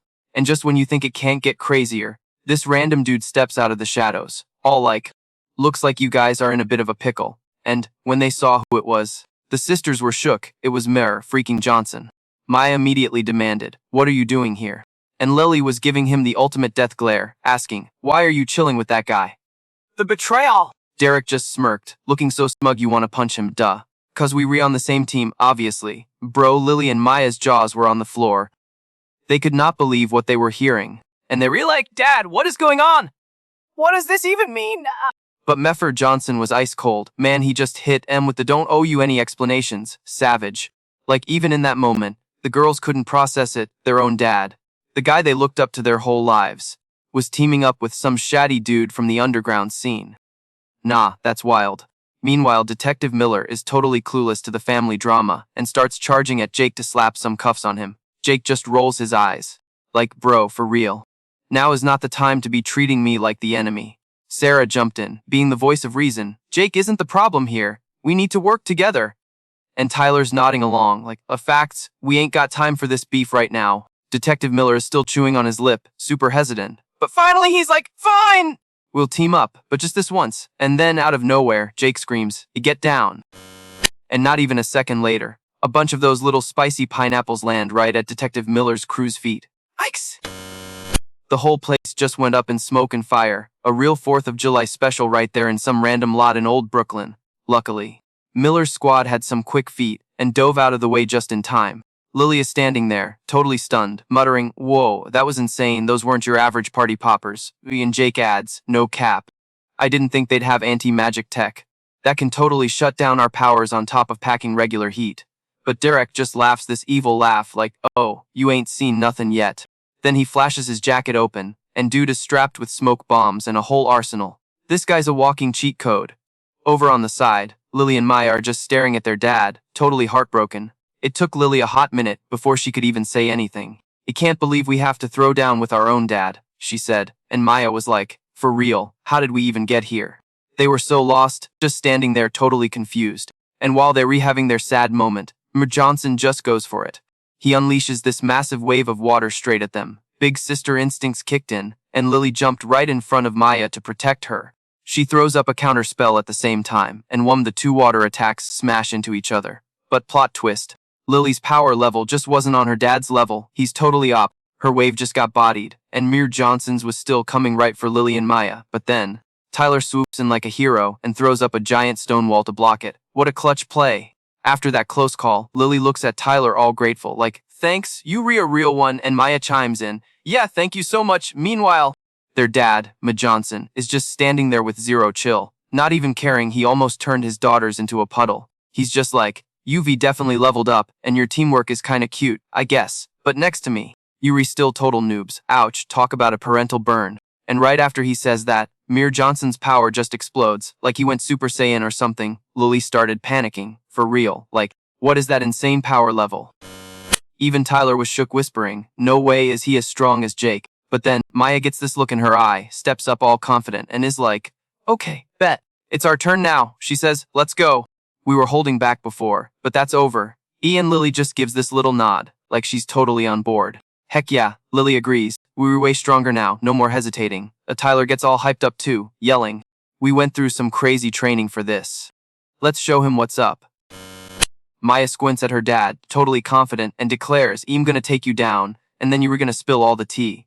Then bam, she and Lily start doing this epic fusion magic thing. A level 7 spell pops into existence, and this huge pillar of water just blasts forward. But Mir Johnson just scoffs, so naive.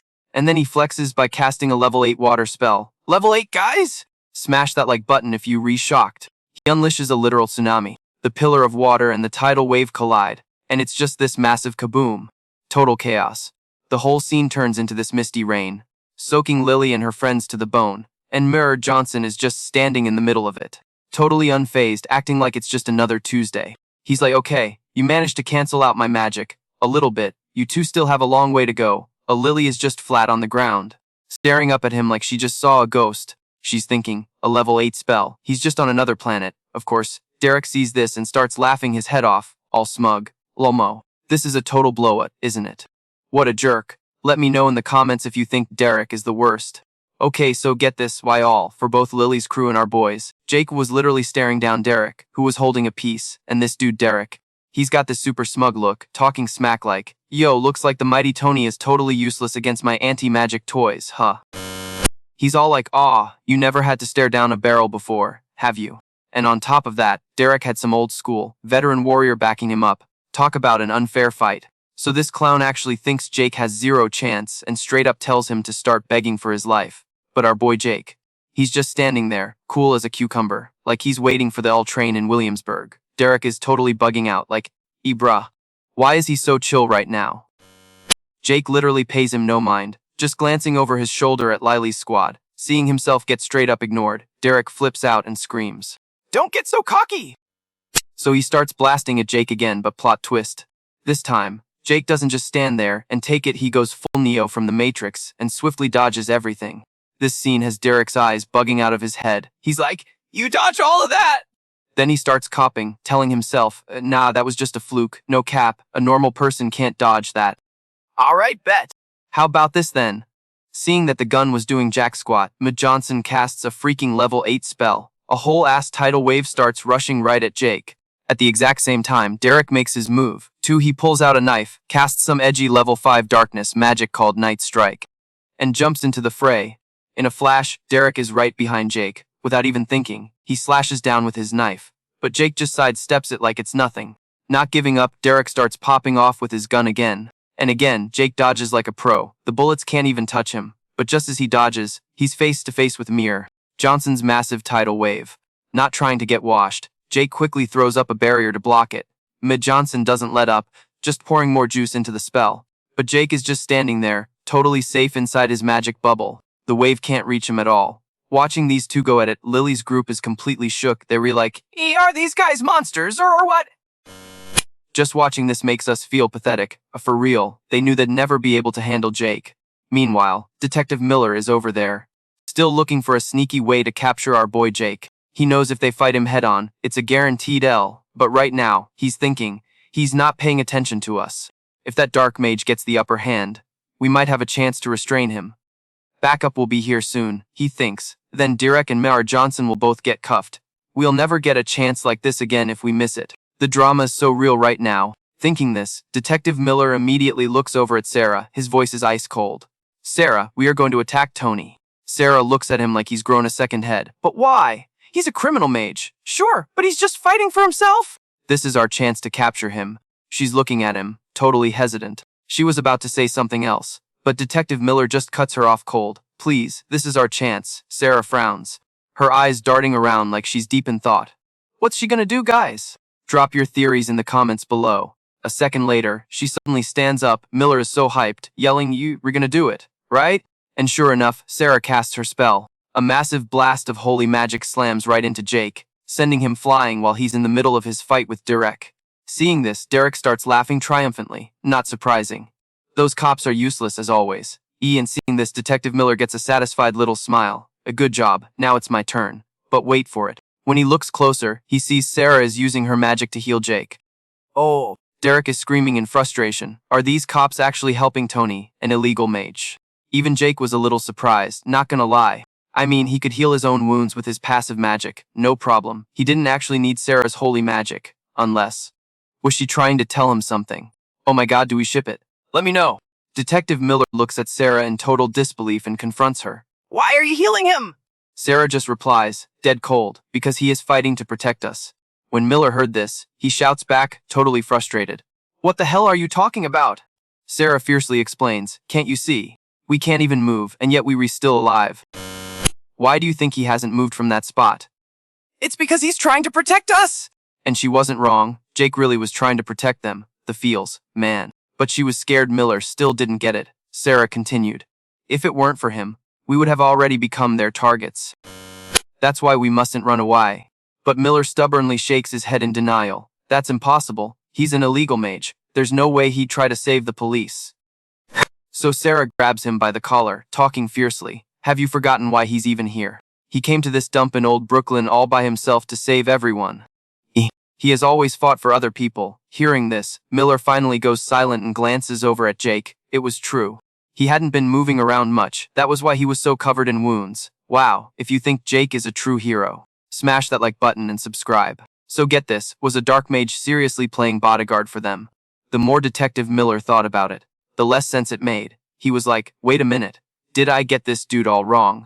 I mean, yeah, Jake was an unregistered mage, but he wasn't like the rest of those clowns. Maybe Detective Miller was just capping to himself, you know. Just then, Maya and her crew finally staggered back to their feet, and they didn't give a damn about teams. They were dark mages, and their whole vibe was, throw hands on sight. Meanwhile, you got Derek over there laughing his head off like some villain from a bad movie. He's all like, this changes nothing. All are running on empty. But Maya's crew just straight up ignored him and started blasting spells. Talk about an epic comeback. Maya just screams we might be low on juice, but we were giving it everything we've got! And bam!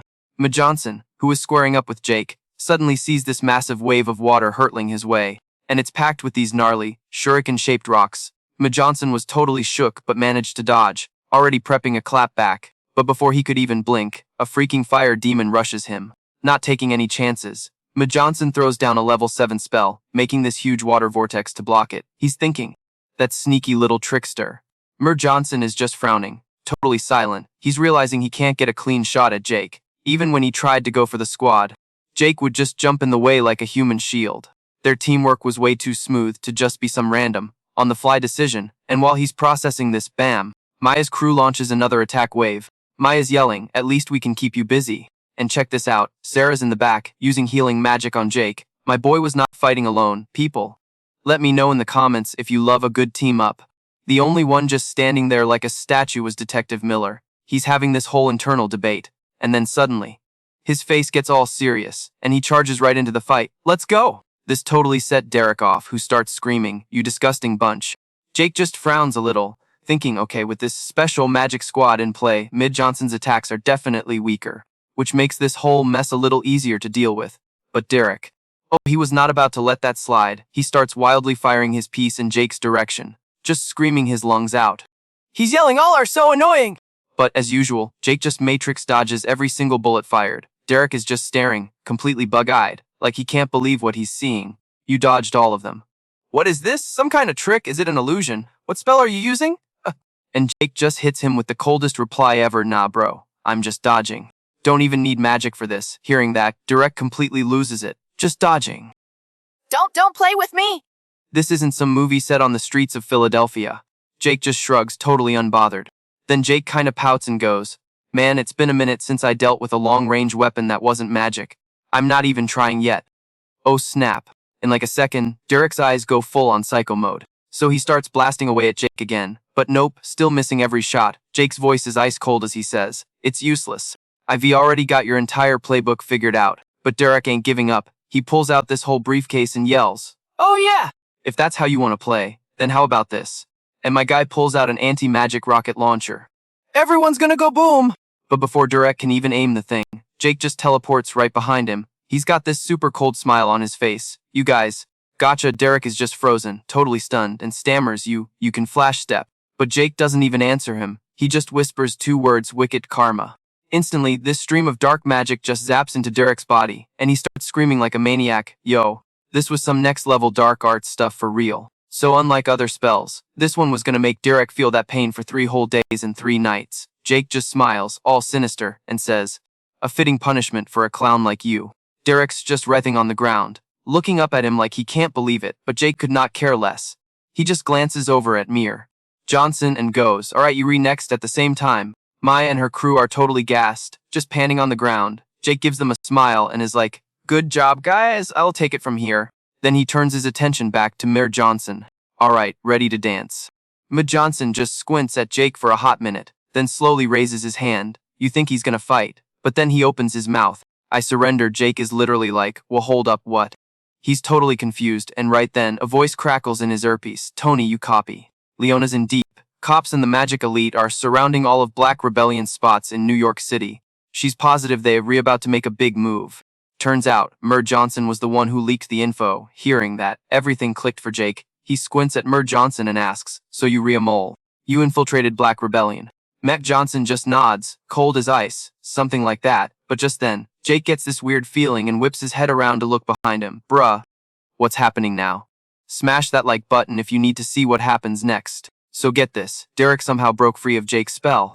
My man was gritting his teeth, totally pissed, like, are you for real? You absolute punks, every last one of you? And Jake was just giving him this intense death stare. Turns out he used some kind of gadget, an anti-magic device. Can you believe that? Derek was fuming, waving this remote around and screaming like a total maniac. I'm gonna destroy everything. I'm blowing up the bombs I planted all over this block. Hearing that, Lily and her crew freaked out, yelling, we gotta bounce, like, Right now. but plot twist, they were totally frozen. Couldn't move a muscle. That's when Jake and Mara Johnson, like total legends, charged in. Jake threw up this massive wall of fire to shield everyone. So epic. Even Metter Johnson backed him up with a freaking wall of ice around Lily's squad. I mean, of course he did. He's gotta protect his 2 daughters, right? Kyle was totally shook though, cause she was getting a front row seat to this whole dark sorcerer meltdown. Derek was officially off the deep end at this point, just screaming die, over and over. But and you guys are gonna love this, he smashes the button on the remote and crickets. Absolutely nothing happened outside. Maya was like, completely stunned, whispering, did it fizzle? And Derek was panicking too, all like, what the heck is going on? This is just too good, smash that like button if you agree. I swear I planted those bombs all over this warehouse district in old Brooklyn. Then bam. Leona busts in from outside and is like, hello, did you not get the memo? We already disarmed all your little toys. Oh, Derek did not like that. He glared at her and just roared like a monster. Talk about a classic villain, right? How dare you little insects team up against Me. Dude was completely unhinged, just screaming, you real scum. Get on your knees and bow to me. Useless people are just my personal slaves. But Leona, queen behavior, she wasn't even listening. Instead, she just runs up and decks Derek right in the face. Pow. He goes down, and she's just like, phew, finally got my payback, but Derek, still on the floor, can't even process it. Just mumbling with his voice all shaky. All are being played like fiddles. I'm not the big boss, I'm just a pawn. And then he starts laughing, like he just figured out the punchline to a cosmic joke, wild. And just like that, after dropping that bombshell, Derek passed out cold. Jake heard every single word though, and you could see him, just frowning, totally silent, wheels turning in his head. He's gotta be thinking, so there's a puppet master pulling the strings. What kind of massive conspiracy are we even dealing with here? Jake just stood there, deep in thought, not saying a word. But then, super quick, his spidey senses started tingling. He probably heard sirens from a mile away, maybe Nept rolling up to the scene. So Jake scoops up Leona, ready to dip. Maya yells after him like, wait up. But nope, in a flash, Jake was gone, poof, vanished. Lily and the squad just stared at the empty space, totally dumbfounded. He's gone. Vanished like a ghost, so typical. Sarah finally let out this huge sigh of relief. Though for real, she was so grateful to Jake, the guy just saved. Like, a dozen people. So the next day, it's all over the local news. They were reporting that Derek, a disgraced magic noble, got arrested for a ton of stuff, including criminal conspiracy, and who happens to be walking past a bodega in Soho and sees this. Bella and Chris. But Bella's face was not happy about it. She looked super salty and just stormed off. Ooh, the drama. What do you guys think her deal is? Drop your theories in the comments below. Meanwhile, back with Lily's crew. They were catching up with Jake later. They were like, dude, where'd you go? We were worried. After hearing the rundown, Tyler's like, wait, is something going on with your family? And Lily all concerned adds, for real? Dude, next time, just shoot us a text or something, okay? Jake just gives a little nod and says apologetically, my bad, guys, sorry. It's just been super chaotic lately, so a little later, they all roll up to the Ashley family mansion.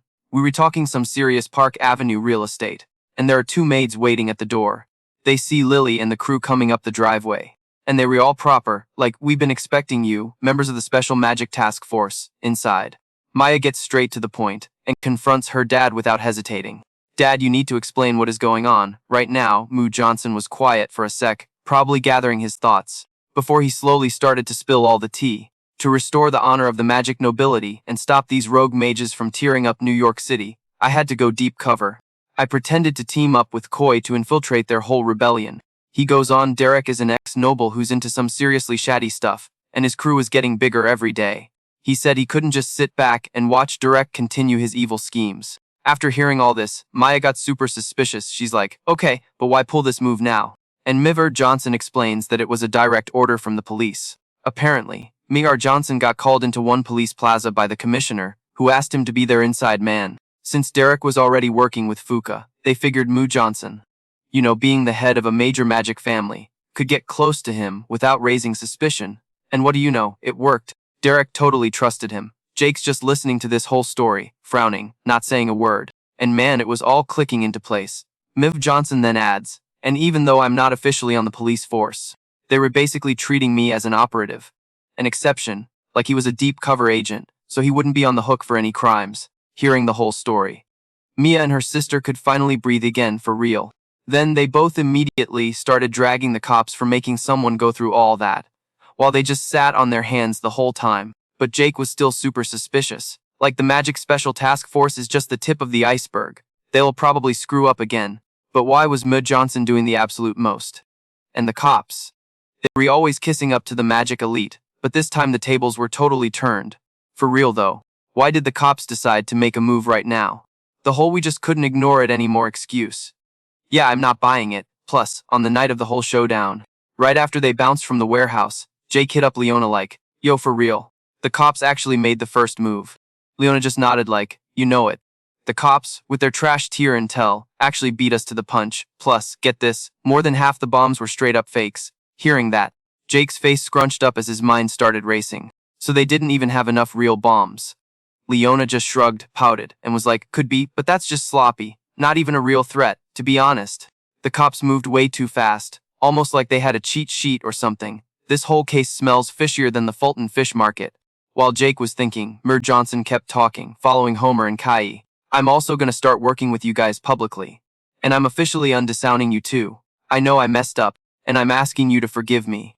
Yo, when they heard that, Maya and her sister were freaking ecstatic. Seeing them so happy, Jake felt all the tension just melt away. And after that heart-to-heart, the whole crew bounced from the mansion. Tyler was walking and laughing like, can you believe it? The Ashley family is back together, and even promised to work with the Magic Task Force. With that Black Rebellion crew taken care of, all the drama's finally over. Sarah was just silently watching Jake from behind. And you could tell she was on cloud 9. The Black Mage and Jake were the same dude, and he was her hero at the same exact time. Detective Miller was totally spaced out, lost in his own thoughts. The Black Mage is an outlaw, a vigilant, but he saved their butts. If the Black Mage is actually Jake, is he supposed to slap the cuffs on him? Like, what's the play here? After all, Maya was also tripping about the Black Mage's identity. She remembered that she got a quick look at the Black Mage's eyes, and yo, they were a dead ringer for Jake's. So, she was totally suspecting they were the same person. Jake, walking up ahead, could literally feel everyone staring holes into the back of his head, and was just sighing on the inside. This is getting way too messy. This is a huge problem. If this keeps up, things are gonna get dangerous. Later that night, Jake did his usual thing and snuck over to the hospital on First Avenue to work his healing magic on Kai's injuries. But the kid just wouldn't wake up, which was making him a little stressed. While Jake was right in the middle of it, Leona pushed the door open and walked in. Having no choice, Jake had to cut the treatment short and literally yeeted himself out the window to hide. Completely clueless about this, Leona walked over to Kai's bed and whispered, we totally kicked those bad guys' butts together. You don't have to worry about a thing. As she said it, she gently brushed the hair off the boy's forehead, whispering, nobody is ever gonna hurt you again. But, like before Leona could even finish, Kai's lips started moving on the bed, trying to call out for someone. In a split second, Leona's heart just exploded with joy, and she grabbed the kid's hand. I'm right here. Your big sis is right here. Kai had finally woken up. The boy smiled up at her and said, welcome home. Sis, I tried so hard to be brave while you were gone. Leona, totally moved, pulled her little brother into the tightest hug, and just bawled her eyes out. Finally, everything she fought for was worth it. Jake, watching this super precious moment from outside the window, couldn't help but smile for them. A second later, he disappeared into the New York City night and headed home. The next morning, up on the roof of Westbrook Academy, Tyler was practically begging Jake and the squad for a massive favor. Please, you guys, I need you to watch my little sibs tomorrow. Hearing this, Jake was like, huh? What's up, man? Tyler rushed to explain, so check it, my shift is literally all day long, so I won't be back until super late tomorrow. Usually, Tyler is part of the Special Magic Task Force and just works whenever his mom has a day off, but it looks like this time, their schedules totally clashed and nobody's free. Tyler said he can't just leave his siblings home alone in their Brooklyn apartment until late, so he was hoping Jake could look after them. And Jake, being the absolute bro he is, didn't even hesitate and just nodded. Yeah man, we got you. Just goes. Totally. I'm good with kids anyway. And you should be seeing Tyler's face, it literally lit up, for real. Thank you so much! But that's when Mia jumped in, looking super apologetic. She was like, sorry, I'm gonna have to sit this one out, I'm swamped with moving. And hearing that, Tyler kinda remembered and nodded. Oh, that's right. You moving back to your dad's place on the Upper East Side. Maya just shook her head and was like, nah, we actually getting a bigger place. Dad's whole thing is be bold. Put yourself out there. Go see the world, or whatever. But she adds, the one condition is that Jake has to be by our side. Tyler just looks so over it. Your dad never changes, does he? He's such a character. Maya just scratched her head, totally embarrassed. Well, hey, I can't complain when he's bankrolling the whole thing, you know. But you could see Jake's brow furrow. Like the gears were turning in his head. Like he was probably thinking, if the old man really wanted them to be independent, wouldn't it make more sense for Maya and Lily to just live together? But nope, seems like Mirror Williams has his own reasons for keeping Jake close. Big yikes. So Maya goes, so, that means Jake and Lily will be going with you. But as Tyler looked at those two sitting on the bench, two words literally popped into his head. Bossy and brainless Lumal. So my guy Tyler immediately backpedals. You know what? On second thought, maybe it's better if Maya just handles her stuff alone. Seeing him flake, Jake got visibly annoyed and snapped, dude, what's with the hesitation now? But Tyler just clammed up, so Jake glanced over at Lily and asked, what about you, Lily? I can probably handle this solo. Lily paused for a hot second, then after what felt like forever, she kinda mumbled, I wanna help too. Seeing that they were both in, Tyler got all cheerful again. You guys are lifesavers. Seriously, I owe you both big time. Jake just gave a little head shake, like, no biggie. Then peeped Lily, who was sitting next to him all awkwardly. So, the next day, true to their word, Jake and Lily took the three kids to the amusement park over at Coney Island. He was smiling, all hyped up. Yo, it's been forever since I've been to a park. Let's go wild. And the three kids were absolutely buzzing, screaming about all the rides they wanted to hit up. Jake didn't even blink, just went, alright, bet we rewriting everything. And with that, he started leading the little squad inside. But after like 5 steps, he realized Lily wasn't with them. Jake frowned and was like, what are you doing? Come on, let's go. Lily was just squinting at everyone, giving off major don't mess with me vibes, and said super flatly, oh, okay, I'm coming. Her whole vibe immediately sent the kids running to hide behind Jake's legs, crying their eyes out. Jake sighed, totally defeated. Hey, you kinda have a scary face right now. Why don't you try smiling a little? So Lily, looking super embarrassed, apologized. She then tried to force this smile, but it looked more painful than if she were actually crying, and bam.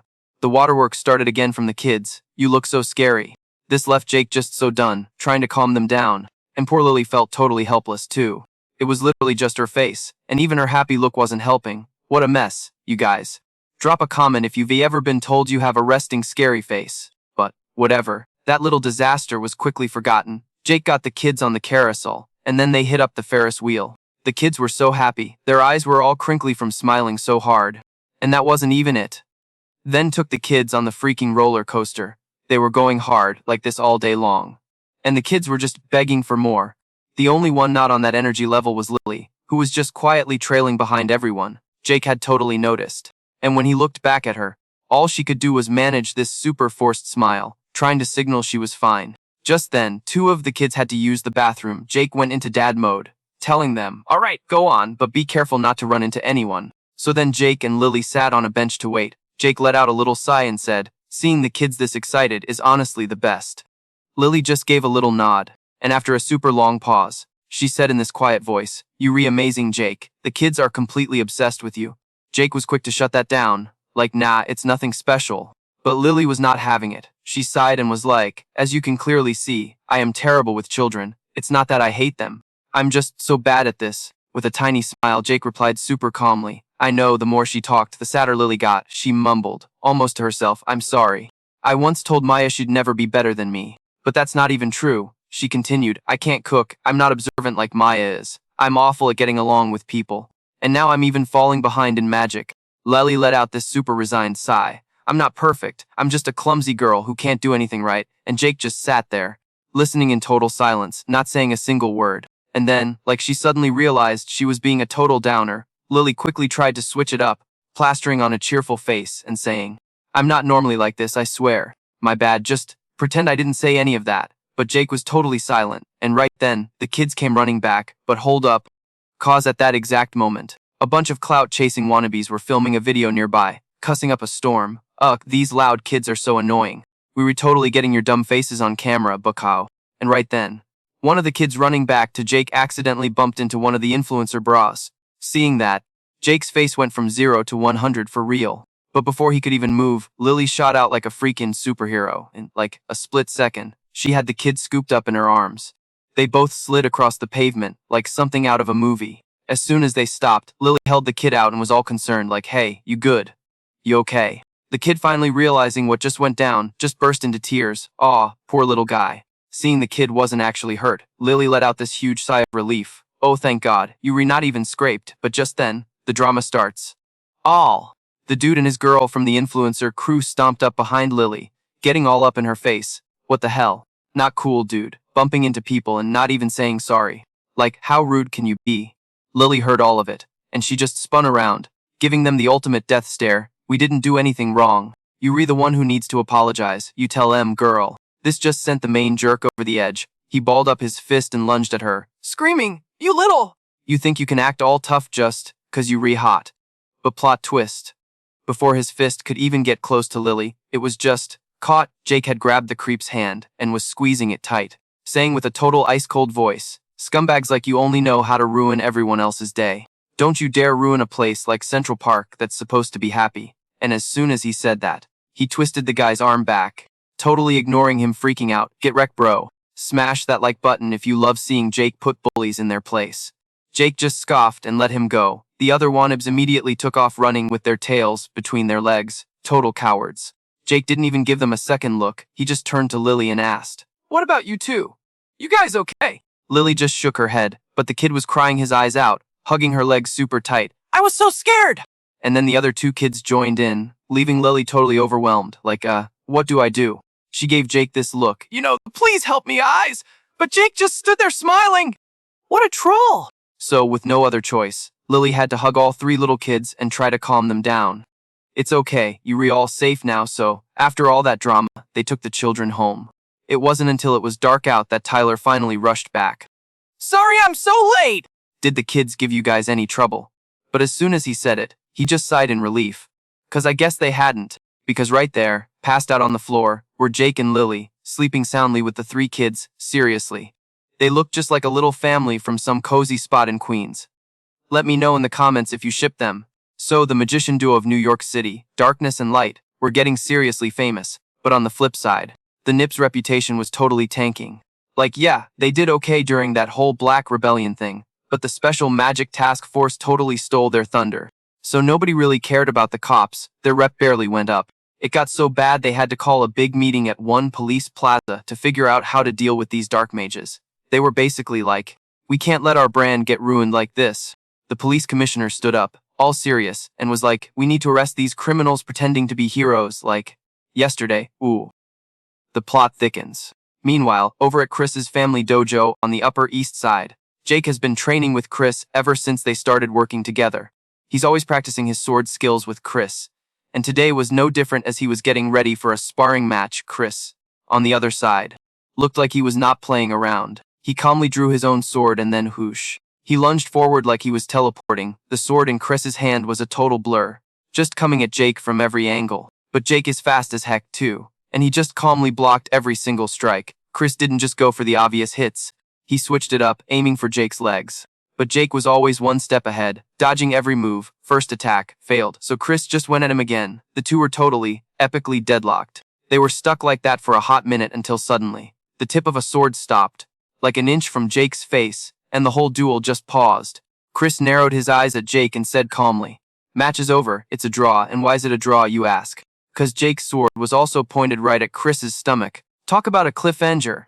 They both lowered their swords super fast. Chris couldn't help but look impressed. Damn dude, that's insane. You were able to fight me to a standstill. So Jake, like, lets out this little laugh, does a fake pout, and is all, okay, if we re-talking pure sword skills. Bro, you'd totally own me. And get this, hearing that just made Chris's jaw drop even harder. Chris just grins and nods like, dude, you re-down to earth and a total beast with it. Seriously impressed. And Jake, just playing it cool, is like, nah, you re-gassing me up. Then Chris just zips it and walks over to this wooden rack to put his sword away. But, like, the second the sword leaves his hand, Chris's whole vibe just crashes. He lets out this massive sigh. This is so lame. Jake is looking at him all confused, like, bro, what just happened? Your mood did a total 180 in like 2 seconds, and Chris, all mopey, just explains, it's the sword, man. Holding it is the only thing that actually gets me hyped. Without it, I've got like zero motivation, I swear.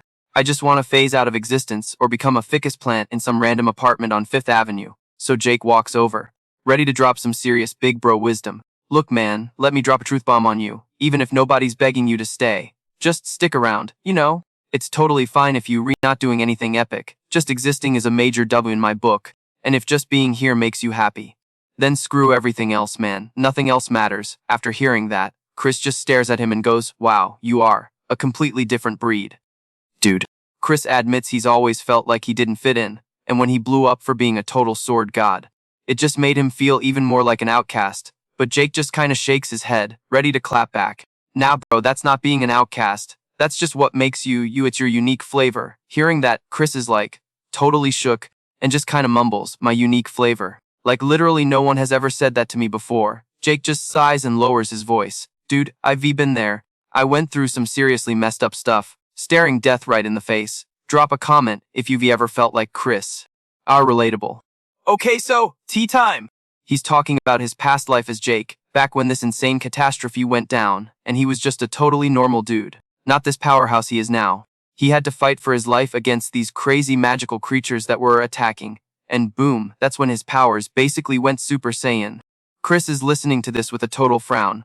'Cause in the files he read, he found out Jake had this major personality switch after some accident. He figured that was the whole story. But nope.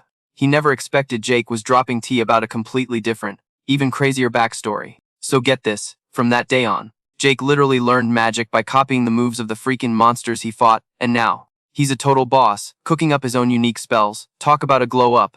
But the messed up part. On that day, Jake was the only one who made it out. He couldn't save a single soul, and just thinking about it, you can see his hands ball into fists, and this super determined fire lights up in his eyes as he says, everyone around me treated me like some kind of weirdo, but now, this power they were so scared of has actually saved people. Then he looks dead at Chris and asks, don't you have something or someone you want to protect? Isn't that the real reason you fight? Chris was just like frozen for a sec, then after a super long pause, he just nods slowly. I get it now. You rewrite, there are totally things I want to protect. The second he says that, Jake breaks into this huge grin. Then use your power for that, dude. You've got that unique flavor, remember. And just like that, you could see Chris get his mojo back. He cracks this super grateful smile and is like, you rewrite, thanks, Jake, for real. Right after that, they have this epic bro handshake moment. Jake's all cheerful like, yo, I'm hyped to be working with you. And Chris just nods back, yeah man, me too. So after their whole heart-to-heart, Jake dips out of Chris's family dojo, and Chris just stands there watching him leave, looking like he's thinking about some deep, life-changing stuff. Meanwhile, Jake's totally rethinking his whole opinion on Chris, the head of this majorly bougie magic family. Turns out, he's actually a pretty solid dude. Okay, yeah, he's a little weird, but hey, who isn't? Chris was way better than all those other stuck-up, evil, or just plain confusing rich kids. But while Jake's lost in his thoughts, bam, someone with this crazy bright red hair slams right into him. Jake's reflexes kick in and he reaches out to help them up, all concerned like, whoa, my bad!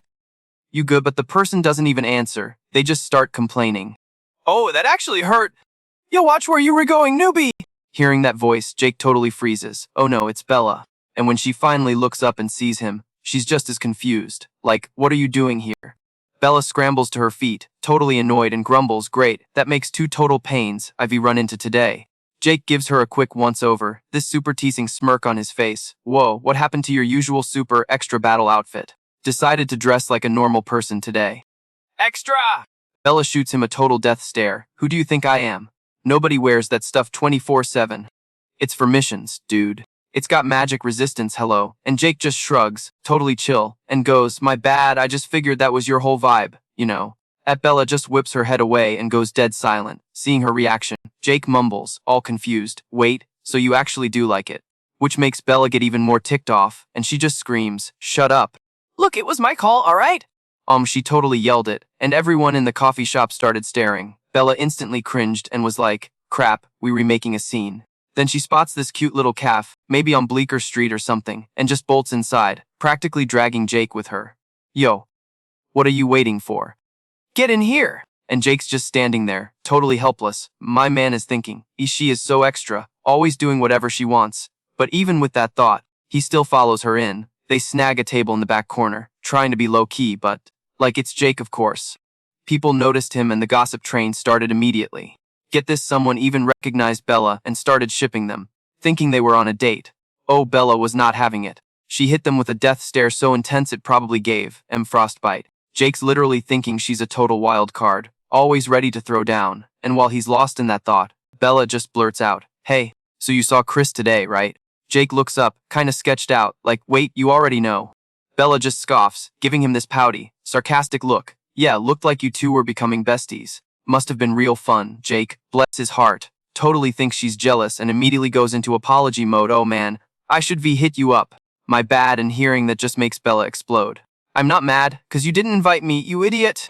We just allies for now, that's it. I'm not trying to be your friend, Capus." But then, she glances over and sees this picture-perfect family laughing nearby, and she just shuts down. Jake, completely clueless as usual, just grins and says, "Ain't cool with me, as long as we can work together." Bella immediately looks away, her whole vibe changes, and she gets super serious. "Wow, must be nice being so confident, 'cause you re-strong, huh? It's annoying as hell, but for real you re-crazy powerful, so spill how'd you get so jacked?" Jake just shrugs, all casual, a car accident. Bella was so not in the mood for that excuse, and just shut him down. Yeah, I heard that story, but there's no way one little accident gives you superpowers. That's straight up cap. She's basically calling him out, saying his power level is off the charts, and that stuff doesn't just happen overnight. Like, that's not how it works. The crazy part is, Jake was holding back even more of his power than usual. When Jake stays quiet, Bella keeps pressing him. Look, if all it took was a near-death experience to level up, don't you think everyone would be doing it? We wouldn't have to grind this hard. And this is where she snaps. Y'all, she literally grabs Jake by the collar and gets in his face. There has to be a secret to your power, right? Just tell me. Jake could see the pure desperation in her eyes. It's like, damn, she really wants to be stronger that bad. But he can't just tell Bella that he's, literally a reincarnated legend. Like, what would that even mean to her? It wouldn't give her the answer she wants. So after a super long, awkward pause, Jake finally starts to talk.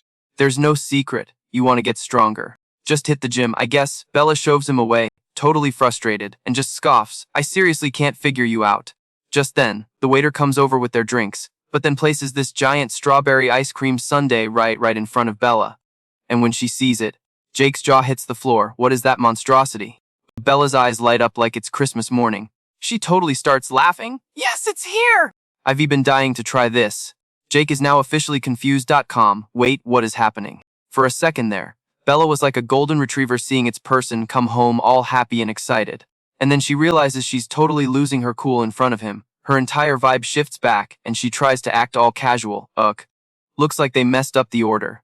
But, since it's here, might as well eat it, right? And just like that, Bella gives up pretending and dives in with a huge spoonful of ice cream.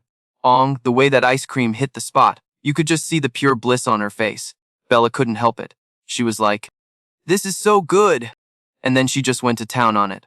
Meanwhile, Jake is just sitting there, completely baffled, sipping his drink. In record time, Bella demolishes the entire sundae. She leans back, holding her stomach, and laughs. "Okay, that was amazing.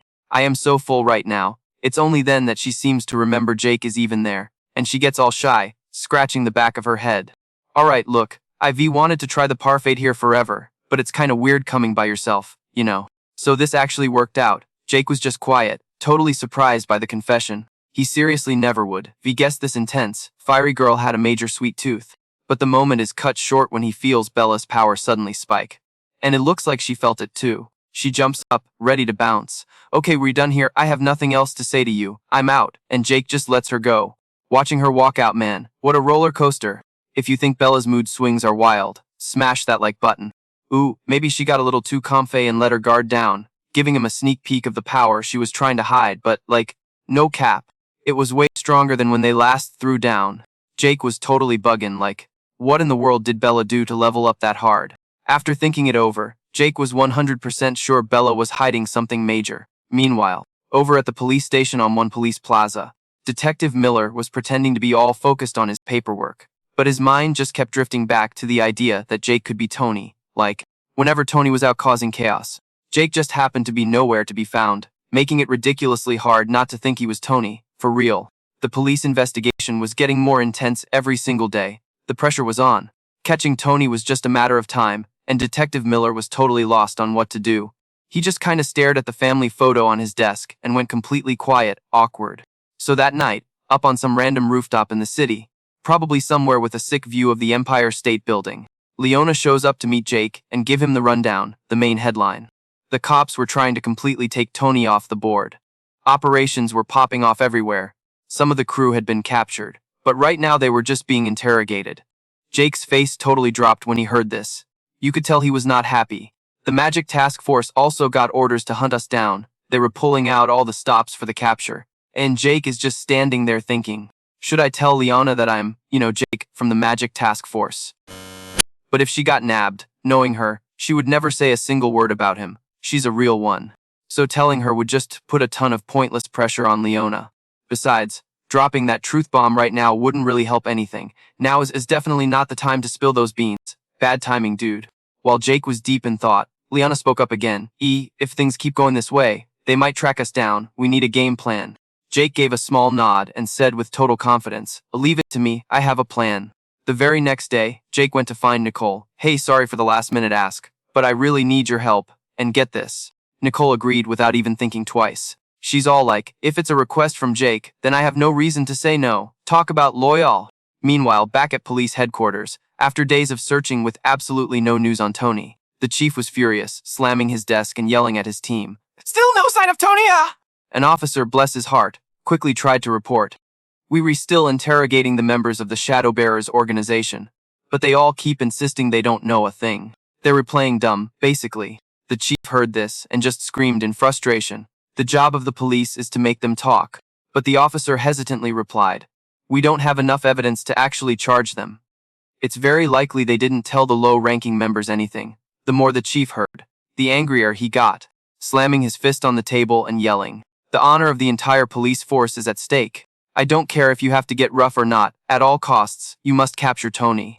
Ikes, someone's feeling the heat. Inside the Magic Task Force briefing room, Detective Miller stood at the front and announced clearly, as everyone already knows, we've received an order to hunt down Tony, as well as the members of the Shadow Bearers organization. Jake was, of course, also in the room. He just listened to the announcement in silence. Talk about awkward. Let us know in the comments how you'd feel in Jake's shoes. The sisters, Lily and Sarah, also listened intently, but you could tell each of them had something on their mind. The officers down below started whispering amongst themselves after hearing Detective Miller's announcement. The tea is starting to brew. They were already swamped with disasters and monsters. Yo, isn't this the fem's job? Someone muttered like, for real, stay in your lane. What are the higher-ups even thinking? Jake just quietly furrowed his brow in silence. This just goes to show how desperate the situation is. If the police actually make a move, the people on his team would have a hell of a time getting away. Just then, Detective Miller spoke up again. Prioritize responding to disasters and monsters while continuing the search for the Shadow Bearers. That is all. Dismissed. The officers below cleared out fast. Sarah then ran up to Detective Miller and asked, do we really have to hunt down the Shadow Bearers? He just nodded coolly. Those are orders from on high. We have no say in it. Hearing this, Tyler immediately started grumbling. They've already pushed the hardest part of the disaster response onto us. He complained. Lily also sighed. Now we have even more work. Who do they think we are? Sarah, on the other hand, hesitated before saying, but I can kinda understand why the higher-ups are doing this. The Detective Miller replied coldly. If those illegal mages gain more support, who knows what might happen? As he spoke, he shot a look directly at Jake and said, you think it's time to end the charade now, Captain Jake? Ong, the shade! He really went there. Jake frowned at that, asking suspiciously, what are you trying to say? Detective Miller narrowed his eyes at him and said in a super serious tone, if you are Tony, then you should surrender now. Boom. Cliffhanger! Smash that like button if you can't wait to see what happens next. You guys, the second those words left his mouth, Sarah and Maya were totally shook. Even Lily and Kyle were just standing there like, whack. They had absolutely no clue what Detective Miller was even talking about. So when they finally snapped out of it, Sarah and Maya both clapped back at the same time. Jake is not Tony. We've told you this like a million times already. There is no way our boy Jake is Tony. But Detective Miller just gave them this ice-cold glare. Talk about intense. He said in this super serious voice, the fact that you two are trying so hard to cover for him just proves you were both involved in this, and bam. Sarah and Maya were just floored, like, they wanted to say something back, but they were literally speechless. Detective Miller let out this super dramatic sigh. Look, Captain Jake is a big deal, okay? He's not just some guy. He's essential to New York City, to the whole world even. And yeah, it's true Tony has saved a lot of people. Sarah was giving him major side eye, totally confused, and was like, then, why? Detective Miller got all grim, pressing his lips together and said, that's exactly why. If he just turns himself in now, there's a good chance the judge will go easy on him. At least it's better than getting hauled in by the cops from some precinct in Queens. The times Jake and the Shadow Mage have appeared. Their body types and even their powers were identical, but here's the real tea: Jake was never, ever around whenever the Shadow Mage showed up. You can't tell me all that is just a coincidence. No way. And you guys, that just shut Sarah and Maya right up. They had nothing. So Miller just ignored them and got all up in Jake's grill. Answer me, Captain Jake Spilett, are you Tony? But our boy Jake just frowned a little and stayed completely silent for the longest time. The tension was insane. You could cut it with a knife. And just when you think it's about to go down, Sarah suddenly yells, Wait a minute! Miller was so annoyed, snapping back, what is it now? Are you seriously still trying to cover for him? It's not that. Just look. Sarah quickly shook her head, shoving her phone right in Detective Miller's face. And on the screen was this whole crew of people wearing black cloaks. The dude sitting in the main chair starts talking in this super chilly voice. We have seized control of the broadcasting station. I am the leader of the organization Bearers of Shadow. My name is Tony. Then he pauses for dramatic effect. My bad for interrupting your chill time. Dear citizens of New York, it seems like the whole world is dying to know who's stronger, Jake or me, so I'm gonna give everyone what they want and officially challenge Jake to a match. Hearing this, Detective Miller and the others were completely bugging out, their jaws on the floor. But Jake, he was cool as a cucumber, acting like he had the whole situation in the palm of his hand. Detective Miller's brain was basically short-circuiting at this point. How is this even possible? He wants a match. How can he do that if they were the same person? Sarah was just as shook. She had been 100% convinced that Jake was the Shadow Mage. But what even is this plot twist? Let me know in the comments if you saw this coming. 'Cause I sure didn't! Even Maya was starting to think she got it all wrong. Maybe Jake really wasn't him after all. Tyler, totally oblivious to all the internal drama, just raises an eyebrow at Jake and goes, so, what's the plan, dude? Lily just smirked a little, like, do you even need to ask? Jake scanned everyone in the room, then cracked this super confident, triumphant smile. He just calmly said, of course, I accept the challenge. So, the next day at the spa headquarters on 290 Broadway, Jake rolled up to the designated spot for the showdown with that shadow dude. Obviously, for a huge event like this, all the news channels were there. They got there super early, broadcasting live. The epic battle between Jake and Tony is about to kick off. But Tony is a no-show so far. A massive crowd had gathered, like it was a festival in Central Park. The NEP was out in full force because, this thing could get dangerous fast. They were probably also just waiting for the perfect moment to slap some cuffs on the Shadow Mage. Meanwhile, the people outside were going crazy, cheering for Jake. Of course, you had the haters in the crowd who were convinced the Shadow Mage was gonna win. Tyler stood off to the side, watching everything, and was like, yo, this has turned into a total circus. Lily's crew of 3 was also watching the reactions blow up online. Everybody was super invested in this drama. Detective Miller frowned as he watched Jake from a distance. What are you planning, kid? There's no turning back now. At the same time, Bella and Chris were also in the crowd. Bella couldn't help but complain, ugh, he's late, but it wasn't long before Miffer Johnson also arrived on the scene. Bella pouted a little and muttered, great, you here too, huh? Chris just nodded in agreement, adding, this is pretty wild. Johnson was totally unbothered, though saying, this is a battle I have to witness in person. And then BAM! Bella totally sensed something and whipped her head around to look. Chris and Mother Johnson felt it too, and looked over real quick. Up on a rooftop, Detective Miller's group cried out in shock, what is that? Hold up! Peep this, a freaking streak of light is just plummeting out of the sky. It just zipped past the news chopper and almost sent them into a tailspin. That's insane. Our boy Jake is just looking up, totally chill, waiting for whatever it is, then boom!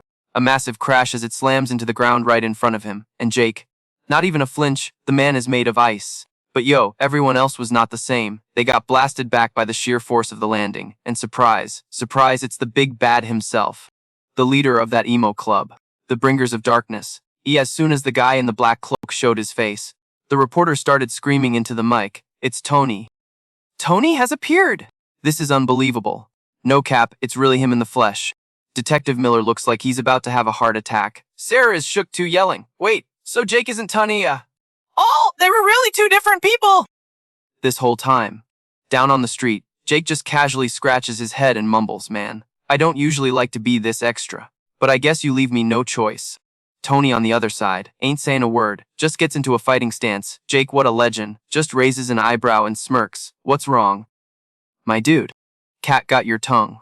8-bet, we can do this the hard way, let's just get this party started. And just like that, they both square up, ready to throw down for real. The whole crowd watching from the sidelines is hyped. Let me know in the comments who you were rooting for, Team Jake or Team Tony. Detective Miller's crew is also watching, looking super worried for Jake. And look, even Mir Johnson's crew is glued to the scene, totally here for this epic showdown. And here we go. Jake starts charging up some insane magic. Tony's not backing down either, summoning some seriously creepy dark energy. Jake unleashes this massive cannon of pure golden light, while Tony whips up this giant phantom bird made of pure nightmare fuel. Kaboom! The two attacks collide, creating an explosion that literally shakes the foundations of New York City. The news chopper is getting tossed around like a salad. The reporter is totally losing it, screaming, if we stay here, we're gonna crash. We gotta get out of here! But you know they can't leave. The fight is just hitting its peak, and nobody wants to miss. Just then, Tony charges forward like a freight train. But Jake ain't flinching. He clenches his fist and rushes right in to meet him. Their fists just clash, and neither one is giving an inch. Bruh, their speed is unreal. You can't even follow them with your eyes. It's just blurs and shockwaves. In literally the blink of an eye, they've already traded like a dozen blows. Tony is going wild, throwing a haymaker right at Jake's face. At first, Jake was parrying like a pro, super calm, but after a few hits, Tony fakes him out and lands a nasty gut shot while blasting him with level 9 lightning magic at point-blank range. That's a low blow, and just like that, Jake goes flying, crashing hard through a building on Park Avenue. Ouch. Tony's just standing there with this smug look like he's already won, but Jake just gets up from the rubble, dusting himself off, looking more annoyed than anything. You gotta be kidding me, he says. You didn't hold back at all, huh? My clothes are all dirty now, Lumao. Tony gives him the silent treatment and starts casting another spell. And in a flash, a freaking giant boulder is hurtling towards Jake. But our guy isn't even panicked. He just calmly casts his own magic. Next thing you know, this sick-looking shield pops up over Jake's head. The spells collide again, and this time, the massive boulder just shatters into a million pieces against the shield. That was clutch. Jake lets out a little sigh, then just reaches out and grabs some kind of magic spirit thing floating in the air. He gets this satisfied smirk and says, for a new type of magic, this is pretty decent. He just invented that on the spot. If you think that's awesome, smash that like button. The crowd is stunned into silence for a sec, then they just go absolutely nuts, cheering like crazy. Who even cares about the stuffy magical nobility anymore? These two are on a whole other level. All the fangirls in the crowd are screaming for Jake. Meanwhile, you can see Bella over on the side, grumbling in annoyance of, those magic nullification users are always so flashy. They're all just a bunch of show-offs, total clowns. Chris adds, looking all salty bro. They can both use 9th tier magic, give it a rest. Bella just scoffs, clearly not wanting to admit how insane this is. Their mana reserves are just monstrous. Even after all those huge spells, they still look like they have plenty of gas in the tank. Mage Johnson chimes in too, saying, but the most incredible thing is Jake's magic, his chain spell, it moves like it has a mind of its own. Hearing that, the three of them get real quiet. Just thinking so. The theory is, if you activate a spell and then reactivate it super fast, you can keep the effect going. That's what chain magic is. But what Jake's doing? It's on a completely different planet. After a long, awkward pause, Bella speaks up again. Okay, wait, so like only a handful of mages can even do chain magic, right? Mage Johnson barely even nodded. And get this, the number of people who can mix it with automated magic. Practically zero, that's insane. And don't even get me started on Jake's raw power. He's gotta be juicing himself up with mana, like reinforcing his whole body. He's using it for offense and defense, total beast mode. Bella gave Mir Johnson a serious look, like, so you re-saying he's basically a walking mana tank. And Mir Johnson just nods all grim, like yeah, that's pretty much the vibe. It's their totally off-the-wall magic style, you guys! That's how they've completely lapped us. The so-called magic elite. In literally every single way, it's kinda embarrassing, not gonna lie. At that point, he was like 100% convinced that Jake and Tony were straight up monsters. And while everyone's having this mind-blown moment, down on the field, those two are still going at it, just absolutely wildin' out. Bro, the spells they were throwing were all S-tier, no cap. Jake just gives this cold little scoff, and bam. He's right in Tony's face in the blink of an eye. With zero hesitation, Jake lands this massive kick that sends Tony literally plummeting from the sky, ouch.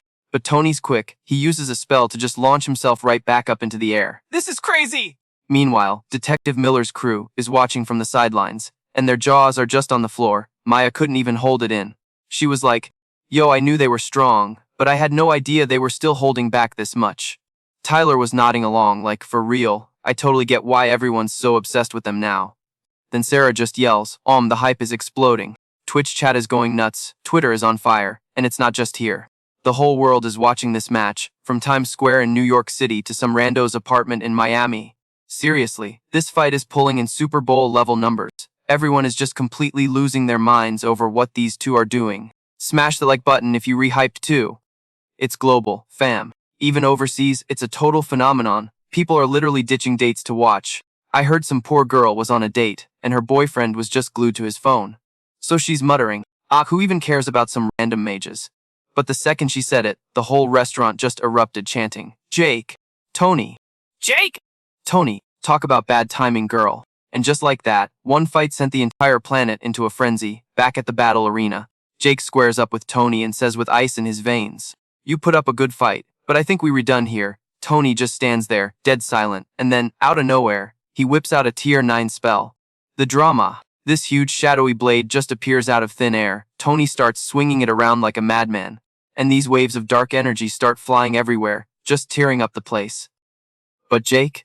Totally unfazed, not even a flinch, he just gives this chill little smile and goes, no, this is the end. And then he drops a freaking key 10 nullification spell. My dude just broke the game! Jake throws up this gigantic wall and just slams it right into Tony, sending him flying. The shockwave was so massive that even Lily and her friends felt it from, like, a mile away on 5th Avenue. They were all screaming like, that power is absolutely insane. Just how op is Jake? And right after dropping that nuke of a spell, Jake just blitzes straight towards Tony. The news reporter in the chopper is screaming at the pilot, go, go, go! Follow him. But the pilot's just shaking his head like, no can do, buddy! He's moving way too fast. And then, right when it's getting good, the cameraman freaks out. The video feed just died. New. The reporter is absolutely raging. Are you kidding me? The feed cut out now. Let us know in the comments if you'd be mad too! Down on the ground, Jake walks over all slow-mo to Tony, who's just slumped on the pavement, completely gassed. Jake just stands there in front of him, with his hand just kinda hanging in the air. You could cut the tension with a knife. What is he about to do? Suddenly Tony glares up and bam, magic circles light up in his hands, which actually seems to surprise Jake for a sec. Jake gives him this icy look and is like, dude, knock it off. And as soon as Jake says that, Tony starts shaking all over. This crazy golden mana just wraps around him, and poof. He vanishes into thin air, wet. Jake finally lets out a breath, like, phew, it worked. Turns out that little anti-clone gadget he had his tech genius friend build was pushed to its absolute limit. It could probably only handle level 9 magic for a few seconds, tops. That cloning spell is super handy, but man, it's a pain to control. The clone was way weaker than the real Jake, and could barely even talk.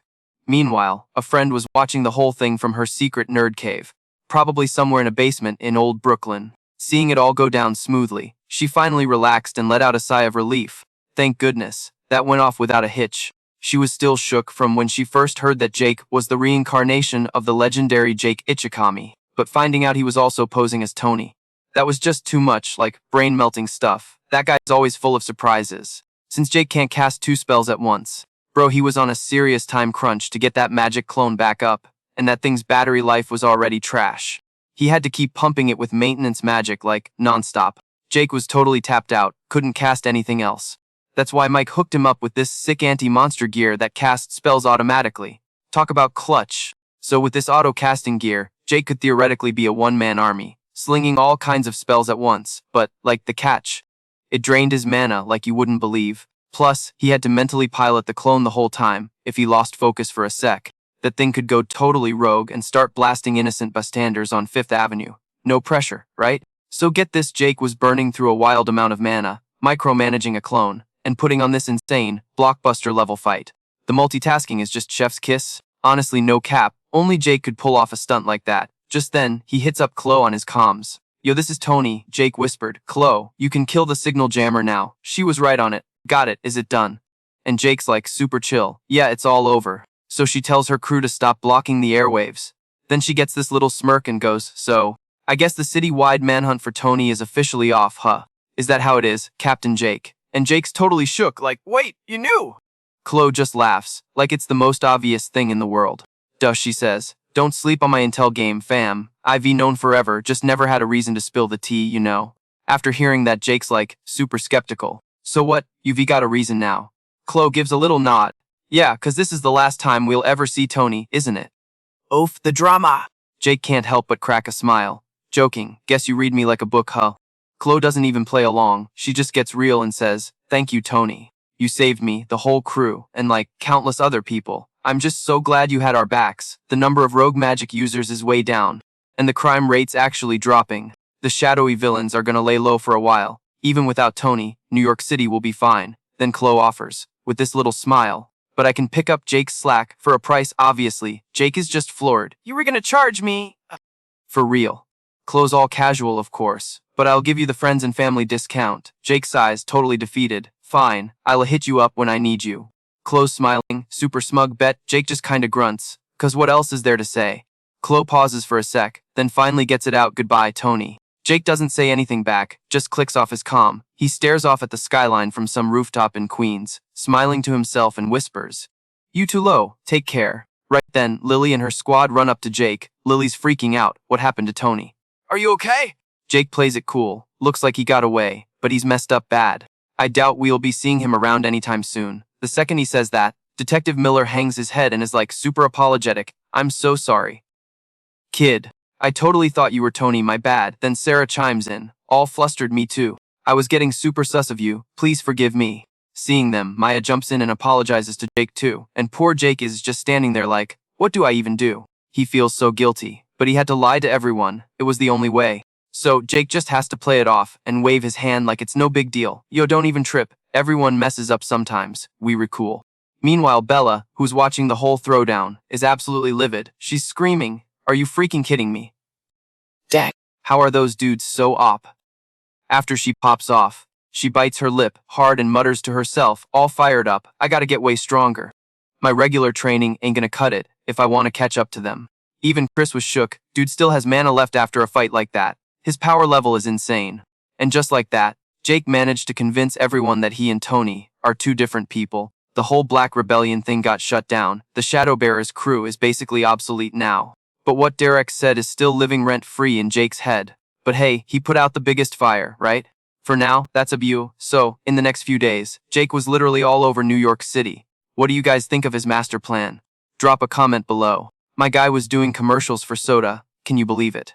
And the ads with Jake totally went viral, not to mention, his training monages were all over TikTok for everyone to see. Jake was booked solid with a ton of interviews and magazine covers. He was so popular that the mags were flying off the shelves at every bodega from the Bronx to Battery Park. Insane. If you re-hyped for what's next, smash that like button and subscribe. And it gets crazier, wall. Jake wasn't just some dude, he was basically the Harry Styles of Westbrook Academy. No cap, everywhere he went. It was a total mob scene with girls swarming him. My guy was living the full-on teen idol nightmare, and he was so not here for it, looking totally lost. Meanwhile, Mia and the girls were on the sidelines, stressing hardcore, like, is he gonna make it? Can he even handle this level of fame? Spoiler alert, the answer was a big, fat no. Jake was literally losing his mind, and then, boom, he just snapped, couldn't take another second. Slammed the table, and shot up like a rocket. And without even thinking, Jake straight up yeeted himself out the window to escape. Parker! It's only then he's like, man, I really should not have listened to Detective Miller. Big time regret. At this point, it was just pure chaos. Jake was public enemy #1 or, like, celebrity #1. The second anyone spotted him. It was an all-out chase. By the time he finally dragged himself home, he was completely wrecked. Lily sees him and is like, are you okay? All worried. Jake just gives this weak little nod, trying to play it cool. I'm good, whatever. More importantly, did y'all finish with the move? But like one look around and the place is sparkling, Lily gets this huge grin and boasts, yup. While you were living your action movie fantasy, my sis and I handled business. Loki though, Mia did, like, 90% of the work. They just moved into this sweet 3-bedroom spot on the Upper East Side. So everyone finally got their own room, a major glow up. All this space was amazing, no more feeling like sardines in a can, but the girls were kinda bummed, ungle. They were having a moment of regret, 'cause separate rooms meant no more sneaking peeks at Jake's adorable sleeping face. The second that thought popped into their heads, they both went beet red and whipped around, totally embarrassed. And Jake? My man was just standing there, completely clueless, just pure confusion. But he just shrugged it off, classic Jake. His phone started buzzing. So he stepped out onto the balcony to take the call. He hits accept. Yo, Takagami. What's up? And just like that, her voice comes through the speaker. Hey, you got a minute to talk? She asks. I was just checking in. Wanted to see if you were doing okay after, that whole thing. Jake, trying to sound all upbeat, is like, yeah, it all went down super smooth. All thanks to you, though. My life is kinda circus now because of it. You could practically hear Takami crack a smile on the other end. The price of fame is steep, huh? She teases, but Jake plays it off, real casual, for real, but hey, if you ever need anything, just hit me up. You're one of my real ones. For sure.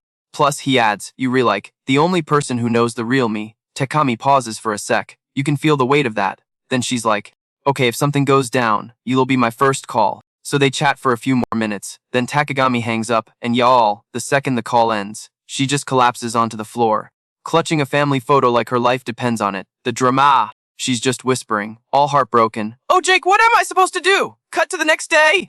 At the NIP training grounds out in Queens, and a whole crowd of new recruits is already there, bright and early. And the vibe is electric. All the dudes are hyped, cause they get to train with the super talented sisters. And all the girls are basically vibrating with excitement to finally meet the legend, Jake. Mia spots the massive line from across the field and is like, whoa, that's way more rookies than I expected. Did they post this on TikTok or something? Duh, it's the Jake effect, Detective Miller says, kinda sheepishly. But hey, whatever their reason for being here, at least they re-fired up. Lily hears this and just rolls her eyes, tutsking like a disappointed mom. Yeah, well, I hope they're ready for what's coming, Lily mutters. Maya totally agrees. For real, it was actual hell, and right on cue, the man himself. Jake strolls out of the precinct building. The second they see him, the whole crowd starts buzzing. Jake just lets out this massive sigh. Like, here we go again. This is my life now. And with that, he just lets his power flare. Instantly, the entire group of wannabes feels this insane pressure slam down on them. So heavy they were literally frozen in place. Can't even twitch. But hey, on the plus side, all that annoying chatter just stopped. Dead silence. Jake gets this smug little smirk on his face. Well, that's one way to get them to shut up. You new recruits look like a tough crowd, he says, voice dripping with sarcasm. I was gonna take it easy on you for day one. But looks like you can handle the heat, right? The second he says that, Lily and the crew just facepalm. They all get this super bad feeling. Like, oh no, he's in that mood. This is not gonna be good, fam. And yup, they called it. The whole squad of eager beavers gets absolutely demolished by Jake's insane training. They all try to jump him with their magic at once. But everything just bounces off his shield like it's nothing. And to add insult to injury, they have to listen to his savage trash talk. Seriously. With that weak sauce magic, you guys couldn't take down a rog pigeon in Central Park. It wasn't long before the whole field was just a pile of collapsed bodies, groaning about how unfair it was. But just then, Maya pushes herself up and yells, I'm not tapping out. And bam! A massive tidal wave of water comes crashing toward Jake, and that's not all, cause Lily and Kyle jump in, attacking him at the exact same time. It's an all-out brawl. Smash that like button if you think Jake is in for a world of hurt. Yo, when the newbies saw this go down, they absolutely lost it. They were like, what the heck? This ain't training, this is a straight-up beat down. But hold up, cause the real tea was just about to spill. Jake just casually throws up one shield, blocks all three of their attacks, and then bam, they all hit the floor. Like what?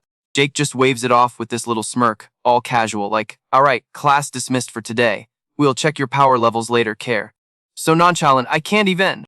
Everyone hit the testing room after a 5-minute break, and just like that, Jake turns and bounces. The new kids are just staring at his back. And you can hear one of them muttering under their breath. Dude just strolls off like he didn't just obliterate 3 people. What a total beast. But then, get this.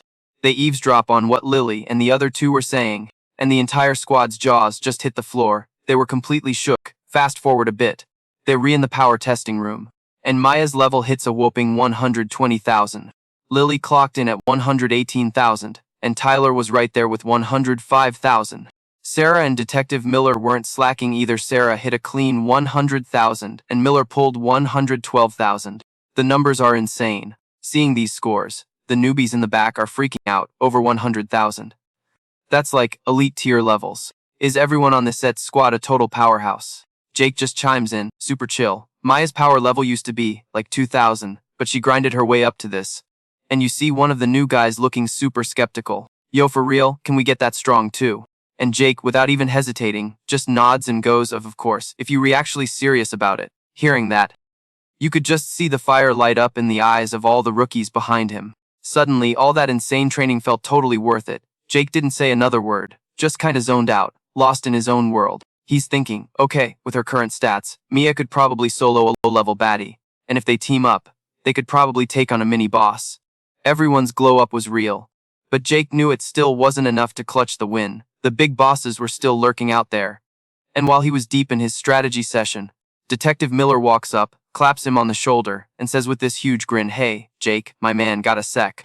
Jake's face just soured. You could tell he was thinking, oh no, what now? And yup, he called it. Jake got dragged to some fancy party over at, like, 101 Park Avenue. It's a whole black tie thing. So he had to squeeze into a suit. You could see him mentally plotting his escape route. Detective Miller comes over, all smiles. "So glad you could make it, Jake." And Jake just kinda grunts back. My guy was not feeling it. Drop a comment below if you also hate stuffy parties. Look, teaming up with the big shot mages is cool and all, but did we really need a whole gala for it? Detective Miller is quick to explain. Hey, they wanted to use this to show everyone they were back in charge. Jake just facepalms, totally defeated. As the leader, he knew he couldn't just ghost this event. It wasn't about laying low anymore. He had to show up. With that vibe, Jake just decided to roll with it. He turns to Detective Miller and is like, "Okay, I'll admit, you clean up nice. Suit's looking sharp." Man. Detective Miller just gives this easy smile. "Thanks, man. I'm pretty used to the suit life." Then Tyler starts whining, for real? I am so not built for these fancy parties." Hearing that, Jake shoots back. "Nah, dude, you re-trippin'. You re-tall. You rebuilt the suit, looks fire on you." But Tyler just gives him this salty look, and Jake is left standing there totally clueless. Like, what did I say? Right then, Detective Miller goes, Ooh, look alive, boys! The ladies are here! and walking in first is Maya, looking absolutely stunning in a purple dress with this super cute clip in her hair. And while Maya was giving off these sweet, innocent vibes, Lily rolls in wearing this dark blue halter dress, looking like a total knockout, so chic and sophisticated. The duality is real, you guys. Then you have Sarah, looking like an absolute sweetheart in this lovely blue dress. Total girl next door vibes.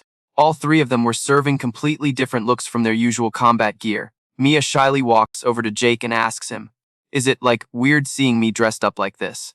And Jake, smooth as ever, just nods instantly and says, "Yeah, it is. You look way cuter than usual. Oof, right in the feels." And boom, Maya is blushing like crazy, but Jake wasn't done. He turns to Lily and starts gassing her up too, telling her how the colors of her dress were a perfect match for her. He's all like, "It totally brings out your sophisticated vibe." And he didn't forget Sarah either, hitting her with a compliment that left all three girls blushing so hard they couldn't even speak. My boy Jake is a menace. Tyler's just watching this whole thing go down, totally helpless, thinking to himself, there Jake goes again. That dude has zero filter when it comes to dishing out compliments. Just then, another person makes an entrance, and you hear this snarky voice go, well, look what the cat dragged in." Jake glances over and sees Bella strutting in, wearing this jaw-dropping red dress. And trailing behind her are Chris and Mir Johnson. Jake gives Bella a quick once-over, and you just know he's about to say something completely unfiltered. Smash that like button if you ready for the drama. That dress is fire on you, girl. The whole elegant vibe is a total switch up from your usual, "We'll kick your butt" look, but his words totally just set Bella off. She straight up snapped, "Stop trying to gas me up, you so cringe, I'm out." Jake just brushed it off, like whatever. He looked over at Mir Johnson and was like, "Yo, you made it, sir." Mid Johnson just gave him this super cool nod, all calm and collected, of course. "Told you I'd roll through, not really here for the small talk. So I'm gonna dip." And with that he was gone. Maya and her sis were like, totally mortified. "We are so sorry about that. Our dad is like, allergic to conversation." Jake was totally unbothered, though shaking his head and saying, "It's all good, no sweat." As they were chatting, you guys, this total bombshell in a little black dress walks in, and Jake's spidey senses were tingling or something. Cause his eyes immediately locked onto her. Laser focus! A second later, the party officially kicked off. The MC's voice was blasting through the hall. Probably heard it all the way down on 5th Avenue. "What's up, New York? Thanks for coming out tonight. Now let's give it up for the real meveeps of the evening. The anticipation is killing me. Smash that like button if you ready for the drama." So Meffer Johnson's crew lined up all nice and neat. The big shots from the three major magic families got ready for their moment. But wait, There's more!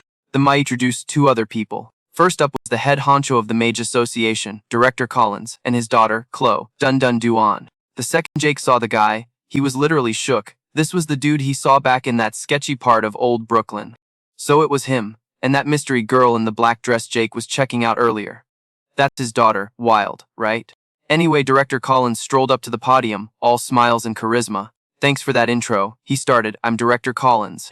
Our city is facing a major crisis right now with all these calamities and monsters popping up, and bam, just like that, the entire room went dead silent, all eyes on him. Everyone was hanging on his every word. Director Collins then got super passionate. Blight.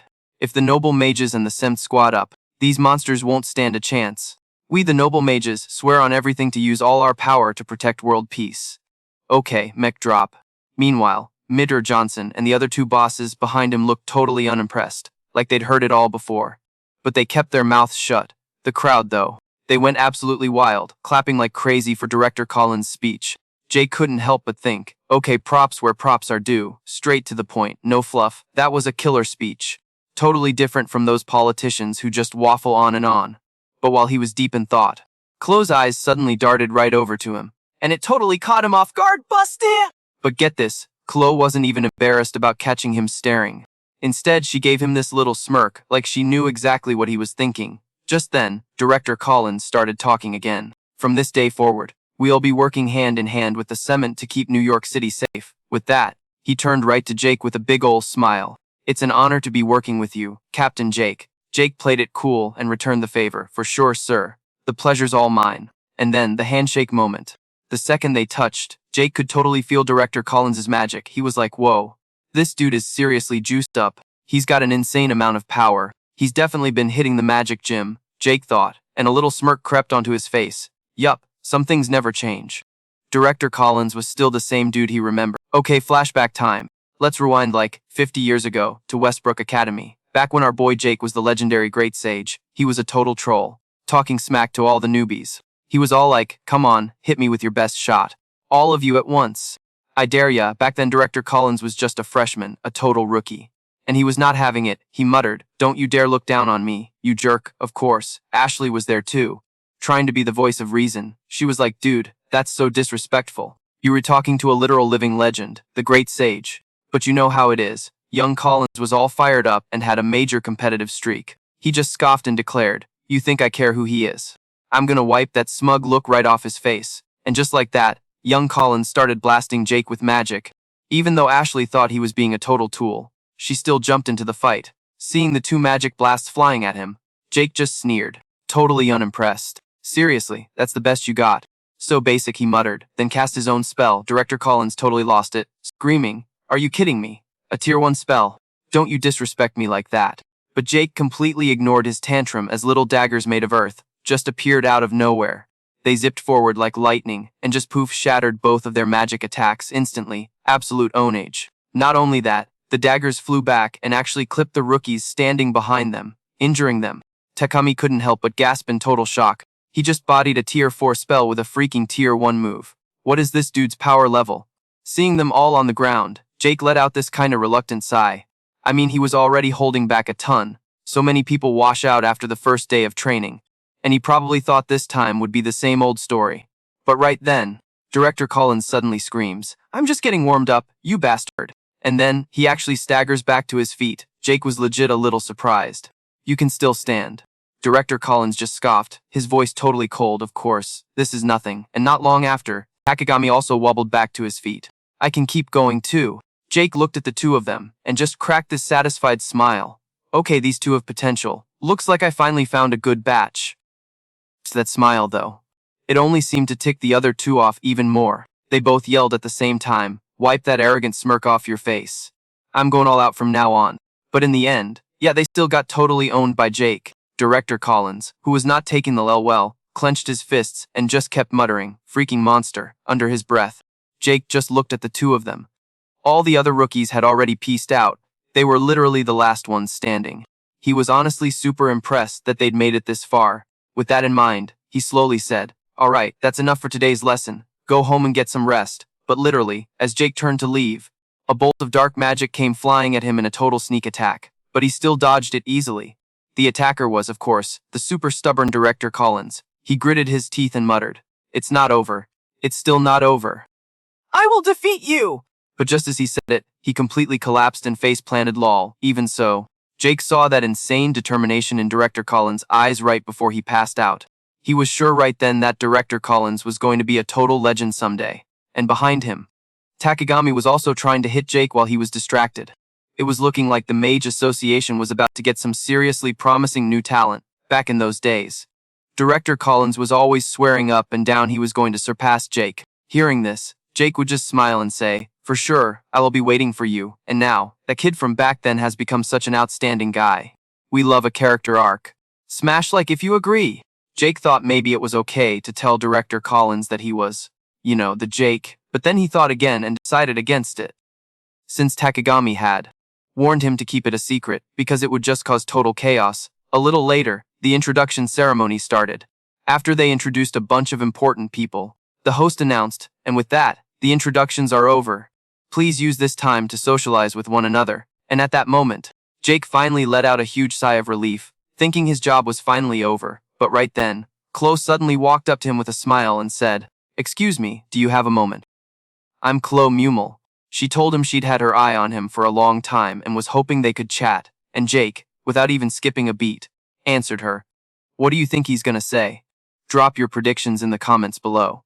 The pleasure is all mine, for real, you Ria Mage too, right?" "I can totally tell." Covering her mouth, Chloe let out a little laugh and said, That's me! "But honestly, compared to you, I am a total noob."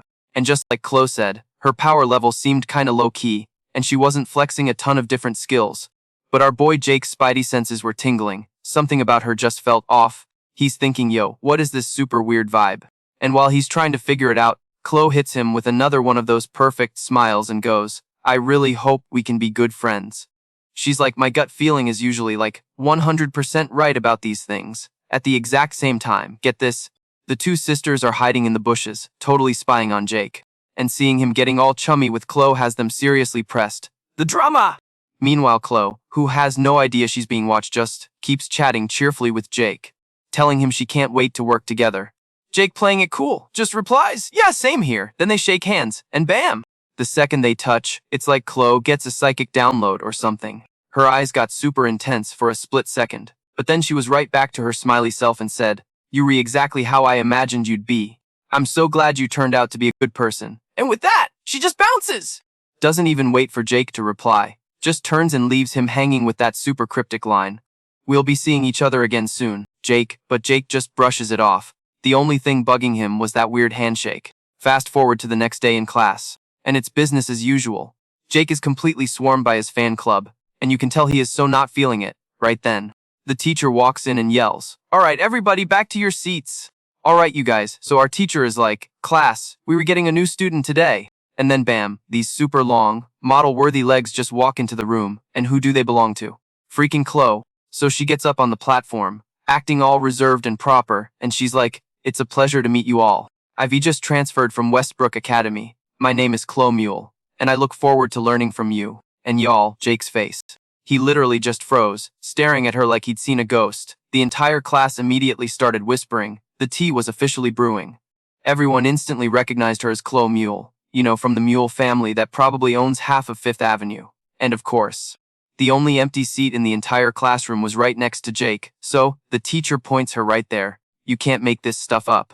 Chloe didn't even blink, just walked right over and sat down next to him. Jake, trying to play it cool, glances over and says, "Didn't expect you to transfer here of all places."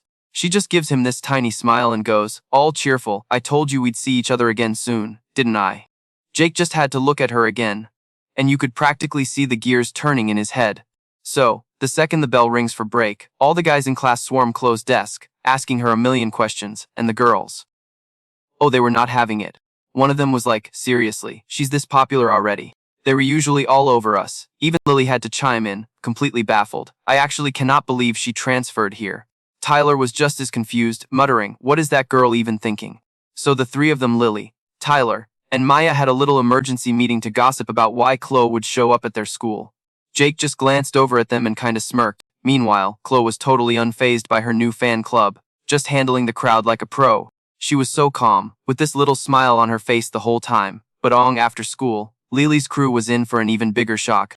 Detective Miller showed up at their training facility with Chloe and Tao. Miller gets everyone's attention and is like, "Let me say this again, this is Chloe Mule. As of today, she's joining the FEMT."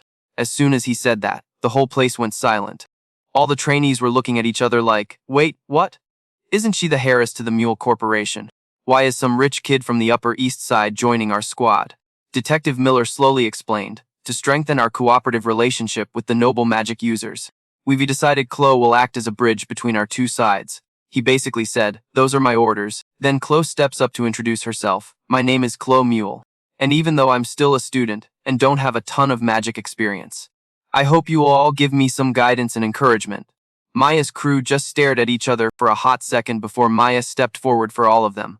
She shakes Chloe's hand and says with a super tight smile, congratulations, Miss Mule. Chloe just politely nods back and is like, thanks. I'm really looking forward to working with everyone.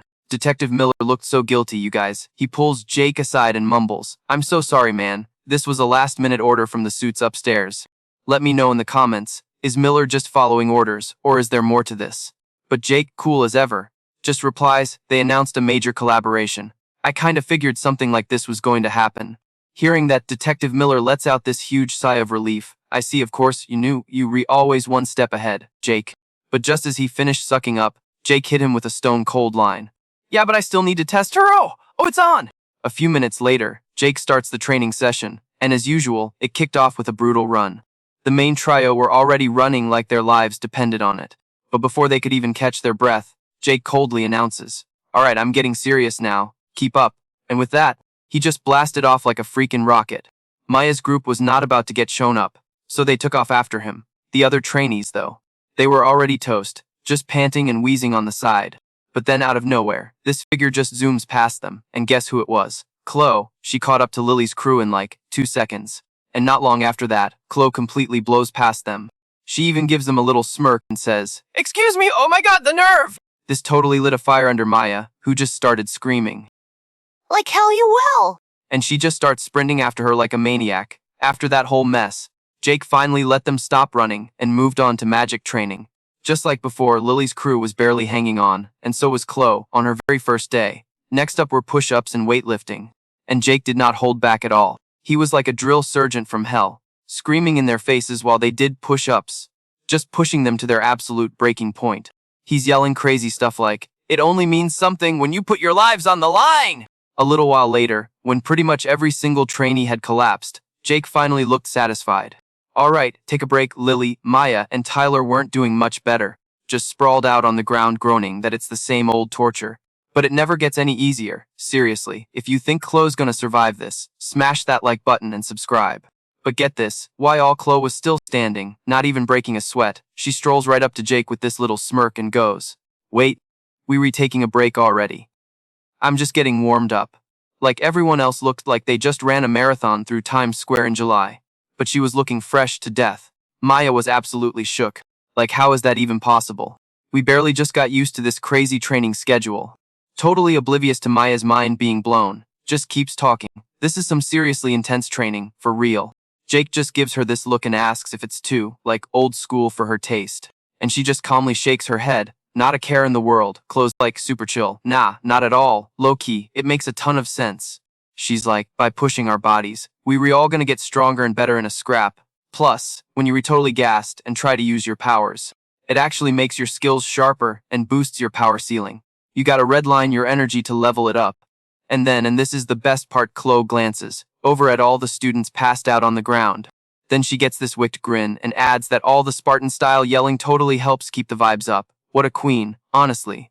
She's like, if you don't train like your life is on the line, you're gonna lose it for real when things get hairy.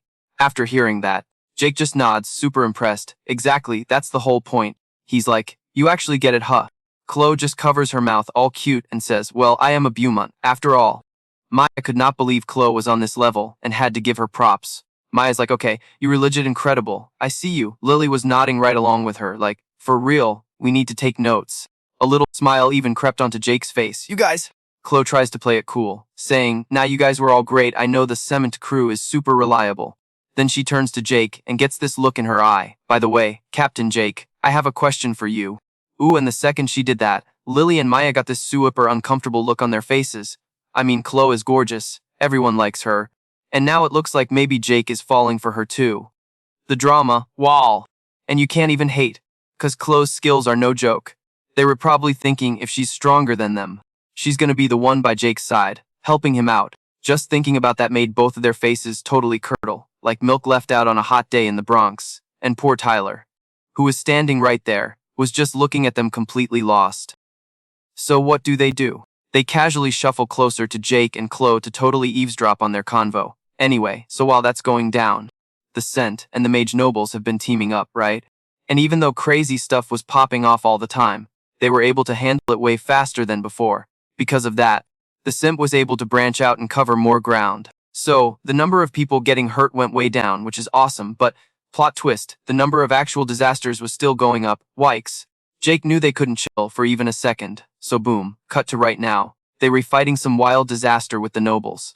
And Bella just comes flying in, slamming a fire kick right into some demon-looking general. Instantly fried it to a crisp, no joke, and Bella's whole crew just loses their minds, cheering like, that's our leader! Let's go! They were shouting, those weak sauce demons can't even touch you, boss. At the same time, Maya runs up to Jake and is like, yo, we were all clear! The monsters are toast. She's like, though, Bella basically bodied most of them. Jake just gives a chill smile, not really caring, and says, she's good, way stronger than she used to be. Bella overhears this and shoots him a death glare, full of sass. I'm gonna be stronger than you one day, Jake, so you better watch your back. And with that, she dramatically spins around and storms off, iconic. Chris just sighs like he's so over it and apologizes. Sorry man, you know how she is, can't just be real for a second. But Jake's just like, it's all good, I don't care, don't even trip. So they keep chatting. And of course Bella is just standing off to the side, pretending not to listen but totally listening. Meanwhile, Chloe is over on the other side, just being super friendly with the Simp squad. She's just laughing and having a good time. Jake notices this whole vibe and can't help but ask Chris, wait, aren't the other nobles tight with Chloe? Chris just kinda nods and is like, we usually try to keep our distance from the Beaumont family. It's complicated. Just as he says that, Chloe herself walks over and Chris, smooth as ever, just pieces out. Chloe has this sweet little smile and asks, hey, Jake, you got a minute? Jake kinda frowns at her, like, what's up? And you better believe Lily and Maya are staring daggers, watching their every move. And then, you guys, Chloe drops a bomb that hits them like a lightning strike. She just goes, would you like to go on a date with me? Wat. Smash that like button if your jaw just hit the floor. So, fast forward a bit, and Jake actually shows up for the date in Greenwich Village. Right on time, while he's waiting around, he can hear all these people nearby whispering about some super cute girl who just showed up. Before he can even put two and two together, he hears another person gasp, wait, is that Chloe Beaumont? Oh my god, she's gorgeous. Dude, go talk to her! Jake follows their eyes and, no surprise, there's Chloe. She's rocking this killer black dress, her long hair is all flowy, and she's basically glowing. Talk about a grand entrance. Jake wades through the sea of people and stops right in front of Chloe, asking all apologetically, hey, have you been waiting long? Chloe just shakes her head and is all chill, like nah, it's cool, I just got here, too. The whole crowd just went dead silent, jaws on the floor. All the dudes who were about to shoot their shot just backed off immediately, lol. They all just walked away looking totally crushed, leaving Jake standing there completely clueless. So Jake and Chloe start walking and talking, probably down some fancy street like Fifth Avenue. Jake gets all suspicious and asks, okay, spill, why'd you ask me out here? Don't tell me you actually want to go on a date. Chloe just smirks, raises an eyebrow and goes, heh, you saw right through me, didn't you? The real tea is, I'm new here since I just transferred, and I was kinda hoping you could be my personal tour guide. After hearing that, Jake's totally confused, thinking she could. They asked literally anyone else, but Chloe shakes her head with a little smile. Well, I also had something I wanted to talk to you about in private, which is why I called it a date. Jake nods like he gets it, but then he remembers how awkward it was with everyone staring, and he starts feeling super embarrassed. Cringe. Chloe lets out a sigh. Listen, I'm Director Collins's daughter, and it doesn't matter where I am, I always feel like I don't fit in. Everyone's so fake, kissing up to me and giving me special treatment, but you read different. Jake is just baffled. Wait, I am. But Chloe just ignores him and keeps going with a smile. The first time we talked, I knew you weren't gonna treat me like some princess. Jake just gives a nonchalant shrug. That's 'cause titles and status are lame. Who you are as a person is what actually matters, that's it. Hearing this, Chloe just cracks up laughing. Then she pouts playfully and says, you really are an interesting guy. Meanwhile, somebody is creeping in the shadows, trailing our new favorite couple, and surprise, surprise, it's Maya. Back at it again with the secret missions. But what's a girl to do, right? She's about to give up when she spots a familiar face nearby. It's Lily. And she's following Jake too. This is getting juicy. Smash that like button for the sister drama. Maya is completely shook. She's thinking, no way, my sister would never do that. But there's no mistaking it. Lily is standing there holding a red bean bun she probably got from that place on Spring Street. She is 100% stalking Jake anyway. Maya has to keep it moving or she'll lose them. So as she's rushing to catch up, the two sisters literally smack right into each other. You can't make this stuff up. They just stare at each other blankly for a second. Totally busted. Then they both just book it. Talking while they rerunning. Lily asks all suspicious, "Why are you here? What's going on?" Maya's quickly shaking her head. All nothing. It's nothing. But up ahead, Jake hears them making a racket and turns his head to look back, busted. Seeing this, Chloe asks curiously, "Is everything okay?" Jake frowns a little, and after a long pause, he just shakes his head and says, "It's nothing." Oh, he totally knows. Our two favorite spies are hiding behind a giant statue, maybe outside a toy store in Times Square, breathing a huge sigh of relief. That was way too close, but then Maya realizes something and yells, "Well, looks like we were both gunning for the same prize." Lily just kinda nodded like, "Yeah, maybe," and the look they gave each other. Unfiltered determination, it's about to go down. So get this, Jake and Chloe's little stroll ended up with not one, but two shadows, seriously, wherever they went. From the coffee shop on Main Street to the park on 5th Ave, the sisters were right on their tail. They were totally creeping, giving off major "I'm about to catch my man cheating" vibes. It was hilarious. After a bit, Jake and Chloe rocked up to this cute little drink stand. You know, the kind you see in Greenwich Village. Chloe was all smiles like, "Okay, spill, what's their next move?" Jake took a sec and was like, they'll probably talk, grab a bite, and then bounce, I guess. So anticlimactic lol. The stalker sisters were posted up way too far back, so they couldn't hear a single word of the tea being spilled between Jake and Chloe. Rookie mistake, girls. But back with our main duo, Chloe's vibe suddenly shifted, and she got all emo. "I see, so this is what a normal high school date is supposed to be like." And with that little bombshell, she puts her drink down on the table, and just goes full ice queen. Like, I don't get the point of all this. We re just walking, looking at stuff, and then sitting down to drink. What's the end game here? Like, what does any of it even mean? Jake just calmly shoots back. Maybe the actions themselves don't mean anything. Chloe was just looking at him, totally lost. But people still do it, even if it's pointless. Jake just gives this little nod and drops this wisdom. It's not about what you redoing, it's about who you with. As long as you with your person, even something basic as a walk becomes special. That's what makes the time you spend together priceless. Even if you not doing anything, smash that like button if you think Jake is smooth. So after he said that, Chloe went dead silent for a second. Then she's like, "And that's what you call a date?" Jake just shrugs, totally chill, pouts a little and goes, "I mean, I guess so." Then he's like, "So, what's the verdict? Was our hangout today, like, worth it?"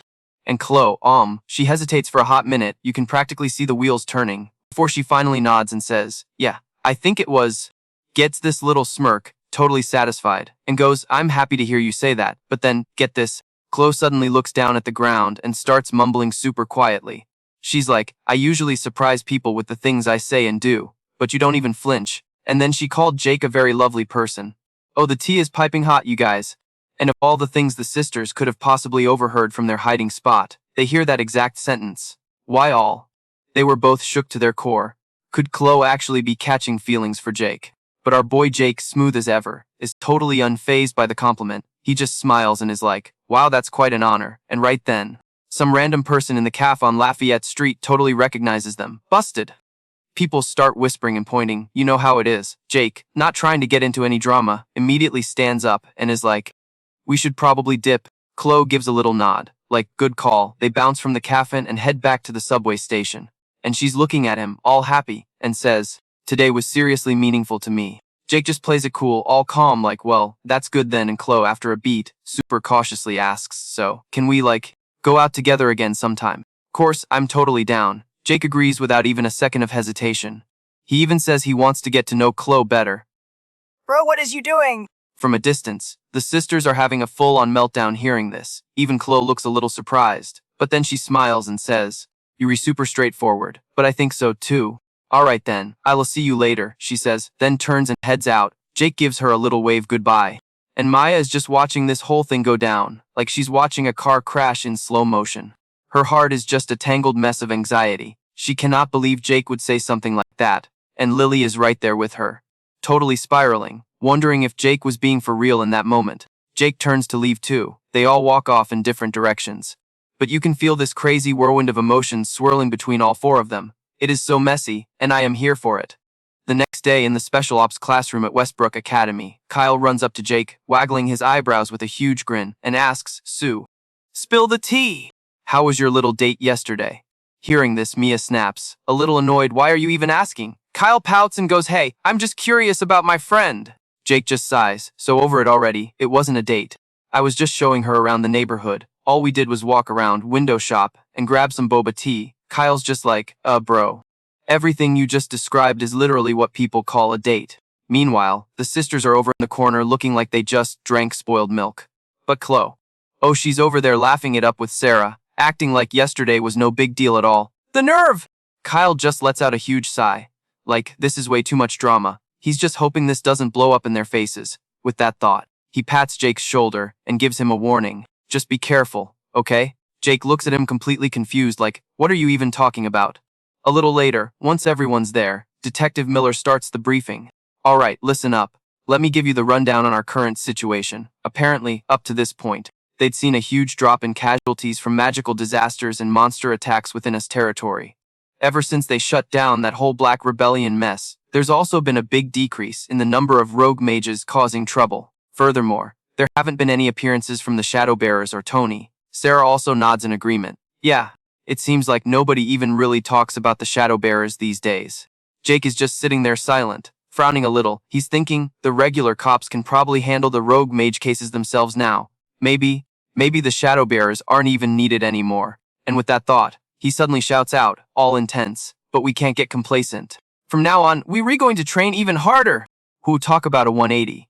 Heck yeah! The entire special ops team immediately roars back in perfect unison. That evening, Jake gets home, after dinner. He's just lying on his bed, staring at the ceiling, totally lost in thought. He's thinking how the SINT members have seriously leveled up their skills, but their coordination with the snooty noble mages still needs a ton of work. And right then, his phone starts ringing. Jake immediately answers, sounding super suspicious. What is it? Leona's voice comes through the phone, sharp and quick. It's about Chloe and Nicole. I did some digging on them, and figured you should know. Is now a good time?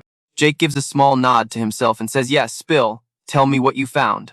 Leona gets right to it. Okay, first, about Chloe. She isn't Mule's biological daughter. She's his wife's kid from a previous relationship. What? Plot twist. Smash that like button if you did not see that coming. Okay, so get this tea on Chloe. It's so weird, but she only became Director Collins' stepdaughter a few years ago, apparently. Both of her parents died in some crazy accident, so I guess he's been raising her ever since. Hearing this, Mita was like, wait, she's a student at Westbrook Academy, for real. Leona just nodded. You know it.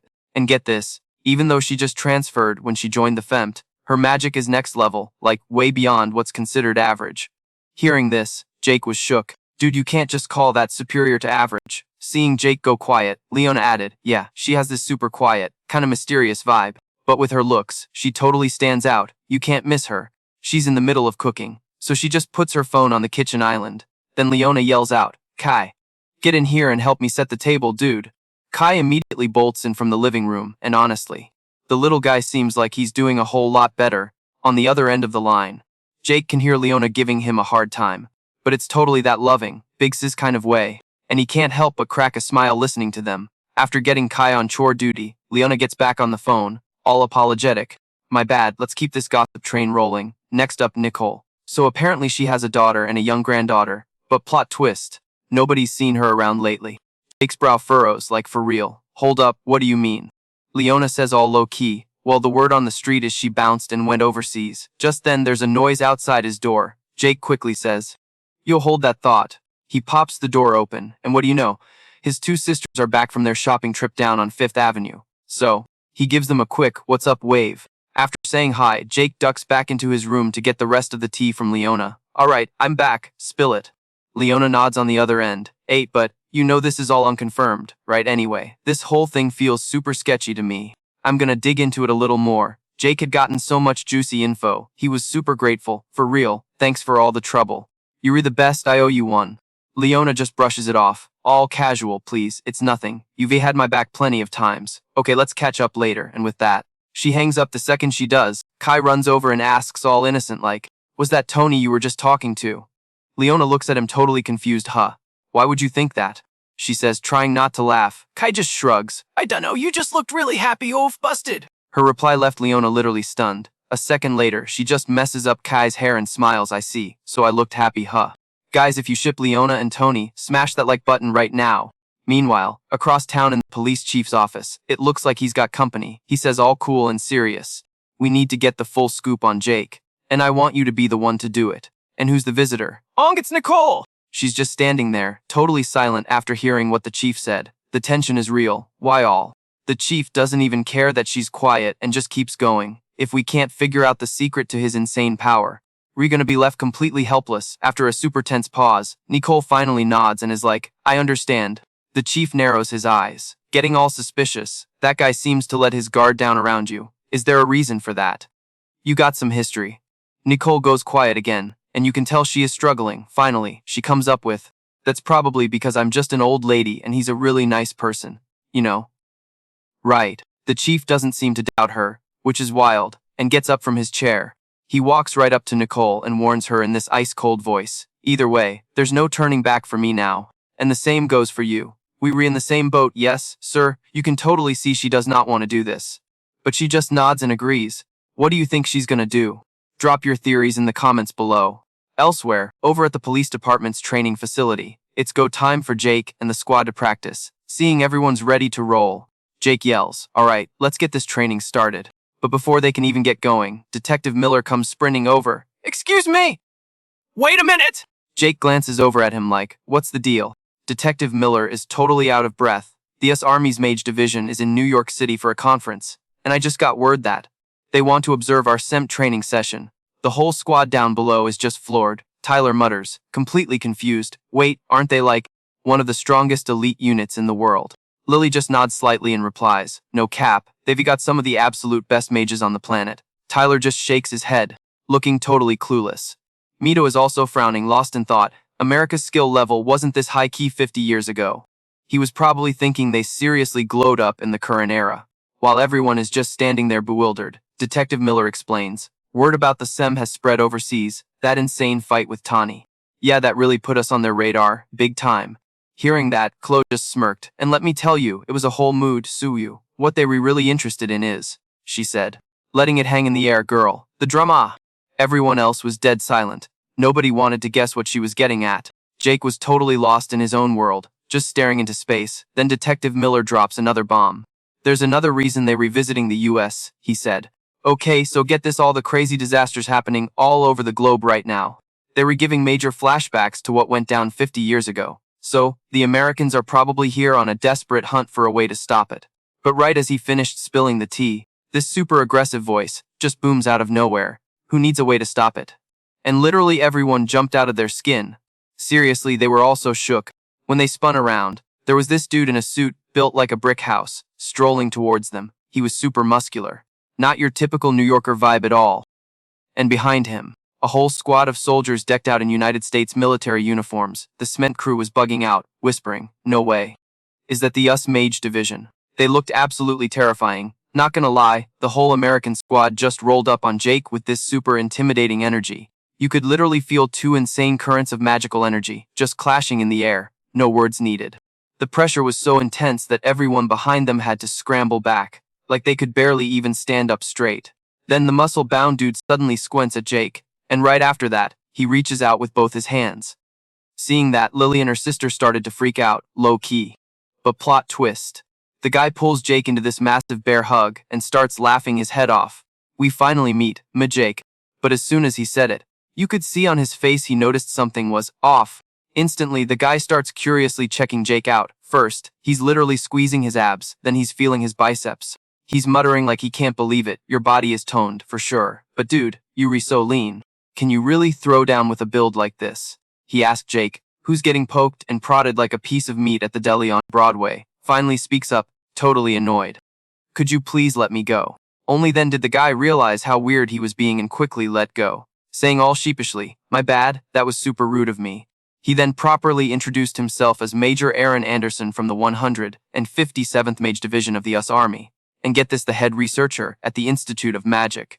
Jake's eyebrows just shot up hearing that, the Institute of Magic. You know, the place that studies all the crazy disasters and monsters, and basically all things magic. With that thought, he also introduced himself. I'm the commanding officer of the SMEMT. Jake, And these are the other members of my team. Aaron just threw his head back and laughed. Introductions.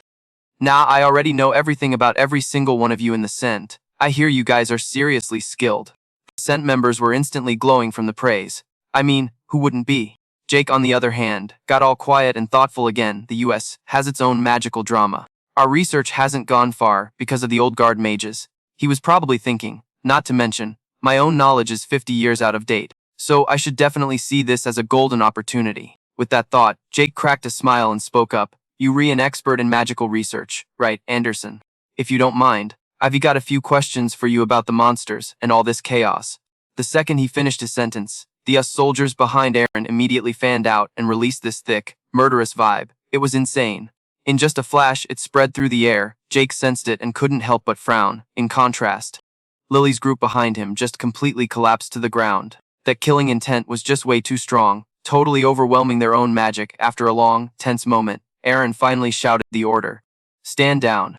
With his command, the US soldiers pulled back their crazy aura. Aaron looked at everyone apologetically and said with a smile, my bad about these rookies, but you know, good hunting dogs can sometimes be a little overprotective. Shrugging like it was nothing, Jake smirked back and said, it's fine, it just felt like a cool breeze. The absolute shade. Hearing this, Aaron's anger just melted into laughter. The magic from my whole team was just a passing breeze to you, was it?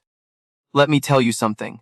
Wow, you're a real comedian. Jake literally could not be bothered to react to that weak attempt at a joke. Seeing Jake give him nothing but radio silence, Aaron decided to try again. You wanted to ask about the calamities and monsters. Jake gave a small nod and replied, my bad for my lack of knowledge, but I'm curious to know what they are, exactly, and any new tea you guys have on them.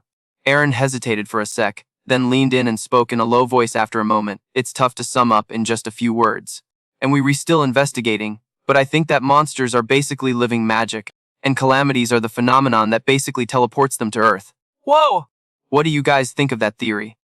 Let me know in the comments, and don't forget to smash that like button.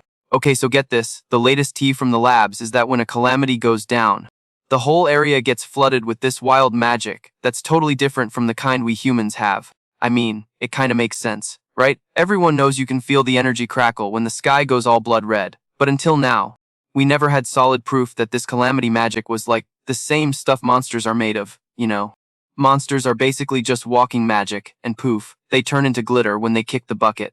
So yeah, that totally backs up the whole theory, but Jake, being Jake, just scrunches up his face and is like, okay, but why do they want to fight us? Aaron just gives this little head shake, you know, he's like, honestly, no solid reason. The main theory is they just reacting to our magic like 50 years ago. Calamities were super rare in the US, so we had like zero research and barely any info to go on. But we did get a ton of reports about calamities jump-starting some random person's powers. And that's still a thing for sure. But lately, Aaron's getting the full scoop. Cause the new magic measuring gadgets from our lab at 88 Tech Plaza in Silicon Valley are way more advanced. Like for example, when all that crazy calamity magic just fades into the air, it doesn't just vanish, it chills out and becomes like natural background magic. And when you dust a monster, it releases this burst of magic, so he figured those sparkly particles people see are just the monster's body literally dissolving back into pure magic. You guys, Mia was totally floored hearing this. That's literally word for word what Jake told her. How the heck did Jake know that? Drop your craziest theories in the comments. Jake just stares Aaron down and goes, I've definitely seen a monster that looked like it was trying to kickstart a calamity before. And Aaron, so chill, just nods and calmly hits him back with, yeah, we've had a few almost identical reports. But the world's first calamity happened when there weren't any monsters here. You probably just misjudged the situation or mistook it for something else. Jake went dead silent, frowning. Mistook it. Police, he didn't think so. That demon general was 100% up to something shady. He just knew it. Aaron just kept talking. But it is true that monsters, especially the final boss types, can slowly get stronger. It's totally possible that a monster could evolve into the cause of a calamity. Jake's eyes went wide, like, for real. Aaron just gave him a calm little nod. And Aaron just owned it, super casual. We've already tested it, we just waited to see what would happen. If we intentionally don't take out the boss of a small calamity, monsters will pop up in waves. But they stop spawning after they hit a certain number, and then the growth just freezes. After that, the amount of calamity magic in the air doesn't go up either. So yeah, there's no doubt that letting a calamity just hang around is super dangerous, even if the monsters are getting jacked. The final boss has got to go down. At least until we can prove that other theory is right. Jake's frown got even deeper after hearing all that. He was on the same page about the monsters being a threat. Those calamity experiments sounded pretty interesting. But Jake guessed they hadn't found anything solid yet. Just then, Aaron spoke up again. Anyway, you've got an insane amount of magic power, don't you? There aren't many mages with juice as impressive as yours. Please let me examine your body. Jake just shook his head, no hesitation. I refuse. Aaron let out this huge, dramatic sigh. He's like, man, you were pretty selfish. But Jake could not have cared less and just asked, do you know about the mage nobles? Aaron replied calmly, I probably only know as much as you do. 50 years ago, the mages in the United States were still weak. They stopped getting any help or tech support from the mages over in the East, and all the info related to mages just got cut off. Jake frowned slightly. A classic move by the mage nobles to hoard all the knowledge and techniques, no doubt about it. And now America had totally lapped them. How ironic is that? After thinking it over, Jake spoke up with some real gratitude. I've learned a great deal from you today. Aaron just brushed it off. Don't mention it. We owe you guys for helping out during the world calamity, especially you, Jake. Jake glanced over at the soldiers standing behind him and asked hesitantly, it seems like you were looking for something else. And just as he thought, the soldiers had been staring a hole through him. Aaron's voice suddenly got super serious. To be honest, I want to taste your power for myself. That's the real reason I came to New York City for a second time. Whoa! If you didn't see that twist coming, smash that like button. Detective Miller basically yelled out in alarm. Didn't you come to New York to attend an important meeting? Shrugging like it was no big deal, Aaron pouted and said, who cares about some stupid meeting full of ignorant suits? Detective Miller started getting super stressed, trying to talk him down. Like, bro, we are so not allowed to have combat practice. He was begging, Captain Jake, please make him see reason. But Jake just cut in, all cocky, look, if everyone just zips it, this whole thing will be our little secret. When Aaron heard that, he just burst out laughing, totally hyped, dude. I am so here for this energy. This is a once-in-a-lifetime chance, so let's go absolutely nuts. Jake didn't even flinch, just smirked back, who needs a game plan? Isn't that what you were just saying? I guess that means you're pretty damn sure of yourself, right? Seeing is believing, my dude. Aaron just snorted and then bam! All the us soldiers just unleashed their auras. You could literally see the excitement sparkling in Jake's eyes. This was the perfect chance to scope out the power level of these American mages. He was like, alright, show me what you got. Aaron just raised an eyebrow and grinned. Oh, I'll let you get a little taste of what these guys can do first. Before Jake could even answer, Lily's group tried to step forward. And Maya got all fired up. If you gonna let your squad fight, then we re-fighting too. But Aaron just held up a hand, stopping them cold. So sorry, but could you please just not? Was totally confused, but why? Aaron's voice dropped low. We were only interested in the heavy hitters. Unless you all on Mother Jake's level. You should probably sit this one out.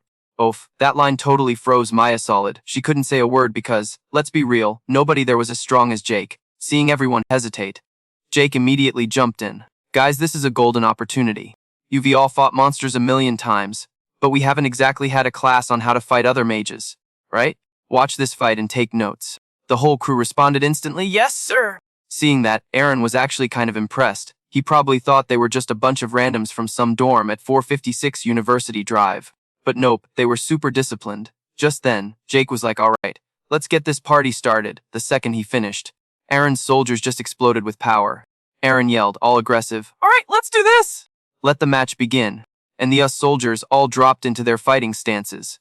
In the blink of an eye, they scattered and charged straight for Jake. But Jake, he wasn't even flustered, just calmly started casting his magic. But holy crap, the us soldiers actually dodged the magic beams he shot out. In, like, a single second, the whole squad had him completely surrounded. Seeing this go down, Mia and her friends started freaking out. They closed that distance without any magic. They were gonna be on top of Jake in a split second. Jake was only a little surprised. He just smirked and said, yo, your moves aren't half bad. The words barely left his mouth before the soldiers were on him again. Jake didn't even rush to attack, just calmly dodged their punches and kicks, feeling like their physical attacks weren't enough. The soldiers switched tactics and started casting spells. They gave Jake zero time to breathe, just relentlessly attacking. A whole storm of magic from all different elements came flying straight at him. And get this, Jake didn't even put up a shield to block. He just casually sidestepped the whole magical light show. He landed perfectly safe, not a scratch on him. But the second his boots hit the ground, the soldiers were on him again. Their speed was insane.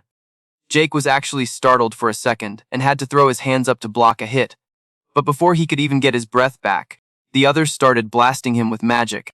Once again, a whole volley of spells just erupted. This time Jake didn't dodge us. He threw up a shield to block everything. Guys, if you think this fight is epic, smash that like button. Watching the whole thing, Jake's crew couldn't help but be totally stunned. Maya muttered in disbelief. No freaking way, they were actually putting Jake on the defensive. Lily also chimed in, looking super serious. Their magic level isn't crazy high individually, but each one has some serious firepower. Even Jake's magic shield can't hold up against that forever, so this is the real power of the US Mage division. After a moment, Jake stepped out from behind the crumbling shield, totally fine, and said coolly, "Just like I thought. You guys from the US military are ridiculously well trained." With that, Jake basically started giving a lecture. So here's the tea in a fight against a single mage. You almost never use those big, flashy area of effect spells. People say you only do that when both sides are god tier. In most situations, people are gonna get right up in their opponent's face. That's cause it takes time to cast a spell. You know, it makes it super hard for a mage to use a spell when someone's trying to get them, even for two crazy strong mages.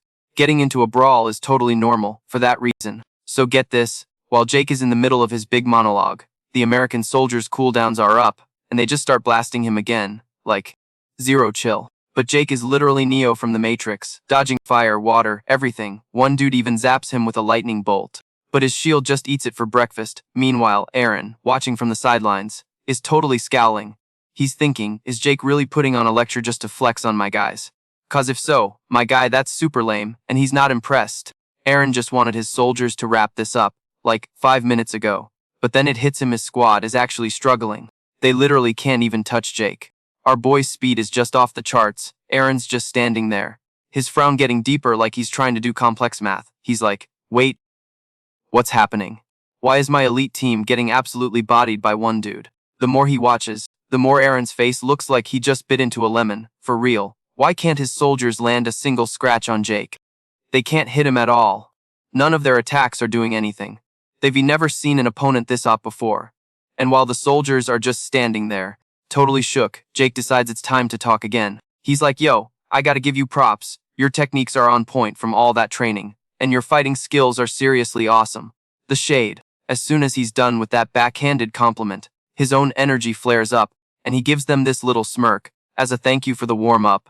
I guess I'll get a little serious now. Oh snap. Instantly, Jake just blitzes forward, unleashing a storm of attacks. He's moving so fast they don't even have time to process what's happening, let alone react. It's just straight hands and feet punches, kicks, the works, and every single hit lands perfectly.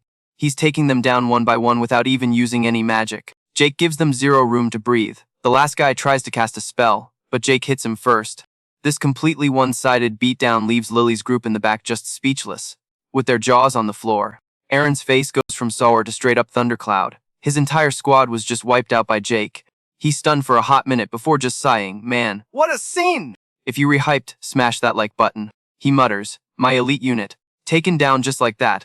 Who would have thought some random student from a place like this could get so strong? Jake just calmly says, your men fought really well, and Aaron replies, all salty, yeah, thanks for the praise, but we got completely wrecked, dude. So where'd you learn to fight like that? Some secret martial arts school in old Brooklyn. Aaron asks. Jake just shrugs. Nah, I'm mostly self-taught. Hearing that, Aaron just bursts out laughing. Ha, that's hilarious. You're a real character, kid. Alright then, I guess you've earned a match with me.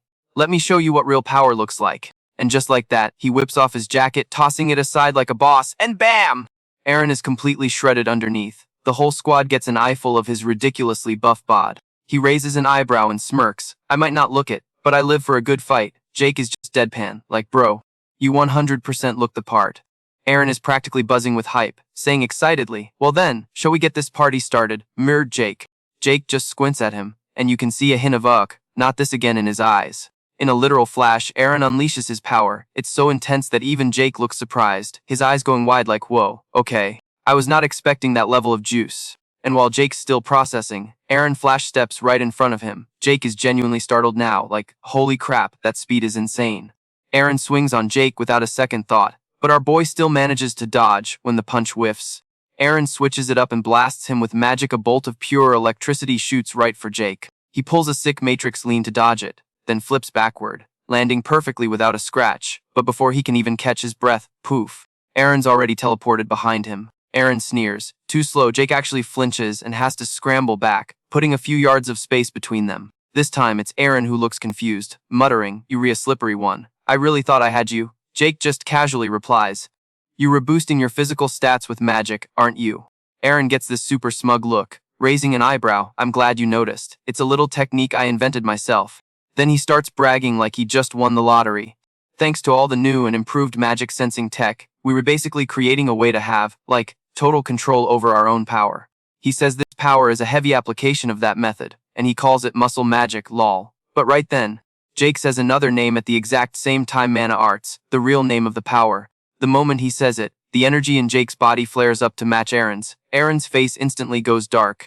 It's the same exact technique Jake used in his fight against Tony. Oh my god, guys, it's about to go down! What do you think will happen? Let me know in the comments. His magical power was on the same level as his, maybe even stronger. And get this, that move was the result of, like, decades of research. Insane. It was a total mystery. Like, how could Jake just pull that out of his hat? But honestly, Aaron was past caring. He was just gonna power up right along with him. Like, challenge accepted! Meanwhile, Jake was like, back down. Never heard of her. He wasn't about to quit, but low-key, even though it wasn't perfect, he was legit shocked that Aaron could even use Mana Arts. Seriously, he never thought he'd meet someone who could cook up the same technique all on their own. Oh yeah. Jake was about to have some fun with this fight. And just like that, Jake was off like a shot. He cranked his speed up to max.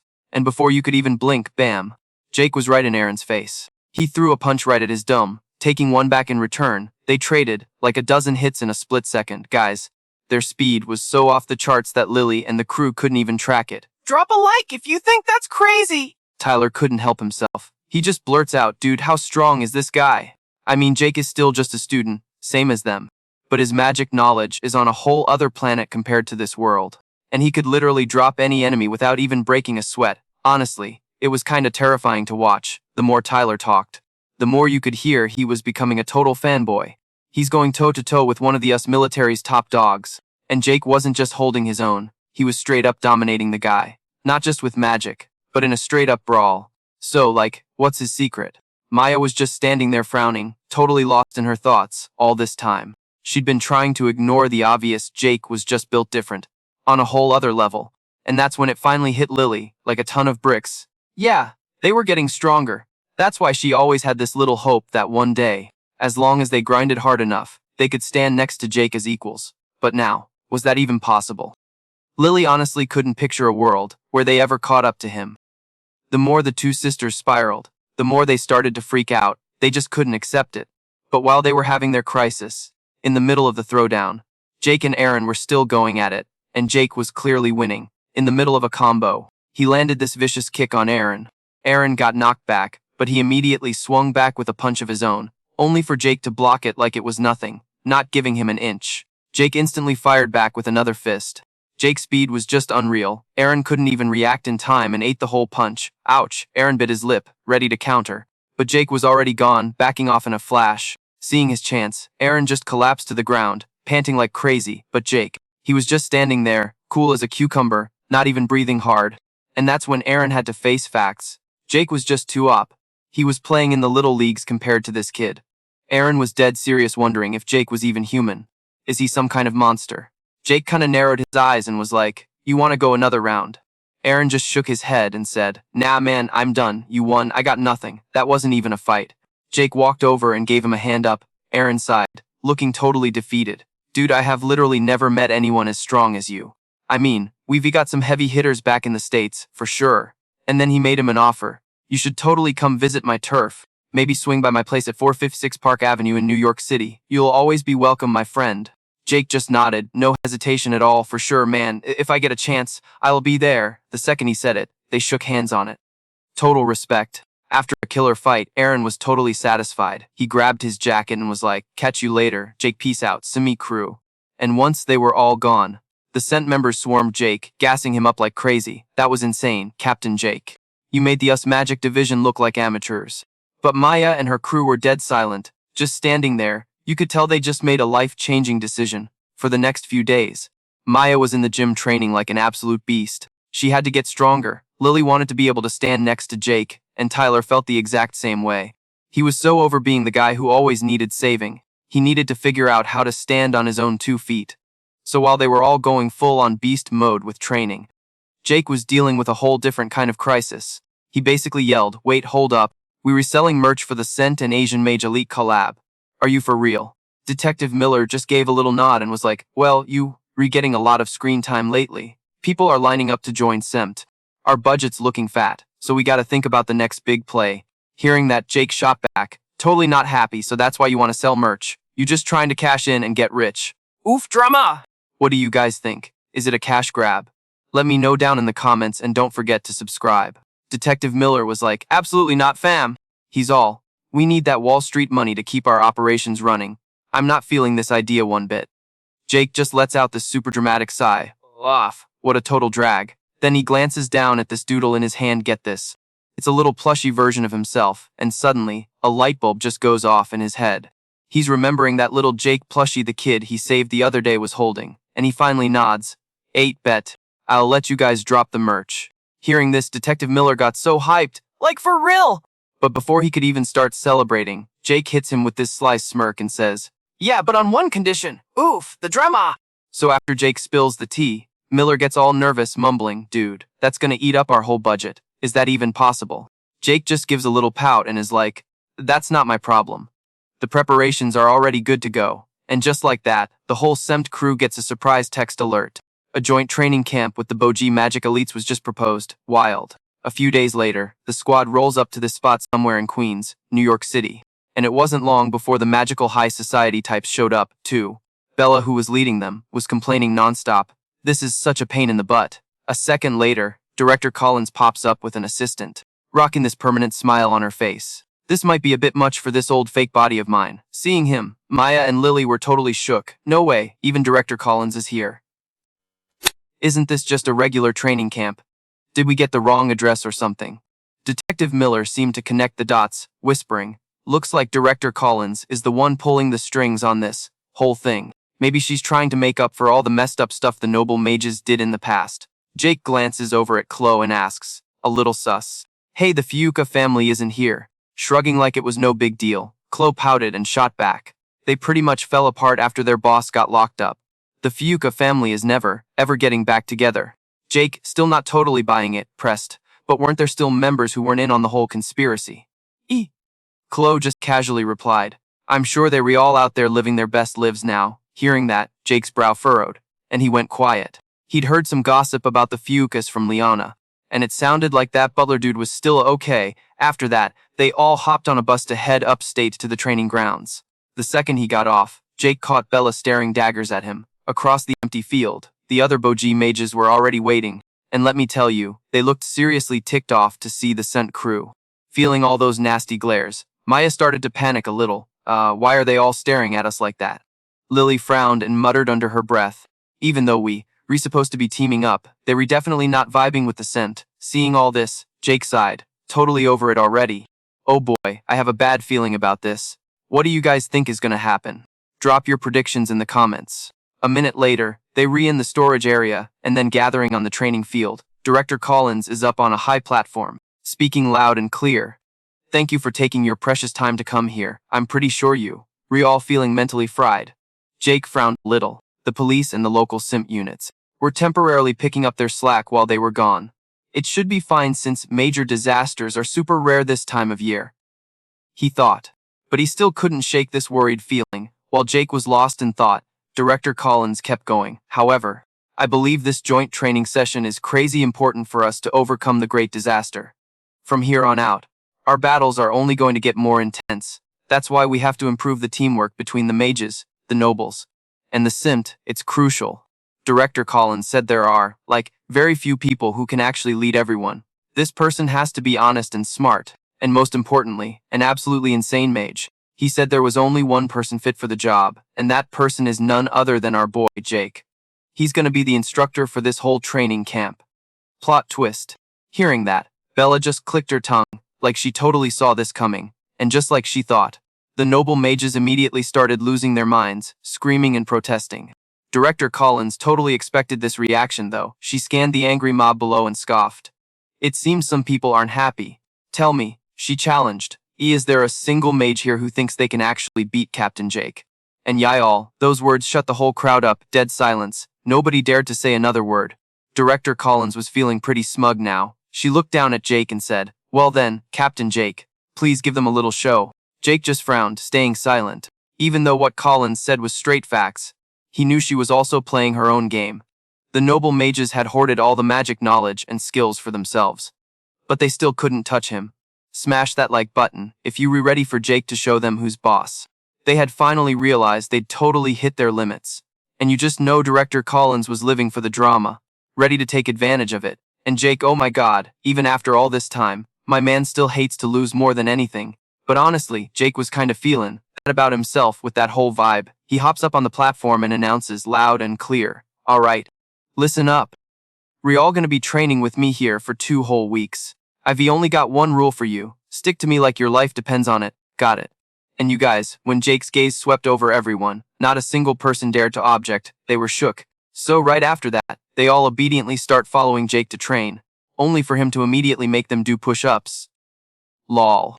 This sent them into a frenzy, shouting, "Are you kidding me? Why are we doing push-ups?"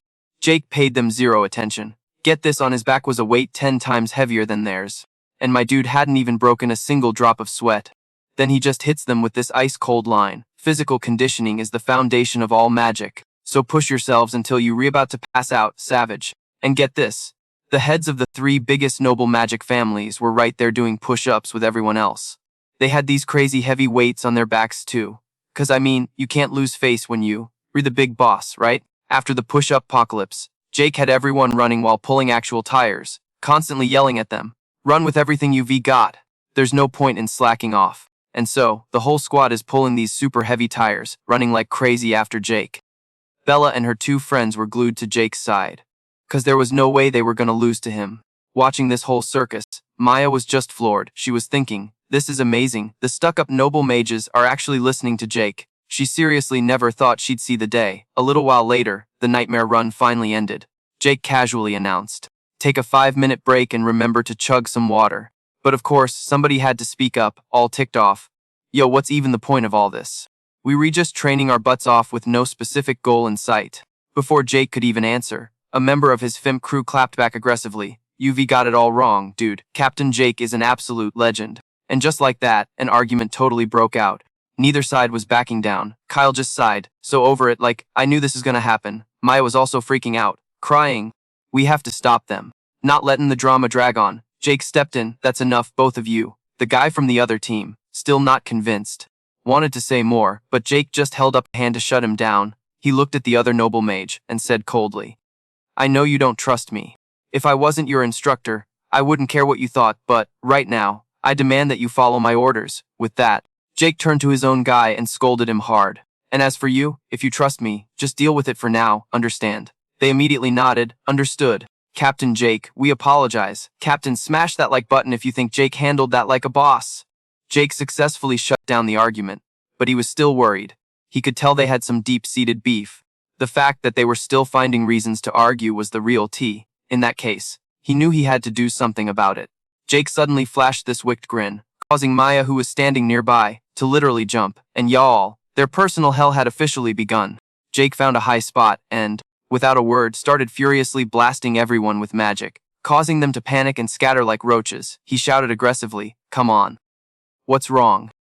You're really gonna get wrecked if you don't fight back for your lives. Use every last bit of your mana until it's gone."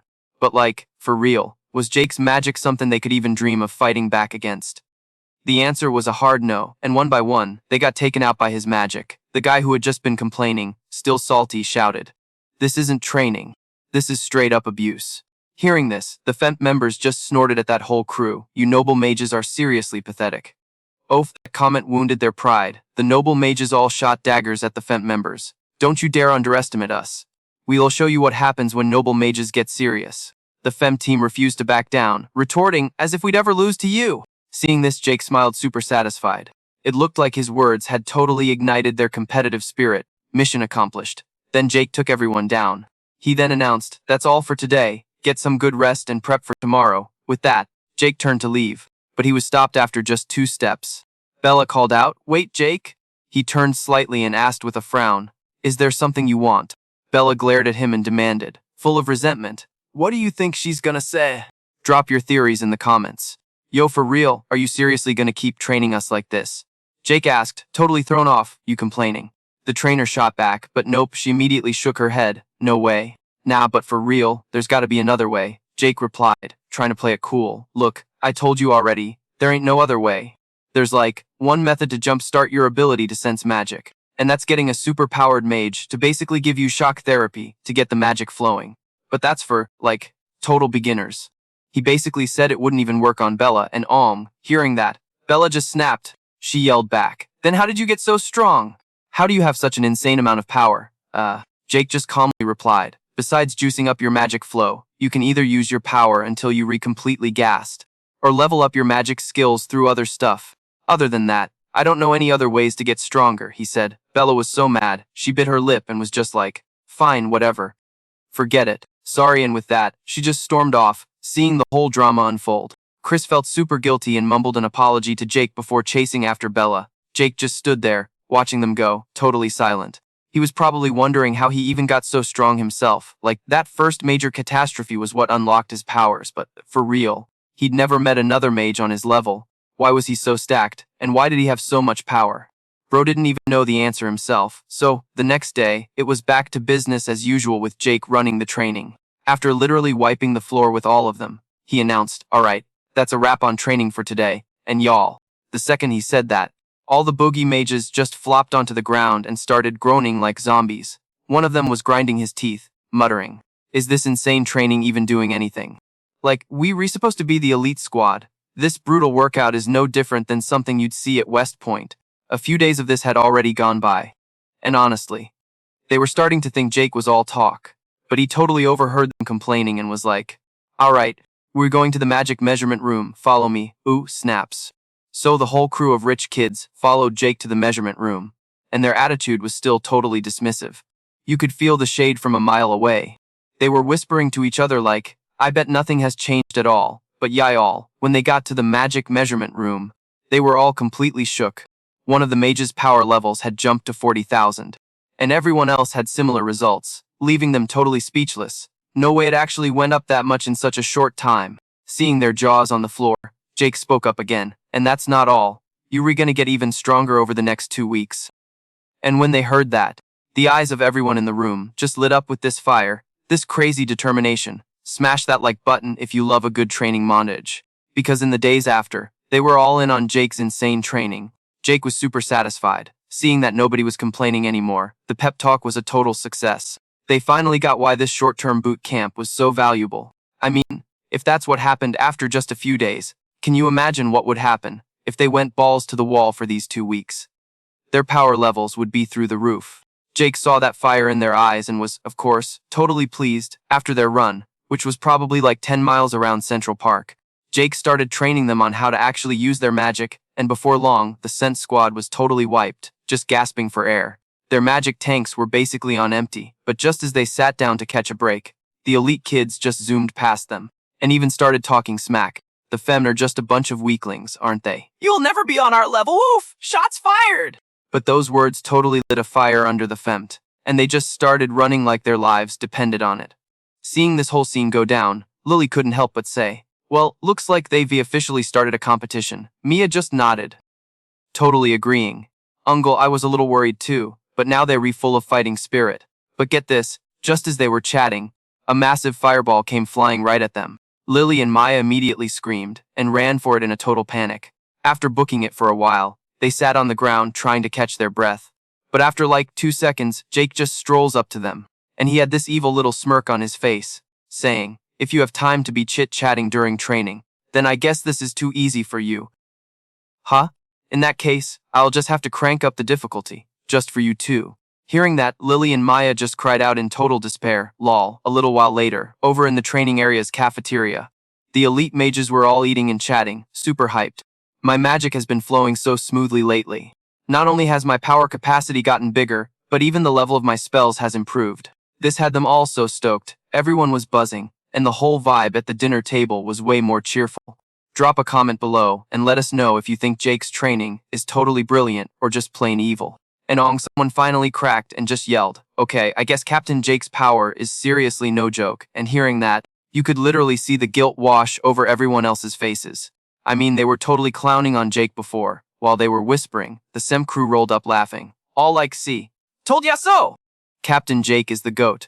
Some Boji magic user literally snorted, totally unconvinced. Okay, I will give you that, but our guy is way more legendary. And just like that, another Stan war broke out at the dinner table. But listen, this time the whole vibe was completely different. Jake was just sitting there with this satisfied smirk, like his master plan was coming together perfectly. The drama. So after they ate, Jake literally dragged everyone back out to the training field by the East River. No rest for the wicked, I guess. This time it was target practice, and Jake was just posted up, watching everyone, probably judging them hardcore. He was thinking, alright, looks like everyone's magic has leveled up a bit, not too shabby. And that's when his eyes locked onto one person. And of course, it was Chloe. She was just effortlessly slinging her dark magic, smooth as butter. Jake's brow furrowed a little, and he was thinking, hold up, according to Leona, Lo was supposed to be just, like, above average. But what he was seeing was way past above average. It was next level. While he was trying to figure it out, Chloe totally turned her head and gave him this sly little smile. Jake just stared back, not saying a word. Trying to read her. Okay, so it's looking like Chloe is hiding some serious power. He couldn't get a read on her at all. But for now, Jake decided to just put a pin in the whole Chloe mystery. What he was way more worried about was Chris. And then there was that hot-headed girl, Bella. I mean, Chris and Mira and Johnson were holding their own. But Bella had zero motivation, like none. Jake kinda got it though. Every single time she looked at him, Bella had this face like she wanted to bite his head off. He was wondering what her deal was, because her bad attitude was becoming a total drag. Seriously, it was a nuisance. So after practice was over, Jake went to talk to Bella. Hey, sorry for asking you to stay behind, he said. Bella was so cold, she was like, just say what you want. Jake narrowed his eyes at her and asked super calmly, it seems like the training isn't really clicking for you. Can you tell me why? Oof, hearing that question was like lighting a fuse. Bella, who had clearly been holding all this in, Just exploded. Because it's practically useless. There's no way I can get any stronger doing this. Jake, looking super confused, shot back, but you still show up every day. Bella just snapped aggressively. Shut up. It's an order, okay? It's not like I have any other choice. Now Jake was even more puzzled. An order. He was pretty sure only Director Collins could get these privileged mages from the Upper East Side to actually follow rules. He was genuinely surprised she would actually listen to anyone, while Jake was trying to process that. Bella just turned away in a huff. Whatever. I'm not changing my attitude about this. Seeing this whole train wreck, Chris immediately ran over and apologized for Bella's behavior. But Jake just waved him off, shaking his head and saying, it's fine, don't even worry about it. Thinking back, he realized, that dude is always by her side, so he asked Chris, so what's your relationship with Bella? Chris kinda hesitated for a second before he said anything. I think we just friends, but maybe I'm wrong about that. Nothing special. Jake just nodded slowly, like he got it. I see. Sorry for prying into your personal life. Chris just let out a little laugh and said, it's all good. I'm also sorry for all the trouble she's giving you. Jake was a bit confused by that and asked him with a doubtful look. You mean Bella? Chris nodded, he sighed and said, her personality is a bit rough around the edges, so people always misunderstand her. But she's not a bad person. I swear. And hearing that, it's like a light bulb went off in Jake's head. He cracked a small smile and said, you know, I actually like straightforward and grumpy people like her. I get it. Chris gave him this super sincere smile. Thanks, Jake. Right after that, Chris bounced too. Jake said bye, but you could tell he was thinking, okay, I'm definitely keeping an eye on Bella. The next day at the training grounds, everyone was gathered like usual, practicing and then chilling and gossiping during their breaks. The only one not joining in was Bella, who was just sulking by herself, ignoring everyone. Jake was watching her the whole time, and seeing her like that, he couldn't help but frown. Bella was a total lone wolf. She even ate her lunch by herself on some random stoop in Soho. He decided right then and there that he had to step in and help her out a little, so, for the next few days, whenever Jake saw Bella, he'd make a point to start a conversation with her. He also gave her, like, special attention during training, constantly following her around and just non-stop chattering in her ear. It was driving Bella absolutely insane, lol. She finally snapped at him, yelling, what the hell? Do you have a problem? Why do you keep sticking to me like this? What are you trying to pull? Shrugging like it was no big deal, Jake just casually replied, I just want to talk to you. Bella looked at him like he'd grown a second head and asked, you just want to talk? Jake just gives her this little nod and is like, yeah, you always flying solo looking kinda lonely, not gonna lie, and hearing that, Bella just scoffs. She's all, I'm not lonely, I like being alone, but Jake is not buying it for a second and claps back, yeah, Doesn't really look that way.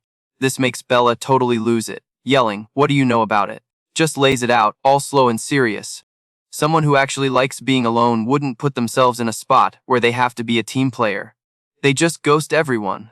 And they definitely can't handle anyone giving a crap about them. But you. That's not your vibe at all. Hearing that, Bella is totally shook, frowning, biting her lip, and muttering, "Stop acting like you have me all figured out." But Jake, totally unbothered, just casually suggests, "Let's be friends." Bella just stares at him, completely stunned. Like she just saw a ghost on the subway, and literally didn't know how to react. But then, boom, her walls go right back up, and she gets all feisty, questioning him, "What the heck are you even talking about?" Jake just shrugs, cool as anything, raises an eyebrow and asks, "Can I? Real talk, I actually kinda like you." The second he says like, Bella's face turns bright red. Total tomato mode. She blurts out, "Normal people don't just go around asking to be friends like that." You know, Jake's all confused, mumbling, "For real? Huh, I guess you rewrite." Bella just glares at him, then her voice gets super quiet, and she mumbles, "Just stop. Give up on trying to get to know me. A girl like me is just annoying and a total bother, right?" And with that little emo bomb dropped, she just clams up again. But Jake, without skipping a beat, comes right back with, "Nah, I don't see it that way, honestly. I like that you re so straightforward. People who suck up to me for no reason just give me the creeps." okay, get this. Those words literally made Bella stop dead in her tracks. A second later, she raises an eyebrow, cracks a smile, and goes, "Seriously? Well, you really are a weirdo." And now it's Jake's turn to be stunned. Like what's that supposed to mean? Then Bella realizes what she just said out loud, and you can see this flash of panic in her eyes. Like a deer in headlights on some back road in Jersey. She whips around and just bolts, yelling over her shoulder, Whatever. "We are never going to be friends." It's not happening. Jake just sighs, all defeated. "Well, guess I got rejected. Little did our boy know." Their whole dramatic exchange was being recorded by a secret audience of one. Woo. The tea is piping hot, y'all. It was Chloe. Hiding behind a wall, hearing every single juicy word. So a little later, out on the Westbrook Academy training grounds, Jake has everyone running drills and practicing their magic. And you guys, after just a few days of training with Jake, Johnson's magic game got a major glow up. When Lily and her sister saw this, you could just see this flicker of fear in their eyes. Super sus. Right then, Jake yells out, "All right, that's enough grinding for now. Let's take 5 people." I mean, everyone was going so hard, really trying to level up their own powers. So on the way to the cafeteria, Jake spots the 3 members of the Johnson family. 2 sisters were trying to convince their dad, Johnson, to have a family dinner with them. Apparently, they haven't had a real chance to talk in forever, but Johnson is just ice cold. He's like, "I'm swamped with work, so I'm gonna have to take a rain check on dinner." And with that, he just turns and bounces without a second glance. So Jake walks over to the 2 sisters, Lily and Ruka, and says helplessly, "Man, he's still the same, huh?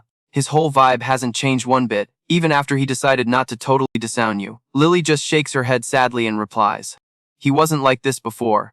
Hearing this, Jake gets curious, what was different?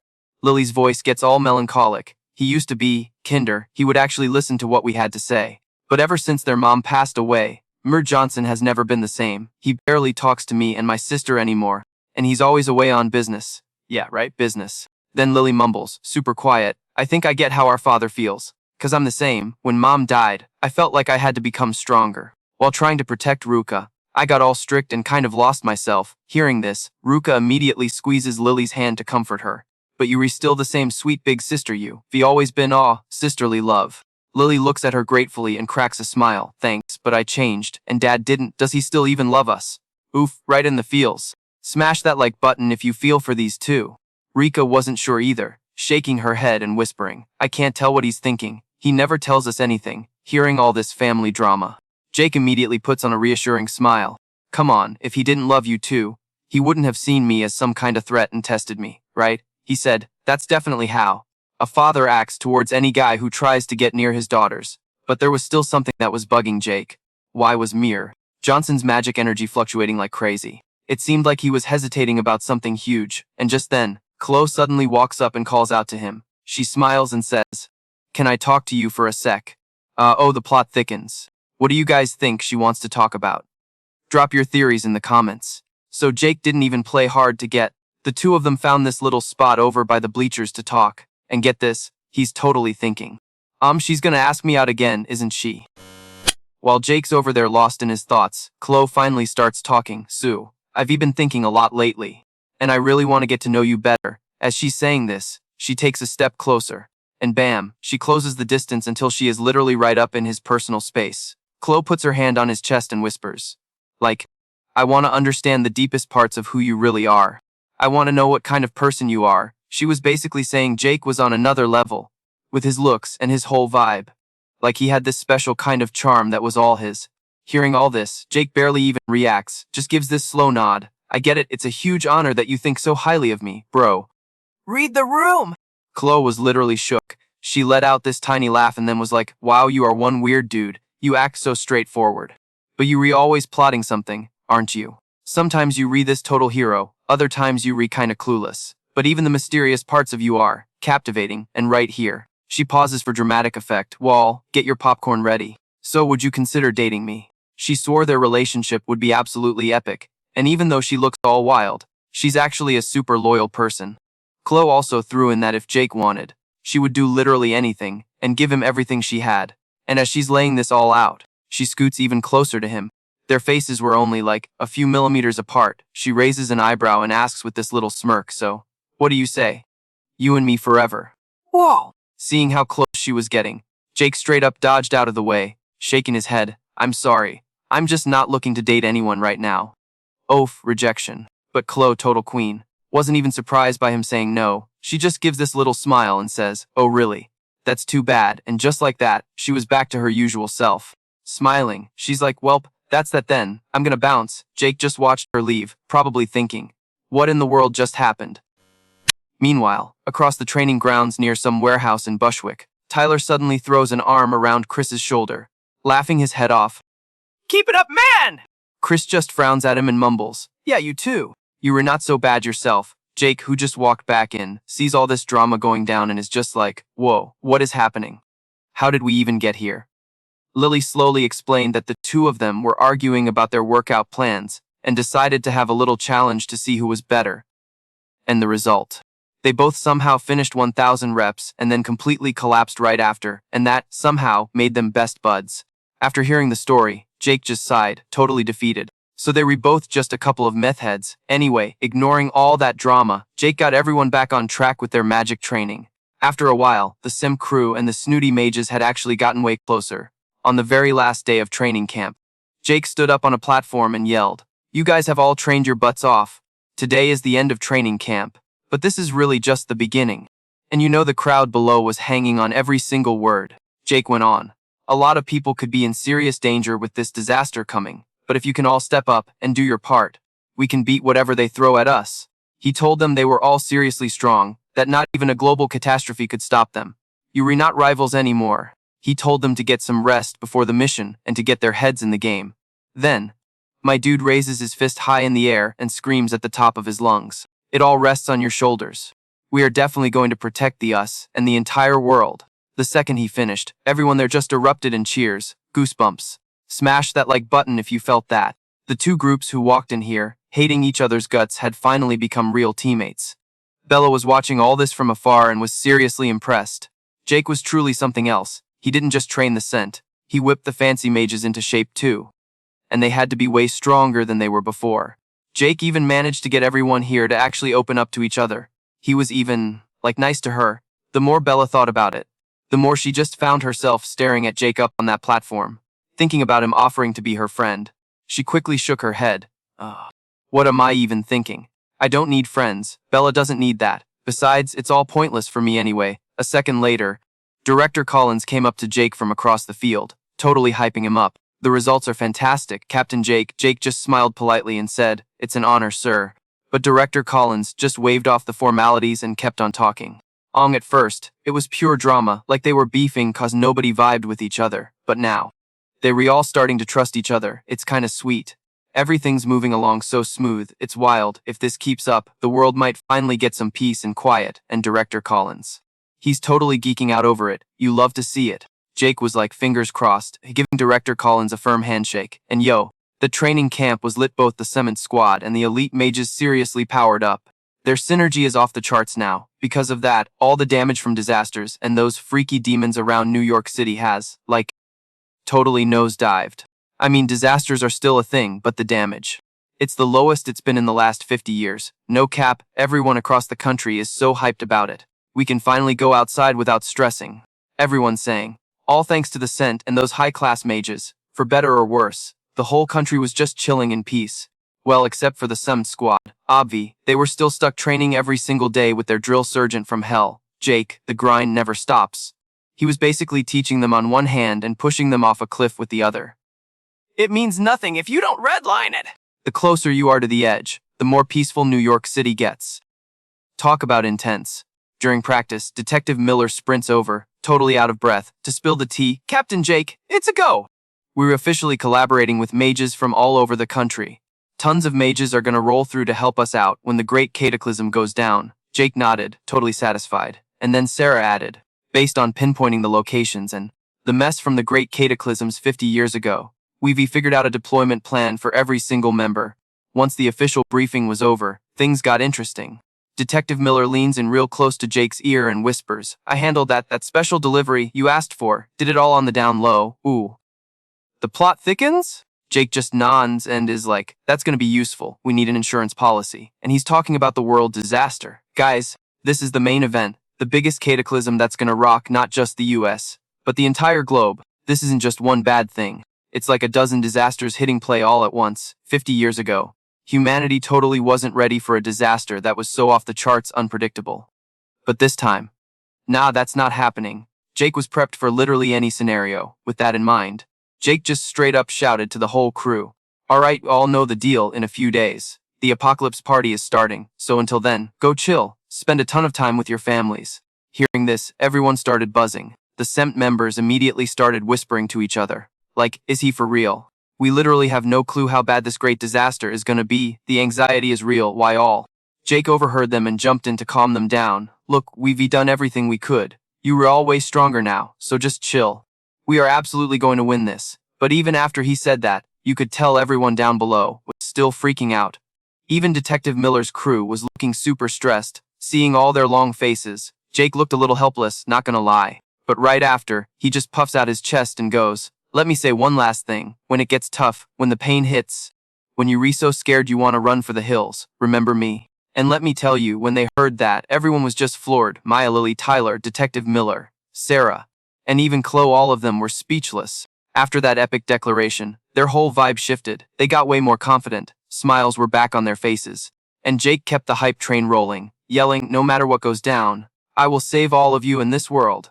So you can always trust me, no matter what happens. I'll handle it, yes, Captain Jake. In a flash, every single member of the SINT shouted in perfect unison. And besides them, the heads of the big shot magic families were also crazy busy. You know, Bella and Chris were still basically joined at the hip, as always. Mid Johnson was acting all cool and distant, but low-key, he was drowning in work, and Director Collins, being the president of the Mage Association, was in the same boat. He was always swamped, but who knows if that was a good busy or a bad busy, you know. To get ready for the end of the world. Everyone was just insanely slammed. Some were handling business, others were kicking it with family. Maya, naturally, wasn't wasting a single second. Jake's core trio was also trying to soak up this last bit of quiet before the storm. And then, just as everyone expected, it finally happened. After a few quiet days, the world disaster announcement went live. Broadcasting all over the country. All if you were getting chills, hit that like button. Just like the predictions said, the military rolled out immediately to respond. Cops started taping off quarantine zones, you know, cordoning off whole blocks down by Hudson Yards. And the Sims battle had officially kicked off. This was their moment to prove all that hellish training was worth it. Jake just narrowed his eyes at the sky, which was slowly starting to look all kinds of wrong. What do you think happens next? Let me know your craziest theories in the comments. And hey, subscribe so you don't miss it. He finally spoke, and his voice was so low. It's here, and you guys, the sky looked absolutely insane. Like straight out of a horror movie. It was the exact same apocalypse that took Jake from us before. Suddenly, bam. An army of literal demons, like thousands of them, just popped up. They started trying to take over everything. But get this, the only way to win was all on Jake. Yet that Jake, the reincarnation of the legendary sage from 50 years ago, he was leading the SEMT straight into the chaos. And he just yells, let's go. Time to save the world. What a king! This world disaster thing. It's not just one problem. It's like thousands of catastrophes happening at the same time, all over the planet. Literally the worst thing to ever happen to humanity, no cap. And right then, the The main event kicked off in New York City, this whole world-ending party. It's the same one that, got Jake last time he fought it. Meanwhile, picture this, a stuffy government room, maybe down in DC, all the top dogs are there. Suddenly, an assistant bursts in. Totally out of breath, like, Mever, President, it's happening, the world disaster has started. You could see the color drain from the president's face. He gets this super grim look and just mutters, It's all on you guys now. The pressure is on. Back in old Brooklyn, things were getting wild, monsters were everywhere, totally trashing the place. Jake was leading the squad, racing to the scene. He gets a high vantage point, maybe on top of some building on Flatbush Avenue, and just takes in the absolute chaos. He's just staring, and you can tell he's having major déjà vu. He's thinking, this is exactly like last time, but way bigger. You could practically feel the insane magic energy radiating off him. But this time, now Jake was not about to let anyone else die on his watch. With this catastrophe going down, everyone in the city was on lockdown, told to stay inside and lock their doors. Everyone was glued to their windows, watching the sky turn this creepy, unnatural color. The vibe was pure panic. But the little kids, bless their hearts, they were like, don't worry, the great sage will save us. They had total faith. Honestly, the entire country was pinning their hopes on Jake, and of course, the news crews were already on it, hovering in helicopters over old Brooklyn, broadcasting the whole mess live. Then a split second, the whole sky went blood red. It spread over the entire country. And that's when the floodgates opened. Monsters just poured out. And we were talking big league demons, soldiers, even generals. You could hear the fear in the reporter's voice. Poor guy was probably shaking in his boots. But he kept it together to tell everyone watching from home what was going down. More and more demons kept popping up, and they were telling people to evacuate the hot zones, but where do you even go? Was anywhere really safe? The anxiety was real. Nobody knew for sure. I mean, with a whole army of demon soldiers and generals on the attack, how could anyone be fine? The reporter was starting to lose his cool. You could tell he was getting super freaked out. In the blink of an eye, the crowd of monsters turned into a massive, swarming horde. But then whoosh! A massive fireball came crashing down, just lighting up the whole mob of monsters in this insane sea of flames. It was epic. And as the smoke cleared, this awesome figure landed. You guys, it was Jake! The hero everyone was waiting for had finally shown up to the party. He didn't even pause, just launched himself into the sky and started wrecking those monsters with his magic. It was insane. And just then, a giant wave crashed over the demons, followed by lightning vines, and some seriously dark magic. It was the Semsa team, the best of the best, showing up to back their boy. It was Maya and her sisters, Tyler, Detective Miller, Sarah, And even Chloe was there! Jake gave them a look and was like, wipe these things out, now. But pace yourselves, he said. Save your energy for the main boss. There's more than one of these disasters, so don't blow all your magic. Maya and the crew were like, say less, and just went to town with their spells. Their attacks were brutal, just waves and waves of demon soldiers getting totally vaporized. But then Jake noticed something was off. He got this worried look and muttered, there are way more of them than usual. Maya nodded, totally agreeing, and they re-stronger, too. Meanwhile, Tyler's just blasting monsters and he yells out, totally annoyed, yo, where are the so-called noble mages at? Detective Miller's voice was low. I'm trying to reach them, but I've got nothing. Even Mir Johnson isn't answering his phone. Okay, Jake knew something was sus. He looks right at Chloe and asks, you know what's going on, don't you? But Chloe just gives this little head shake, all innocent like, sorry, I have no idea what you're talking about. Sure, Jan. Over with Sarah. She was frantically trying to get a hold of the noble mages too, but the whole command system was down, completely offline. She totally panicked, screaming, this is so bad. All our comms are cut. Jake's face was grim. All that planning, all those late nights getting ready for this. And now, at the worst possible moment, they were flying blind. Something sketchy was definitely happening. Just then, some soldier comes sprinting up to them. Jake looked at the guy and was like, our comms are dead. What's your status? The soldier was panting and said, it's the same for us, sir!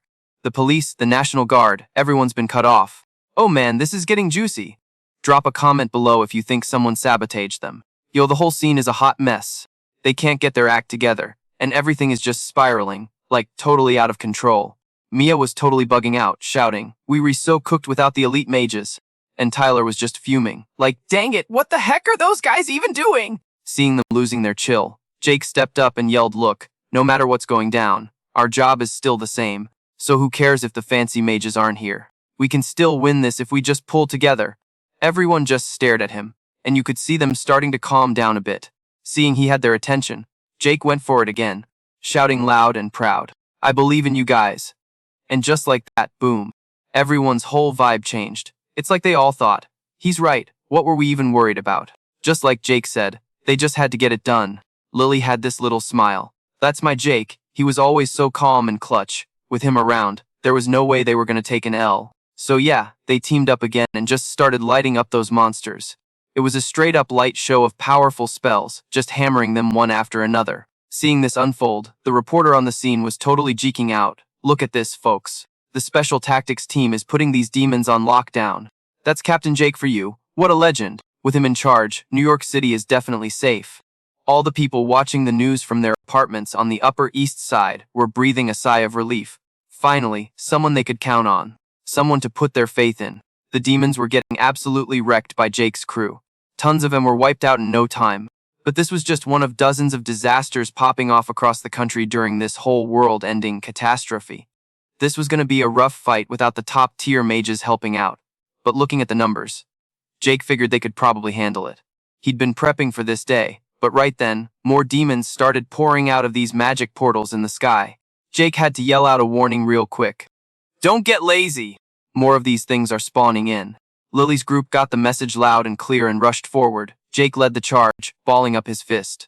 Without even hesitating, he just decked a demon general right in its ugly face. But it didn't take long for Jake to realize something was off. A whole crew of demon generals started blasting him with magic all at once. The ground totally exploded from the hits, dust and smoke everywhere. But when it cleared, Jake was standing there without a single scratch. He literally scoffed, like too easy, you guys are amateurs, and then he hit him back with some 9th tier magic. This crazy glowing circle appeared in the sky, and it just vaporized those demon generals. Jake landed back on the street, but before he could even catch his breath, another wave of demons showed up. Jake couldn't help but get annoyed, muttering, they were still coming. Looks like I gotta get serious now. Meanwhile, Lily's squad was fighting for their lives and finally managed to take down their batch of demons. Over on his side, Jake had stopped the flow of new monsters, basically spawn camping them. But something was definitely nagging at him. These things were way stronger, and there were way more of them than 50 years ago. Just like Jake predicted, this whole thing was getting seriously complicated. Just then, Mia and her sister felt this insane wave of magic energy rushing at them. They both screamed, totally panicked, feeling like the final boss was about to make its grand entrance. Back on the street, that massive red crack in the sky started pulsing like crazy, and then a demon slid out of it. Seeing how huge it was and feeling its insane power, Lily's crew immediately started to freak out. That was a demon king. Oh man, it was finally here, seeing that absolute unit of a demon king. Everyone was shook. Lily cried out, terrified, that thing is huge. And Maya's older sister was like, you've gotta be kidding me, this is no joke. And while they were all panicking, the Demon King unleashed its magic and started its attack. A massive fireball just lit up the sky. Guys, this was 10th tier fire magic. It just went kaboom, a huge explosion. The entire block was just obliterated. The team didn't mess around, they threw up their defensive spells as fast as they could. But the raw power was just too insane. Tons of buildings around Old Brooklyn were just turned to rubble. When the smoke finally cleared, the ground was covered in hundreds of giant cracks. The Demon King kinda looked around for a second and was about to bounce. But before it could, a cold voice stopped it in its tracks. And where do you think you're going? The party's just getting started. It was Jake. He managed to use Fairy Aegis, a sick 9th tier magic spell, just in time to shield Lily's group. As for the other tactical team members, he did his best to protect all of them. Lily and her sister looked at Jake, feeling super guilty, and said, so sorry Jake, we were just too slow. Jake just kinda shook his head, all chill, and was like, yo, don't even sweat it. We re up against a Demon King. For real, just stay frosty. Alright. Detective Miller was totally freaking out, like I can't believe he's slinging 2 spells at once. But Chloe, cool as ever, just says, okay, so maybe that sparkly magic is on autopilot. And the shield that saved our butts was all Captain Jake. Hearing that, Sarah's jaw just dropped. But wait, hold up, aren't you supposed to only do 1 spell at a time? Chloe started breaking it down for them. Look, automatic magic is, like, a super high-level move where you can basically control magic in your sleep. You get to skip the high concentration chance, and you don't have to channel energy for regular spells, which means the entire process of casting a spell gets completely bypassed. It's kinda like muscle memory. Basically, Jake has mastered controlling magic with his brain on and off at the same time, and the more they heard, the more their minds were just blown. Tyler, of course, was fanboying hard. He just casually does the impossible, I swear, and bam. Just then, the Demon King lunges right at them. Lily's crew scrambled out of the way, and she yells, let's do this thing! Super quick, the two of them teamed up on a spell. An 8th tier spell! You guys! A freaking tsunami just came crashing down towards the Demon King. At the same time, Tyler and Detective Miller's squad in the back weren't just standing around. Nah. They started blasting away with their own attack spells, too. All this insane magic is flying at the Demon King. But get this, it dodged everything. Not a single scratch. Seeing this, Kyle was totally shook. It dodged our spells. Lily muttered, completely floored, can we not even hit this thing? Then suddenly, boom! A massive explosion lights up the sky over New York City. Just smoke and fire everywhere. But when the smoke cleared, you guessed it, the Demon King was just standing there looking epic. Jake immediately shouted out a new plan. I got this one! You guys get to the other disaster sites. Stat. Hearing this, the two sisters hesitated, and Jake was getting impatient like, see mun, people. There's more than one fire to put out here. Without you all-star mages, the other teams are about to get totally overwhelmed. Go back them up! I'm about to get a little serious now. The sisters looked at each other for a second, and finally, Kyle said, he's right. We'll just be in his way if we stick around here. Lily totally agreed, nodding hard. You rewrite. With that, she spun around to her crew and yelled, leave this block to Captain Jake. Every squad move out to the other sites. The sisters led the charge and booked it. Lily cracked a smile and said, we don't have to worry about Jake. Kyle gave a little nod back. I mean, it's Jake we were talking about. He's not gonna lose, no matter who he's up against. After they cleared out, Jake finally turned to the Demon King with this little smirk and said, now it's just the two of us, big guy. As he said it, Jake just unleashed his power, his energy flaring up like crazy. He faced that massive body without even flinching, and just charged straight in. Seeing this, the Demon King took a huge swipe with its claws, but it was way too slow. Jake just weaved right past it. Defeating this thing is easy for him, but he's gotta conserve his energy. With that in mind, Jake literally leaped onto the Demon King's back like it was a ride at Coney Island. He doesn't have an infinite power bar, and recharging takes time. Jake's whole game plan was to take this thing down using as little juice as possible, so he threw a punch, but the Demon King actually dodged it. So, Jake didn't even sweat it, and kept the pressure on with 11th tier holy magic. In a flash, the Demon King got blasted by these brilliant rays of light. Its body was all messed up, but it was still kicking. Jake frowned a little like, for real, so it broke free. After escaping Jake's beatdown, the Demon King started powering up for an attack. But in a flash, Jake popped up right in its face. He just scoffed, too slow. Then Jake throws down another spell, a 12th tier fire and earth fusion magic. With a massive kaboom, the whole ground just exploded. He couldn't help but frown. Oof, did I use too much juice on that one? Damn, this one is way stronger than the last Demon King's. The big bad was finally toast in Jake's massive explosion, but he was still frowning, realizing he needed to save even more power for when the real boss shows up. On the other side of town, everyone's glued to their screens, waiting for the results. Smash that like button if you think Jake's got this in the bag. And right then, you guys, the reporter's voice just explodes with joy on the broadcast. Oh my god, Captain Jake just totally smoked the Demon King. And look at him, he's not even breaking a sweat. Everyone watching from their apartments in New York City just went absolutely wild hearing that. But hold up, cause in the other disaster zones, the Fefit squad and the defense forces were getting totally wrecked. Yeah, without the Boji mages to back them up, the demons were just running all over them. Back with Jake, the reporter suddenly screams, like, top of her lungs, wait, what is that? The skies turned this freaky blood-red color, and there are literally countless monsters just circling around, making these messed up, creepy sounds. Jake is not looking happy about this at all. He's totally seen this before. It's like a bad rerun. This is how the demons summon a full-blown catastrophe. And in, like, a split second, the sky is just a raging inferno all over again. And then, boom. A whole squad of demon generals just pops out of a rip in the sky. Jake's face just drops. This is it. All the final stage of the world-ending disaster, the part where the demon god shows up. This is literally the exact same apocalypse event that took him out back in his past life as Jake Ichikami. The drama is real. Meanwhile, on another side of the battlefield, like, over by the Brooklyn Bridge, Mia's team was still stuck fighting 7 of these low-level demon wannabe. Maya's in the thick of it, thinking, that insane power level just vanished. Jake totally beat the Demon King, classic Jake, but for real, her fem crew was starting to look super worn out.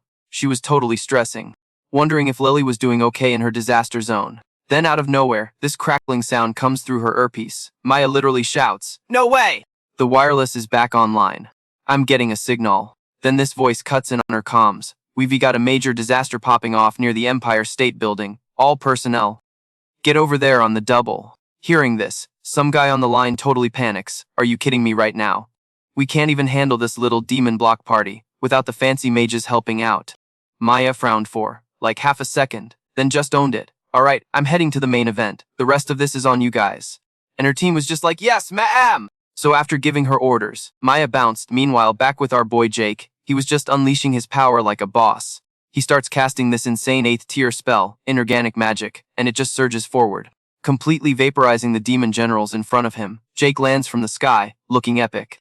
He's frowning, thinking, there are way too many of these clowns. Am I gonna have to use an even bigger spell? But my man's trying to save his energy. You know. Just then, Lily's group flies in looking like the cavalry. Jake, so sorry we were late. But Jake gives them this major side eye and asks, you all look a little too fresh. Did you just ditch your post and leave? Zoe just gives a little nod. Yeah, pretty much, we re-stretched crazy thin everywhere. Lily jumped in too, explaining that there was no way to cover the massive gap the noble mages left. Hearing this, Jake just scowls, glances at the new wave of demons spawning in, and finally says, we make our stand right here. The second he said it, the whole crew just shouted back in sync. Yes, Captain Jake. You guys literal chills. At the same time, up in the news chopper, the reporter is still giving everyone the live play-by-play. This is it, folks, the final stage of the catastrophe. Could this be the same disaster that took the life of the legendary Jake Ichikami? But honestly, this is on a completely different level than the one 50 years ago.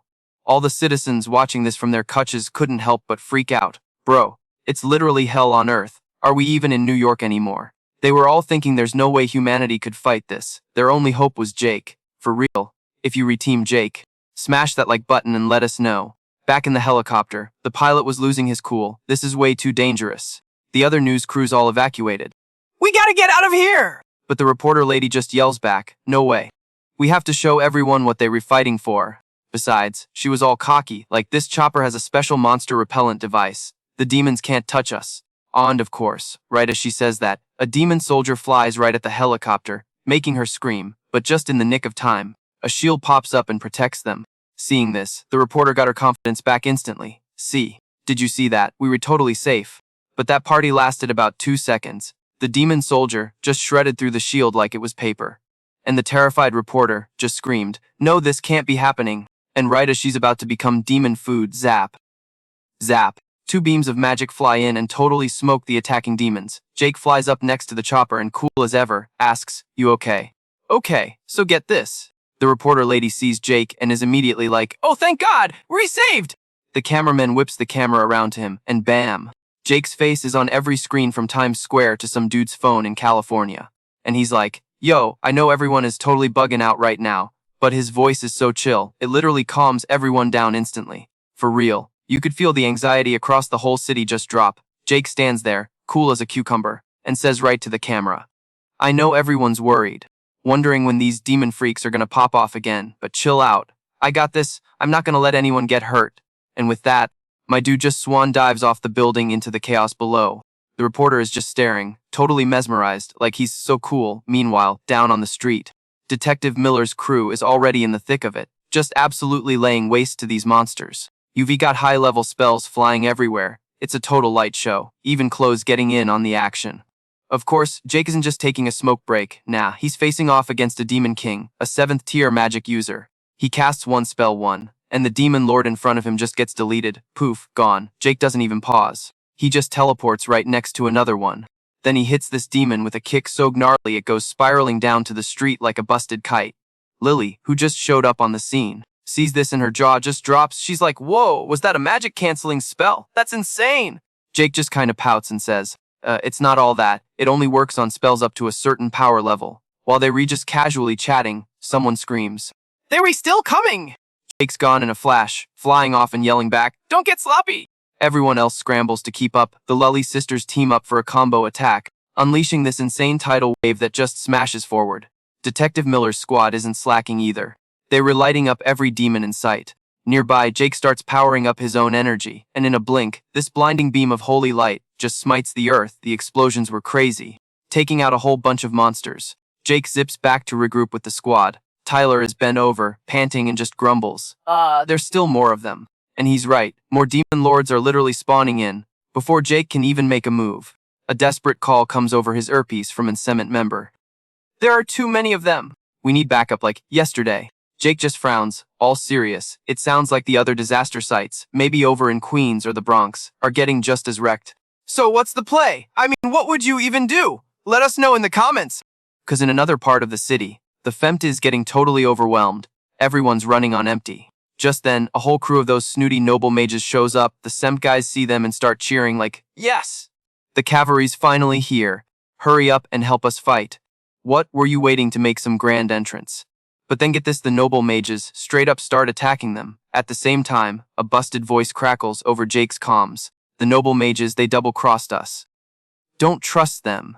Jake shouts out, totally shocked. Like, wait, what is happening? Seeing how grim he looks, one of the girls asks him, terrified, what in the hell is going on?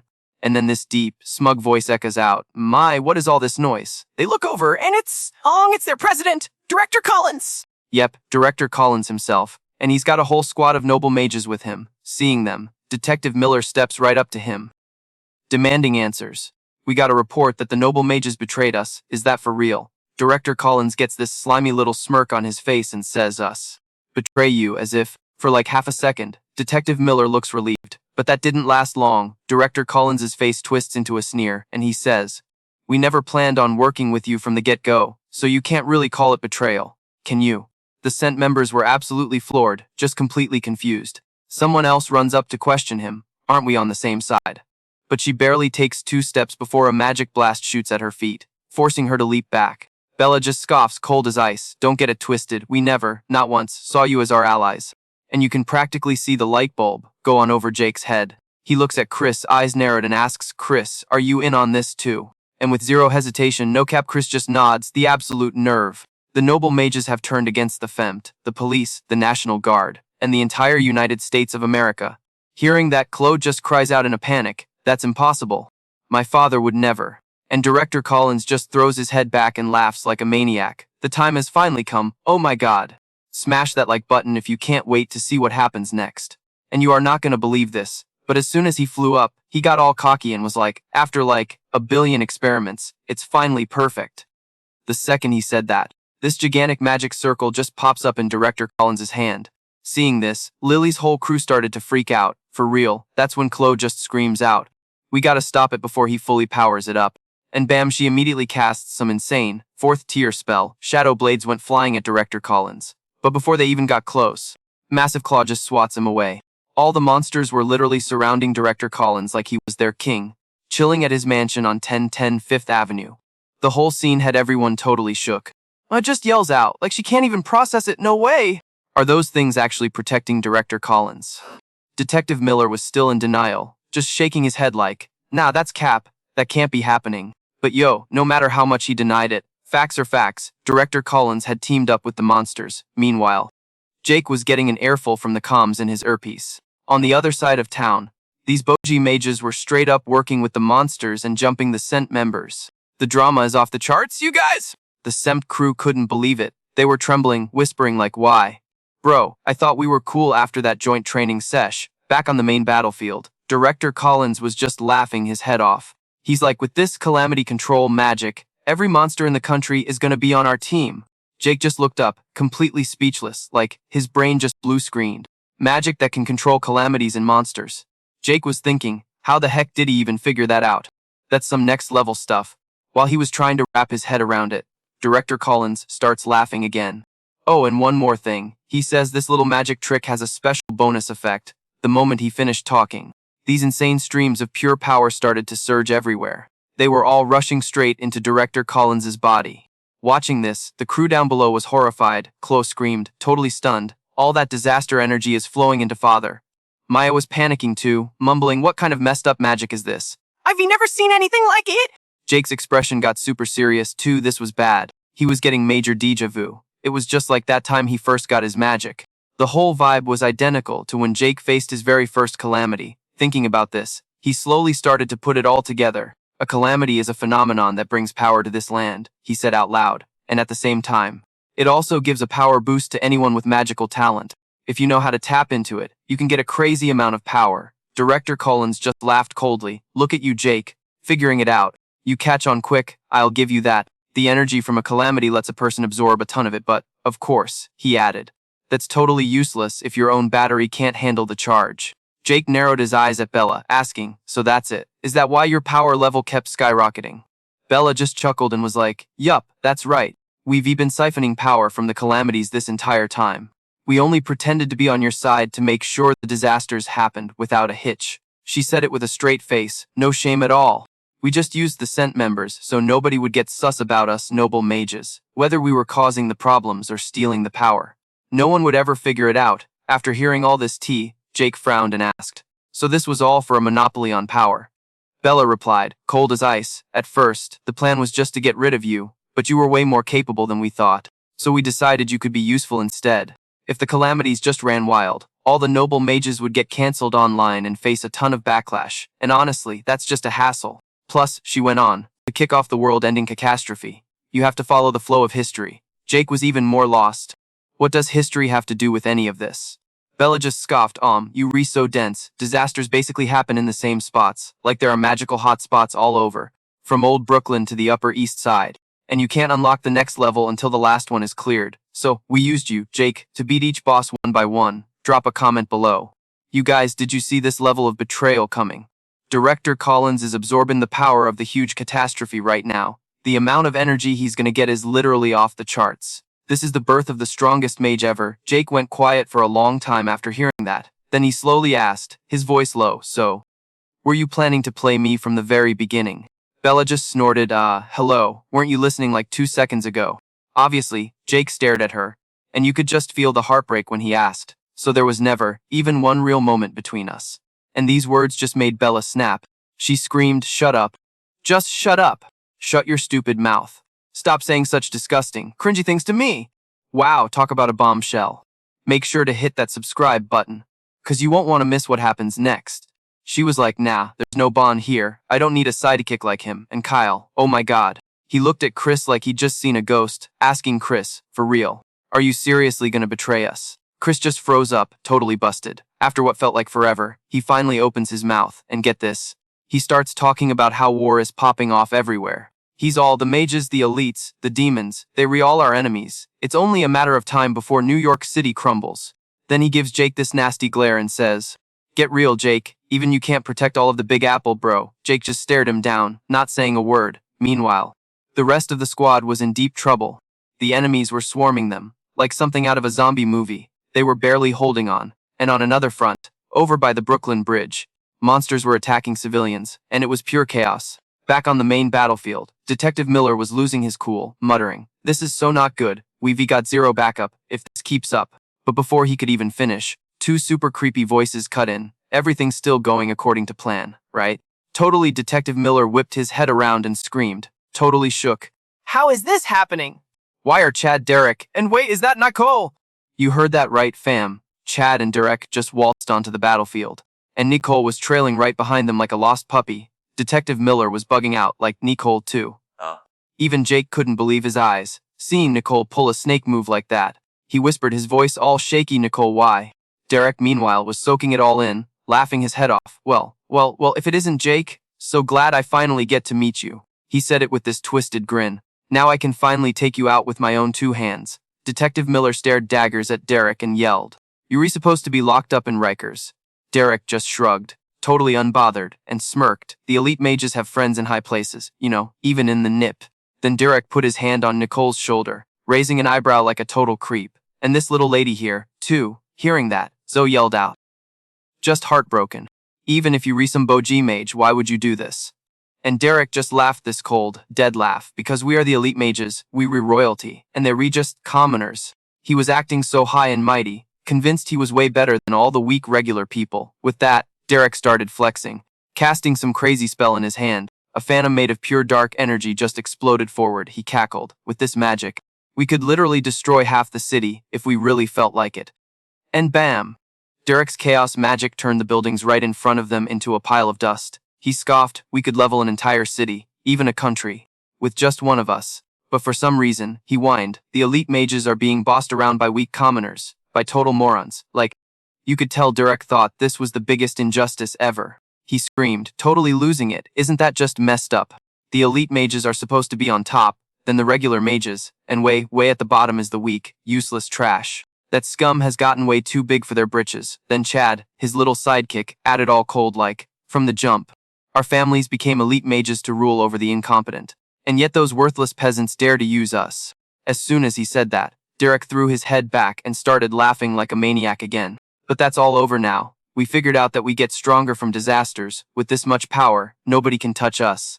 Smash that like button if you think this guy is completely delusional. This is the era of the elite mages. In a flash, their magic power just exploded everywhere. The pressure was so intense the sisters started panicking. Like, what the heck is this insane magical pressure? It's like they were completely different people. Jake, on the other hand, was just standing there, calm as ever. And you guys, that just made Derek even angrier. He was grinding his teeth, cursing freaking heck, he's acting so chill, like nothing's happening, it's so annoying. But Jake straight up ignored him, and looked right past him at Nicole. He said, his voice like ice, "Nicole, were you playing me this whole time?"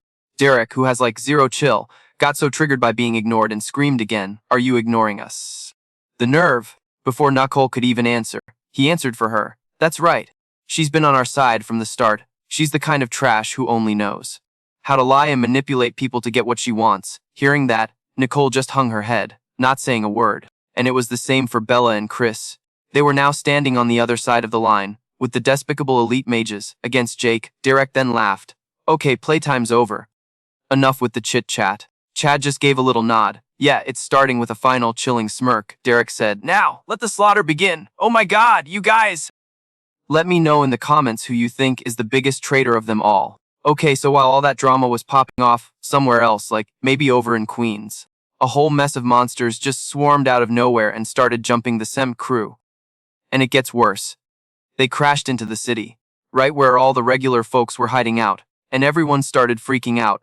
Then this one boss-level demon just Kool-Aid mans through a window, sending glass everywhere. You could just hear people screaming their heads off. So back with Jake, he gets the call that demons are running wild in the streets.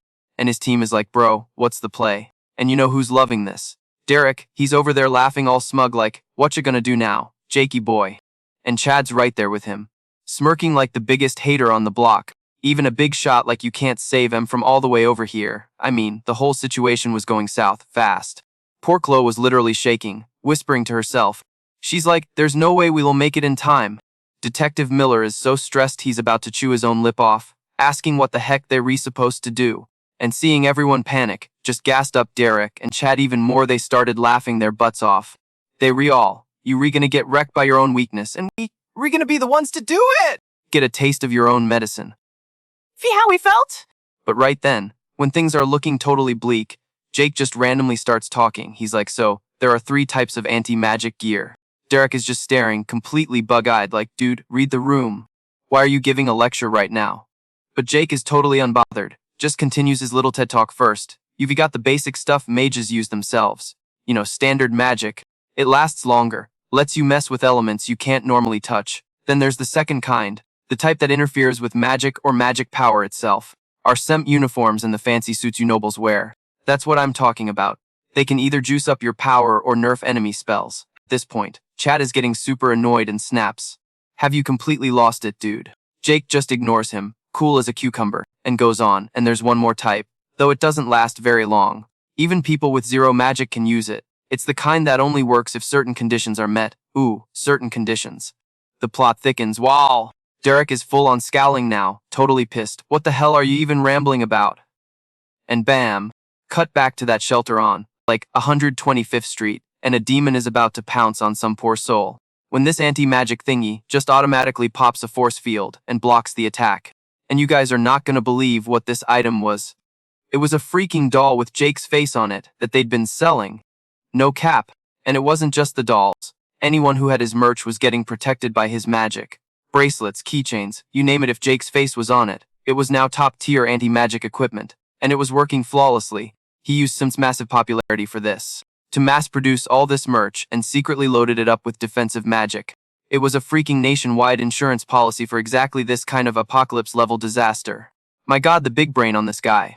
Even Detective Miller couldn't believe it when he first heard the plan. And hearing Jake lay it all out, Derek is grinding his teeth so hard I'm surprised they didn't turn to dust. He's thinking Jake has to be completely unhinged to have a plan this long term. But Chad's still trying to cope, yells out, so what? Even if you can defend, it's useless. You said yourself that offensive gear burns out super fast, didn't you? Jake just calmly nods, like, yep, you rewrite about that, so we will just do it like this. Turns out, he etched his own personal magic into every single piece of merch. His power was now basically a Wi-Fi signal covering the entire country. And with his own energy signature out there, Jake could pinpoint everything, even from miles away, basically. Jake's magic now had coverage better than Verizon, reaching every corner of the US. The second he stopped talking, all these magic circles just materialized over his head, and then literally thousands and thousands of magic laser beams started blasting out nonstop. This, my friends, was his level 13 void magic, infinite magic bullets, and these things were like smart bombs. They had a mind of their own, locking on to every single demon in the city, and just deleting them on the spot. And just like Jake said, these magic bullets used his mana network to cover the whole country, from New York all the way to California. Wherever these things flew, demons just straight up couldn't exist. As long as he kept it up, not a single civilian was in danger. You should be seen the looks on the noble mages' faces. They were sweating buckets, totally shook. A second later, Jake powers down. Instantly, their earpieces are blowing up with all clear reports from everyone. The Zoe sisters were just staring at Jake with total hard eyes. Like this was completely beyond anything they could imagine. They were speechless. Jake is just built different. Derek, on the other hand, was having a full-blown meltdown, screaming, "This is ridiculous. This can't be real. Casting a spell that covers the entire country. That's not something a human can do. Bro is absolutely mauling right now. If you think Jake is a legend, smash that like button and let us know what you think of this crazy plan in the comments." I'm seeing Derek totally losing his cool. Chad had to jump in like, Bro, chill. the demons are definitely not all gone yet. Hearing that, Derek took this huge deep breath, trying to get a grip. He points right at Jake's face and starts yelling, That's right. those Boji mages are still out there. If these anti-magic gadgets are just one and done deals, then all the power in M is basically useless anyway. But Jake, what a legend, just hits him with this little smirk, raises an eyebrow, and goes, did you forget something? Derek was totally stunned, just staring back like, what? Meanwhile, on the edge of the disaster zone, just when everyone was finally breathing a sigh of relief, a whole new squad of demons rolls up, leaving everyone completely shook. But wait for it, at the exact same time, another crew appears right behind them. Jake just gives Derek this look, all smug, and says, you really think there's no one else in New York City to count on? And plot twist, you guys, the people who've been Maya for months, the Shadow Bearers, just pop up out of nowhere. The cops and the Scent members were freaking out, Yelling the Shadow Bearers. Are they actually here? Are they gonna help us? But before anyone could even process what was happening, the squad in black was already making moves. A whole barrage of spells just starts flying at the monsters. Like zero doubt they were on the same team as the cops and Scent. And Scent member immediately gets on the horn to Jake. The safety of the citizens is priority one. We re-teaming up with the Shadow Bearers at the same time. Some reporter on the scene spots this and just shouts with glee, Look, you guys. the Scent is cooperating with the Shadow Bearers. The second that news dropped, Tony's fans went absolutely wild online. Not just that, the internet basically exploded. Everyone was hyped for the moment Jake would team up with Tony. But get this, the one leading the Shadow Bearers this time was Leona. Even she was super confused, like, she had no idea what was going on. Leona had been through some seriously insane training and had to memorize how to use a mountain of this anti-magic gear. She literally said her goodbyes to everyone already, so seeing them again was just peak awkward. But whatever, right? Leona was just like, guess I gotta give it everything. With that, she unleashes a tier 7 magic spell, a freaking giant tidal wave that just vaporized a demon. Total queen moment. Seeing that, the Shadow Bearer members immediately start chanting Tony's name, and Leona, bless her heart, just jumps right in and starts cheering with them. You could tell she was cringing on the inside though, but seeing their leader make a move, the rest of the Shadow Bearers jumped into the fight. The Sment and the cops saw their chance and joined the brawl, too, and as Leona is fighting, she's literally thinking that Jake better treat her to a massive meal from that spot on 125th Street after this. At the same time, Derek gets the news on the other side of the fight, and his face immediately soared. He looked seriously ticked off. He just roars, the Shadow Bearers are showing up all over the city.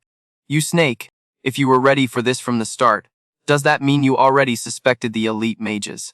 You're damn right, Jake admits with this ice-cold nod. His words just sent Derek and Chad over the edge. They both screamed at the same time. You played us. I'm gonna kill you. Immediately, they both flared up their magic. Derek glances back at Nicole behind him and just orders, get in there and fight. At first, Nicole totally hesitated for a second, but then she powered up her magic. Too, man, the situation was getting so tense. Bella just scoffs and says, looks like we don't have a choice. At the same time, Jake quickly tells his crew, let's end things here. It's going down, guys. Smash that like button if you were ready for this fight. In the blink of an eye, both crews charged. Derek busted out his dark element skills, yelling, I'll go first. and in a flash, he was right behind Maya with a knife. He just sneers, gotta take care of the small fry first. Jake saw it and was definitely worried, but he had no time to help because Bella launched a sneak attack from behind him. Jake dodged it real quick, her fist just hitting empty air, but on the other side of the fight, Maya realized that the tip of Derek's knife was way too close to dodge. She was literally hanging by a thread when a wave of water just crashed in, stopping Derek's attack.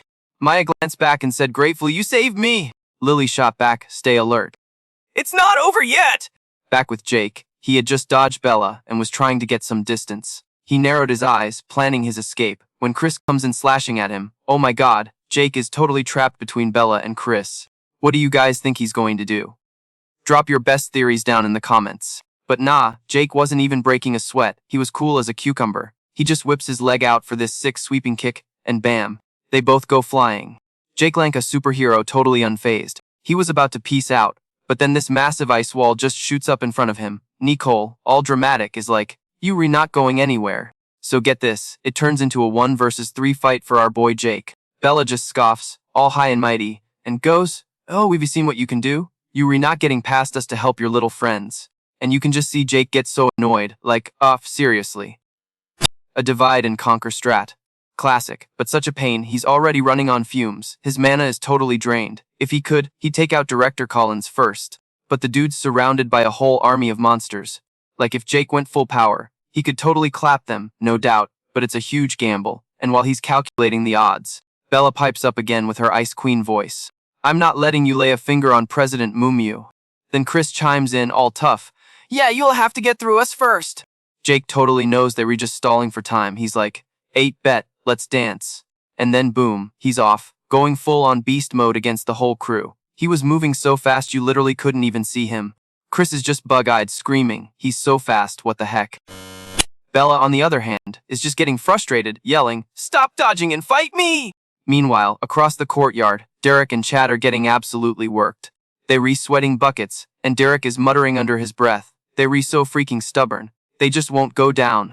Annoying little bugs. But honestly, Maya's squad was starting to look pretty wiped out, too. Maya was starting to panic a little, like, there are way too many of them. If this keeps up. But then, out of nowhere, Chloe just yells, Don't give up! If it's us, we'll totally win. And just like that, her words totally hyped everyone up. Lily nods with this huge grin. She's right! We can't lose hope now. Even Mia cracked a smile. Yeah, now's not the time to be a downer. Lily then glances over at Chloe, kinda apologetically, and says, Yo, I think I totally misjudged you, Chloe.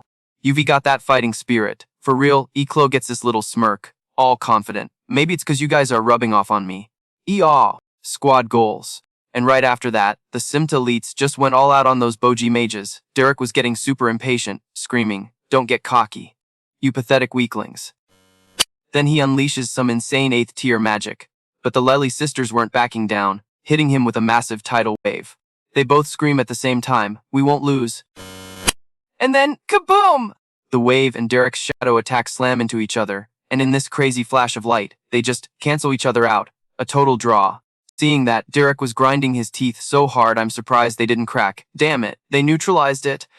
Even Chad was shook, whispering, for real, are they actually that strong? At that moment, Derek notices something else. Nicole is just standing on the sidelines, chilling, doing absolutely nothing.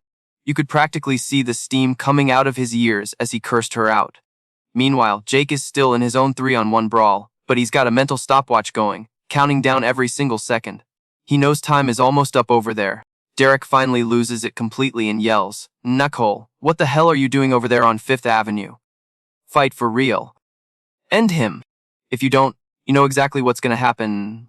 Nicole just jumps, looking absolutely terrified. Then, she starts summoning her magic, but before she attacks, she looks so sorry. Forgive me, Jake. And you guys, Jake sees this, and he just sighs this helpless sigh. Seriously. He literally smiles and drops his defenses, not even putting up a shield against Nicole's attack. Mia and the others totally panic it.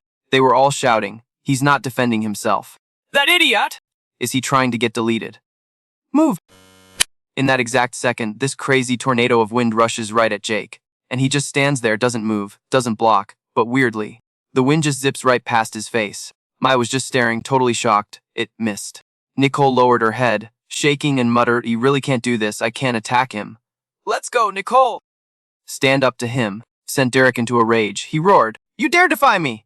Do you have any clue what's going to happen to your family back in Brooklyn?" Hearing that, Nicole just desperately pleaded, "Please, stop. Don't you dare touch my daughter and my granddaughter." Derek just sneered, cold as ice. "You re the one who broke our deal, sweetheart.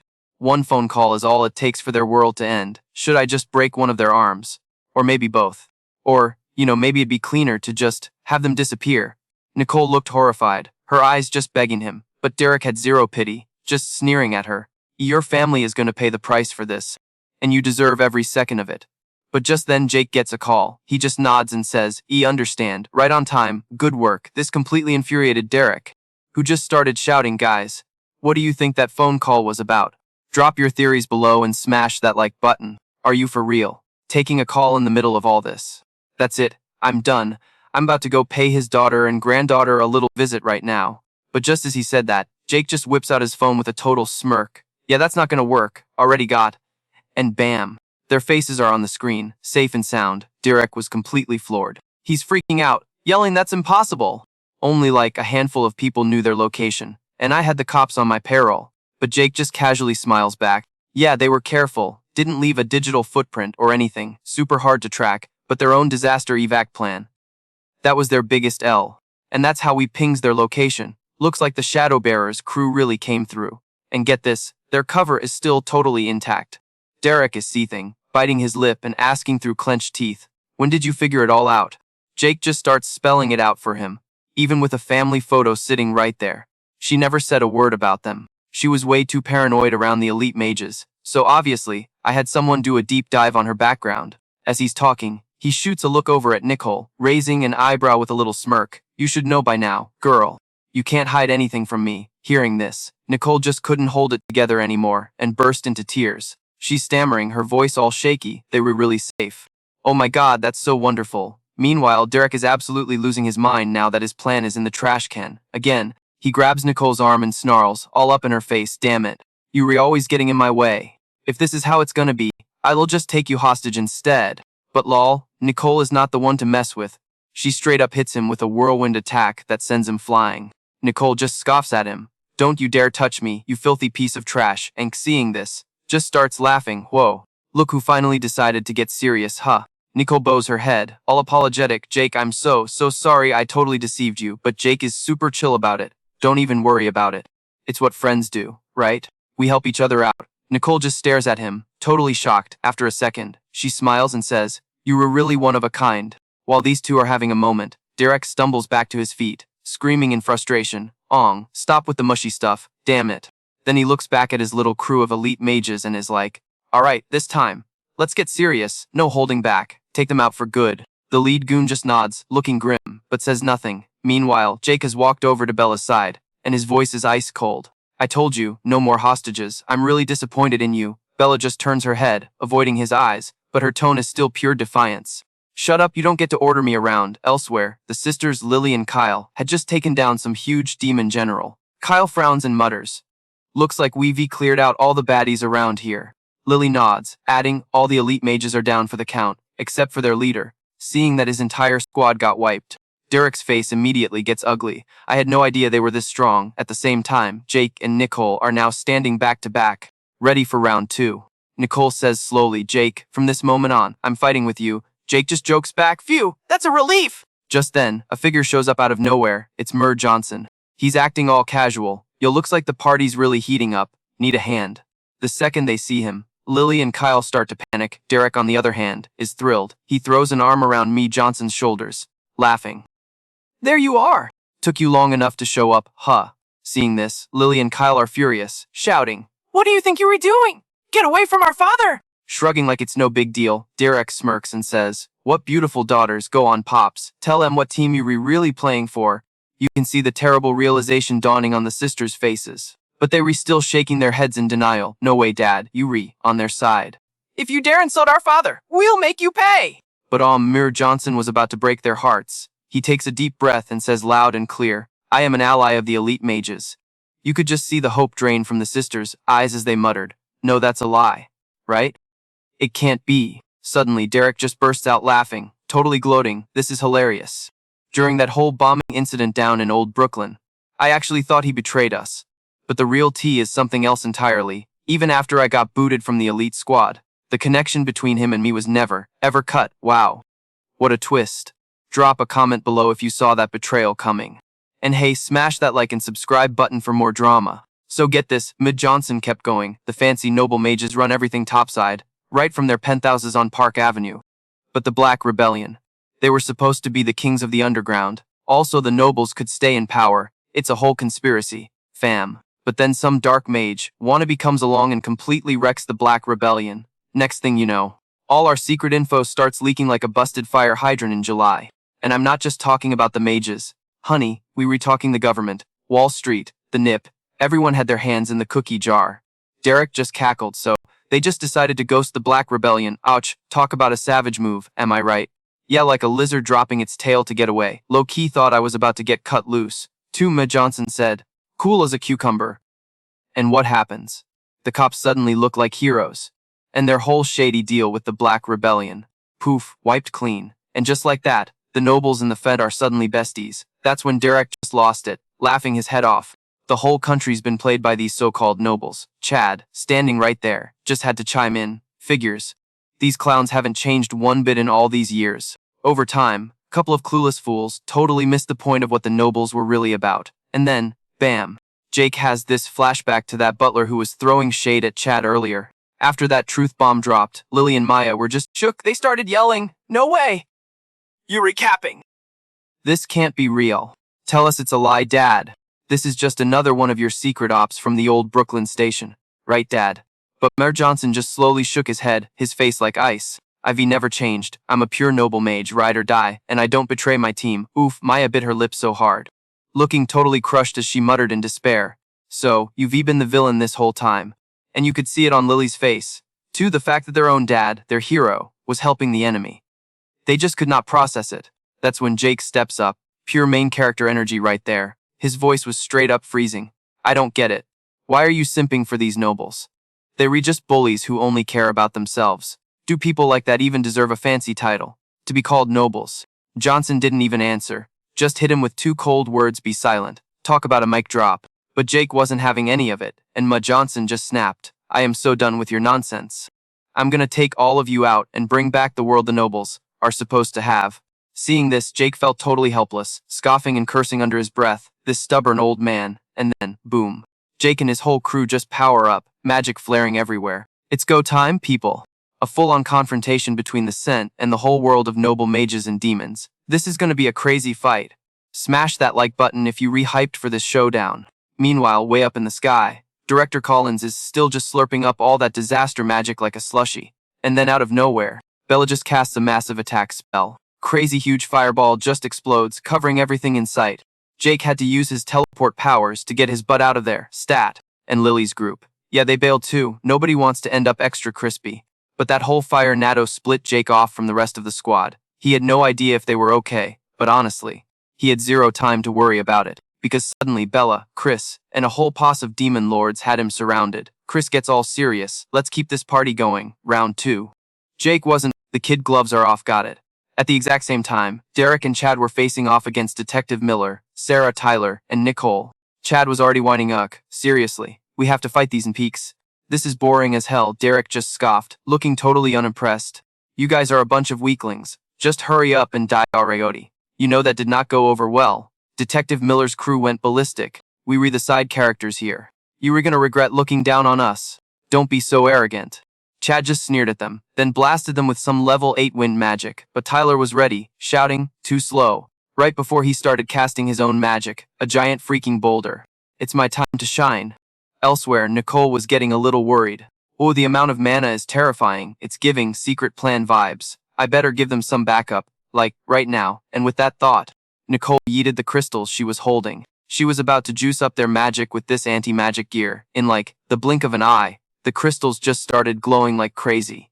Detective Miller and Tyler's bodies just exploded with mana at the exact same time. Sarah wasn't just standing around either. She yelled, "I'm giving you guys the holy attribute power up." As soon as she said it, this holy light surrounded the two of them. You could literally see the confidence flood back into their eyes. Tyler started laughing, all hyped up. Let's go. With this, we can totally win. Seeing this, Jin absolutely lost it, screaming, "Get deleted, You pathetic normies. and boom, a whole spatial rift just tears open out of nowhere.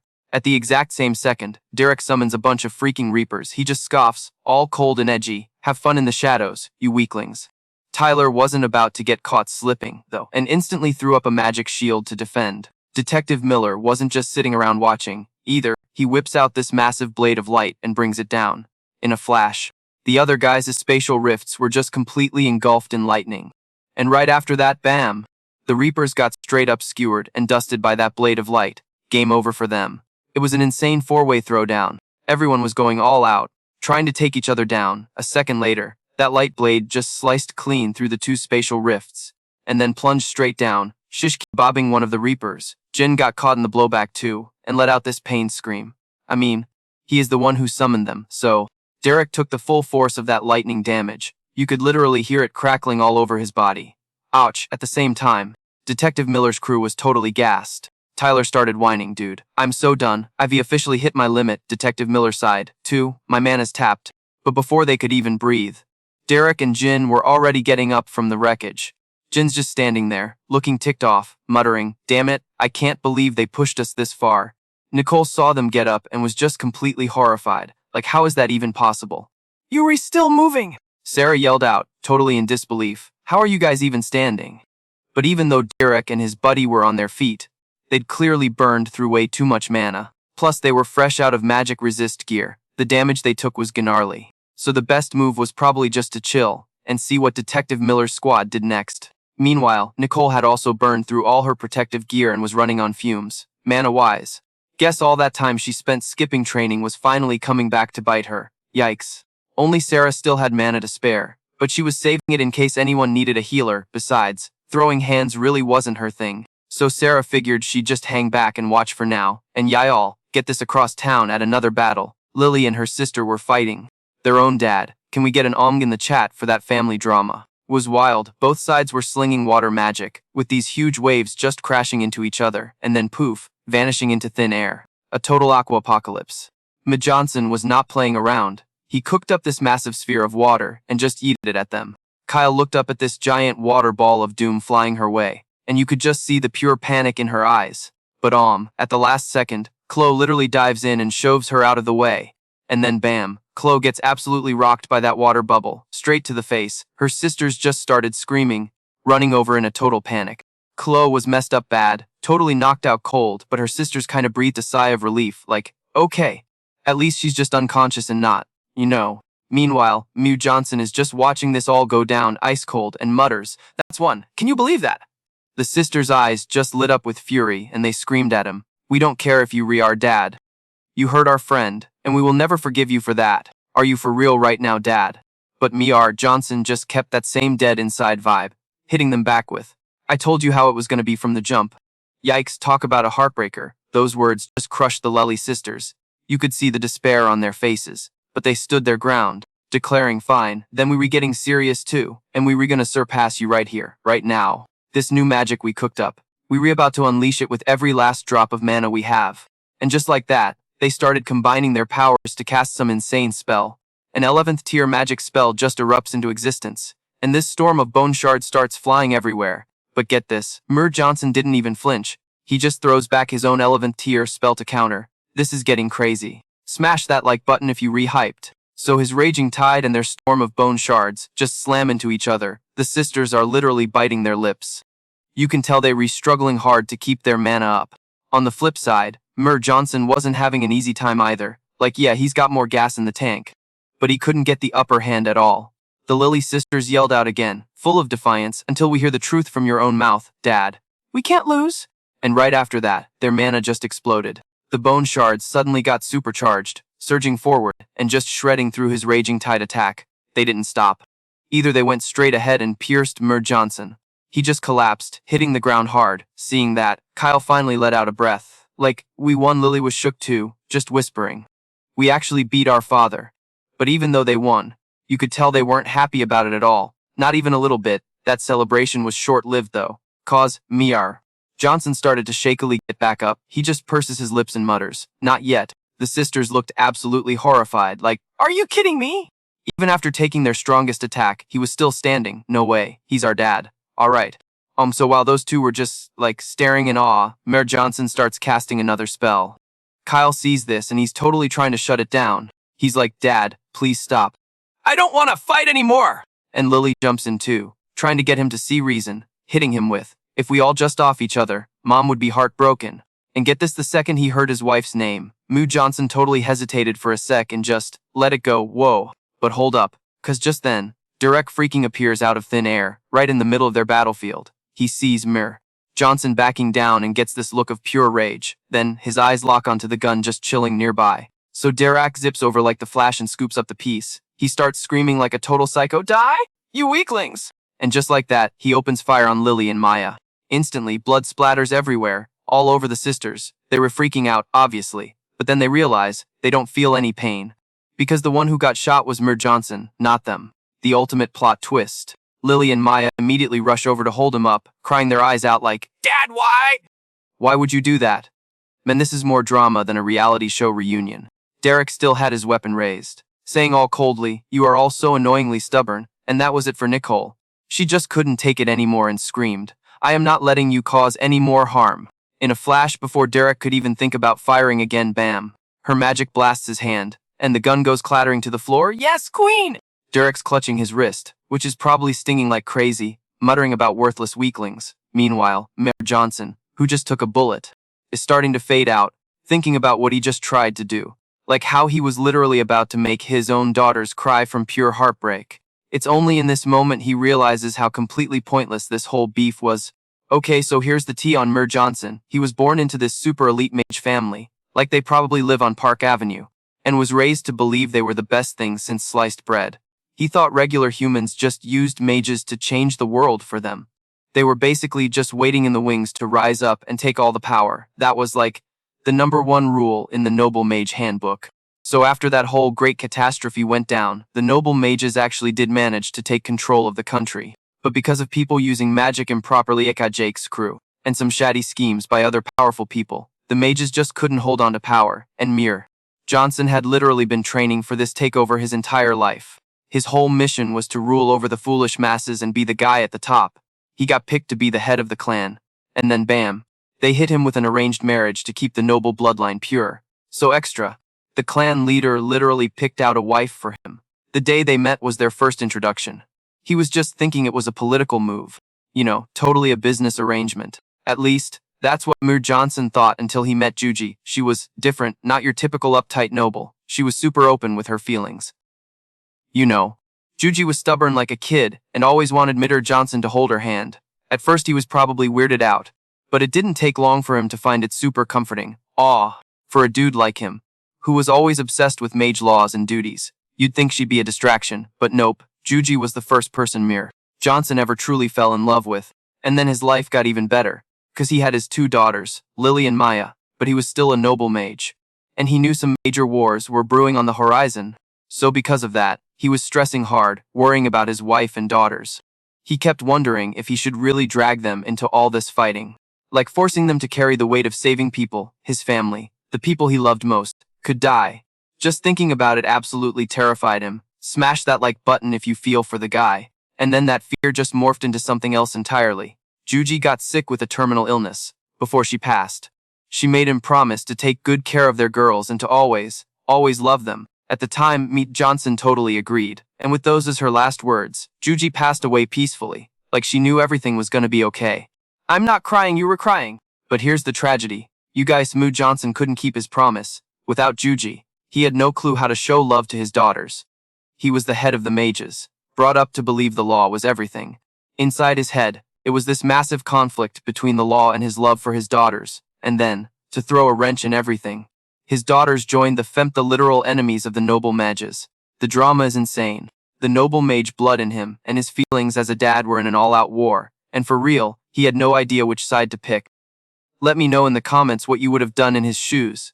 And in the end, it all led to this disaster. Mither Johnson didn't betray the mages or his country to fight his own kids.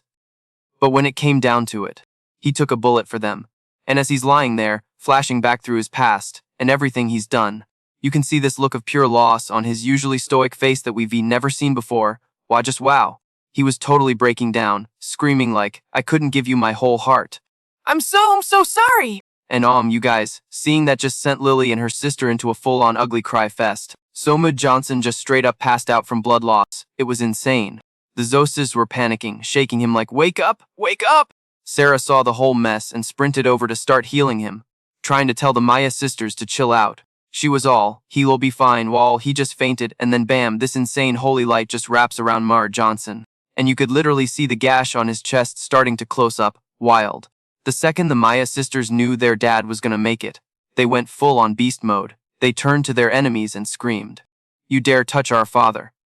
We will make you regret it. But Derek and Chad, Puff, they didn't even flinch. They just shot back all cold, like you were just a bunch of washed up weaklings with no juice left. It's time to end this, oh man. The look in the Maya sisters' eyes was pure venom. If looks could, put someone on a t-shirt. This little spot on 5th Avenue is where Boji mages like you get dropped. We were getting payback for our dad. Right here, right now. Meanwhile, back at Jake's fight, it was getting heated. He was completely surrounded by Bella and Chris. Bella just went ballistic, charging at Jake and throwing this insane, full-power kick. Jake blocked it with his arm. But damn, the force sent him sliding across the ground like he was on ice. Right into a circle of these gnarly demon lords. And then, all at once, they just blasted him with everything they had. But they weren't done, not even close. They just started wailing on him, relentlessly throwing punches, in like 2 seconds. The ground was just a crater from the absolute beatdown. Watching from the side, Bella's frowning like, is he toast yet? But Chris is totally bugging out, just screaming, impossible! He's completely unharmed. And just as he said it, the dust settles and there's Jake, literally catching a demon lord's fist. He even smirked, you guys. He was like, that was a decent punch. The longer Bella watched, the more freaked out she got. No freaking way. How does he not have a single scratch on him? Chris was just mumbling to himself, totally shook. A normal person can't do that. It's impossible. Jake just tuned them out, frowning as he muttered, ugh, there are way too many of these clowns. Guess I should thin the herd a little bit. And the second he said that, he launched himself into the air and just rocketed a punch straight down, turning one of those demon lords into a pile of confetti. It was brutal. Another demon dude tried to grab Jake, but that didn't work out for him. Jake let out this chilling laugh as his hands started glowing, and this brilliant holy light just beamed down from the sky. And poof! All the demon lords just disintegrated into ash and dust. This sight had Bella's jaw on the floor, and she screamed, you have got to be kidding me. They even have the Demon King on their side. There's no way you can just wipe them out that easy. Bella was ranting that their power levels were over 1 million. She was saying that with their disaster level energy, they should basically be on Jake's level. So, what in the actual heck was that power Jake just used? Hearing all this, Jake just scoffed, totally unimpressed, thinking, nah, that intel's gotta be garbage. There's no way I'm that weak, unconvinced. Bella pointed at his friends behind him and yelled, oh, really? Then what about your friends? And she had a point. Lily and Maya were totally gassed, panting and groaning. I can't move. Is this really our limit? Detective Miller's crew was in the same boat. Their bodies just wouldn't listen anymore, and their energy tanks were on empty. Seeing this, Derek just starts laughing his head off. Ha ha ha. This is what happens when weaklings try to act all tough. You guys are so done. Chad jumped in too, yelling aggressively, just get out of the way and die already. You were all just in the way. But right then, you guys better smash that like button for this timing. Jake pops up right behind Chad and Derek. His voice was pure ice. What exactly were you planning to do to my friends? Bella's head snapped around so fast I'm surprised she didn't get whiplash. Since when was he there? Ignoring their shock, Jake just sneered, you were a real pain to look at, and after that, he just lifted his leg and kicked both of them, sending them flying like 50 feet away. Seeing their boy show up, Detective Miller's crew was so relieved. Lily looked at him, kinda apologetically. Sorry for being such dead weight, she said, but Jake was super chill about it. He casually replied, you all fought your butts off. You did good. Now let me handle the rest back up, so you don't get caught in the splash zone. And with that, he just zoomed off again. Maya stared after him, totally dazed, and asked all worried, is Jake gonna be okay? Lily just kinda frowned, biting her lip, honestly. I can't even picture him losing. Detective Miller's squad were all watching with their fingers crossed. The future of America is riding on you, kid. You have to win. Nicole frowned a little. her heart just praying that Jake would come back in one piece. Let me know in the comments if you think Jake's got this in the bag. Meanwhile, Jake had teleported right in front of the whole posse of rich kid mages. He announced cold as ice, so the whole welcome committee decided to show up. The four of them just glared at him, and you could practically see the drama swirling in their eyes. Oh my god, Derek was absolutely losing it, just screaming his head off. I'm gonna tear you apart. I'll grind you into dust. And Chatty was just as psycho, totally fuming. How dare you disrespect us? We really. But Bella, girl was just, like annoyed. She hit him with a paft. Even you can't take on four of us at once. Loser. Then Chris whips out his sword, all cool and edgy, saying, I'm gonna finish you right here. But Jake, my boy Jake was not having it, just beckoning with this smirk like, alright, enough trash talk. Come at me and bam, the four of them just charge. Jake starts dodging their attacks like he's Neo in the Matrix. But then whoosh, a literal tornado comes flying right at him. He just flicks his wrist and poof, tornado gone. But before he can even catch his breath, he sees Bella and Chris coming at him from both sides. Still, Jake's just chilling, handling them like it's another Tuesday afternoon on 5th Avenue. Meanwhile, Derek's watching from the sidelines, being a total salty baby about it, and pulls out a freaking gun. He starts blasting away, probably muttering all sorts of nasty stuff about Jake under his breath. But the joke's on him, 'cause Jake already threw up a force field. Like those bullets just bounced right off, doing absolutely nothing. And then, you guys, Jake suddenly drops into a crouch, and these insane magic circles light up the whole freaking ground. In the blink of an eye, these massive stone pillars just erupt from the floor, with fire blasting out the bottom. It was wild. And boom! All four of them get launched into the air. Bella is just screaming, completely shook. No way, that's 12th tier earth and fire combination magic. The floor just straight up vanished under her, and she slammed down hard onto the ground below. Bella sits up, trembling, and you can tell she's just thinking, how did this even happen so fast? Just like that, the whole crew was down for the count. Jake walks up to them all slow and menacing and says, deadpan. Wow, I'm a little surprised myself. Guess I lost control a little. The audacity, am I right? Derek's just glaring daggers at Jake, totally refusing to accept he lost. Chad's having a full-on meltdown, grabbing his head and screaming, a monster. He's a monster.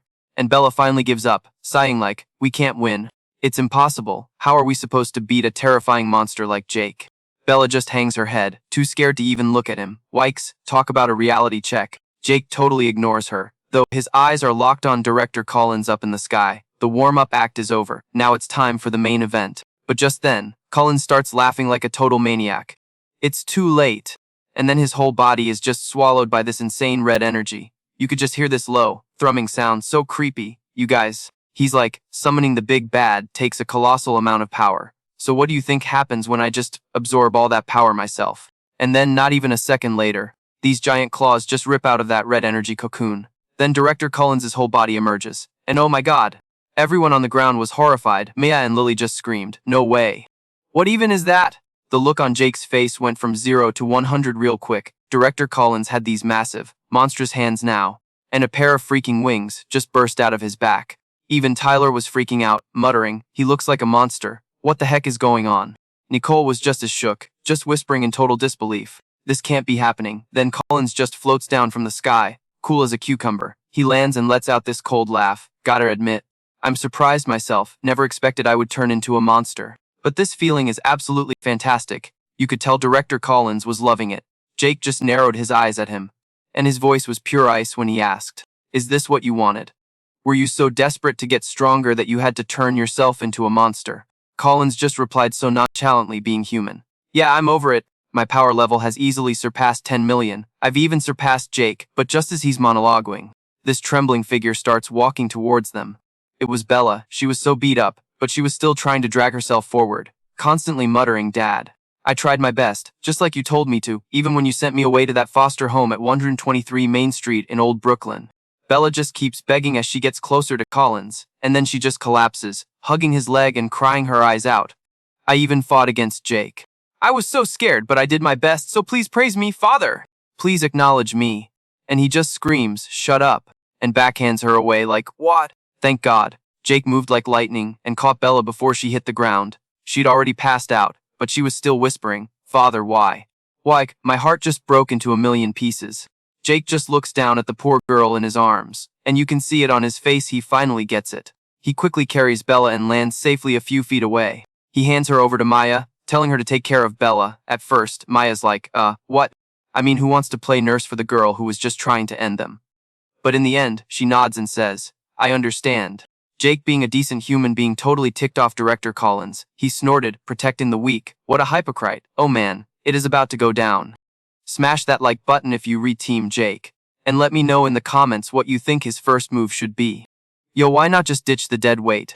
Jake, like, totally narrowed his eyes at the dude and was like, in this low, dangerous voice, she's your daughter. Do you even have a soul left in there? But get this, Director Collins just shot back with zero hesitation. Nope, you could literally see the hope drain from Jake's face. And he just exploded like, dude, what the hell happened to you? And then Director Collins just starts cackling like a total maniac. He's all hyped up, saying, oh, I haven't fallen. I've leveled up. I'm way past the legendary Jake now. I'm basically a god, my dude. Jake just stared at him, completely baffled, and asked, bro, why are you so obsessed with him? He's gone. Collins just sneered and was like, exactly. He's 6 feet under, and for what? Protecting a bunch of useless randos. He was supposed to be stronger than me, said he'd stick around, till all the bad guys were gone. But he still bit the dust. He went on this whole rant about how he couldn't stand that Jake won, and then just dipped out, so now I have to be better than you. Collins said, looking so dang smug you just wanted to punch him. I'm the final boss now, all other magic is trash. Wow, somebody's full of himself. Jake shot back, and then boom, he unleashes all his power.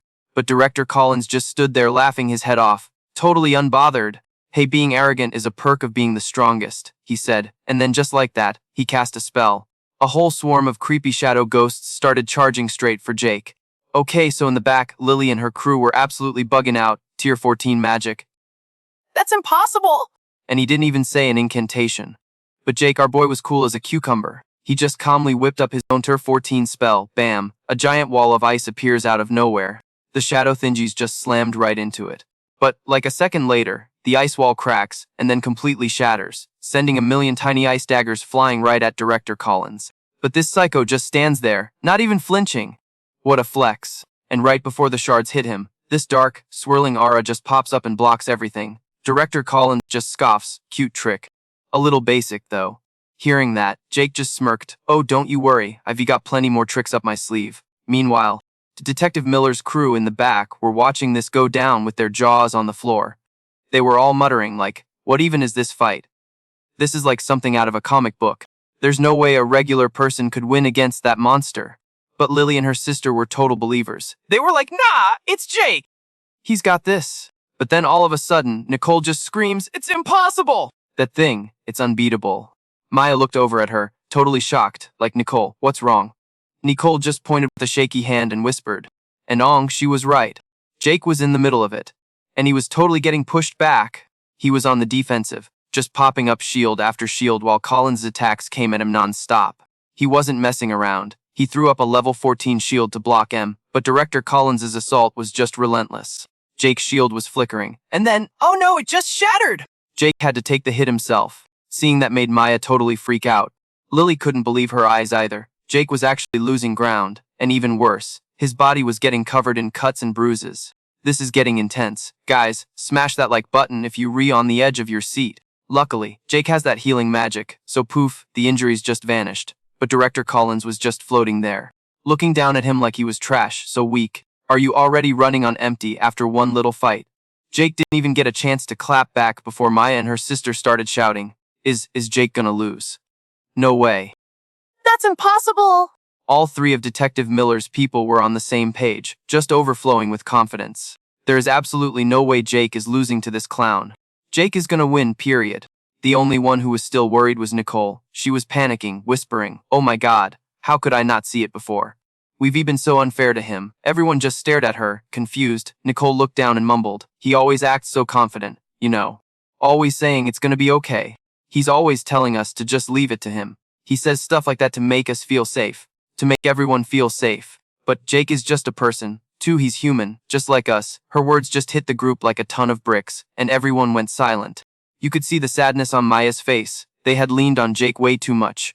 They thought they were trusting him, but really, they were just piling all their problems onto his shoulders. He was always so far ahead, and nobody ever stopped to check if he was okay. Nobody realized how much he was hurting. Nobody saw how he was breaking himself to protect them. And now, The guilt was hitting them all like a freight train coming down the tracks at Grand Central Station. Tyler just cursed, "Damn it, I'm the worst." Detective Miller chimed in, agreeing, and you could feel like all of New York City felt the same way. Then Nicole said urgently, "What do you think she's gonna say?" Drop your theories in the comments below. If we stop believing in him, everyone's gonna totally freak out. That's why he's always got that smile on, you know. He's acting all confident for us. He's literally always been this way, and we were just too dense to see it. And with that, she just started bawling right there on the spot. Maya, with his own eyes welling up, just looked over at Jake and screamed. Jake. He heard the scream and whipped around, only to see the entire squad staring at him with tears in their eyes. Jake just smirked a little and said with total confidence, "I'm not gonna lose." But like, the second he said that, Director Collins lunged at him, scoffing all cold. "You were gonna die right here." Jake's eyes narrowed, and you could tell he was legit startled for a sec. But just before Collins's attack could land, Jake managed to duck out of the way. That didn't stop the old man, though. He just kept coming at him. No chill at all. He was muttering under his breath, "Too slow." Jake wasn't about to get cocky, and just kept dodging, and just like that, the two of them were locked in this insane standoff. Director Collins was going absolutely ham, attacking like a total maniac. Meanwhile, Jake was playing defense, just waiting for the perfect moment to counterattack, for instance. Right now, he whipped out some 13th tier magic, and a whole storm of magic bullets just started flying everywhere. There were way too many for Collins to dodge, and he got absolutely blasted by the whole barrage. Oh, this made him so mad, he just roared, "You dare make fun of me." As he yelled, this sketchy shield of dark energy just popped up and blocked the rest of the hits. Jake couldn't help but frown. "Automatic magic, huh? You just don't give up, do you?" Collins just snorted back at him super coldly.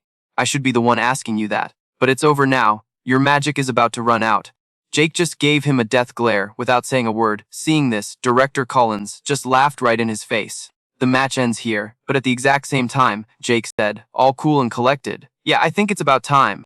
Director Collins then started frantically trying to cast some huge spell. He was screaming his head off. "You were gonna get erased by the ultimate magic I created myself." Jake just frowned a little and muttered, "Well, guess I have no choice but to go all out." And in that instant, a 15th tier magic spell was unleashed. Dark energy twisted into arrows that just shot like missiles straight for Jake. Not even flinching, Jake threw down a 15th tier holy nullification combo, and in the blink of an eye, the entire area was just flooded with this insanely bright, holy light. The holy light blasted towards those dark arrows, like it was surfing on air. The arrows stood zero chances. They got totally vaporized. Seeing that holy light about to swallow him whole, Director Collins finally started to freak out. But it was way too late. The guy was sent flying. Jake just sat on the ground, panting, looking totally drained and weakened from the fight.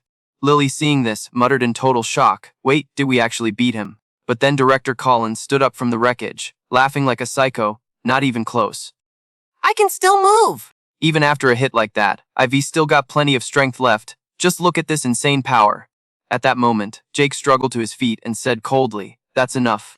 "You're done." Director Collins glared at Jake and sneered. "What, are you begging for your life now? So you were just some mediocre wannabe after all? How pathetic." With that, he let his magic explode, throwing his head back and laughing like a madman. The power of a true disaster is actually terrifying. "I'm going to surpass Jake. I'm going to surpass who he was. And I'm going to become a literal god." Jake honestly looked helpless against him. He quickly shouted back, "Why can't you see that you've already hit your limit?" Collins was stunned for a second, and then he finally realized what was happening. His own body was starting to crack. Director Collins screamed in pure panic. "What's happening to me?"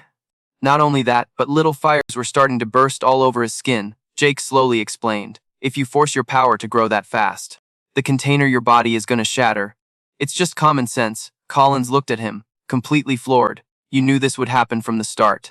Jake just gave a little nod, totally casual. Collins was so indignant. He muttered resentfully, "I was so close to finally being better than Jake. So why did I fail? The only one I should ever lose to is him, and him alone." Hearing this, Jake just let out a heavy sigh. "Because I died, I caused you so much pain. I told you to wait for me." These words left Collins completely bewildered.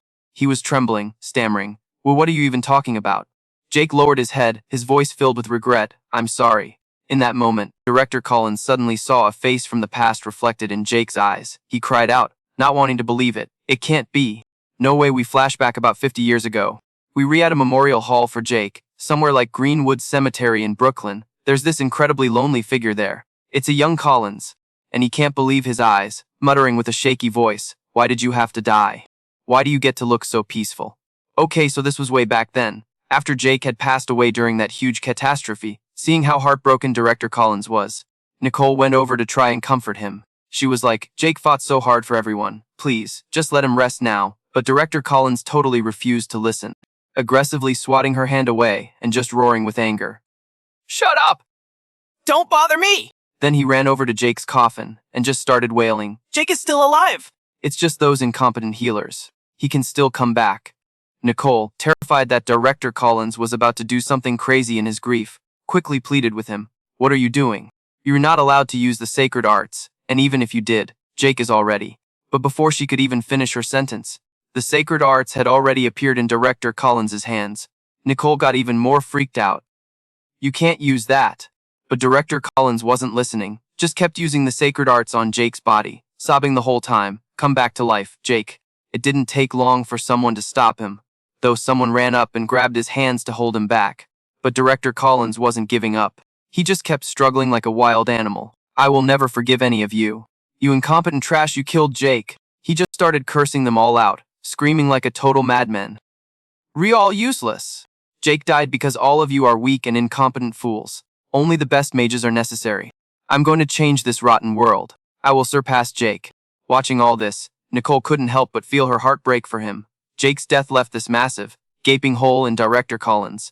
And from that day forward, he trained like an absolute machine, spending every single day just grinding and honing his skills. Director Collins totally abused his power too. He created this whole magic aristocracy, then started worming his way into politics and finance, controlling the news out of some office on Fifth Avenue, basically monopolizing all the knowledge and tech for himself and his crew.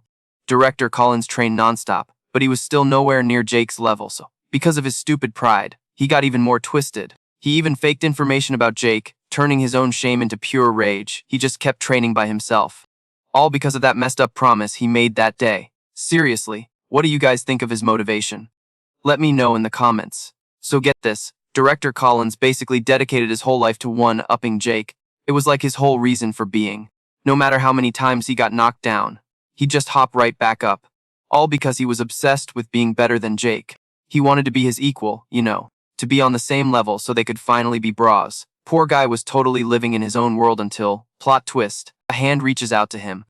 And you'll never guess whose. Ong! It was Jake! The actual Jake he'd been dreaming about every single night. And he's like, reaching out to help Director Collins up. My heart, you guys. And here's the tea, Director Collins never actually hated Jake. He was just a total stan. Like deep down, he was his biggest fan. That's why he wanted him to live all along. And bam, wish granted. The real deal Jake is standing right there in front of him. Director Collins is literally shaking, reaching out to grab his arm. It's so emotional. Hit that like button if you're feeling this moment. But wait, just as they were about to have their big reunion moment, something dark just gushes out. Director Collins' eyes go wide, and he's in so much pain. Jake is just frozen, totally shook, couldn't even react. Someone straight up ran him through. And then they had the nerve to snatch the spirit stone right out of his chest. Cold-blooded. Director Collins just crumples to the floor like a sack of potatoes. Lily is over there trembling, can't even believe what she's seeing. And she's like, it's you.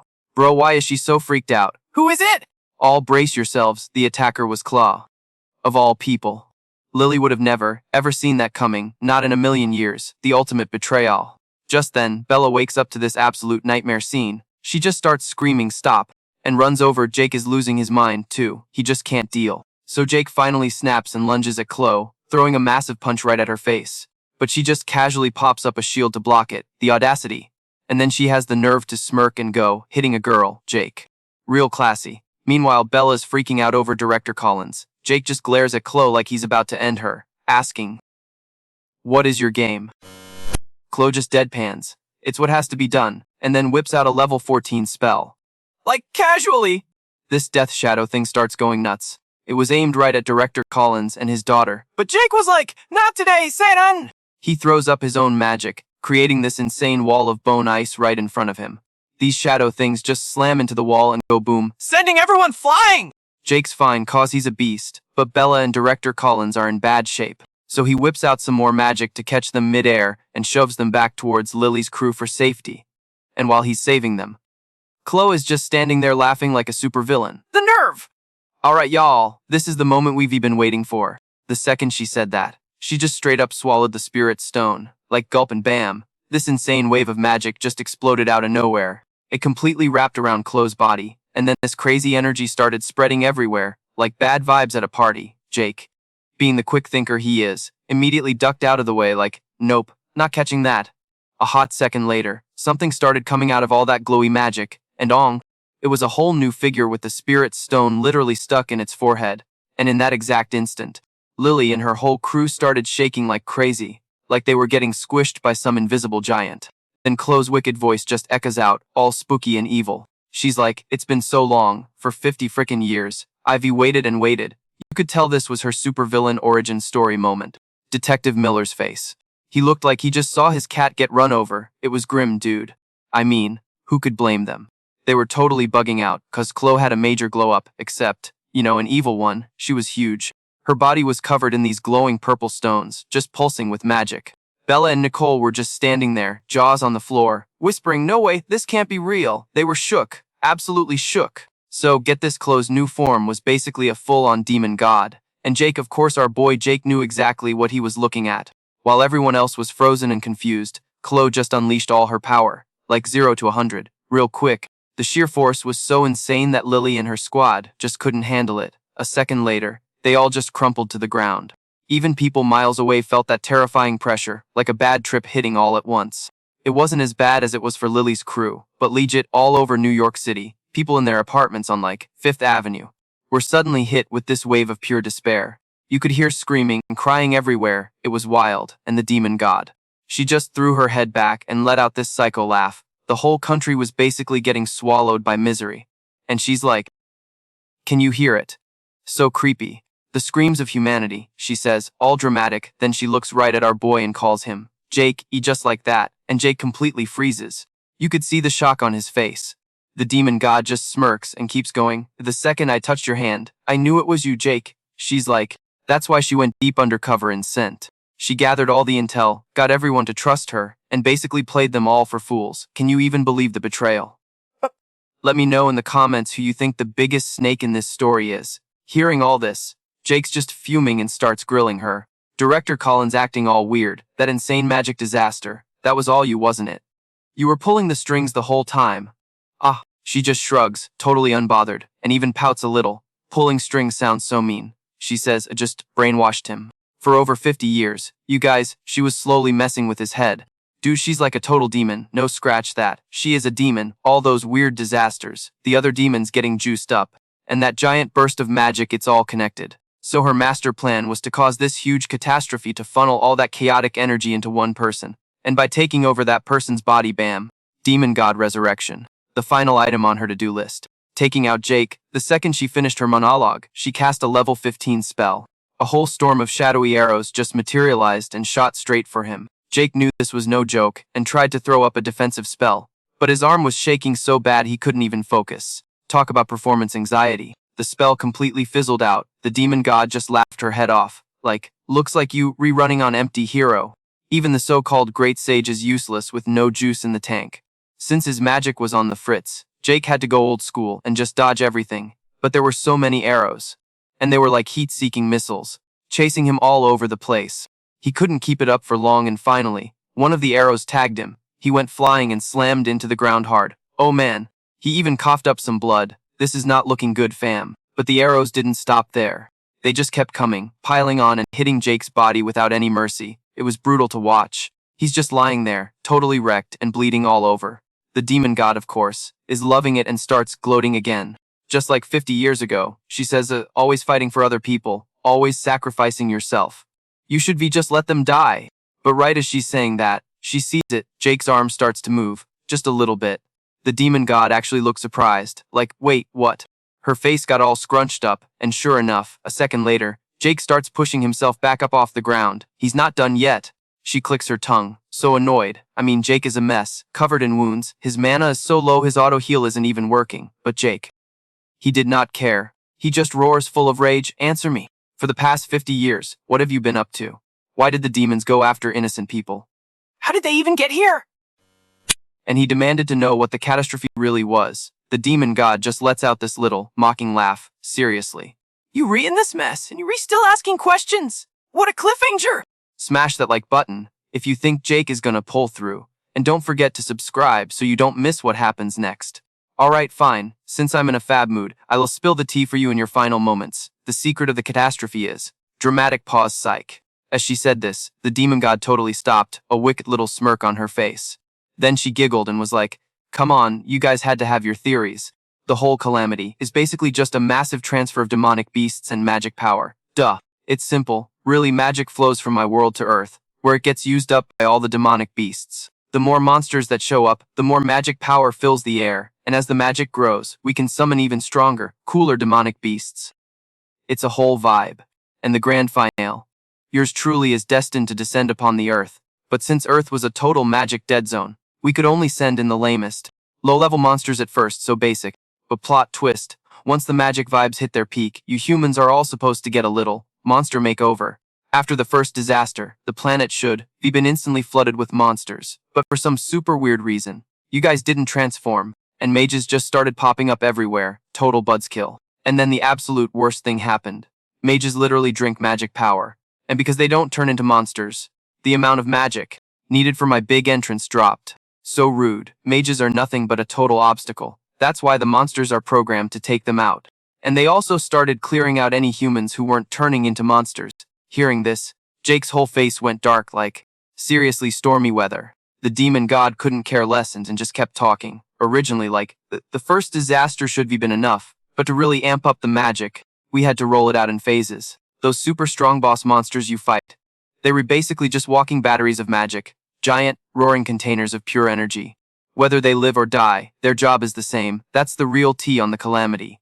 The whole thing was just a hostile takeover, so I could have Earth for myself. Saying this, the demon god suddenly muttered like she was so annoyed, but then something totally unexpected screwed it all up. To my absolute fury, I got beat by Jake, can you even believe it? The demon god had taken a massive L and was totally ready to just die, and yet, just before she poofed back into magic dust, the demon god managed to hang on to her consciousness. Her power level was weaker than a baby beast's, and she couldn't use any magic. Basically, the demon god had just enough juice to stay aware, becoming a sad little wisp of magic, and just wandered all over the country. She had never been so humiliated in her entire existence. While she was floating around in the dark, she felt this little magic ping, a total resonance, and just like that, she met Director Collins, a guy who had so much drama going on inside him, but also this weirdly pure, unshakable soul. It was all those little cracks in his psyche that made it super easy for me to just slide on in. Over time, I slowly got my power back, and I just kept whispering into Director Collins's mind. His grudge against the 8 mages, his whole I'm always right attitude, his habit of blaming everyone else, and the fact that his morals were basically non-existent. It all made him the perfect puppet. In the end, Director Collins took over the entire criminal underworld of New York City. From the Bronx to the docks in old Brooklyn. His weak little heart kept trying to fight back though. It was so pathetic. She sneered. He'd be crying, begging for someone to save him. Director Collins just kept calling out Jake's name over and over again. Jake just listened, totally silent. By now, the icy aura around his body was getting so much stronger. The demon god just let out a cold laugh and sneered. If you think Jake is about to snap, smash that like button. After a long time, my magic slowly came back, but I couldn't get my glorious demon god body back to keep my power supply stable. I needed a host and a massive amount of magic. That's when I met Chloe. Just like with Director Collins, I felt that crazy powerful magic vibe. Chloe was literally dying, so I just swooped in, took over her body, and got myself adopted into her family. That little move let her recover and get some of her power back. But during those 50 years, the number of monsters totally tanked. I tried to kick off the Great Cataclysm again, but my magic was still too weak. All I could manage were a few little monsters popping up randomly. So embarrassing.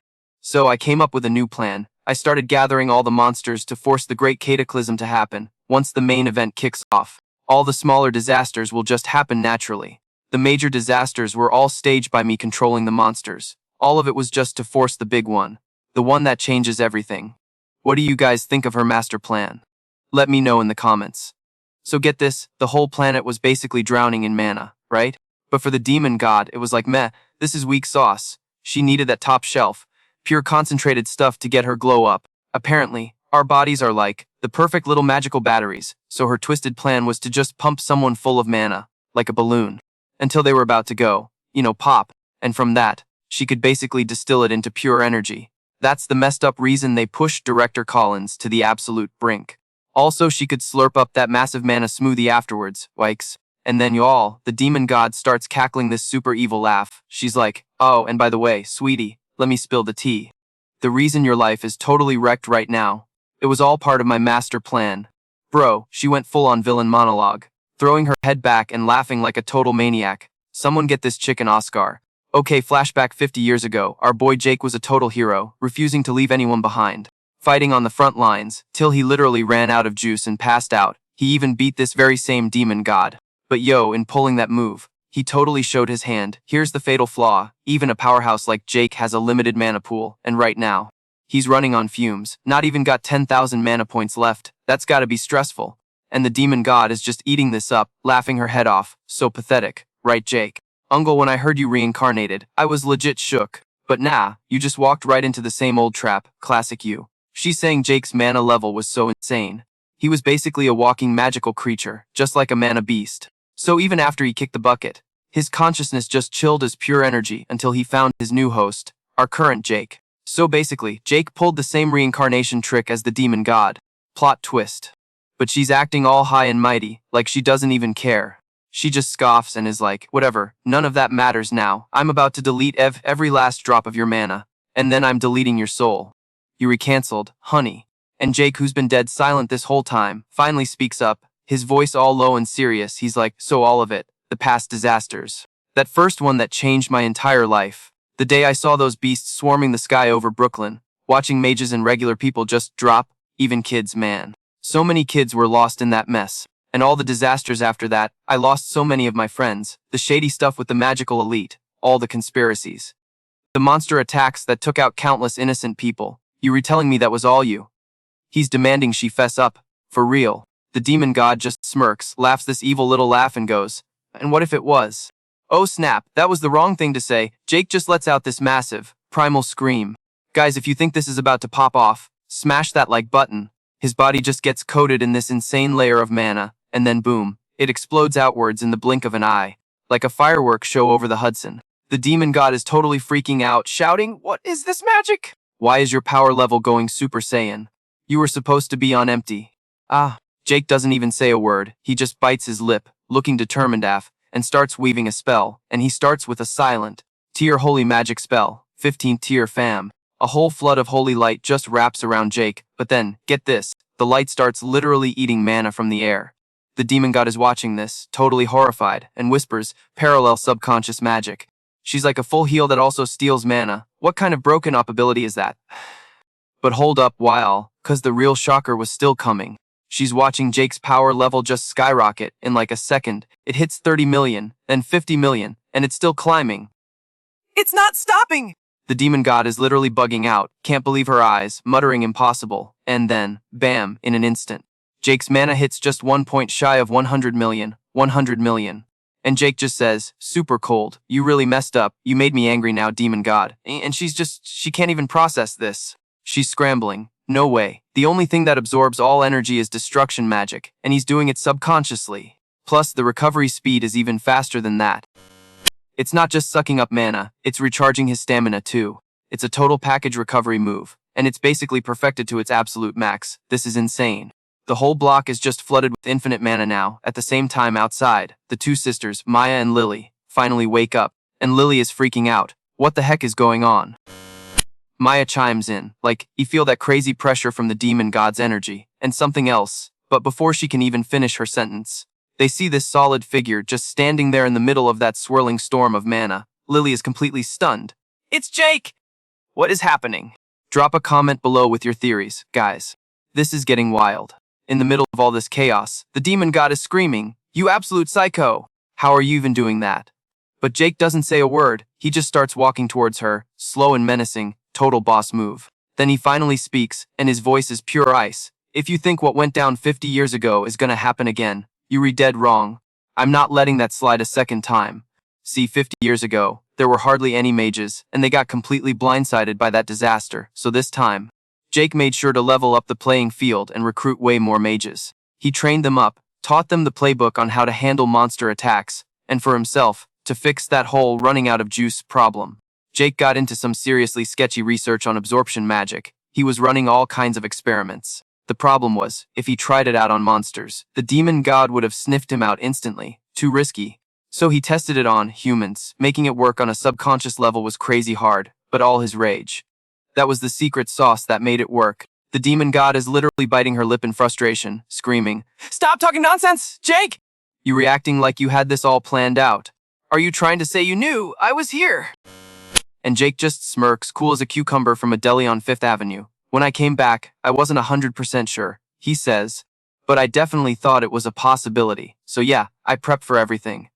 He's all like, as time went on, it all started to click the second you spotted me.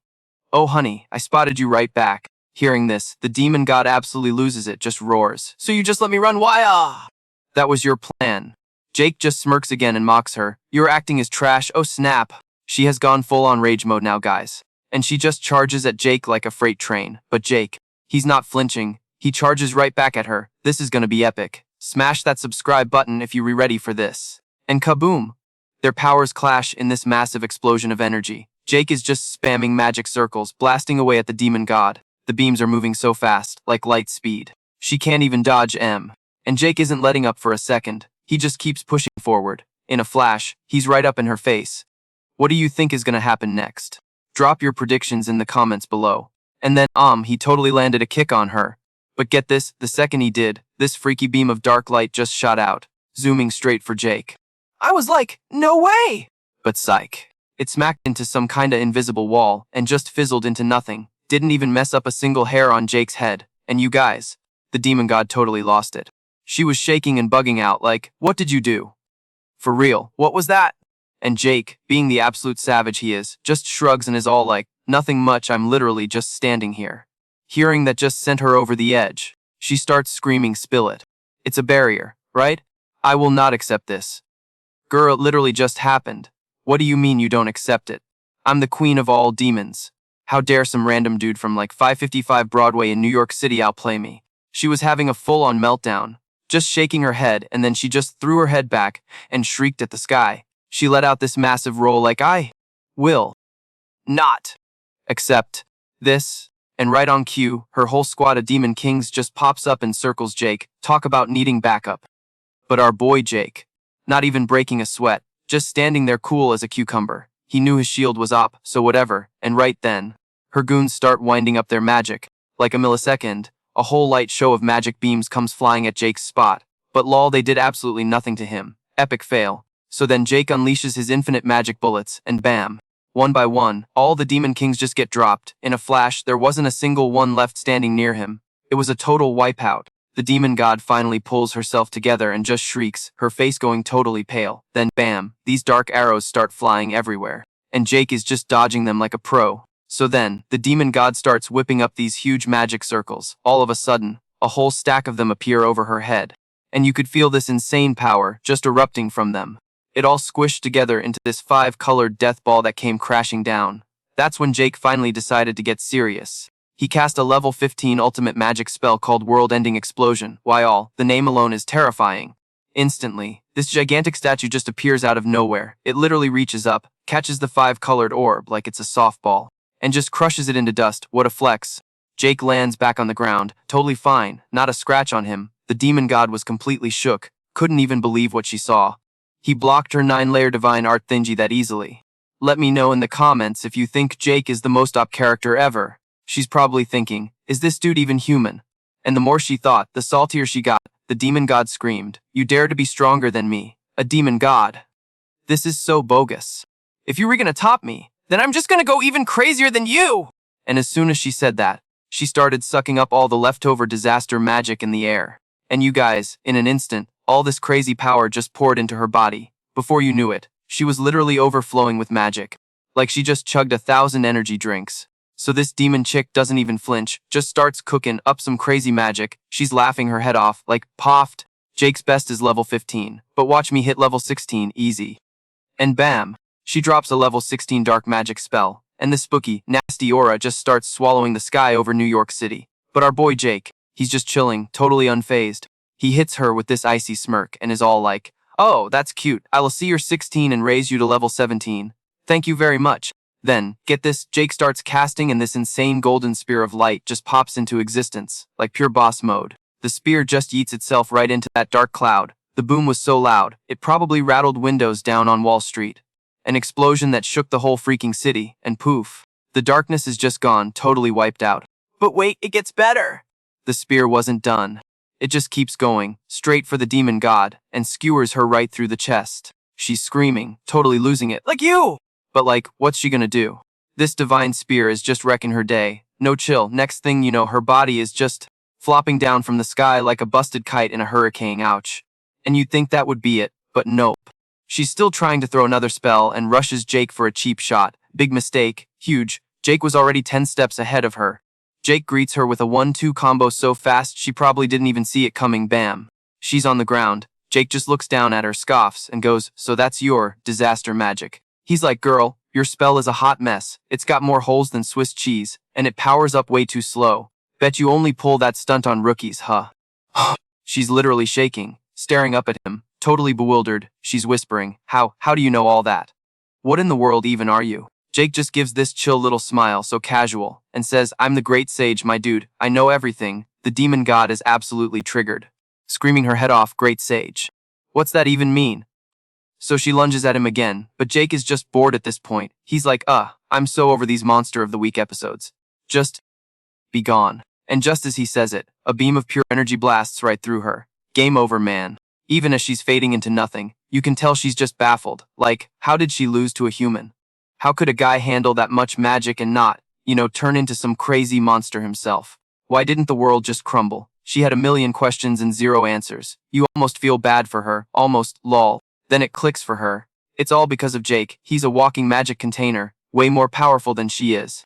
He's the reason humanity didn't get totally messed up by all this. Wait a minute, did Jake seriously just absorb all of Earth's magic into his body? Is that even possible? This world is definitely not playing by the same rules as the demon world. It's a small world with one major glitch in the system, Jake. And once the demon god was deleted, the skies over New York City cleared up, all sunny and blue again. And everyone is losing their minds with happiness. The crisis is over! One of the agents is like, "Looks that way." with a huge grin still, screw those magic nobles, am I right? The entire population of New York poured out into the streets to celebrate, like it was New Year's Eve in Times Square. And get this, it wasn't just here, places all over the world made it through. Shout out to that buff king, Aaron. The dude actually held it down until the end, and just in time, Detective Miller and his crew are finally waking up from their little nap. Even the magic nobles are starting to stir, and then, our main man Jake floats down from the sky like a literal angel. The second his feet touch the ground, everyone just mobs him, totally psyched. Tyler is grinning from ear to ear, like, "Bro, you totally wrecked that demon god, right?"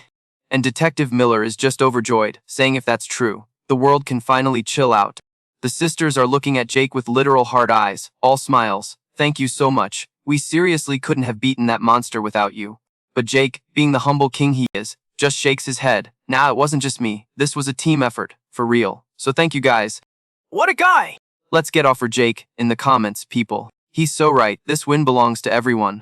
But just when we all feeling the good vibes, someone starts ugly crying and kills the mood. Jake looks over, kinda confused, and sees Bella just sobbing her eyes out next to Director Collins. She's all, "Dad, please don't go." When she sees Jake walk over, she latches onto him like he's the last lifeboat on the Titanic, begging, "Please, I am so sorry for everything!" I'll do whatever it takes, just please, you have to save my dad." And then she just bows her head, looking totally broken, and then Chris jumps in, pleading too, "I'm asking for the same thing. I know it's a lot to ask, but please, we begging you." And then he gets on the ground and bows to Jake too. The drama! Jake just narrows his eyes, staring them down for what feels like forever before he says anything. What do you guys think he's gonna do? Drop your predictions below, and don't forget to like and subscribe. Yo, don't you dare forget what you promised. Got it. To fix this dude, he's gotta pump him full of magic, and for all those gnarly monster parts, Jake's gonna have to yank out that nasty disaster energy. And with his current power level, Peach total cakewalk. So with that vibe, Jake knelt down and put his hand right on Director Collins' body. And boom! Just like that, this insane halo of light just surrounds him. His wound started healing so fast you could literally watch it happen. And Maya's crew in the back were totally freaking out. Like, whoa! Everything just snapped back to normal. It was a straight up miracle. For real, Bella finally breathed a sigh of relief and just, like, completely broke down crying. Thank you so much, Chris said, full of gratitude. I mean it, from the bottom of my heart. But Jake, he just gave a chill little smile. No words needed. And just like that, the crazy days of battling were finally over. So get this? Thanks to the tea spilled by Bella, Chris, and Mir Johnson, all those shady magic nobles and their little cronies got rounded up, one by one, busted. Turned out a lot of them were forced into it, you know. Like under major pressure. And even though they couldn't totally prove they were innocent, word on the street is they'll all probably get lighter sentences, major clutch. Director Collins eventually woke up, but plot twist, he had total amnesia, and here's the kicker, Bella was his actual biological daughter. As his kid, she straight up rejected her family's guardianship. The drama's real. Wow! She pretty much grew up all alone, never getting that father-daughter love, but her obsession with her dad. Oh, that never went away, it just got super twisted and weird over time. So Jake swings by to visit Chris, who just spills everything. He's like, dude, I couldn't just stand by and watch Bella be abandoned like that, so I kinda stepped up and played the big brother role. Telling myself I was just looking out for her. He admitted he'd been super lonely too, and never really felt that connection with people. Maybe it was just him projecting, you know. But he got obsessed too. By the time Chris realized what was up, he was in way too deep. Then Chris just hangs his head, shaking and whispering, I'm a monster. I dragged so many innocent people into this mess. I'm a horrible person. But Jake, he just gets up from his chair and says, super calm and collected, look, what you did isn't just gonna vanish, but some of this weight. You don't have to carry it all. Peep today's paper. And with that, he just dipped, leaving the cell. Later, Chris heads back to his room, newspaper in hand. And when he reads the headline, dude, the waterworks start, because it reported that the total number of people who got hurt in this whole disaster was a big fat zero. You could just see the relief wash over Chris.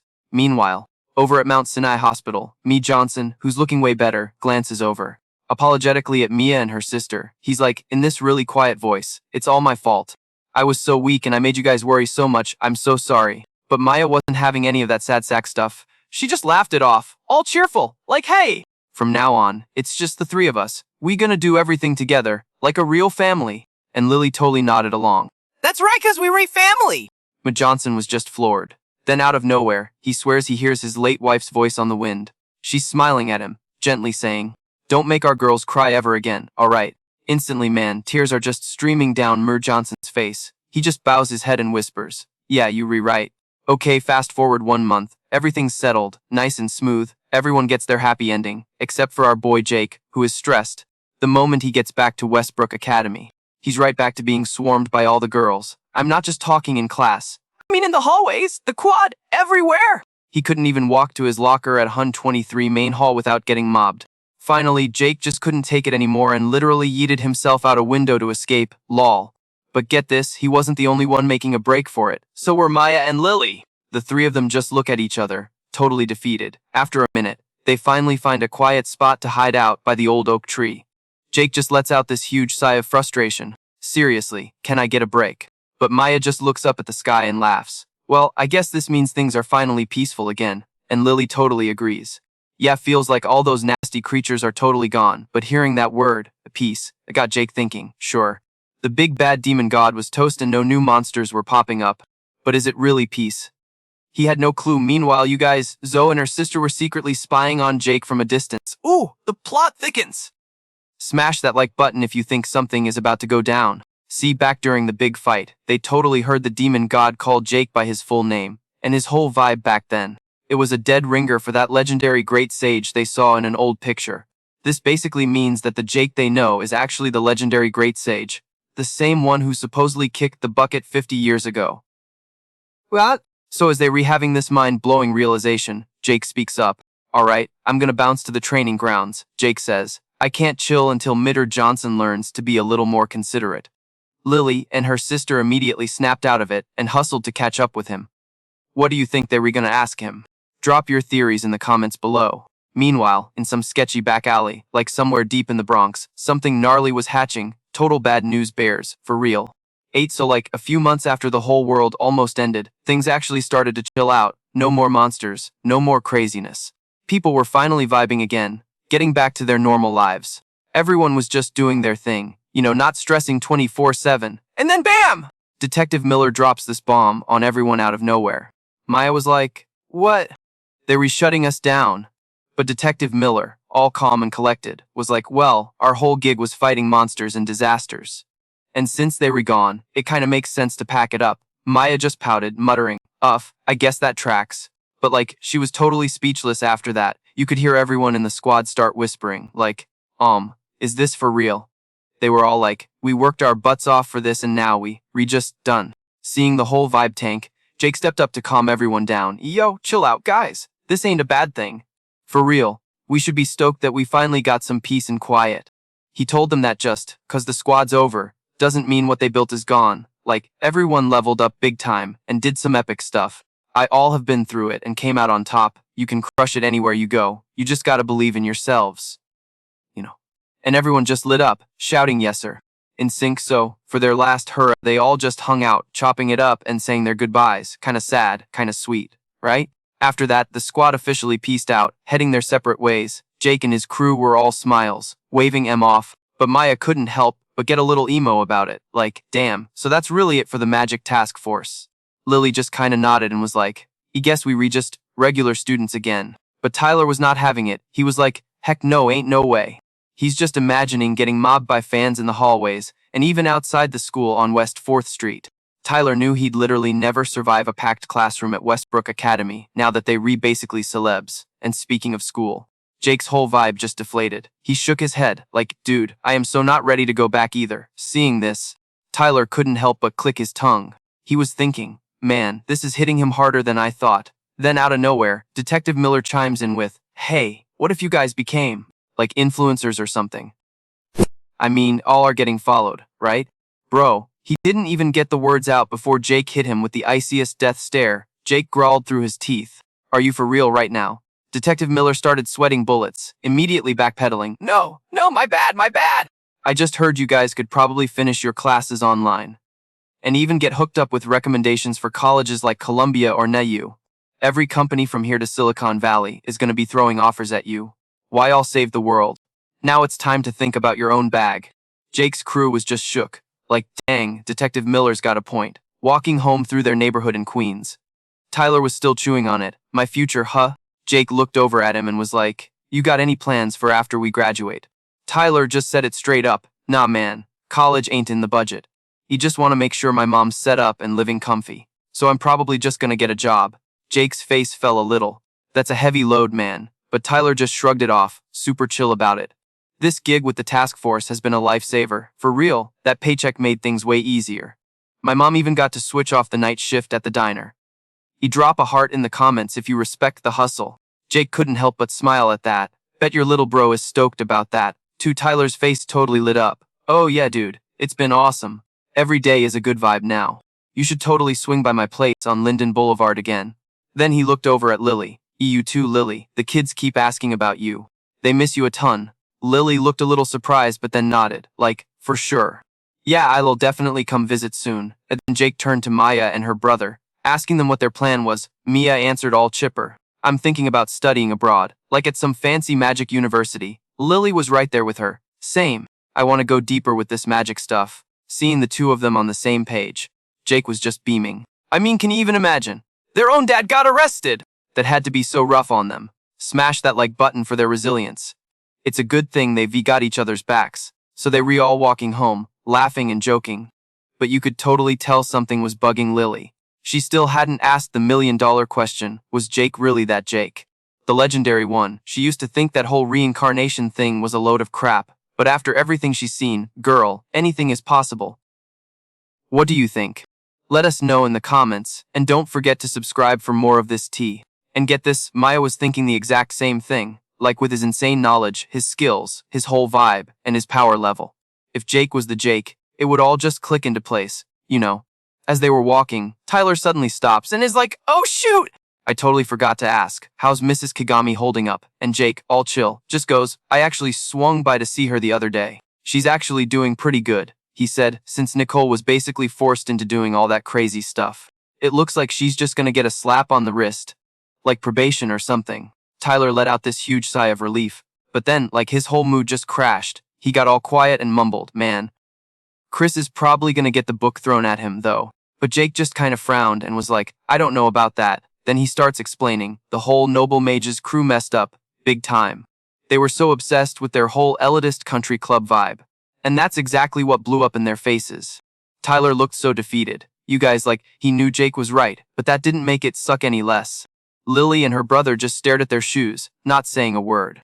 I mean, they were living it, so they totally got it. Jake saw how bummed they were and let out this soft sigh, trying to make them feel a bit better, but like, there was more. But don't forget, Jake added, that whole freaky demon god thing was pulling the strings, so they'll have to factor that into the equation. And just like that, bam! Tyler and the others actually started to smile again. Okay, so they were all feeling way better, but Jake. Nah, his brain was doing mental gymnastics. He's like, okay, but for real, what is this demon god? And what was all that noise about another world before she poofed? And why did Director Collins go full on demon mode? And also the whole reason I got a do-over on life. What if I was brought back using the same shady method as the demon gods? If that's true, he thought, then I'm basically cut from the same cloth as that thing. Which led to the biggest question of all. Am I even human anymore? Done, done, done. Let me know your theories in the comments, guys. Okay, so fast forward a bit. They re at Tyler's house on like 123 Maple Street in Queens. And Lily is having the absolute worst time trying to babysit. These two little kids are using her as a human jungle gym, just spinning around her. Maya sees this and just has to say something. She's like, whoa, I have literally never seen my sister act like this before. And Jake, who's also getting tormented, just pouts and shoots back, you can't talk. You were letting a toddler use your cheeks as a stress ball.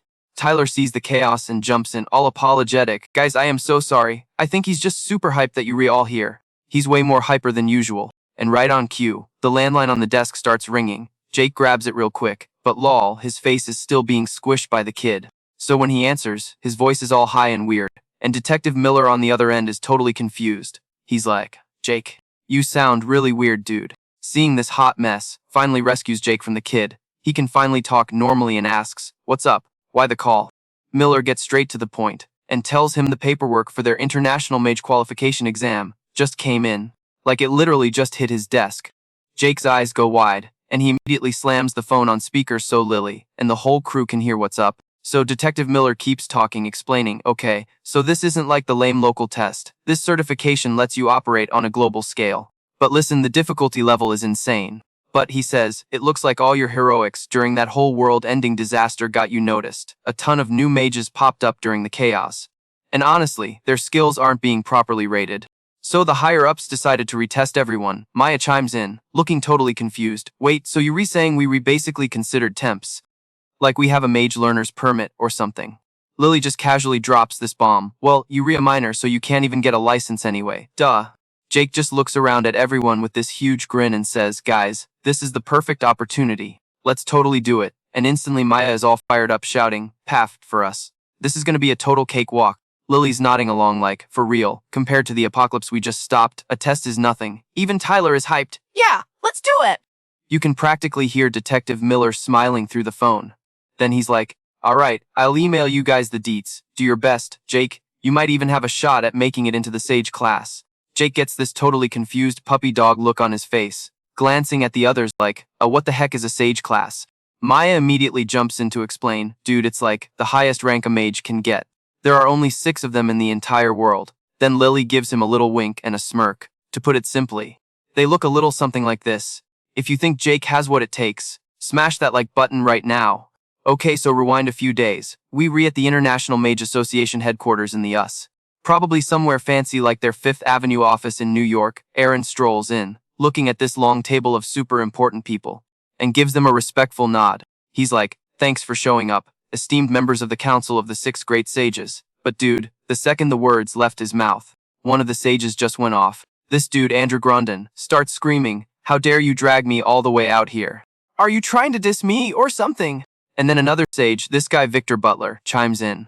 Oh girl, seeing him get all worked up like that, they just had to poke the bear. One of them was like, I seriously can't with people who let their feelings run the show.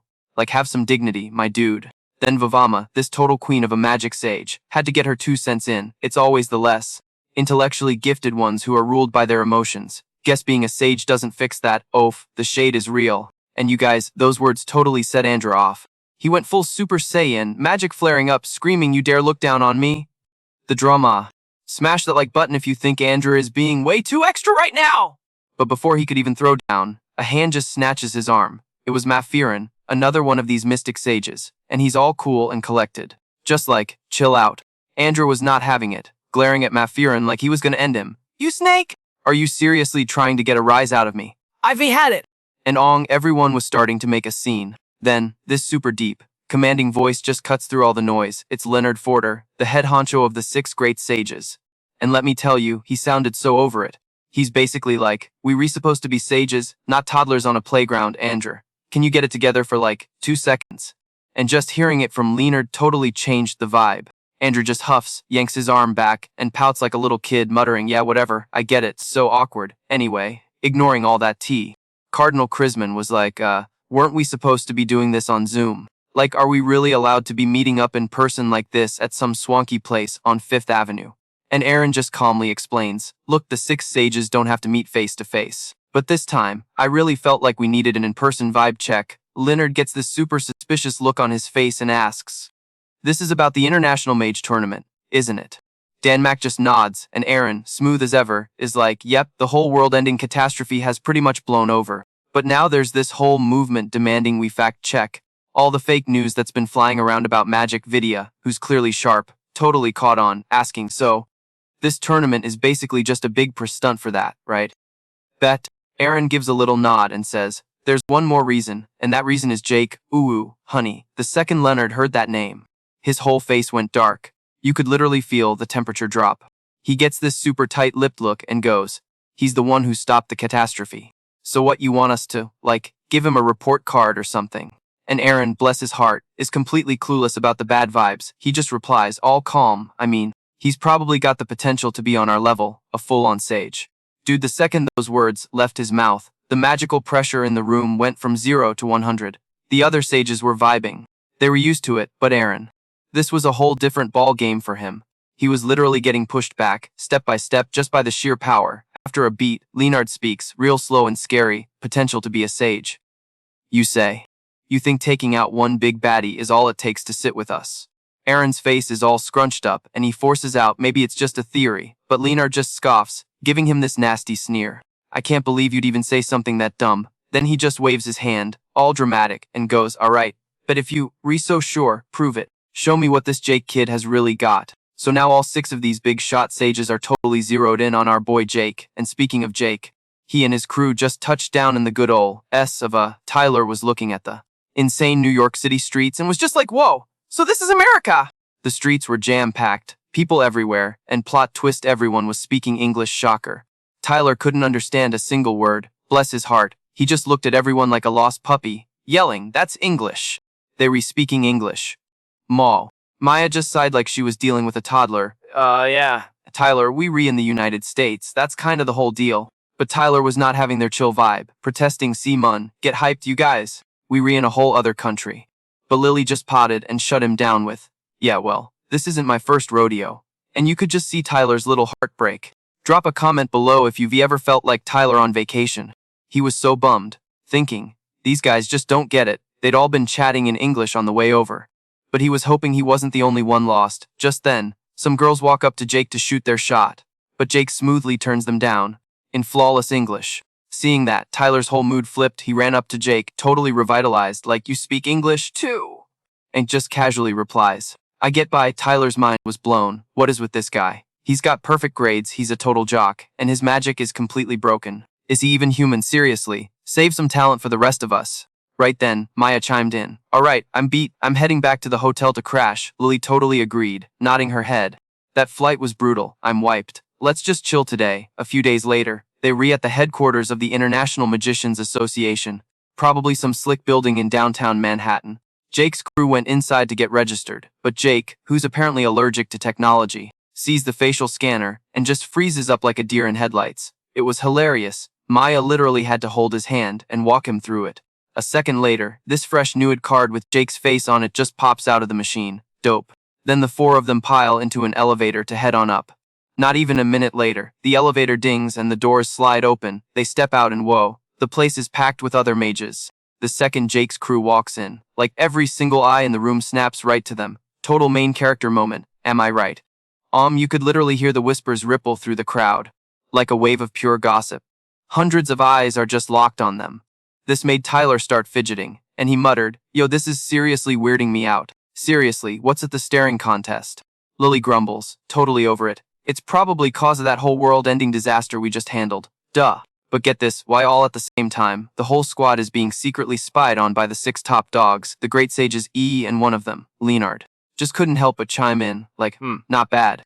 Their energy levels are pretty solid," Krista murmured, getting all deep and thoughtful. She adds that a mage's real power literally changes the game for a country's status, because they're repacking abilities that make regular old weapons look like water guns. Leonard just says it so casually.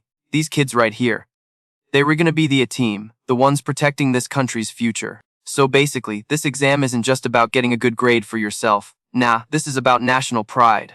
The results literally decide where each country ranks on the world stage. The stakes are insane.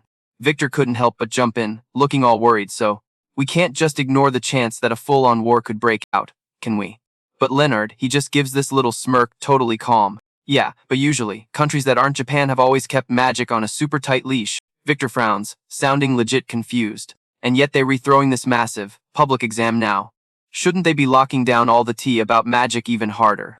Leonard just shakes his head slightly, raising an eyebrow with this all-knowing smile. That's cause magic is basically the new military tech. He explains, it's just that Japan went ahead and dropped the whole playbook first, putting it all out there for everyone to see. So the whole game is starting to change. Victor stares at Jake's file on the computer screen for a hot second, and after a long pause, he's just like, whoa.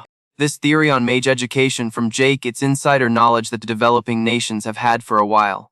But it's always been kept super top secret, never published anywhere. And that's exactly what Leonard is focused on. He says, real slow and dramatic, how he got that information is a total mystery. But he's the one who put Japanese mages on the world stage.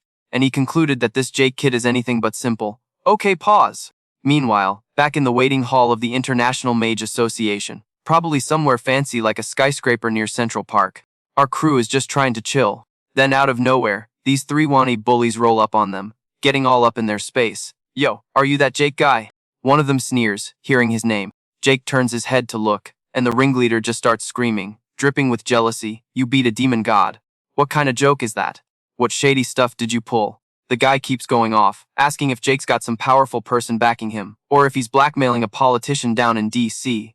Seeing this clown act up, Jake gets this major flashback to dealing with Chad. He just frowns and claps back. "You don't have anything to do with Chad or his crew, do you?" Hearing this, the guy totally loses it, shouting, "Don't change the subject." You guys, seeing this whole scene go down, Lily's crew wasn't even a little worried. They were actually getting a kick out of it, like, just like old times, they were literally standing on the sidelines enjoying the free show. The 3 Stooges totally punked out and didn't dare do anything. They turned to leave, but not before throwing out one last pathetic warning. "Whatever, man. This whole scam is gonna get exposed sooner or later. Everyone's watching you! And with all the yelling, yeah, every single person in the room was now staring. Jake lets out this huge sigh, totally over it. Man, what a pain. But hey, he thinks with a little smirk, this might actually be interesting too. And right on cue, someone else walks in. It's this girl with pink hair. And her face is this perfect mix of innocent and dead serious. A moment later, Aaron himself struts in, his voice booming over the chatter. "Everyone, take your seats now." Seeing him, Lily and the gang were instantly on high alert. Hold up the use. Military is in charge of this exam. While they were still reeling from that shocker, Aaron was already on the main stage, laying down the law. "From this moment on, I will explain the exam. I'm only saying this once, so you better listen carefully." He said the exam has 3 parts: a written test, an energy measurement test, and a practical skills exam. If you fail to hit the standard score in any section, he announced, you will be disqualified instantly. Besides the tests, he continued, other factors will also be taken into consideration. Therefore, please conduct yourselves in a way that doesn't make mages look bad, and don't do anything disgraceful. After you pass, your rank will be determined by your total score. Wow, the pressure is on. What do you guys think will be the hardest part for Jake? Let us know in the comments, and don't forget to like and subscribe. Yo, so after hearing that, the punk who was all up in Jake's face earlier gets all skeptical like, but for real, what does it actually take to get this great sage rank? And Aaron, super chill, starts to lay it down. Okay, first, you gotta ace the test. A perfect score is the bare minimum. But that's just the ticket to the ride. They're also checking your skills, what you've accomplished, your natural talent, and even your public image. You gotta be the whole package, no weak links. And as he's saying this, get this tea. He throws this super sneaky look at someone down below and says with this mysterious grin, maybe, just maybe, the 7th sage is gonna come from this room today. You guys, the whole room just went wild. Everyone was buzzing, totally hyped up. Aaron just nods, looking all proud like, yep, this year's class is seriously stacked. But in his head, he's like, yeah, but Jake is on a whole other level than these kids. With that thought, he just screams, all right, let's get this show on the road. The official exam starts now. First up was the written exam, classic, so Jake grabs the test paper, and dude, his whole expression just collapses. Get this, every single question was about his dad. Jake lets out this massive sigh, like, I'm so done, I thought this was a magic test, not a trivia night about my family history. Talk about a setup. What do you guys think? Was it a trap? Let me know in the comments. Aaron, watching Jake from his VIP spot up top, sees him sighing over and over and can't help but think, yep, that is definitely the hardest exam we've ever made. He's thinking, even a legend like Jake is gonna have a rough time with this, but man, you better not let me down. But then, when he sees the results, Aaron wasn't just not disappointed. He was completely floored, totally in disbelief. Just yelling, are you kidding me? Because there it was, right at the top of the list, Jake's name, sitting pretty in first place with a perfect score, y'all. Aaron's just shaking his head, like, of course, this dude is built different. I honestly thought getting even 80% would be a huge problem for him. If it's Jake, he might actually pull it off and become a great sage. At the same time, Maya and the rest of the squad come running over to celebrate with Jake. But you know Jake, he plays it super cool, just calmly asking, so how'd everyone else do? Maya immediately chirps up, my sis and I are probably chilling around 20th place or so. Tyler also puffs out his chest, bragging, I snagged 40th place. Hearing this, Jake gives him this hilarious look of disbelief and asks, wait, you re good at the written stuff too? Tyler shot him the meanest glare for that roast. Anyway, next up was the mana measurement test. The instructor points to these crazy techie-looking devices and makes the announcement. There's literally no magic these new babies can't rid. All right, let's begin. Jake just watches everyone go up, one after another, and can't help but sigh. Of course I'm last again. He's probably thinking, what's the deal with that? Just then, Maya lets out a massive gasp. Wait, is this for real? The number lighting up the machine was 980,000. It wasn't just her, even people watching from outside their apartments in Queens were losing their minds, yelling what is with her mana level. It's almost 1 million. And look, this dude over here hit 900,000. Tyler wasn't slacking either, pulling a massive 890,000. These kids are not playing around. Lily glances over at them and Tyler, and you can just see her in her head like, dang, I totally flopped on the written test. And now for mana. It feels like they're catching up to me here, too, but Jake was just so happy for them. All three were making some serious gains, and just then, another crazy scream cuts through the room, making him whip his head around. Above the measuring machine, this insane wave of power was just pulsing through the air. You could literally feel it. Full on aura mode. A second later, the device screen flashes 1 million mana points. Someone in the crowd knew who she was and the gossip started. Isn't she that transfer student from China? Turns out the pink-haired girl is a straight-up genius in both magic and martial arts, and our boy Jake is just quietly watching her. This little spark of excitement in his eyes. You can tell he's thinking, okay, so there are some pretty interesting people here. And I bet they were not even showing their true power yet. While he's lost in his thoughts, the instructor finally yells out, Jake, Let's go. time for your mana measurement. Hearing his name, Jake finally steps up to the machine. He's got this little frown on his face. Oh man, this machine again. What am I even supposed to do now? As Jake walked up, the entire crowd started whispering like crazy. Leonard, watching all this on a screen from some high-rise in Manhattan, just smirks and says, let's see what happens this time. Aaron, hanging in the back, was also on the edge of his seat. He was desperate to know Jake's actual mana number, and he wasn't the only one. Lily's crew was the same. Lily couldn't help but mumble, I wonder how much mana Jake really has. Lily just mutters a wild guess of 99,990,000. I mean, he joked before about having 99 million. But at this point, they were all starting to wonder if it was a joke at all. Hit that subscribe button if you think Jake's about to break the machine. We're starting to think it wasn't a joke and might actually be the real deal, so. At the power measuring machine, Jake just let loose. He was clearly done hiding what he could really do. And yup, in like a split second, this insane pressure just washed over everyone, making the whole crowd behind him totally freak out. His energy was just surging like crazy. And the numbers on the machine were shooting up non-stop with no end in sight. Even Aaron was just frozen stiff. The entire International Mages Association building, probably all the way to Times Square, was buzzing with his power. And then kaboom! The whole machine just straight up exploded. Jake just sighed like, welp, I knew that was gonna happen.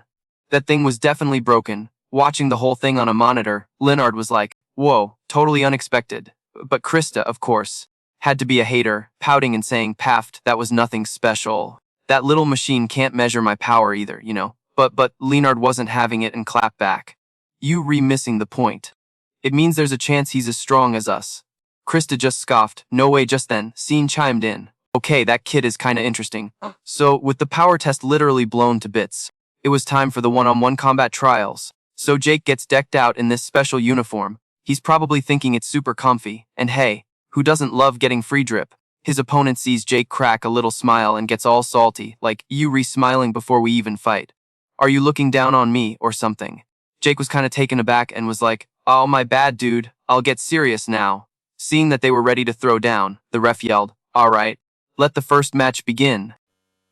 The words were barely out of his mouth when Jake just blitzed forward.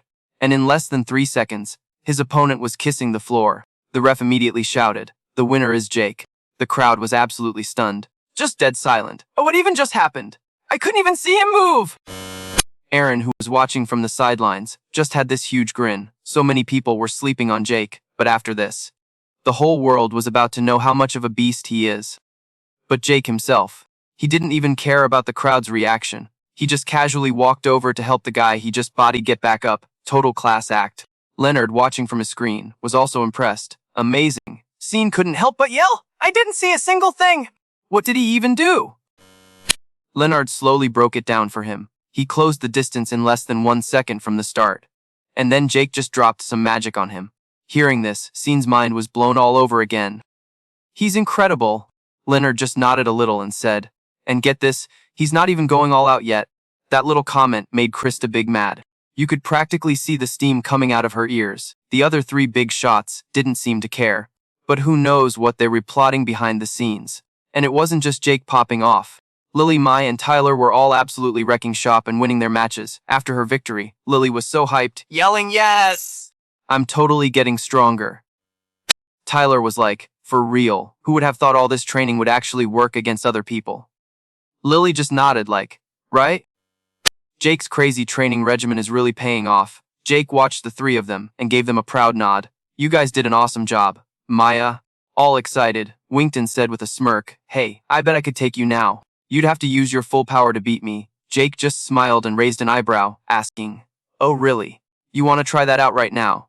Maya completely froze for a second, then started waving her hands like crazy. Nope. I'm good! Just then, the announcer ran over. Jake, your next match is about to start. Jake, a little surprised, just replied, got it, and just like that, Maya dodged a major bullet, letting out a huge sigh of relief. She totally almost wrote a check her body couldn't cash. Gotta be more careful. She probably thought, a little later, all the one-on-one fights wrapped up, and guess who took first place again? Big shocker, it was Jake. Tyler was just looking on, totally starstruck. Dude, you got a perfect score. Lily chimed in, Jake, at this rate, you were gonna go pro for real. Lily scanned the leaderboard for their names and mumbled after a sec, we ranked around 20th. Tyler then looked at the name right under Jake's and just about yelled, yo, second place is Emma! The second he finished saying her name, a super clear voice came from right behind them. Did someone call me? The whole group jumped and spun around to see Emma, who had just materialized behind them out of thin air. Jake was totally bewildered, wondering when the heck she even got there.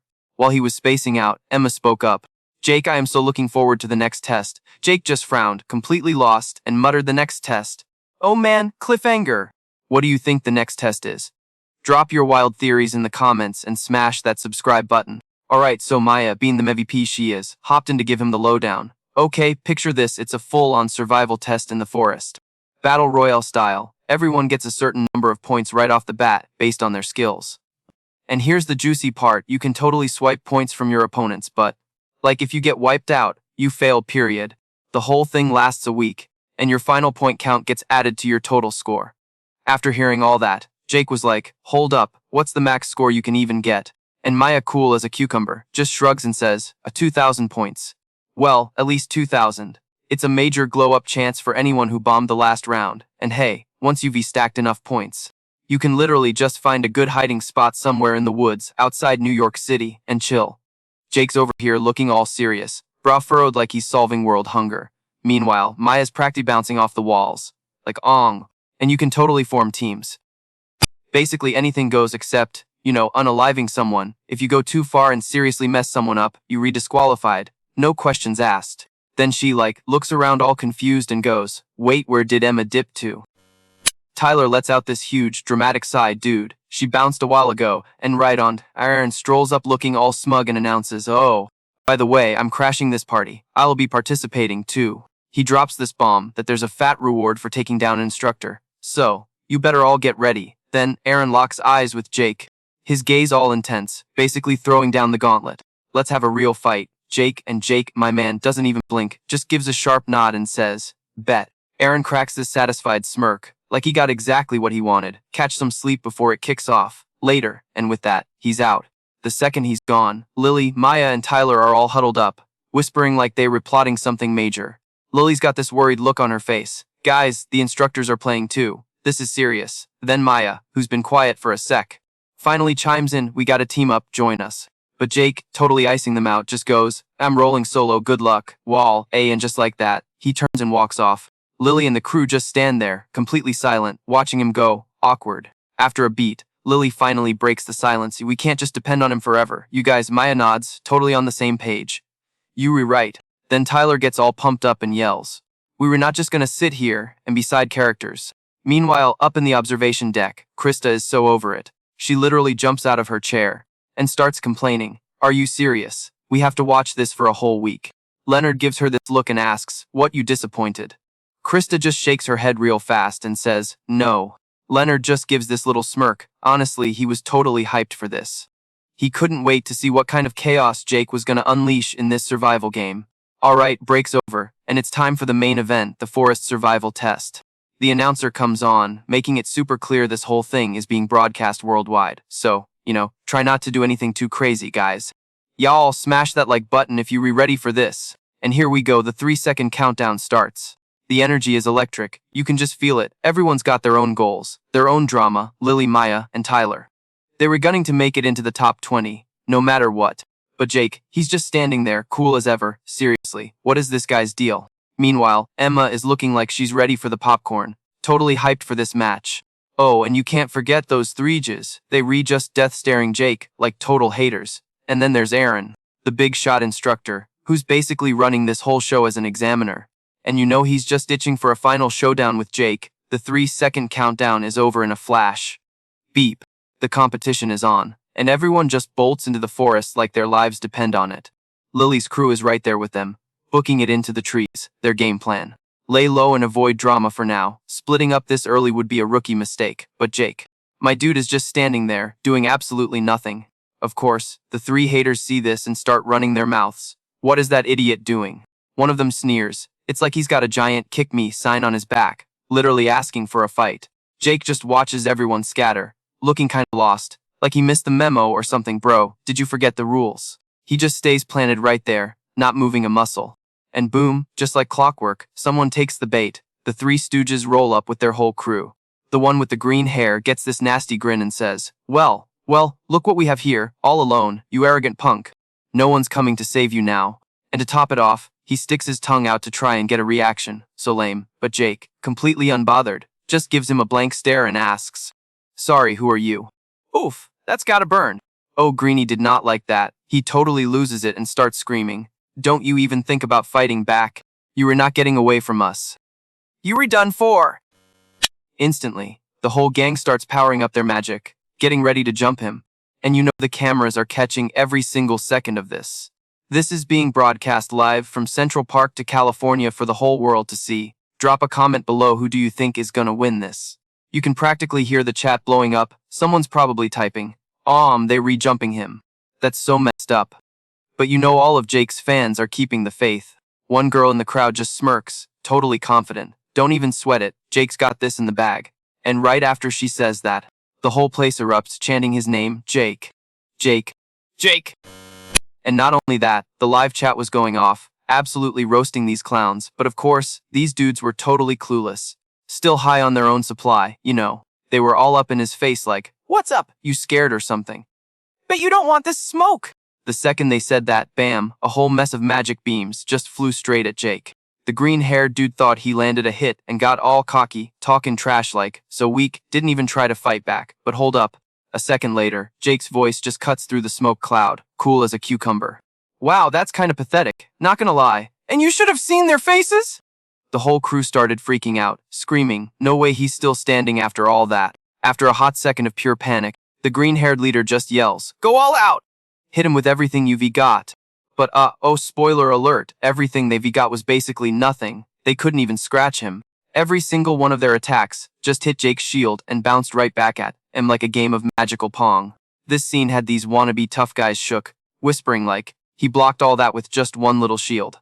My god, dude, that's some next level scary stuff. While they were still glitching out, Jake just casually popped off a few mana bullets. And just like that, their whole squad got clapped. They were all laid out in a huge crater on the ground. It was only then that it finally clicked for them. The rumors about Jake taking down Tony weren't just gossip. They were 100% fact. Meanwhile, another group that was just chilling on the sidelines was busy scrolling the feeds on their phones, probably checking the latest drama.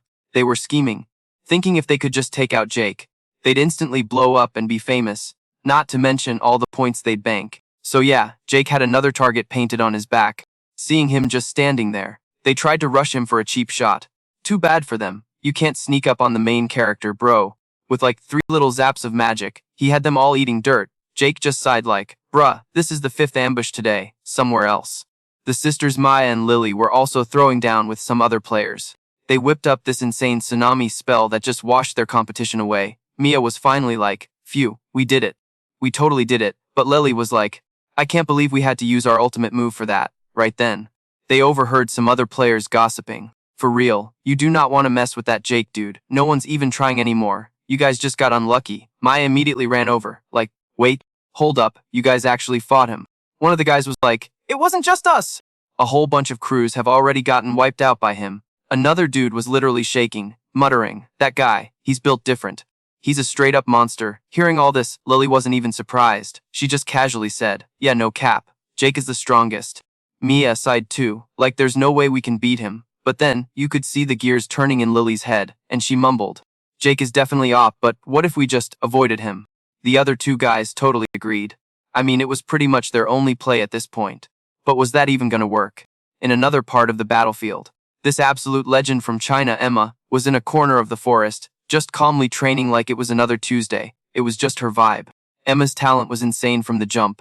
Like she was only 13 years old when she became the top dog in all of China. No matter what it was, nobody could touch Emma, and she knew. She just knew that one day she'd be even stronger than her master and her senpai. Honestly, Emma was getting kinda bored, cause there was literally no one on her level. All the opponents she'd ever faced were totally mid. Emma wanted a real challenge, someone who could push her, which is why she even joined this whole crazy competition. This girl's power was ridiculous. She could literally punch an ancient tree down to its roots. That kind of insane strength made everyone keep their distance, which is why she was always alone. But Emma didn't quit. She promised herself she'd get to that GOAT level, a place no one else could even dream of. And to do that, she had to face the best of the best, and guess who she picked? Yep, none other than our boy Jake. So Emma found Jake, pointed right at him, and was like, Jake Kuzunaji, you re next on my list. Jake didn't even flinch. Just gave her a chill little smile and said, get in line, girl. Seems like half the people here on Blecker Street have their eyes on me. Emma's eyebrow twitched as she glanced behind her, and saw a whole new crew rolling up. Emma immediately backed off, pouting a little whatever, I always roll solo. I don't do teams. The guy in the front of the new crew just nodded and was like, facts, same here. We all want a one-on-one. Hearing that, Jake just kinda clicked his tongue, a free-for-all, huh. Oh, bet this is my jam. At that exact moment, Aaron showed up on the scene too. He was just watching Jake from the shadows, real quiet like, all these top-tier reps from all over the world. Every single one of them had a power level over 1 million. Wow, this is about to get wild. Smash that like button if you re-hyped. Like even Jake would have a tough time trying to throw hands with all of them at once. But a one-on-one. Bro, that's a whole different story. But get this, Aaron was totally digging Jake's whole vibe. He was like, 8, I approve. This wasn't some kiddie playground scuffle anymore. Y'all, it was time to see what he was really made of down below. The dude flares up his energy, gives a little eyebrow raise, and opens his mouth. I'll go first, and Jake, seeing this guy's power level, was actually impressed. He's like, yo, not bad. The amount of energy you've cooked up is pretty solid. With a little chuckle, the guy just says super casually, I'm a former merc, been on a lot of battlefields, you know. And yeah, I've had to put people on a permanent vacation, but chill, I'm not gonna do that to you. Jake just clicked his tongue, like, yeah right, dude, this guy's talking all smooth but giving off majorly dangerous vibes. So sketchy. And boom, the second he stops talking, the guy charges straight at him. But Jake, he doesn't even flinch, just reacting all calm and collected. Then, in like a split second, the knife in the dude's hand is right in Jake's face. He zips out of the way. But it was a close call, it literally snipped off a few strands of his hair. The merc couldn't help but be shocked, like, whoa, those moves are clean. And then he's thinking, alright, bet, let's see you handle this. With that, he whips out some sketchy dark magic. This creepy black tendril thing shoots at Jake, but nope, he dodges it. And before the guy can even blink, Jake is right there and just decks him, no hesitation at all. You could just see the world of hurt wash over him. He lets out this scream as his body goes flying, like, Dozens of feet. Yeet. The dude is just on the ground, literally trembling. He's thinking, he just one hit did that much damage. What kind of monster is this guy? Absolutely terrifying power, no cap. Jake just scans the rest of the crew, raises an eyebrow, and says with a smirk, so who's got next? Of course, some big buff dude steps up all cocky, yelling, I'm gonna be famous after I wreck you. But what happened next? You guys, it left that former merc completely speechless. He just starts stammering in this shaky voice, like, unfreaking believable. Because every single person who rushed forward got absolutely dismantled by Jake in a flash. It was so brutal you almost had to look away. That ex-merc guy is just biting his lip, totally shook. I mean, they had a first-class magic user with them, and they couldn't even put a single scratch on him. And this merc, a guy who's seen it all and never been scared, was shaking like a leaf on some tree on 5th Avenue. Aaron, watching this whole beatdown, was just blown away. He never in a million years expected the power gap to be this massive. A part of him really wanted to jump in there and fight Jake himself, but Aaron quickly shut that idea down, shaking his head with a sigh. If I get clapped this early, I can't finish my mission. Such a bummer, guess I gotta bounce to another spot. Ian, get this, Emma was watching nearby as Jake was just ending careers. And her eyes were as wide as dinner plates. She was in total shock. She was thinking, what was that? What is even happening right now? Those moves, she had zero clue Jake could pull off something so insane. Meanwhile, Jake's just watching the rest of the crew run for the hills. Yep, they tucked their tails between their legs and booked it, lol. Jake just sighs like he's bored. It was barely even trying, you guys. Then he glances over at Emma and says, so, it's just you left, you wanna go? Emma immediately walks right up to Jake. Look, everyone has always called her a genius, a real prodigy, but Jake was on a whole other planet. The feeling she got from him was just like when she fought that master's top student, maybe even crazier. She gets all hyped up, clenches her fists, and just yells, bring it on. Emma fears nothing. Seriously, she's just amped for a good fight, so she goes charging right in. Jake just kinda frowns, like, oh boy, here we go.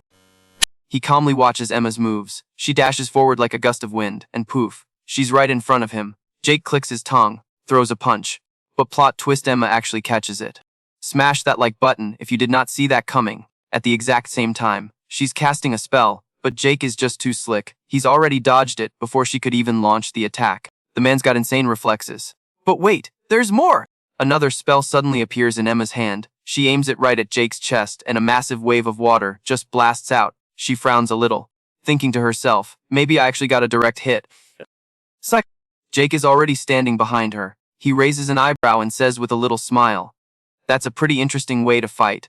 The second she hears his voice, Emma jumps back, putting some distance between them. Jake doesn't even seem to care. He's just chilling. He's casually breaking down her style like, yo, that combo of Chinese martial arts and magic is sick, and the way you keep it activated is wild. You gotta time that perfectly in the middle of a fight. It's flawless. He could tell it was different from regular energy. And it wasn't like the magic-infused combat he used either. There was just something totally unique about Emma. Emma just scoffs and says, this isn't magic energy, it's fighting spirit. Jake actually looked a little confused and asked, what kind of power is that? Seriously though, what do you guys think fighting spirit is? Let me know in the comments. Emma totally pouted, giving him major side eye and was like, Poft, I'm not telling you. Then, girl immediately starts casting some wild spell. We're talking a level 12 combination spell? Wall. And kaboom. A massive, world-shaking explosion just erupted, filling the whole sky with smoke and fire like the 4th of July in New York City. After dropping a nuke like that, Emma was totally winded. But get this plot twist.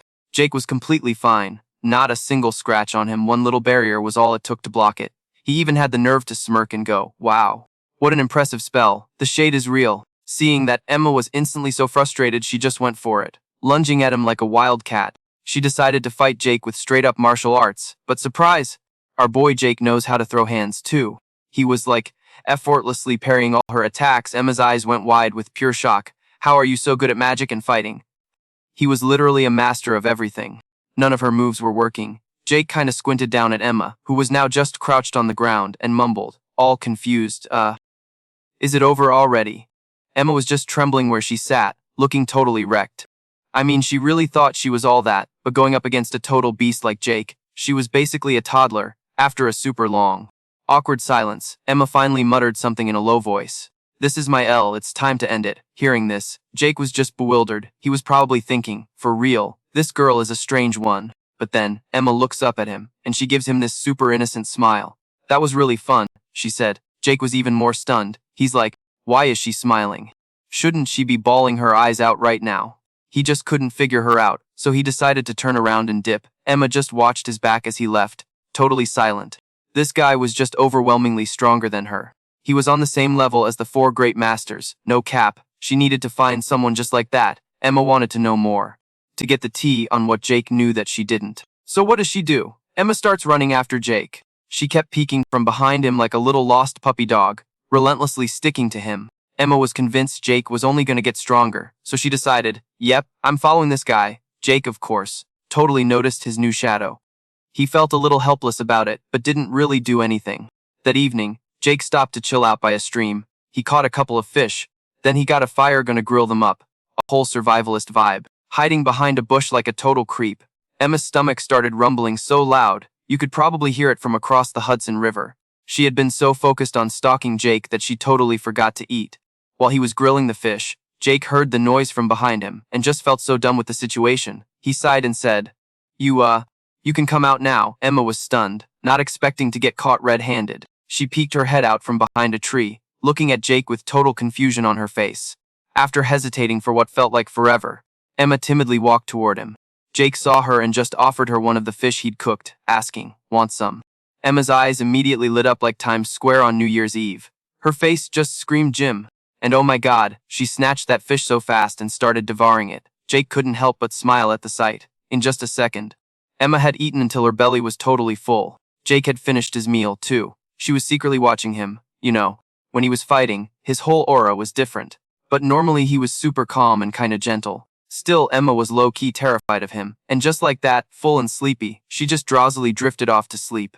Jake felt kinda helpless again seeing this, thinking her self-preservation skills were at 0. The next morning, Emma woke up from her daze to find a jacket draped over her. The second he saw her eyes open, Jake immediately spoke up. You reawake. Emma sat up with a jolt. She couldn't believe she just passed out in front of an enemy. Jake didn't seem to mind at all, and just offered Emma an apple. He was even smiling when he said, You really slept soundly. Want to eat this? Emma gave a little nod and replied, Thank you. She took the apple and scooted over a bit. She just could not understand why Jake was acting as if nothing was wrong. Emma had clearly let her guard down. So why didn't he make a move? The logic was not logicking for her. She just couldn't get it. A little while later, Jake started on his journey again, and as expected, Emma followed right behind him. But this time, she wasn't sneaking, she was openly tailing him now. Even though they were walking the same path, they kept to themselves, and Jake showed absolutely no intention of attacking Emma. What do you guys think is going through his head? Let me know in the comments. This made her super suspicious, and she finally couldn't hold it in any longer and asked, Aren't you suspicious of me at all? Jake just casually replied, Whether you follow me or not is your choice. If it becomes a hassle, feel free to just run away. Emma was stunned by his words, and it took her a second to process before she shot back aggressively. You arrogant jerk. I have a question. Without even turning his head, Jake asked nonchalantly, What is it? Emma pursed her lips and demanded, Why are you so strong? How did you even learn magic? Plus, she was dying to know why Jake was rolling solo. Like, where's your squad, bro? Jake totally let Emma go on her little rant, and when she was done, he just calmly goes, The secret to being a beast. It's talent and a whole lot of grinding. Emma's face, you guys, she was not feeling that answer. After this super long pause, she just shakes her head and mutters, grinding. Hard pass, and get this, a tiny smile actually creeped to Jake's face as he keeps talking. He's like, magic is just faking and controlling what's happening around you. After that, it's all about having an unbreakable will. Emma was trying so hard to listen, but it was like he was speaking another language. So she's totally lost. Okay, so like, mind power, right? Is there a cheat code for that or something? But Jake just curves her question completely. He gets all mysterious and says, I'm waiting for someone. Emma's like, who? And with a little chuckle, Jake just casually drops, my enemy chills. Smash that like button if you think that was cold. Meanwhile, over on the other side of old Brooklyn, Lily's little crew of 3 had just wiped the floor with another team. So they were probably sitting pretty on points. Kyle lets out this huge sigh of relief, saying, yo, as long as we can avoid throwing down with that guy, we should be able to slide into the next round. Lily just gives a serious nod and is like, for real, because if we fight him, we'll get absolutely wrecked, and our chance of passing this whole thing will go up in smoke. That just killed the whole vibe. And they all went quiet, but then Tyler, kinda hesitant, suddenly speaks up. But like, if we only pass because we were scared to fight him, can we really walk out of here with our heads held high? And for real, none of them had ever beaten Jake, not even once. He's got a point, Lily sighed, totally defeated. Jake's always been a lone wolf because he's just that op, he doesn't even have any rivals. Kyle was definitely feeling that too. Jake's always the main character, and they read just his sidekicks. All of a sudden, a noise from some bushes makes them all jump. And guess who strolls out? Aaron, the ex-merc. He's just shaking his head, all dramatic, like damn, seems like the kid doesn't have a single friend. Kinda sad. Kyle narrows his eyes at him, totally confused, and asks, where is everyone else? He answers all slow, we had a little skirmish, but we had to bounce. You guys too? Lily asked, shocked, just as a whole new crowd of people started walking up. The only way to get booted is if you can't fight anymore, Kyle said, thinking out loud. In other words, they haven't actually lost yet. So why didn't he finish them off? Drop your theories in the comments, guys. Tyler thought about it for a sec before saying, maybe it was a waste of energy. Or he went easy on them. Go easy on them.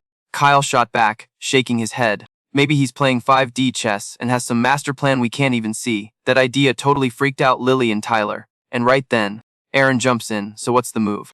You all planning to jump him together or what?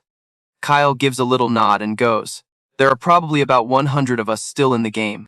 If we all team up, Avengers style, we might actually be able to take him down. After hearing this, Aaron just frowns and stays quiet for a beat. It's an interesting play, but don't forget, I'm an examiner. Kyle squints at him, raises an eyebrow, and says with a grin, see mun, don't tell me you don't want to take a crack at him. He's crazy strong, probably the top dog here. Lily and Tyler were totally on board with the idea. Aaron, though, was not convinced at all and was about to shoot it down. That's a bit of a reach, some dude started to say, but Aaron cut him clean off. In my eyes, he's got power on the same level as the 6 great sages. That statement made the whole crowd gasp, and they all started whispering, bro, that dude is cracked. Honestly, if you told me he was a sage, I'd believe it, no cap. While everyone was just bugging out, Kyle suddenly shouts, so what? What? I'm still not giving up. He's just one person. We've got the numbers. Lily nodded. Getting hyped too? Yeah, we can do it. We'll show that arrogant punk what we all about. Aaron just narrowed his eyes at them and asked in a low voice, okay, but do you have a plan that can actually win? Kyle just smiled full of swagger and said even a 1% chance is worth taking. Flash forward to the 3rd day of the exam, and Jake is still living his best life, totally unbothered. My guy is just eating and sleeping, then sleeping and eating, acting like he's on vacation at a resort in the Hamptons. Meanwhile, Emma, who's been following him, actually looks like she's in a competition. She was up and training before the sun even rose over Manhattan. The girl was practicing her magic and then throwing a few punches from some ancient martial art. She was moving so smooth, but you could tell something was on Emma's mind. She finally realized she'd been way too confident. She couldn't even touch Jake's level. He was terrifyingly strong, almost like he wasn't even human, and Emma could feel his loneliness, too. She could just sense that Jake had been walking this path all by himself for a long time. So while Emma's totally spaced out, Jake wakes up and jokes for real, grinding even during the exam.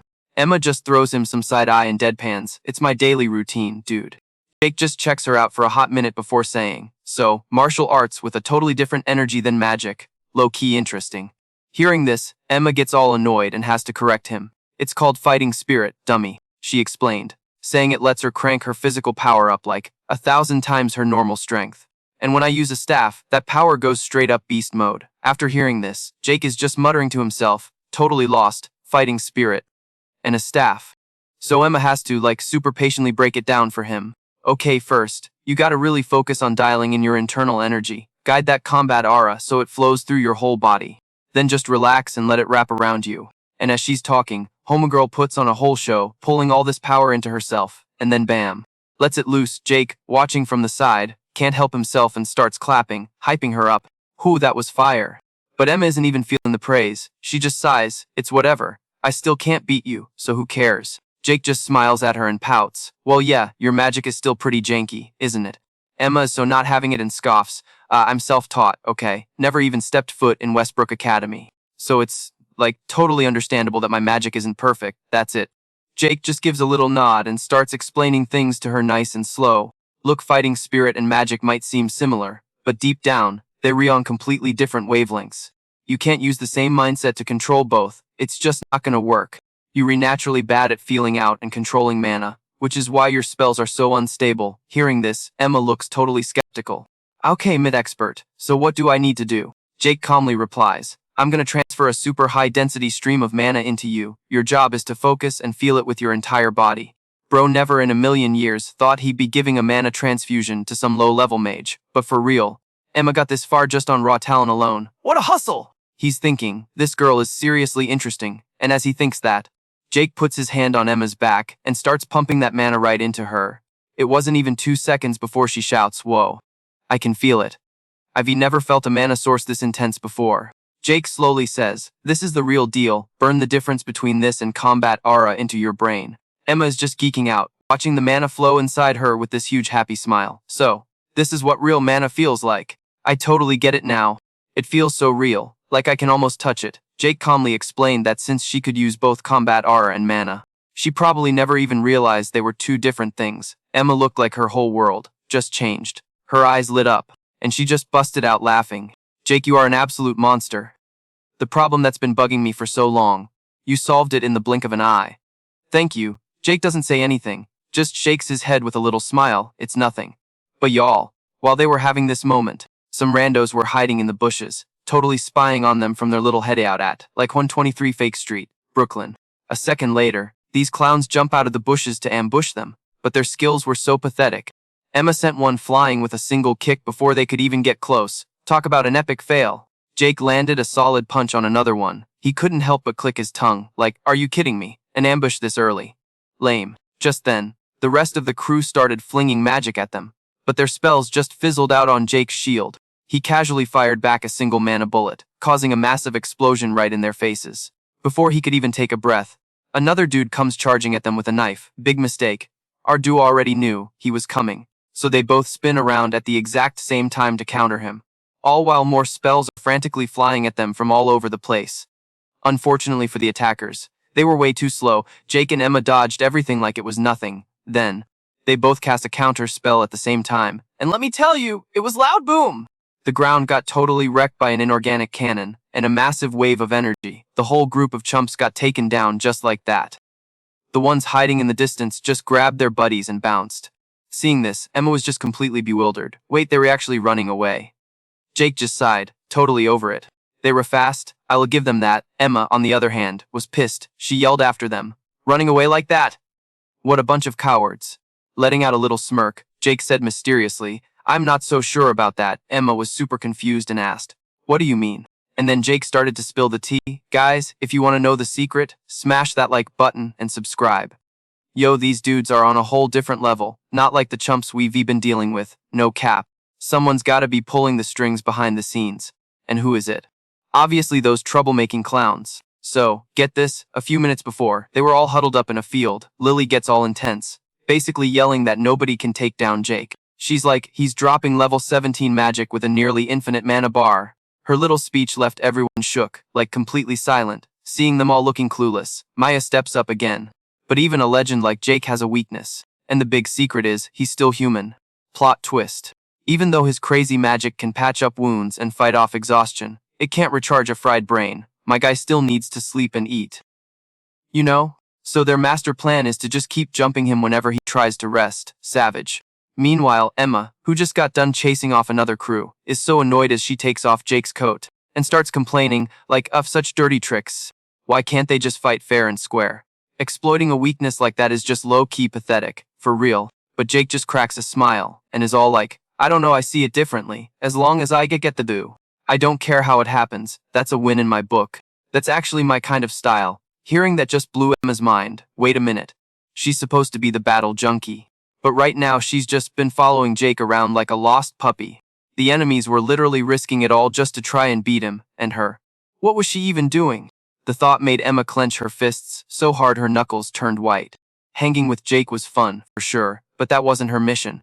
And right then, you could just see the determination lock in on her face. As Jake was about to dip, he turned back for a second. But Emma was gone, vanished, leaving him all alone in the clearing. Jake just gets this smirk on his face. They were finally gone. And now the real game was starting. The 1 versus 100 battle royal was about to kick off. And for the next few days, Jake was getting ambushed non-stop. Smash that like button if you re-hyped for this showdown. But with his op magic, he handled them like it was nothing. 1 guy comes at him, he gets dropped. 2 guys come, they both get dropped. 10 guys roll up. The whole squad gets wiped, period. After he'd lay them out, a different crew would show up to collect the injured. At first, Jake just ignored them and let them bounce. But eventually, he was like, yeah, I'm done playing nice. So he decided to give chase. As he's sprinting through a clearing, Jake runs smack into another group. They hit him with some spooky dark magic fog. But Jake just clapped it away instantly. But when his vision cleared, there was nobody there. He frowned and muttered, they ghosted. Jake couldn't even sense their energy anymore. They were gone. From the setup to the escape, their execution was flawless. Jake had to admit, not bad at all. Anyway, on the final day of the exam, Mai gathers everyone up and goes, today we launch the final assault. Her logic was that after days of constant ambushes, Jake had to be totally gassed. Aaron just listened, not saying a word. Lily and Kyle were dead silent. Maya scanned her eyes over everyone and gave the order. This time, the assault team hits them from the front, and the ambush team provides backup from the rear. We win this. No matter what it takes. The second she finished speaking, the whole crowd just went absolutely wild. And this whole battle was being live-streamed across the globe. Everyone in the US, from a high-rise in New York City to a beach house in Cali, was betting Jake would win. At the same time, over at Victor Swanky private estate in the Hamptons, he's also watching the broadcast. A little smirk plays on his lips as he says, well then, let's watch the grand finale. It wasn't just him, either. All the other big shot sages were also silently tuned into this fight. Nobody knew why they were watching. And nobody knew if they were just there for the show, or if they were scheming something for later. Back in the fight, Jake finally finds Lily's group. He smirks and says, I guess the game of hide and seek is over now, huh? Lily's crew just glares at him, every single one of them radiating let's fight energy, though one of them piped up looking super confused. Is he out of stamina? He still looks totally fine. Just then, Lily's entire group screamed together, I always lose to you, Jake, but this time I'm gonna beat you. A tiny smile appeared on Jake's face as he coolly said, My, isn't that adorable? But at that exact moment, drop a comment below if you think they even stand a chance. The ground under Jake's feet suddenly shattered, and in the blink of an eye, a massive pit opened up. Jake didn't even have time to react and just fell right in. Above him, a whole other team of mages was setting up a sneak attack. Jake couldn't help but frown, thinking, so Lily and her team were just a decoy. Not a bad plan, honestly. While he was piecing it together, the crack above him sealed itself shut, looking totally normal in an instant. The mages up top looked at each other, totally confused, muttering, did we actually get him? But like a hot second later, the ground freaking erupted. Jake just bursts out from under them, raising an eyebrow with this smug little smirk. Not bad, he says, but you still green. Seeing this, Maya's crew immediately went on the attack. It's not over yet, they screamed. A whole rainbow of spells comes flying at Jake, but he just throws up a single barrier and, poof, they re-gone. So while he's busy, some dude tries to jump him from behind. But it's like Jake has eyes in the back of his head or something. Cause another barrier just pops up and blocks it cold. He just says, all chilly, that's useless, and then, at that exact same moment, a ginormous fireball just appears in the sky. Like, seriously. What the heck? With a boom so loud you could hear it from here on my couch at 21 Jump Street, it slams down right on Jake and explodes. Smoke and dust everywhere. The other mages are peeking through the mess, all nervous. Did I get him this time? But when the smoke finally clears, Jake is just standing there, looking bored. He smirks and goes, okay, that last attack wasn't half bad. I'm surprised it actually managed to injure me, bro. When he says injured, he's talking about a literal scratch on his bicep. A scratch. My guy is built different, for real. Tyler is just losing it. He took a direct hit from that and it only scratched him? Is he even human? And that's when Maya snaps everyone back to reality with another order. Everyone, keep up the attack. I mean, it was Jake against, like 100 other students all by himself. So, yeah, everyone was betting the farm that the numbers game would win. No matter how OP he was still just one dude, but for real, how could Lily and her squad be so sure about that? Did they forget who they were dealing with? The ex-merc dude was the first one to realize, this is just dumb, how are we supposed to win? He knew Jake was on a whole other level, but the two sisters were still all fired up. They shout at the same time, I will not give up. Never. And as soon as they say it, they combo up their power and unleash a level 12 ice spell. Bam, a whole layer of frost just freezes Jake solid. Everyone starts cheering their heads off, a brand new level 12 magic spell. That's insane. That's incredible. They were all yelling, but it wasn't long before you hear this crack and the ice just shatters into a million tiny pieces. Jake just smirks, not bad. But it's still not enough. Seeing his shot, Tyler jumps in with an attack. This insane gravity thing presses down from above, but it gets swatted away by Jake's barrier like it was nothing. Tyler just stood there, completely shook, watching his spell get wrecked. Poor dude was just stunned. I mean, Lily and Maya could sling spells up to level 12, but for him, level 10 was his absolute limit. By now, everyone was running on fumes, and you could see people starting to dip. Even when we all attack at once, he blocks everything. Is this impossible? Someone whined. Hearing this, Mia just yells, so what if he's using automatic magic and regular spells at the same time? There's no way he can keep that up forever. If they kept the pressure on, she was 100% sure he would eventually break. Seriously, drop a comment if you think she's right. Anything can do damage. Meanwhile, Aaron had just ripped off his jacket. He lets out this crazy laugh and says, well, then it's my turn to dance. A close combat hit that even you, Jake, can't completely block, right? Behold, muscle magic. As soon as he's done yelling, he charges at Jake and gets blocked instantly. Talk about an anticlimax. Jake just smirks and mumbles, I told you, it's called close quarters combat, dude. Right after that, they start throwing hands so fast you literally can't even see them. It was a total blur. Fists, magic, you name it. Jake was just parrying it all like it was a joke. But Aaron wasn't quitting. He was just frantically swinging for the fences. Jake wasn't even sweating, just calmly dealing with it, seizing the moment. The two sisters attacked together again. Thousands of bony ice shards swords Jake at insane speed. They were probably thinking, he's too busy to cast a spell. No way a simple magic barrier can block a level 11 spell, right? Just then, a massive explosion kicks up dirt and rocks everywhere. The two sisters are high-fiving. It hit. But when the smoke and dust settle, a figure just strolls out of the crater. Jake casually smiles and says, good coordination, to be honest. That actually startled me, and seeing this, all the other mages were just completely and utterly shook. Impossible. He's almost completely fine. The two sisters were also freaking out. How could he block an attack like that? He didn't have time to use a high-level spell. Did he? Jake just clicks his tongue and shakes his head. I didn't use a high-level spell. Maya glares at Jake in total disbelief. Don't you dare tell me you used a low-level spell. Lily jumps in, just as salty. Are you seriously saying you blocked a level 12 spell with some basic level nonsense? So how did he do it? Jake broke it down, real slow. Yo, I just zeroed in on the exact point of impact and popped up a tiny little shield at an angle. Like, duh. He taught them this stuff ages ago. And at that point, Jake just hits M with this epic side eye. Like, I literally taught you this from day one, didn't I? Use your magic efficiently, with just the right amount of juice. Hearing that, Kyle was totally not buying it. Yeah, right, like you can just pull that off instantly in a crazy situation like that. And Lily, salty as heck, chimed in, for real, there has to be a limit to how op you are. Jake just clicked his tongue twice and gave M this wicked little smirk. Alright, playtime's over, guess I'll get a little serious now. He immediately let his power flare up, but not even that much. Jake just raised an eyebrow and sneered. I'd say this is about 10%. And yo, when they heard that, the weak ones literally turned around to book it. But Jake was having none of that. He instantly moved and put them all to sleep on the spot. Then he got real quiet, his voice dropping low. Yo, I don't really make a habit of chasing down people who are trying to bounce. But I got zero reasons to forgive anyone who straight up bails on their friends. And as he was saying this, Aaron tried to launch a sneak attack, but Jake just stood there, totally chill, and the attack did literally nothing. He just scoffed, dude.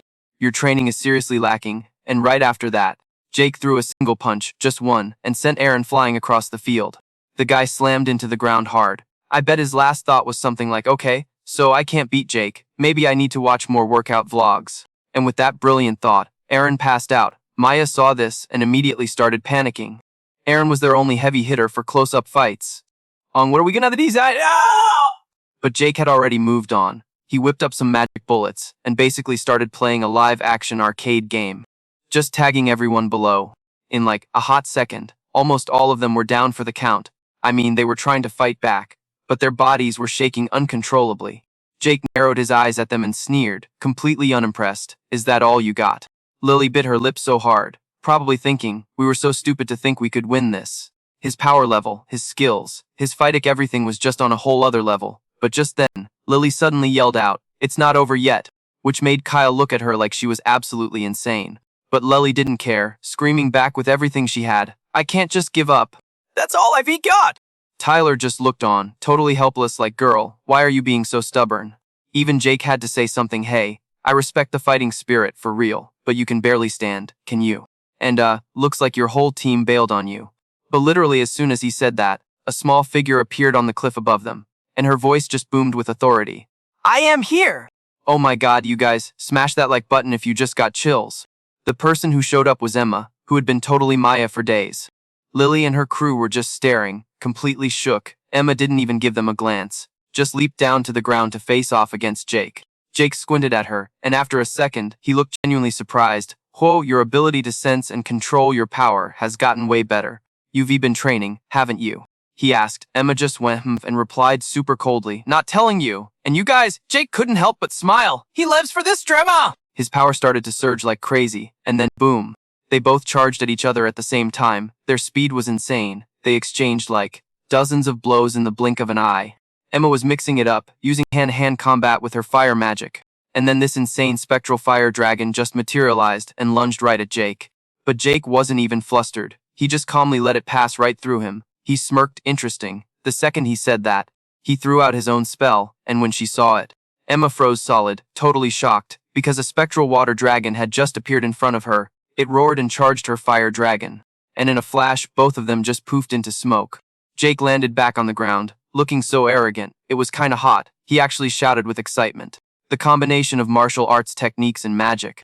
That's a pretty interesting idea you had. Emma was just glaring at Jake, totally bewildered, asking him, "A technique that I was finally able to use.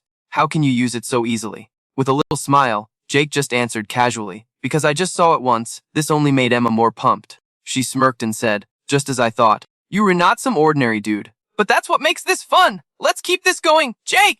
And as soon as she finished saying his name, Emma charged forward again like her life depended on it. Jake didn't back down an inch, meeting her in hand-to-hand combat and totally holding his own. Emma could now confirm it. This guy was for real on the same level as her master. And at this rate, she was totally going to lose. Meanwhile, Jake was silently like, "Okay, this girl is actually pretty impressive." Okay, so get this. Emma was totally leveling up with every single fight. Her potential was insane, like off the charts. But then bam! A whole wave of water comes out of nowhere, forcing Jake to jump back like he just saw a roach in his Manhattan apartment. Lol. It was Lily's crew. They somehow got their act together for another team-up attack. Lily's screaming, like, "We got your back!" And Emma just gives them this little side eye, hesitates for a hot second, and then nods. The drama is real. Why all? She's basically like, "Whatever, do what you want, eat." And just like that, the epic 1-versus-4 smackdown began.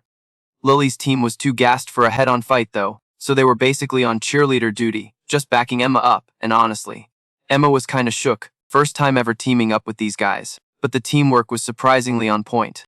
Like way better than she expected. You could see her thinking, maybe this ain't so bad. Emma was feeling the vibe. And Jake was just watching her sync up with everyone. And my boy Jake just lets out this sigh, like she's a little awkward, but still kinda cute. But don't get it twisted. He wasn't about to go easy on her just 'cause she's new to the whole team thing. Everyone watching this on their screens, probably from their apartments in like Queens or something, were losing their minds. Jake's performance was absolutely cracked, and the results had people's jaws on the floor. No cap. So, when the buzzer went off, literally everyone was down for the count. The only one still standing was our king, Jake. He looks over at the pile of defeated players, smirks, and is like, "I guess we redone here, huh?" Savage! Emma sprawled on the floor, just gasps, "He's so strong," and Lily is just sighing, totally defeated. We couldn't even touch him. Tyler was literally biting his lip, so pissed, muttering under his breath, Dang it! Meanwhile, Mia just fell into full-on despair mode. It didn't matter what plan they cooked up, or how many of them there were. They just couldn't get the Wyu. Jake was playing a whole different sport than everyone else, for real. So then, he strolls over to heal Emma, all smiles, and says, "Yo, that was a pretty fun match." The audacity. Emma hears this and just scoffs, totally annoyed. Fun. Easy for you to say, you were totally holding back the whole time, weren't you? Spill the tea, girl! Jake just plays it cool, doesn't answer, and turns to heal Lily and the crew, hyping them up. Your strategy was fire, seriously. Thanks to you guys. I had a blast, he's so smooth with it. So the trio gets their energy back, but Lily is still deep in her feels, the cold. Hard truth was that they weren't even in the same league as Jake. You know how they say it's lonely at the top. Well, Jake's up there chilling, but they weren't strong enough to even hang out with him in that loneliness. And while they were just zoning out, Jake pipes up, hey, you guys actually made me try, so, like, cheer up a little, well yeah. Hearing that, Maya and her sis look at each other and just crack up. Ah, so wholesome! Meanwhile, Kyle is just silently watching his friends from the sidelines. Jake was his strongest, most amazing bro. Mia and Lily were also getting crazy strong, totally glowing up. But what about Tyler? Was he already hitting his skill ceiling? And y'all, after that insane battle, Jake's face was plastered all over every news site and blog. We were talking Times Square billboard famous. He was officially a superstar again. Some people were even saying Jake was the strongest legend, a total GOAT, and could probably throw down with all 6 of the sages. Even Leonard was super impressed with Jake's performance. He was clapping and everything. Even when surrounded, that kid stayed in control and took down top-tier mages like it was nothing.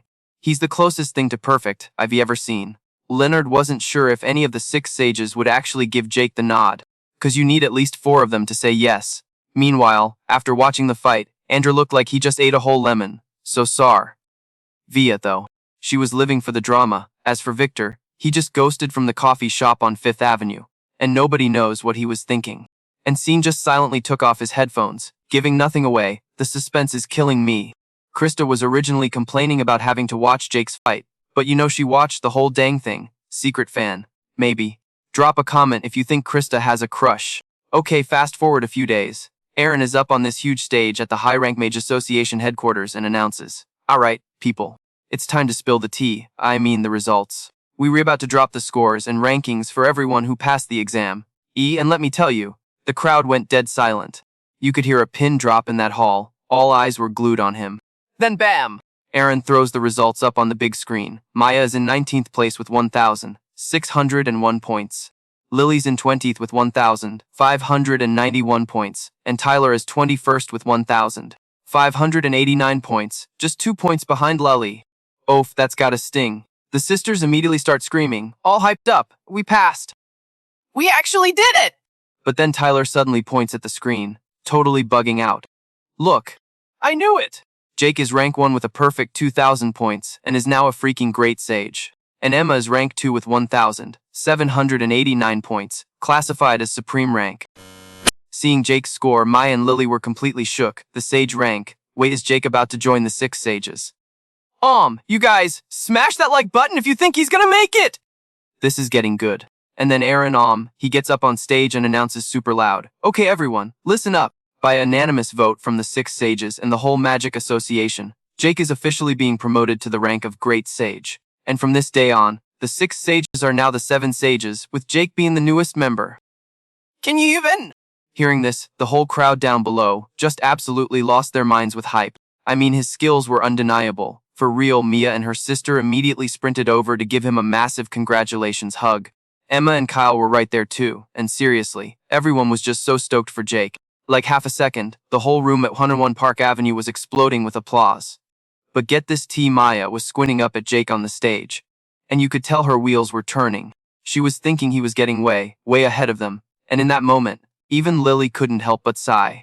Thinking that wanting to be on Jake's level was maybe, like, a totally crazy idea for her. Oof, the drama. So after that day, the news went viral, like globally. The story of him becoming one of the 7 sages was everywhere. Jake was trending #1. And reporters were going nuts trying to book an interview with him. Jake's fan base was blowing up, bigger and bigger by the second. That evening, they threw this massive party in a grand ballroom downtown to celebrate the end of the exams. The vibe was a total mix, you know. Some people were celebrating, others were big sad, and everyone was gossiping nonstop about the day's battles. But Aaron and Lily's crew, they were on cloud 9. But then, Emma noticed something was up. Jake had quietly dipped out onto the balcony, all by himself, not on her watch. She totally booked it after him. So there they were, just the 2 of them on the balcony, looking down at the crazy busy streets of New York City. And it was dead silent. After a super long moment, Emma finally spoke up and broke the tension. Congratulations, the 7th great sage, so proper, right? Hearing this, Jake just gave this super casual, like, emph. Emma looked at him, totally confused, and was like, you don't seem very happy about it. A little smirk appeared on Jake's face as he sighed and said, am I a sage, though? Emma glanced back into the packed party and slowly said, your friends. They were totally looking at you differently now. Jake gave a small nod and was like, everyone's gotten stronger. Emma just stared at him, trying to read his vibe, and asked him this super deep question. Helping everyone in the world level up and live in peace. Is that your goal or something? Who knows? Jake said with zero emotion in this little shrug, bro. The mystery. Drop a comment below with your theories on what he's planning. He's thinking about Maya, Emma, and everyone else. Like, what kind of world are they even seeing? What reality do they live in? Seeing that totally lost look in his eyes. Emma just asked him straight up, don't you feel lonely? Hearing that, Jake just glanced over at her. After a long, dramatic pause, he replied so casually it was insane. I forgot that feeling a long time ago. Besides, now I have people who are trying to catch up to me. And then he looks right at Emma with a smile and says, And you were one of them, too. I'm screaming. Emma's cheeks instantly went fire engine red. She was so embarrassed. But Jake, acting like he didn't even notice, reached out and patted her on the head with a smile. The head pat. What does it mean? Thanks, Emma. And with that, my guy just turns and walks back into the party, leaving Emma all alone with her thoughts doing a million miles an hour. She's literally thinking, what in the world is even happening right now? What is this feeling?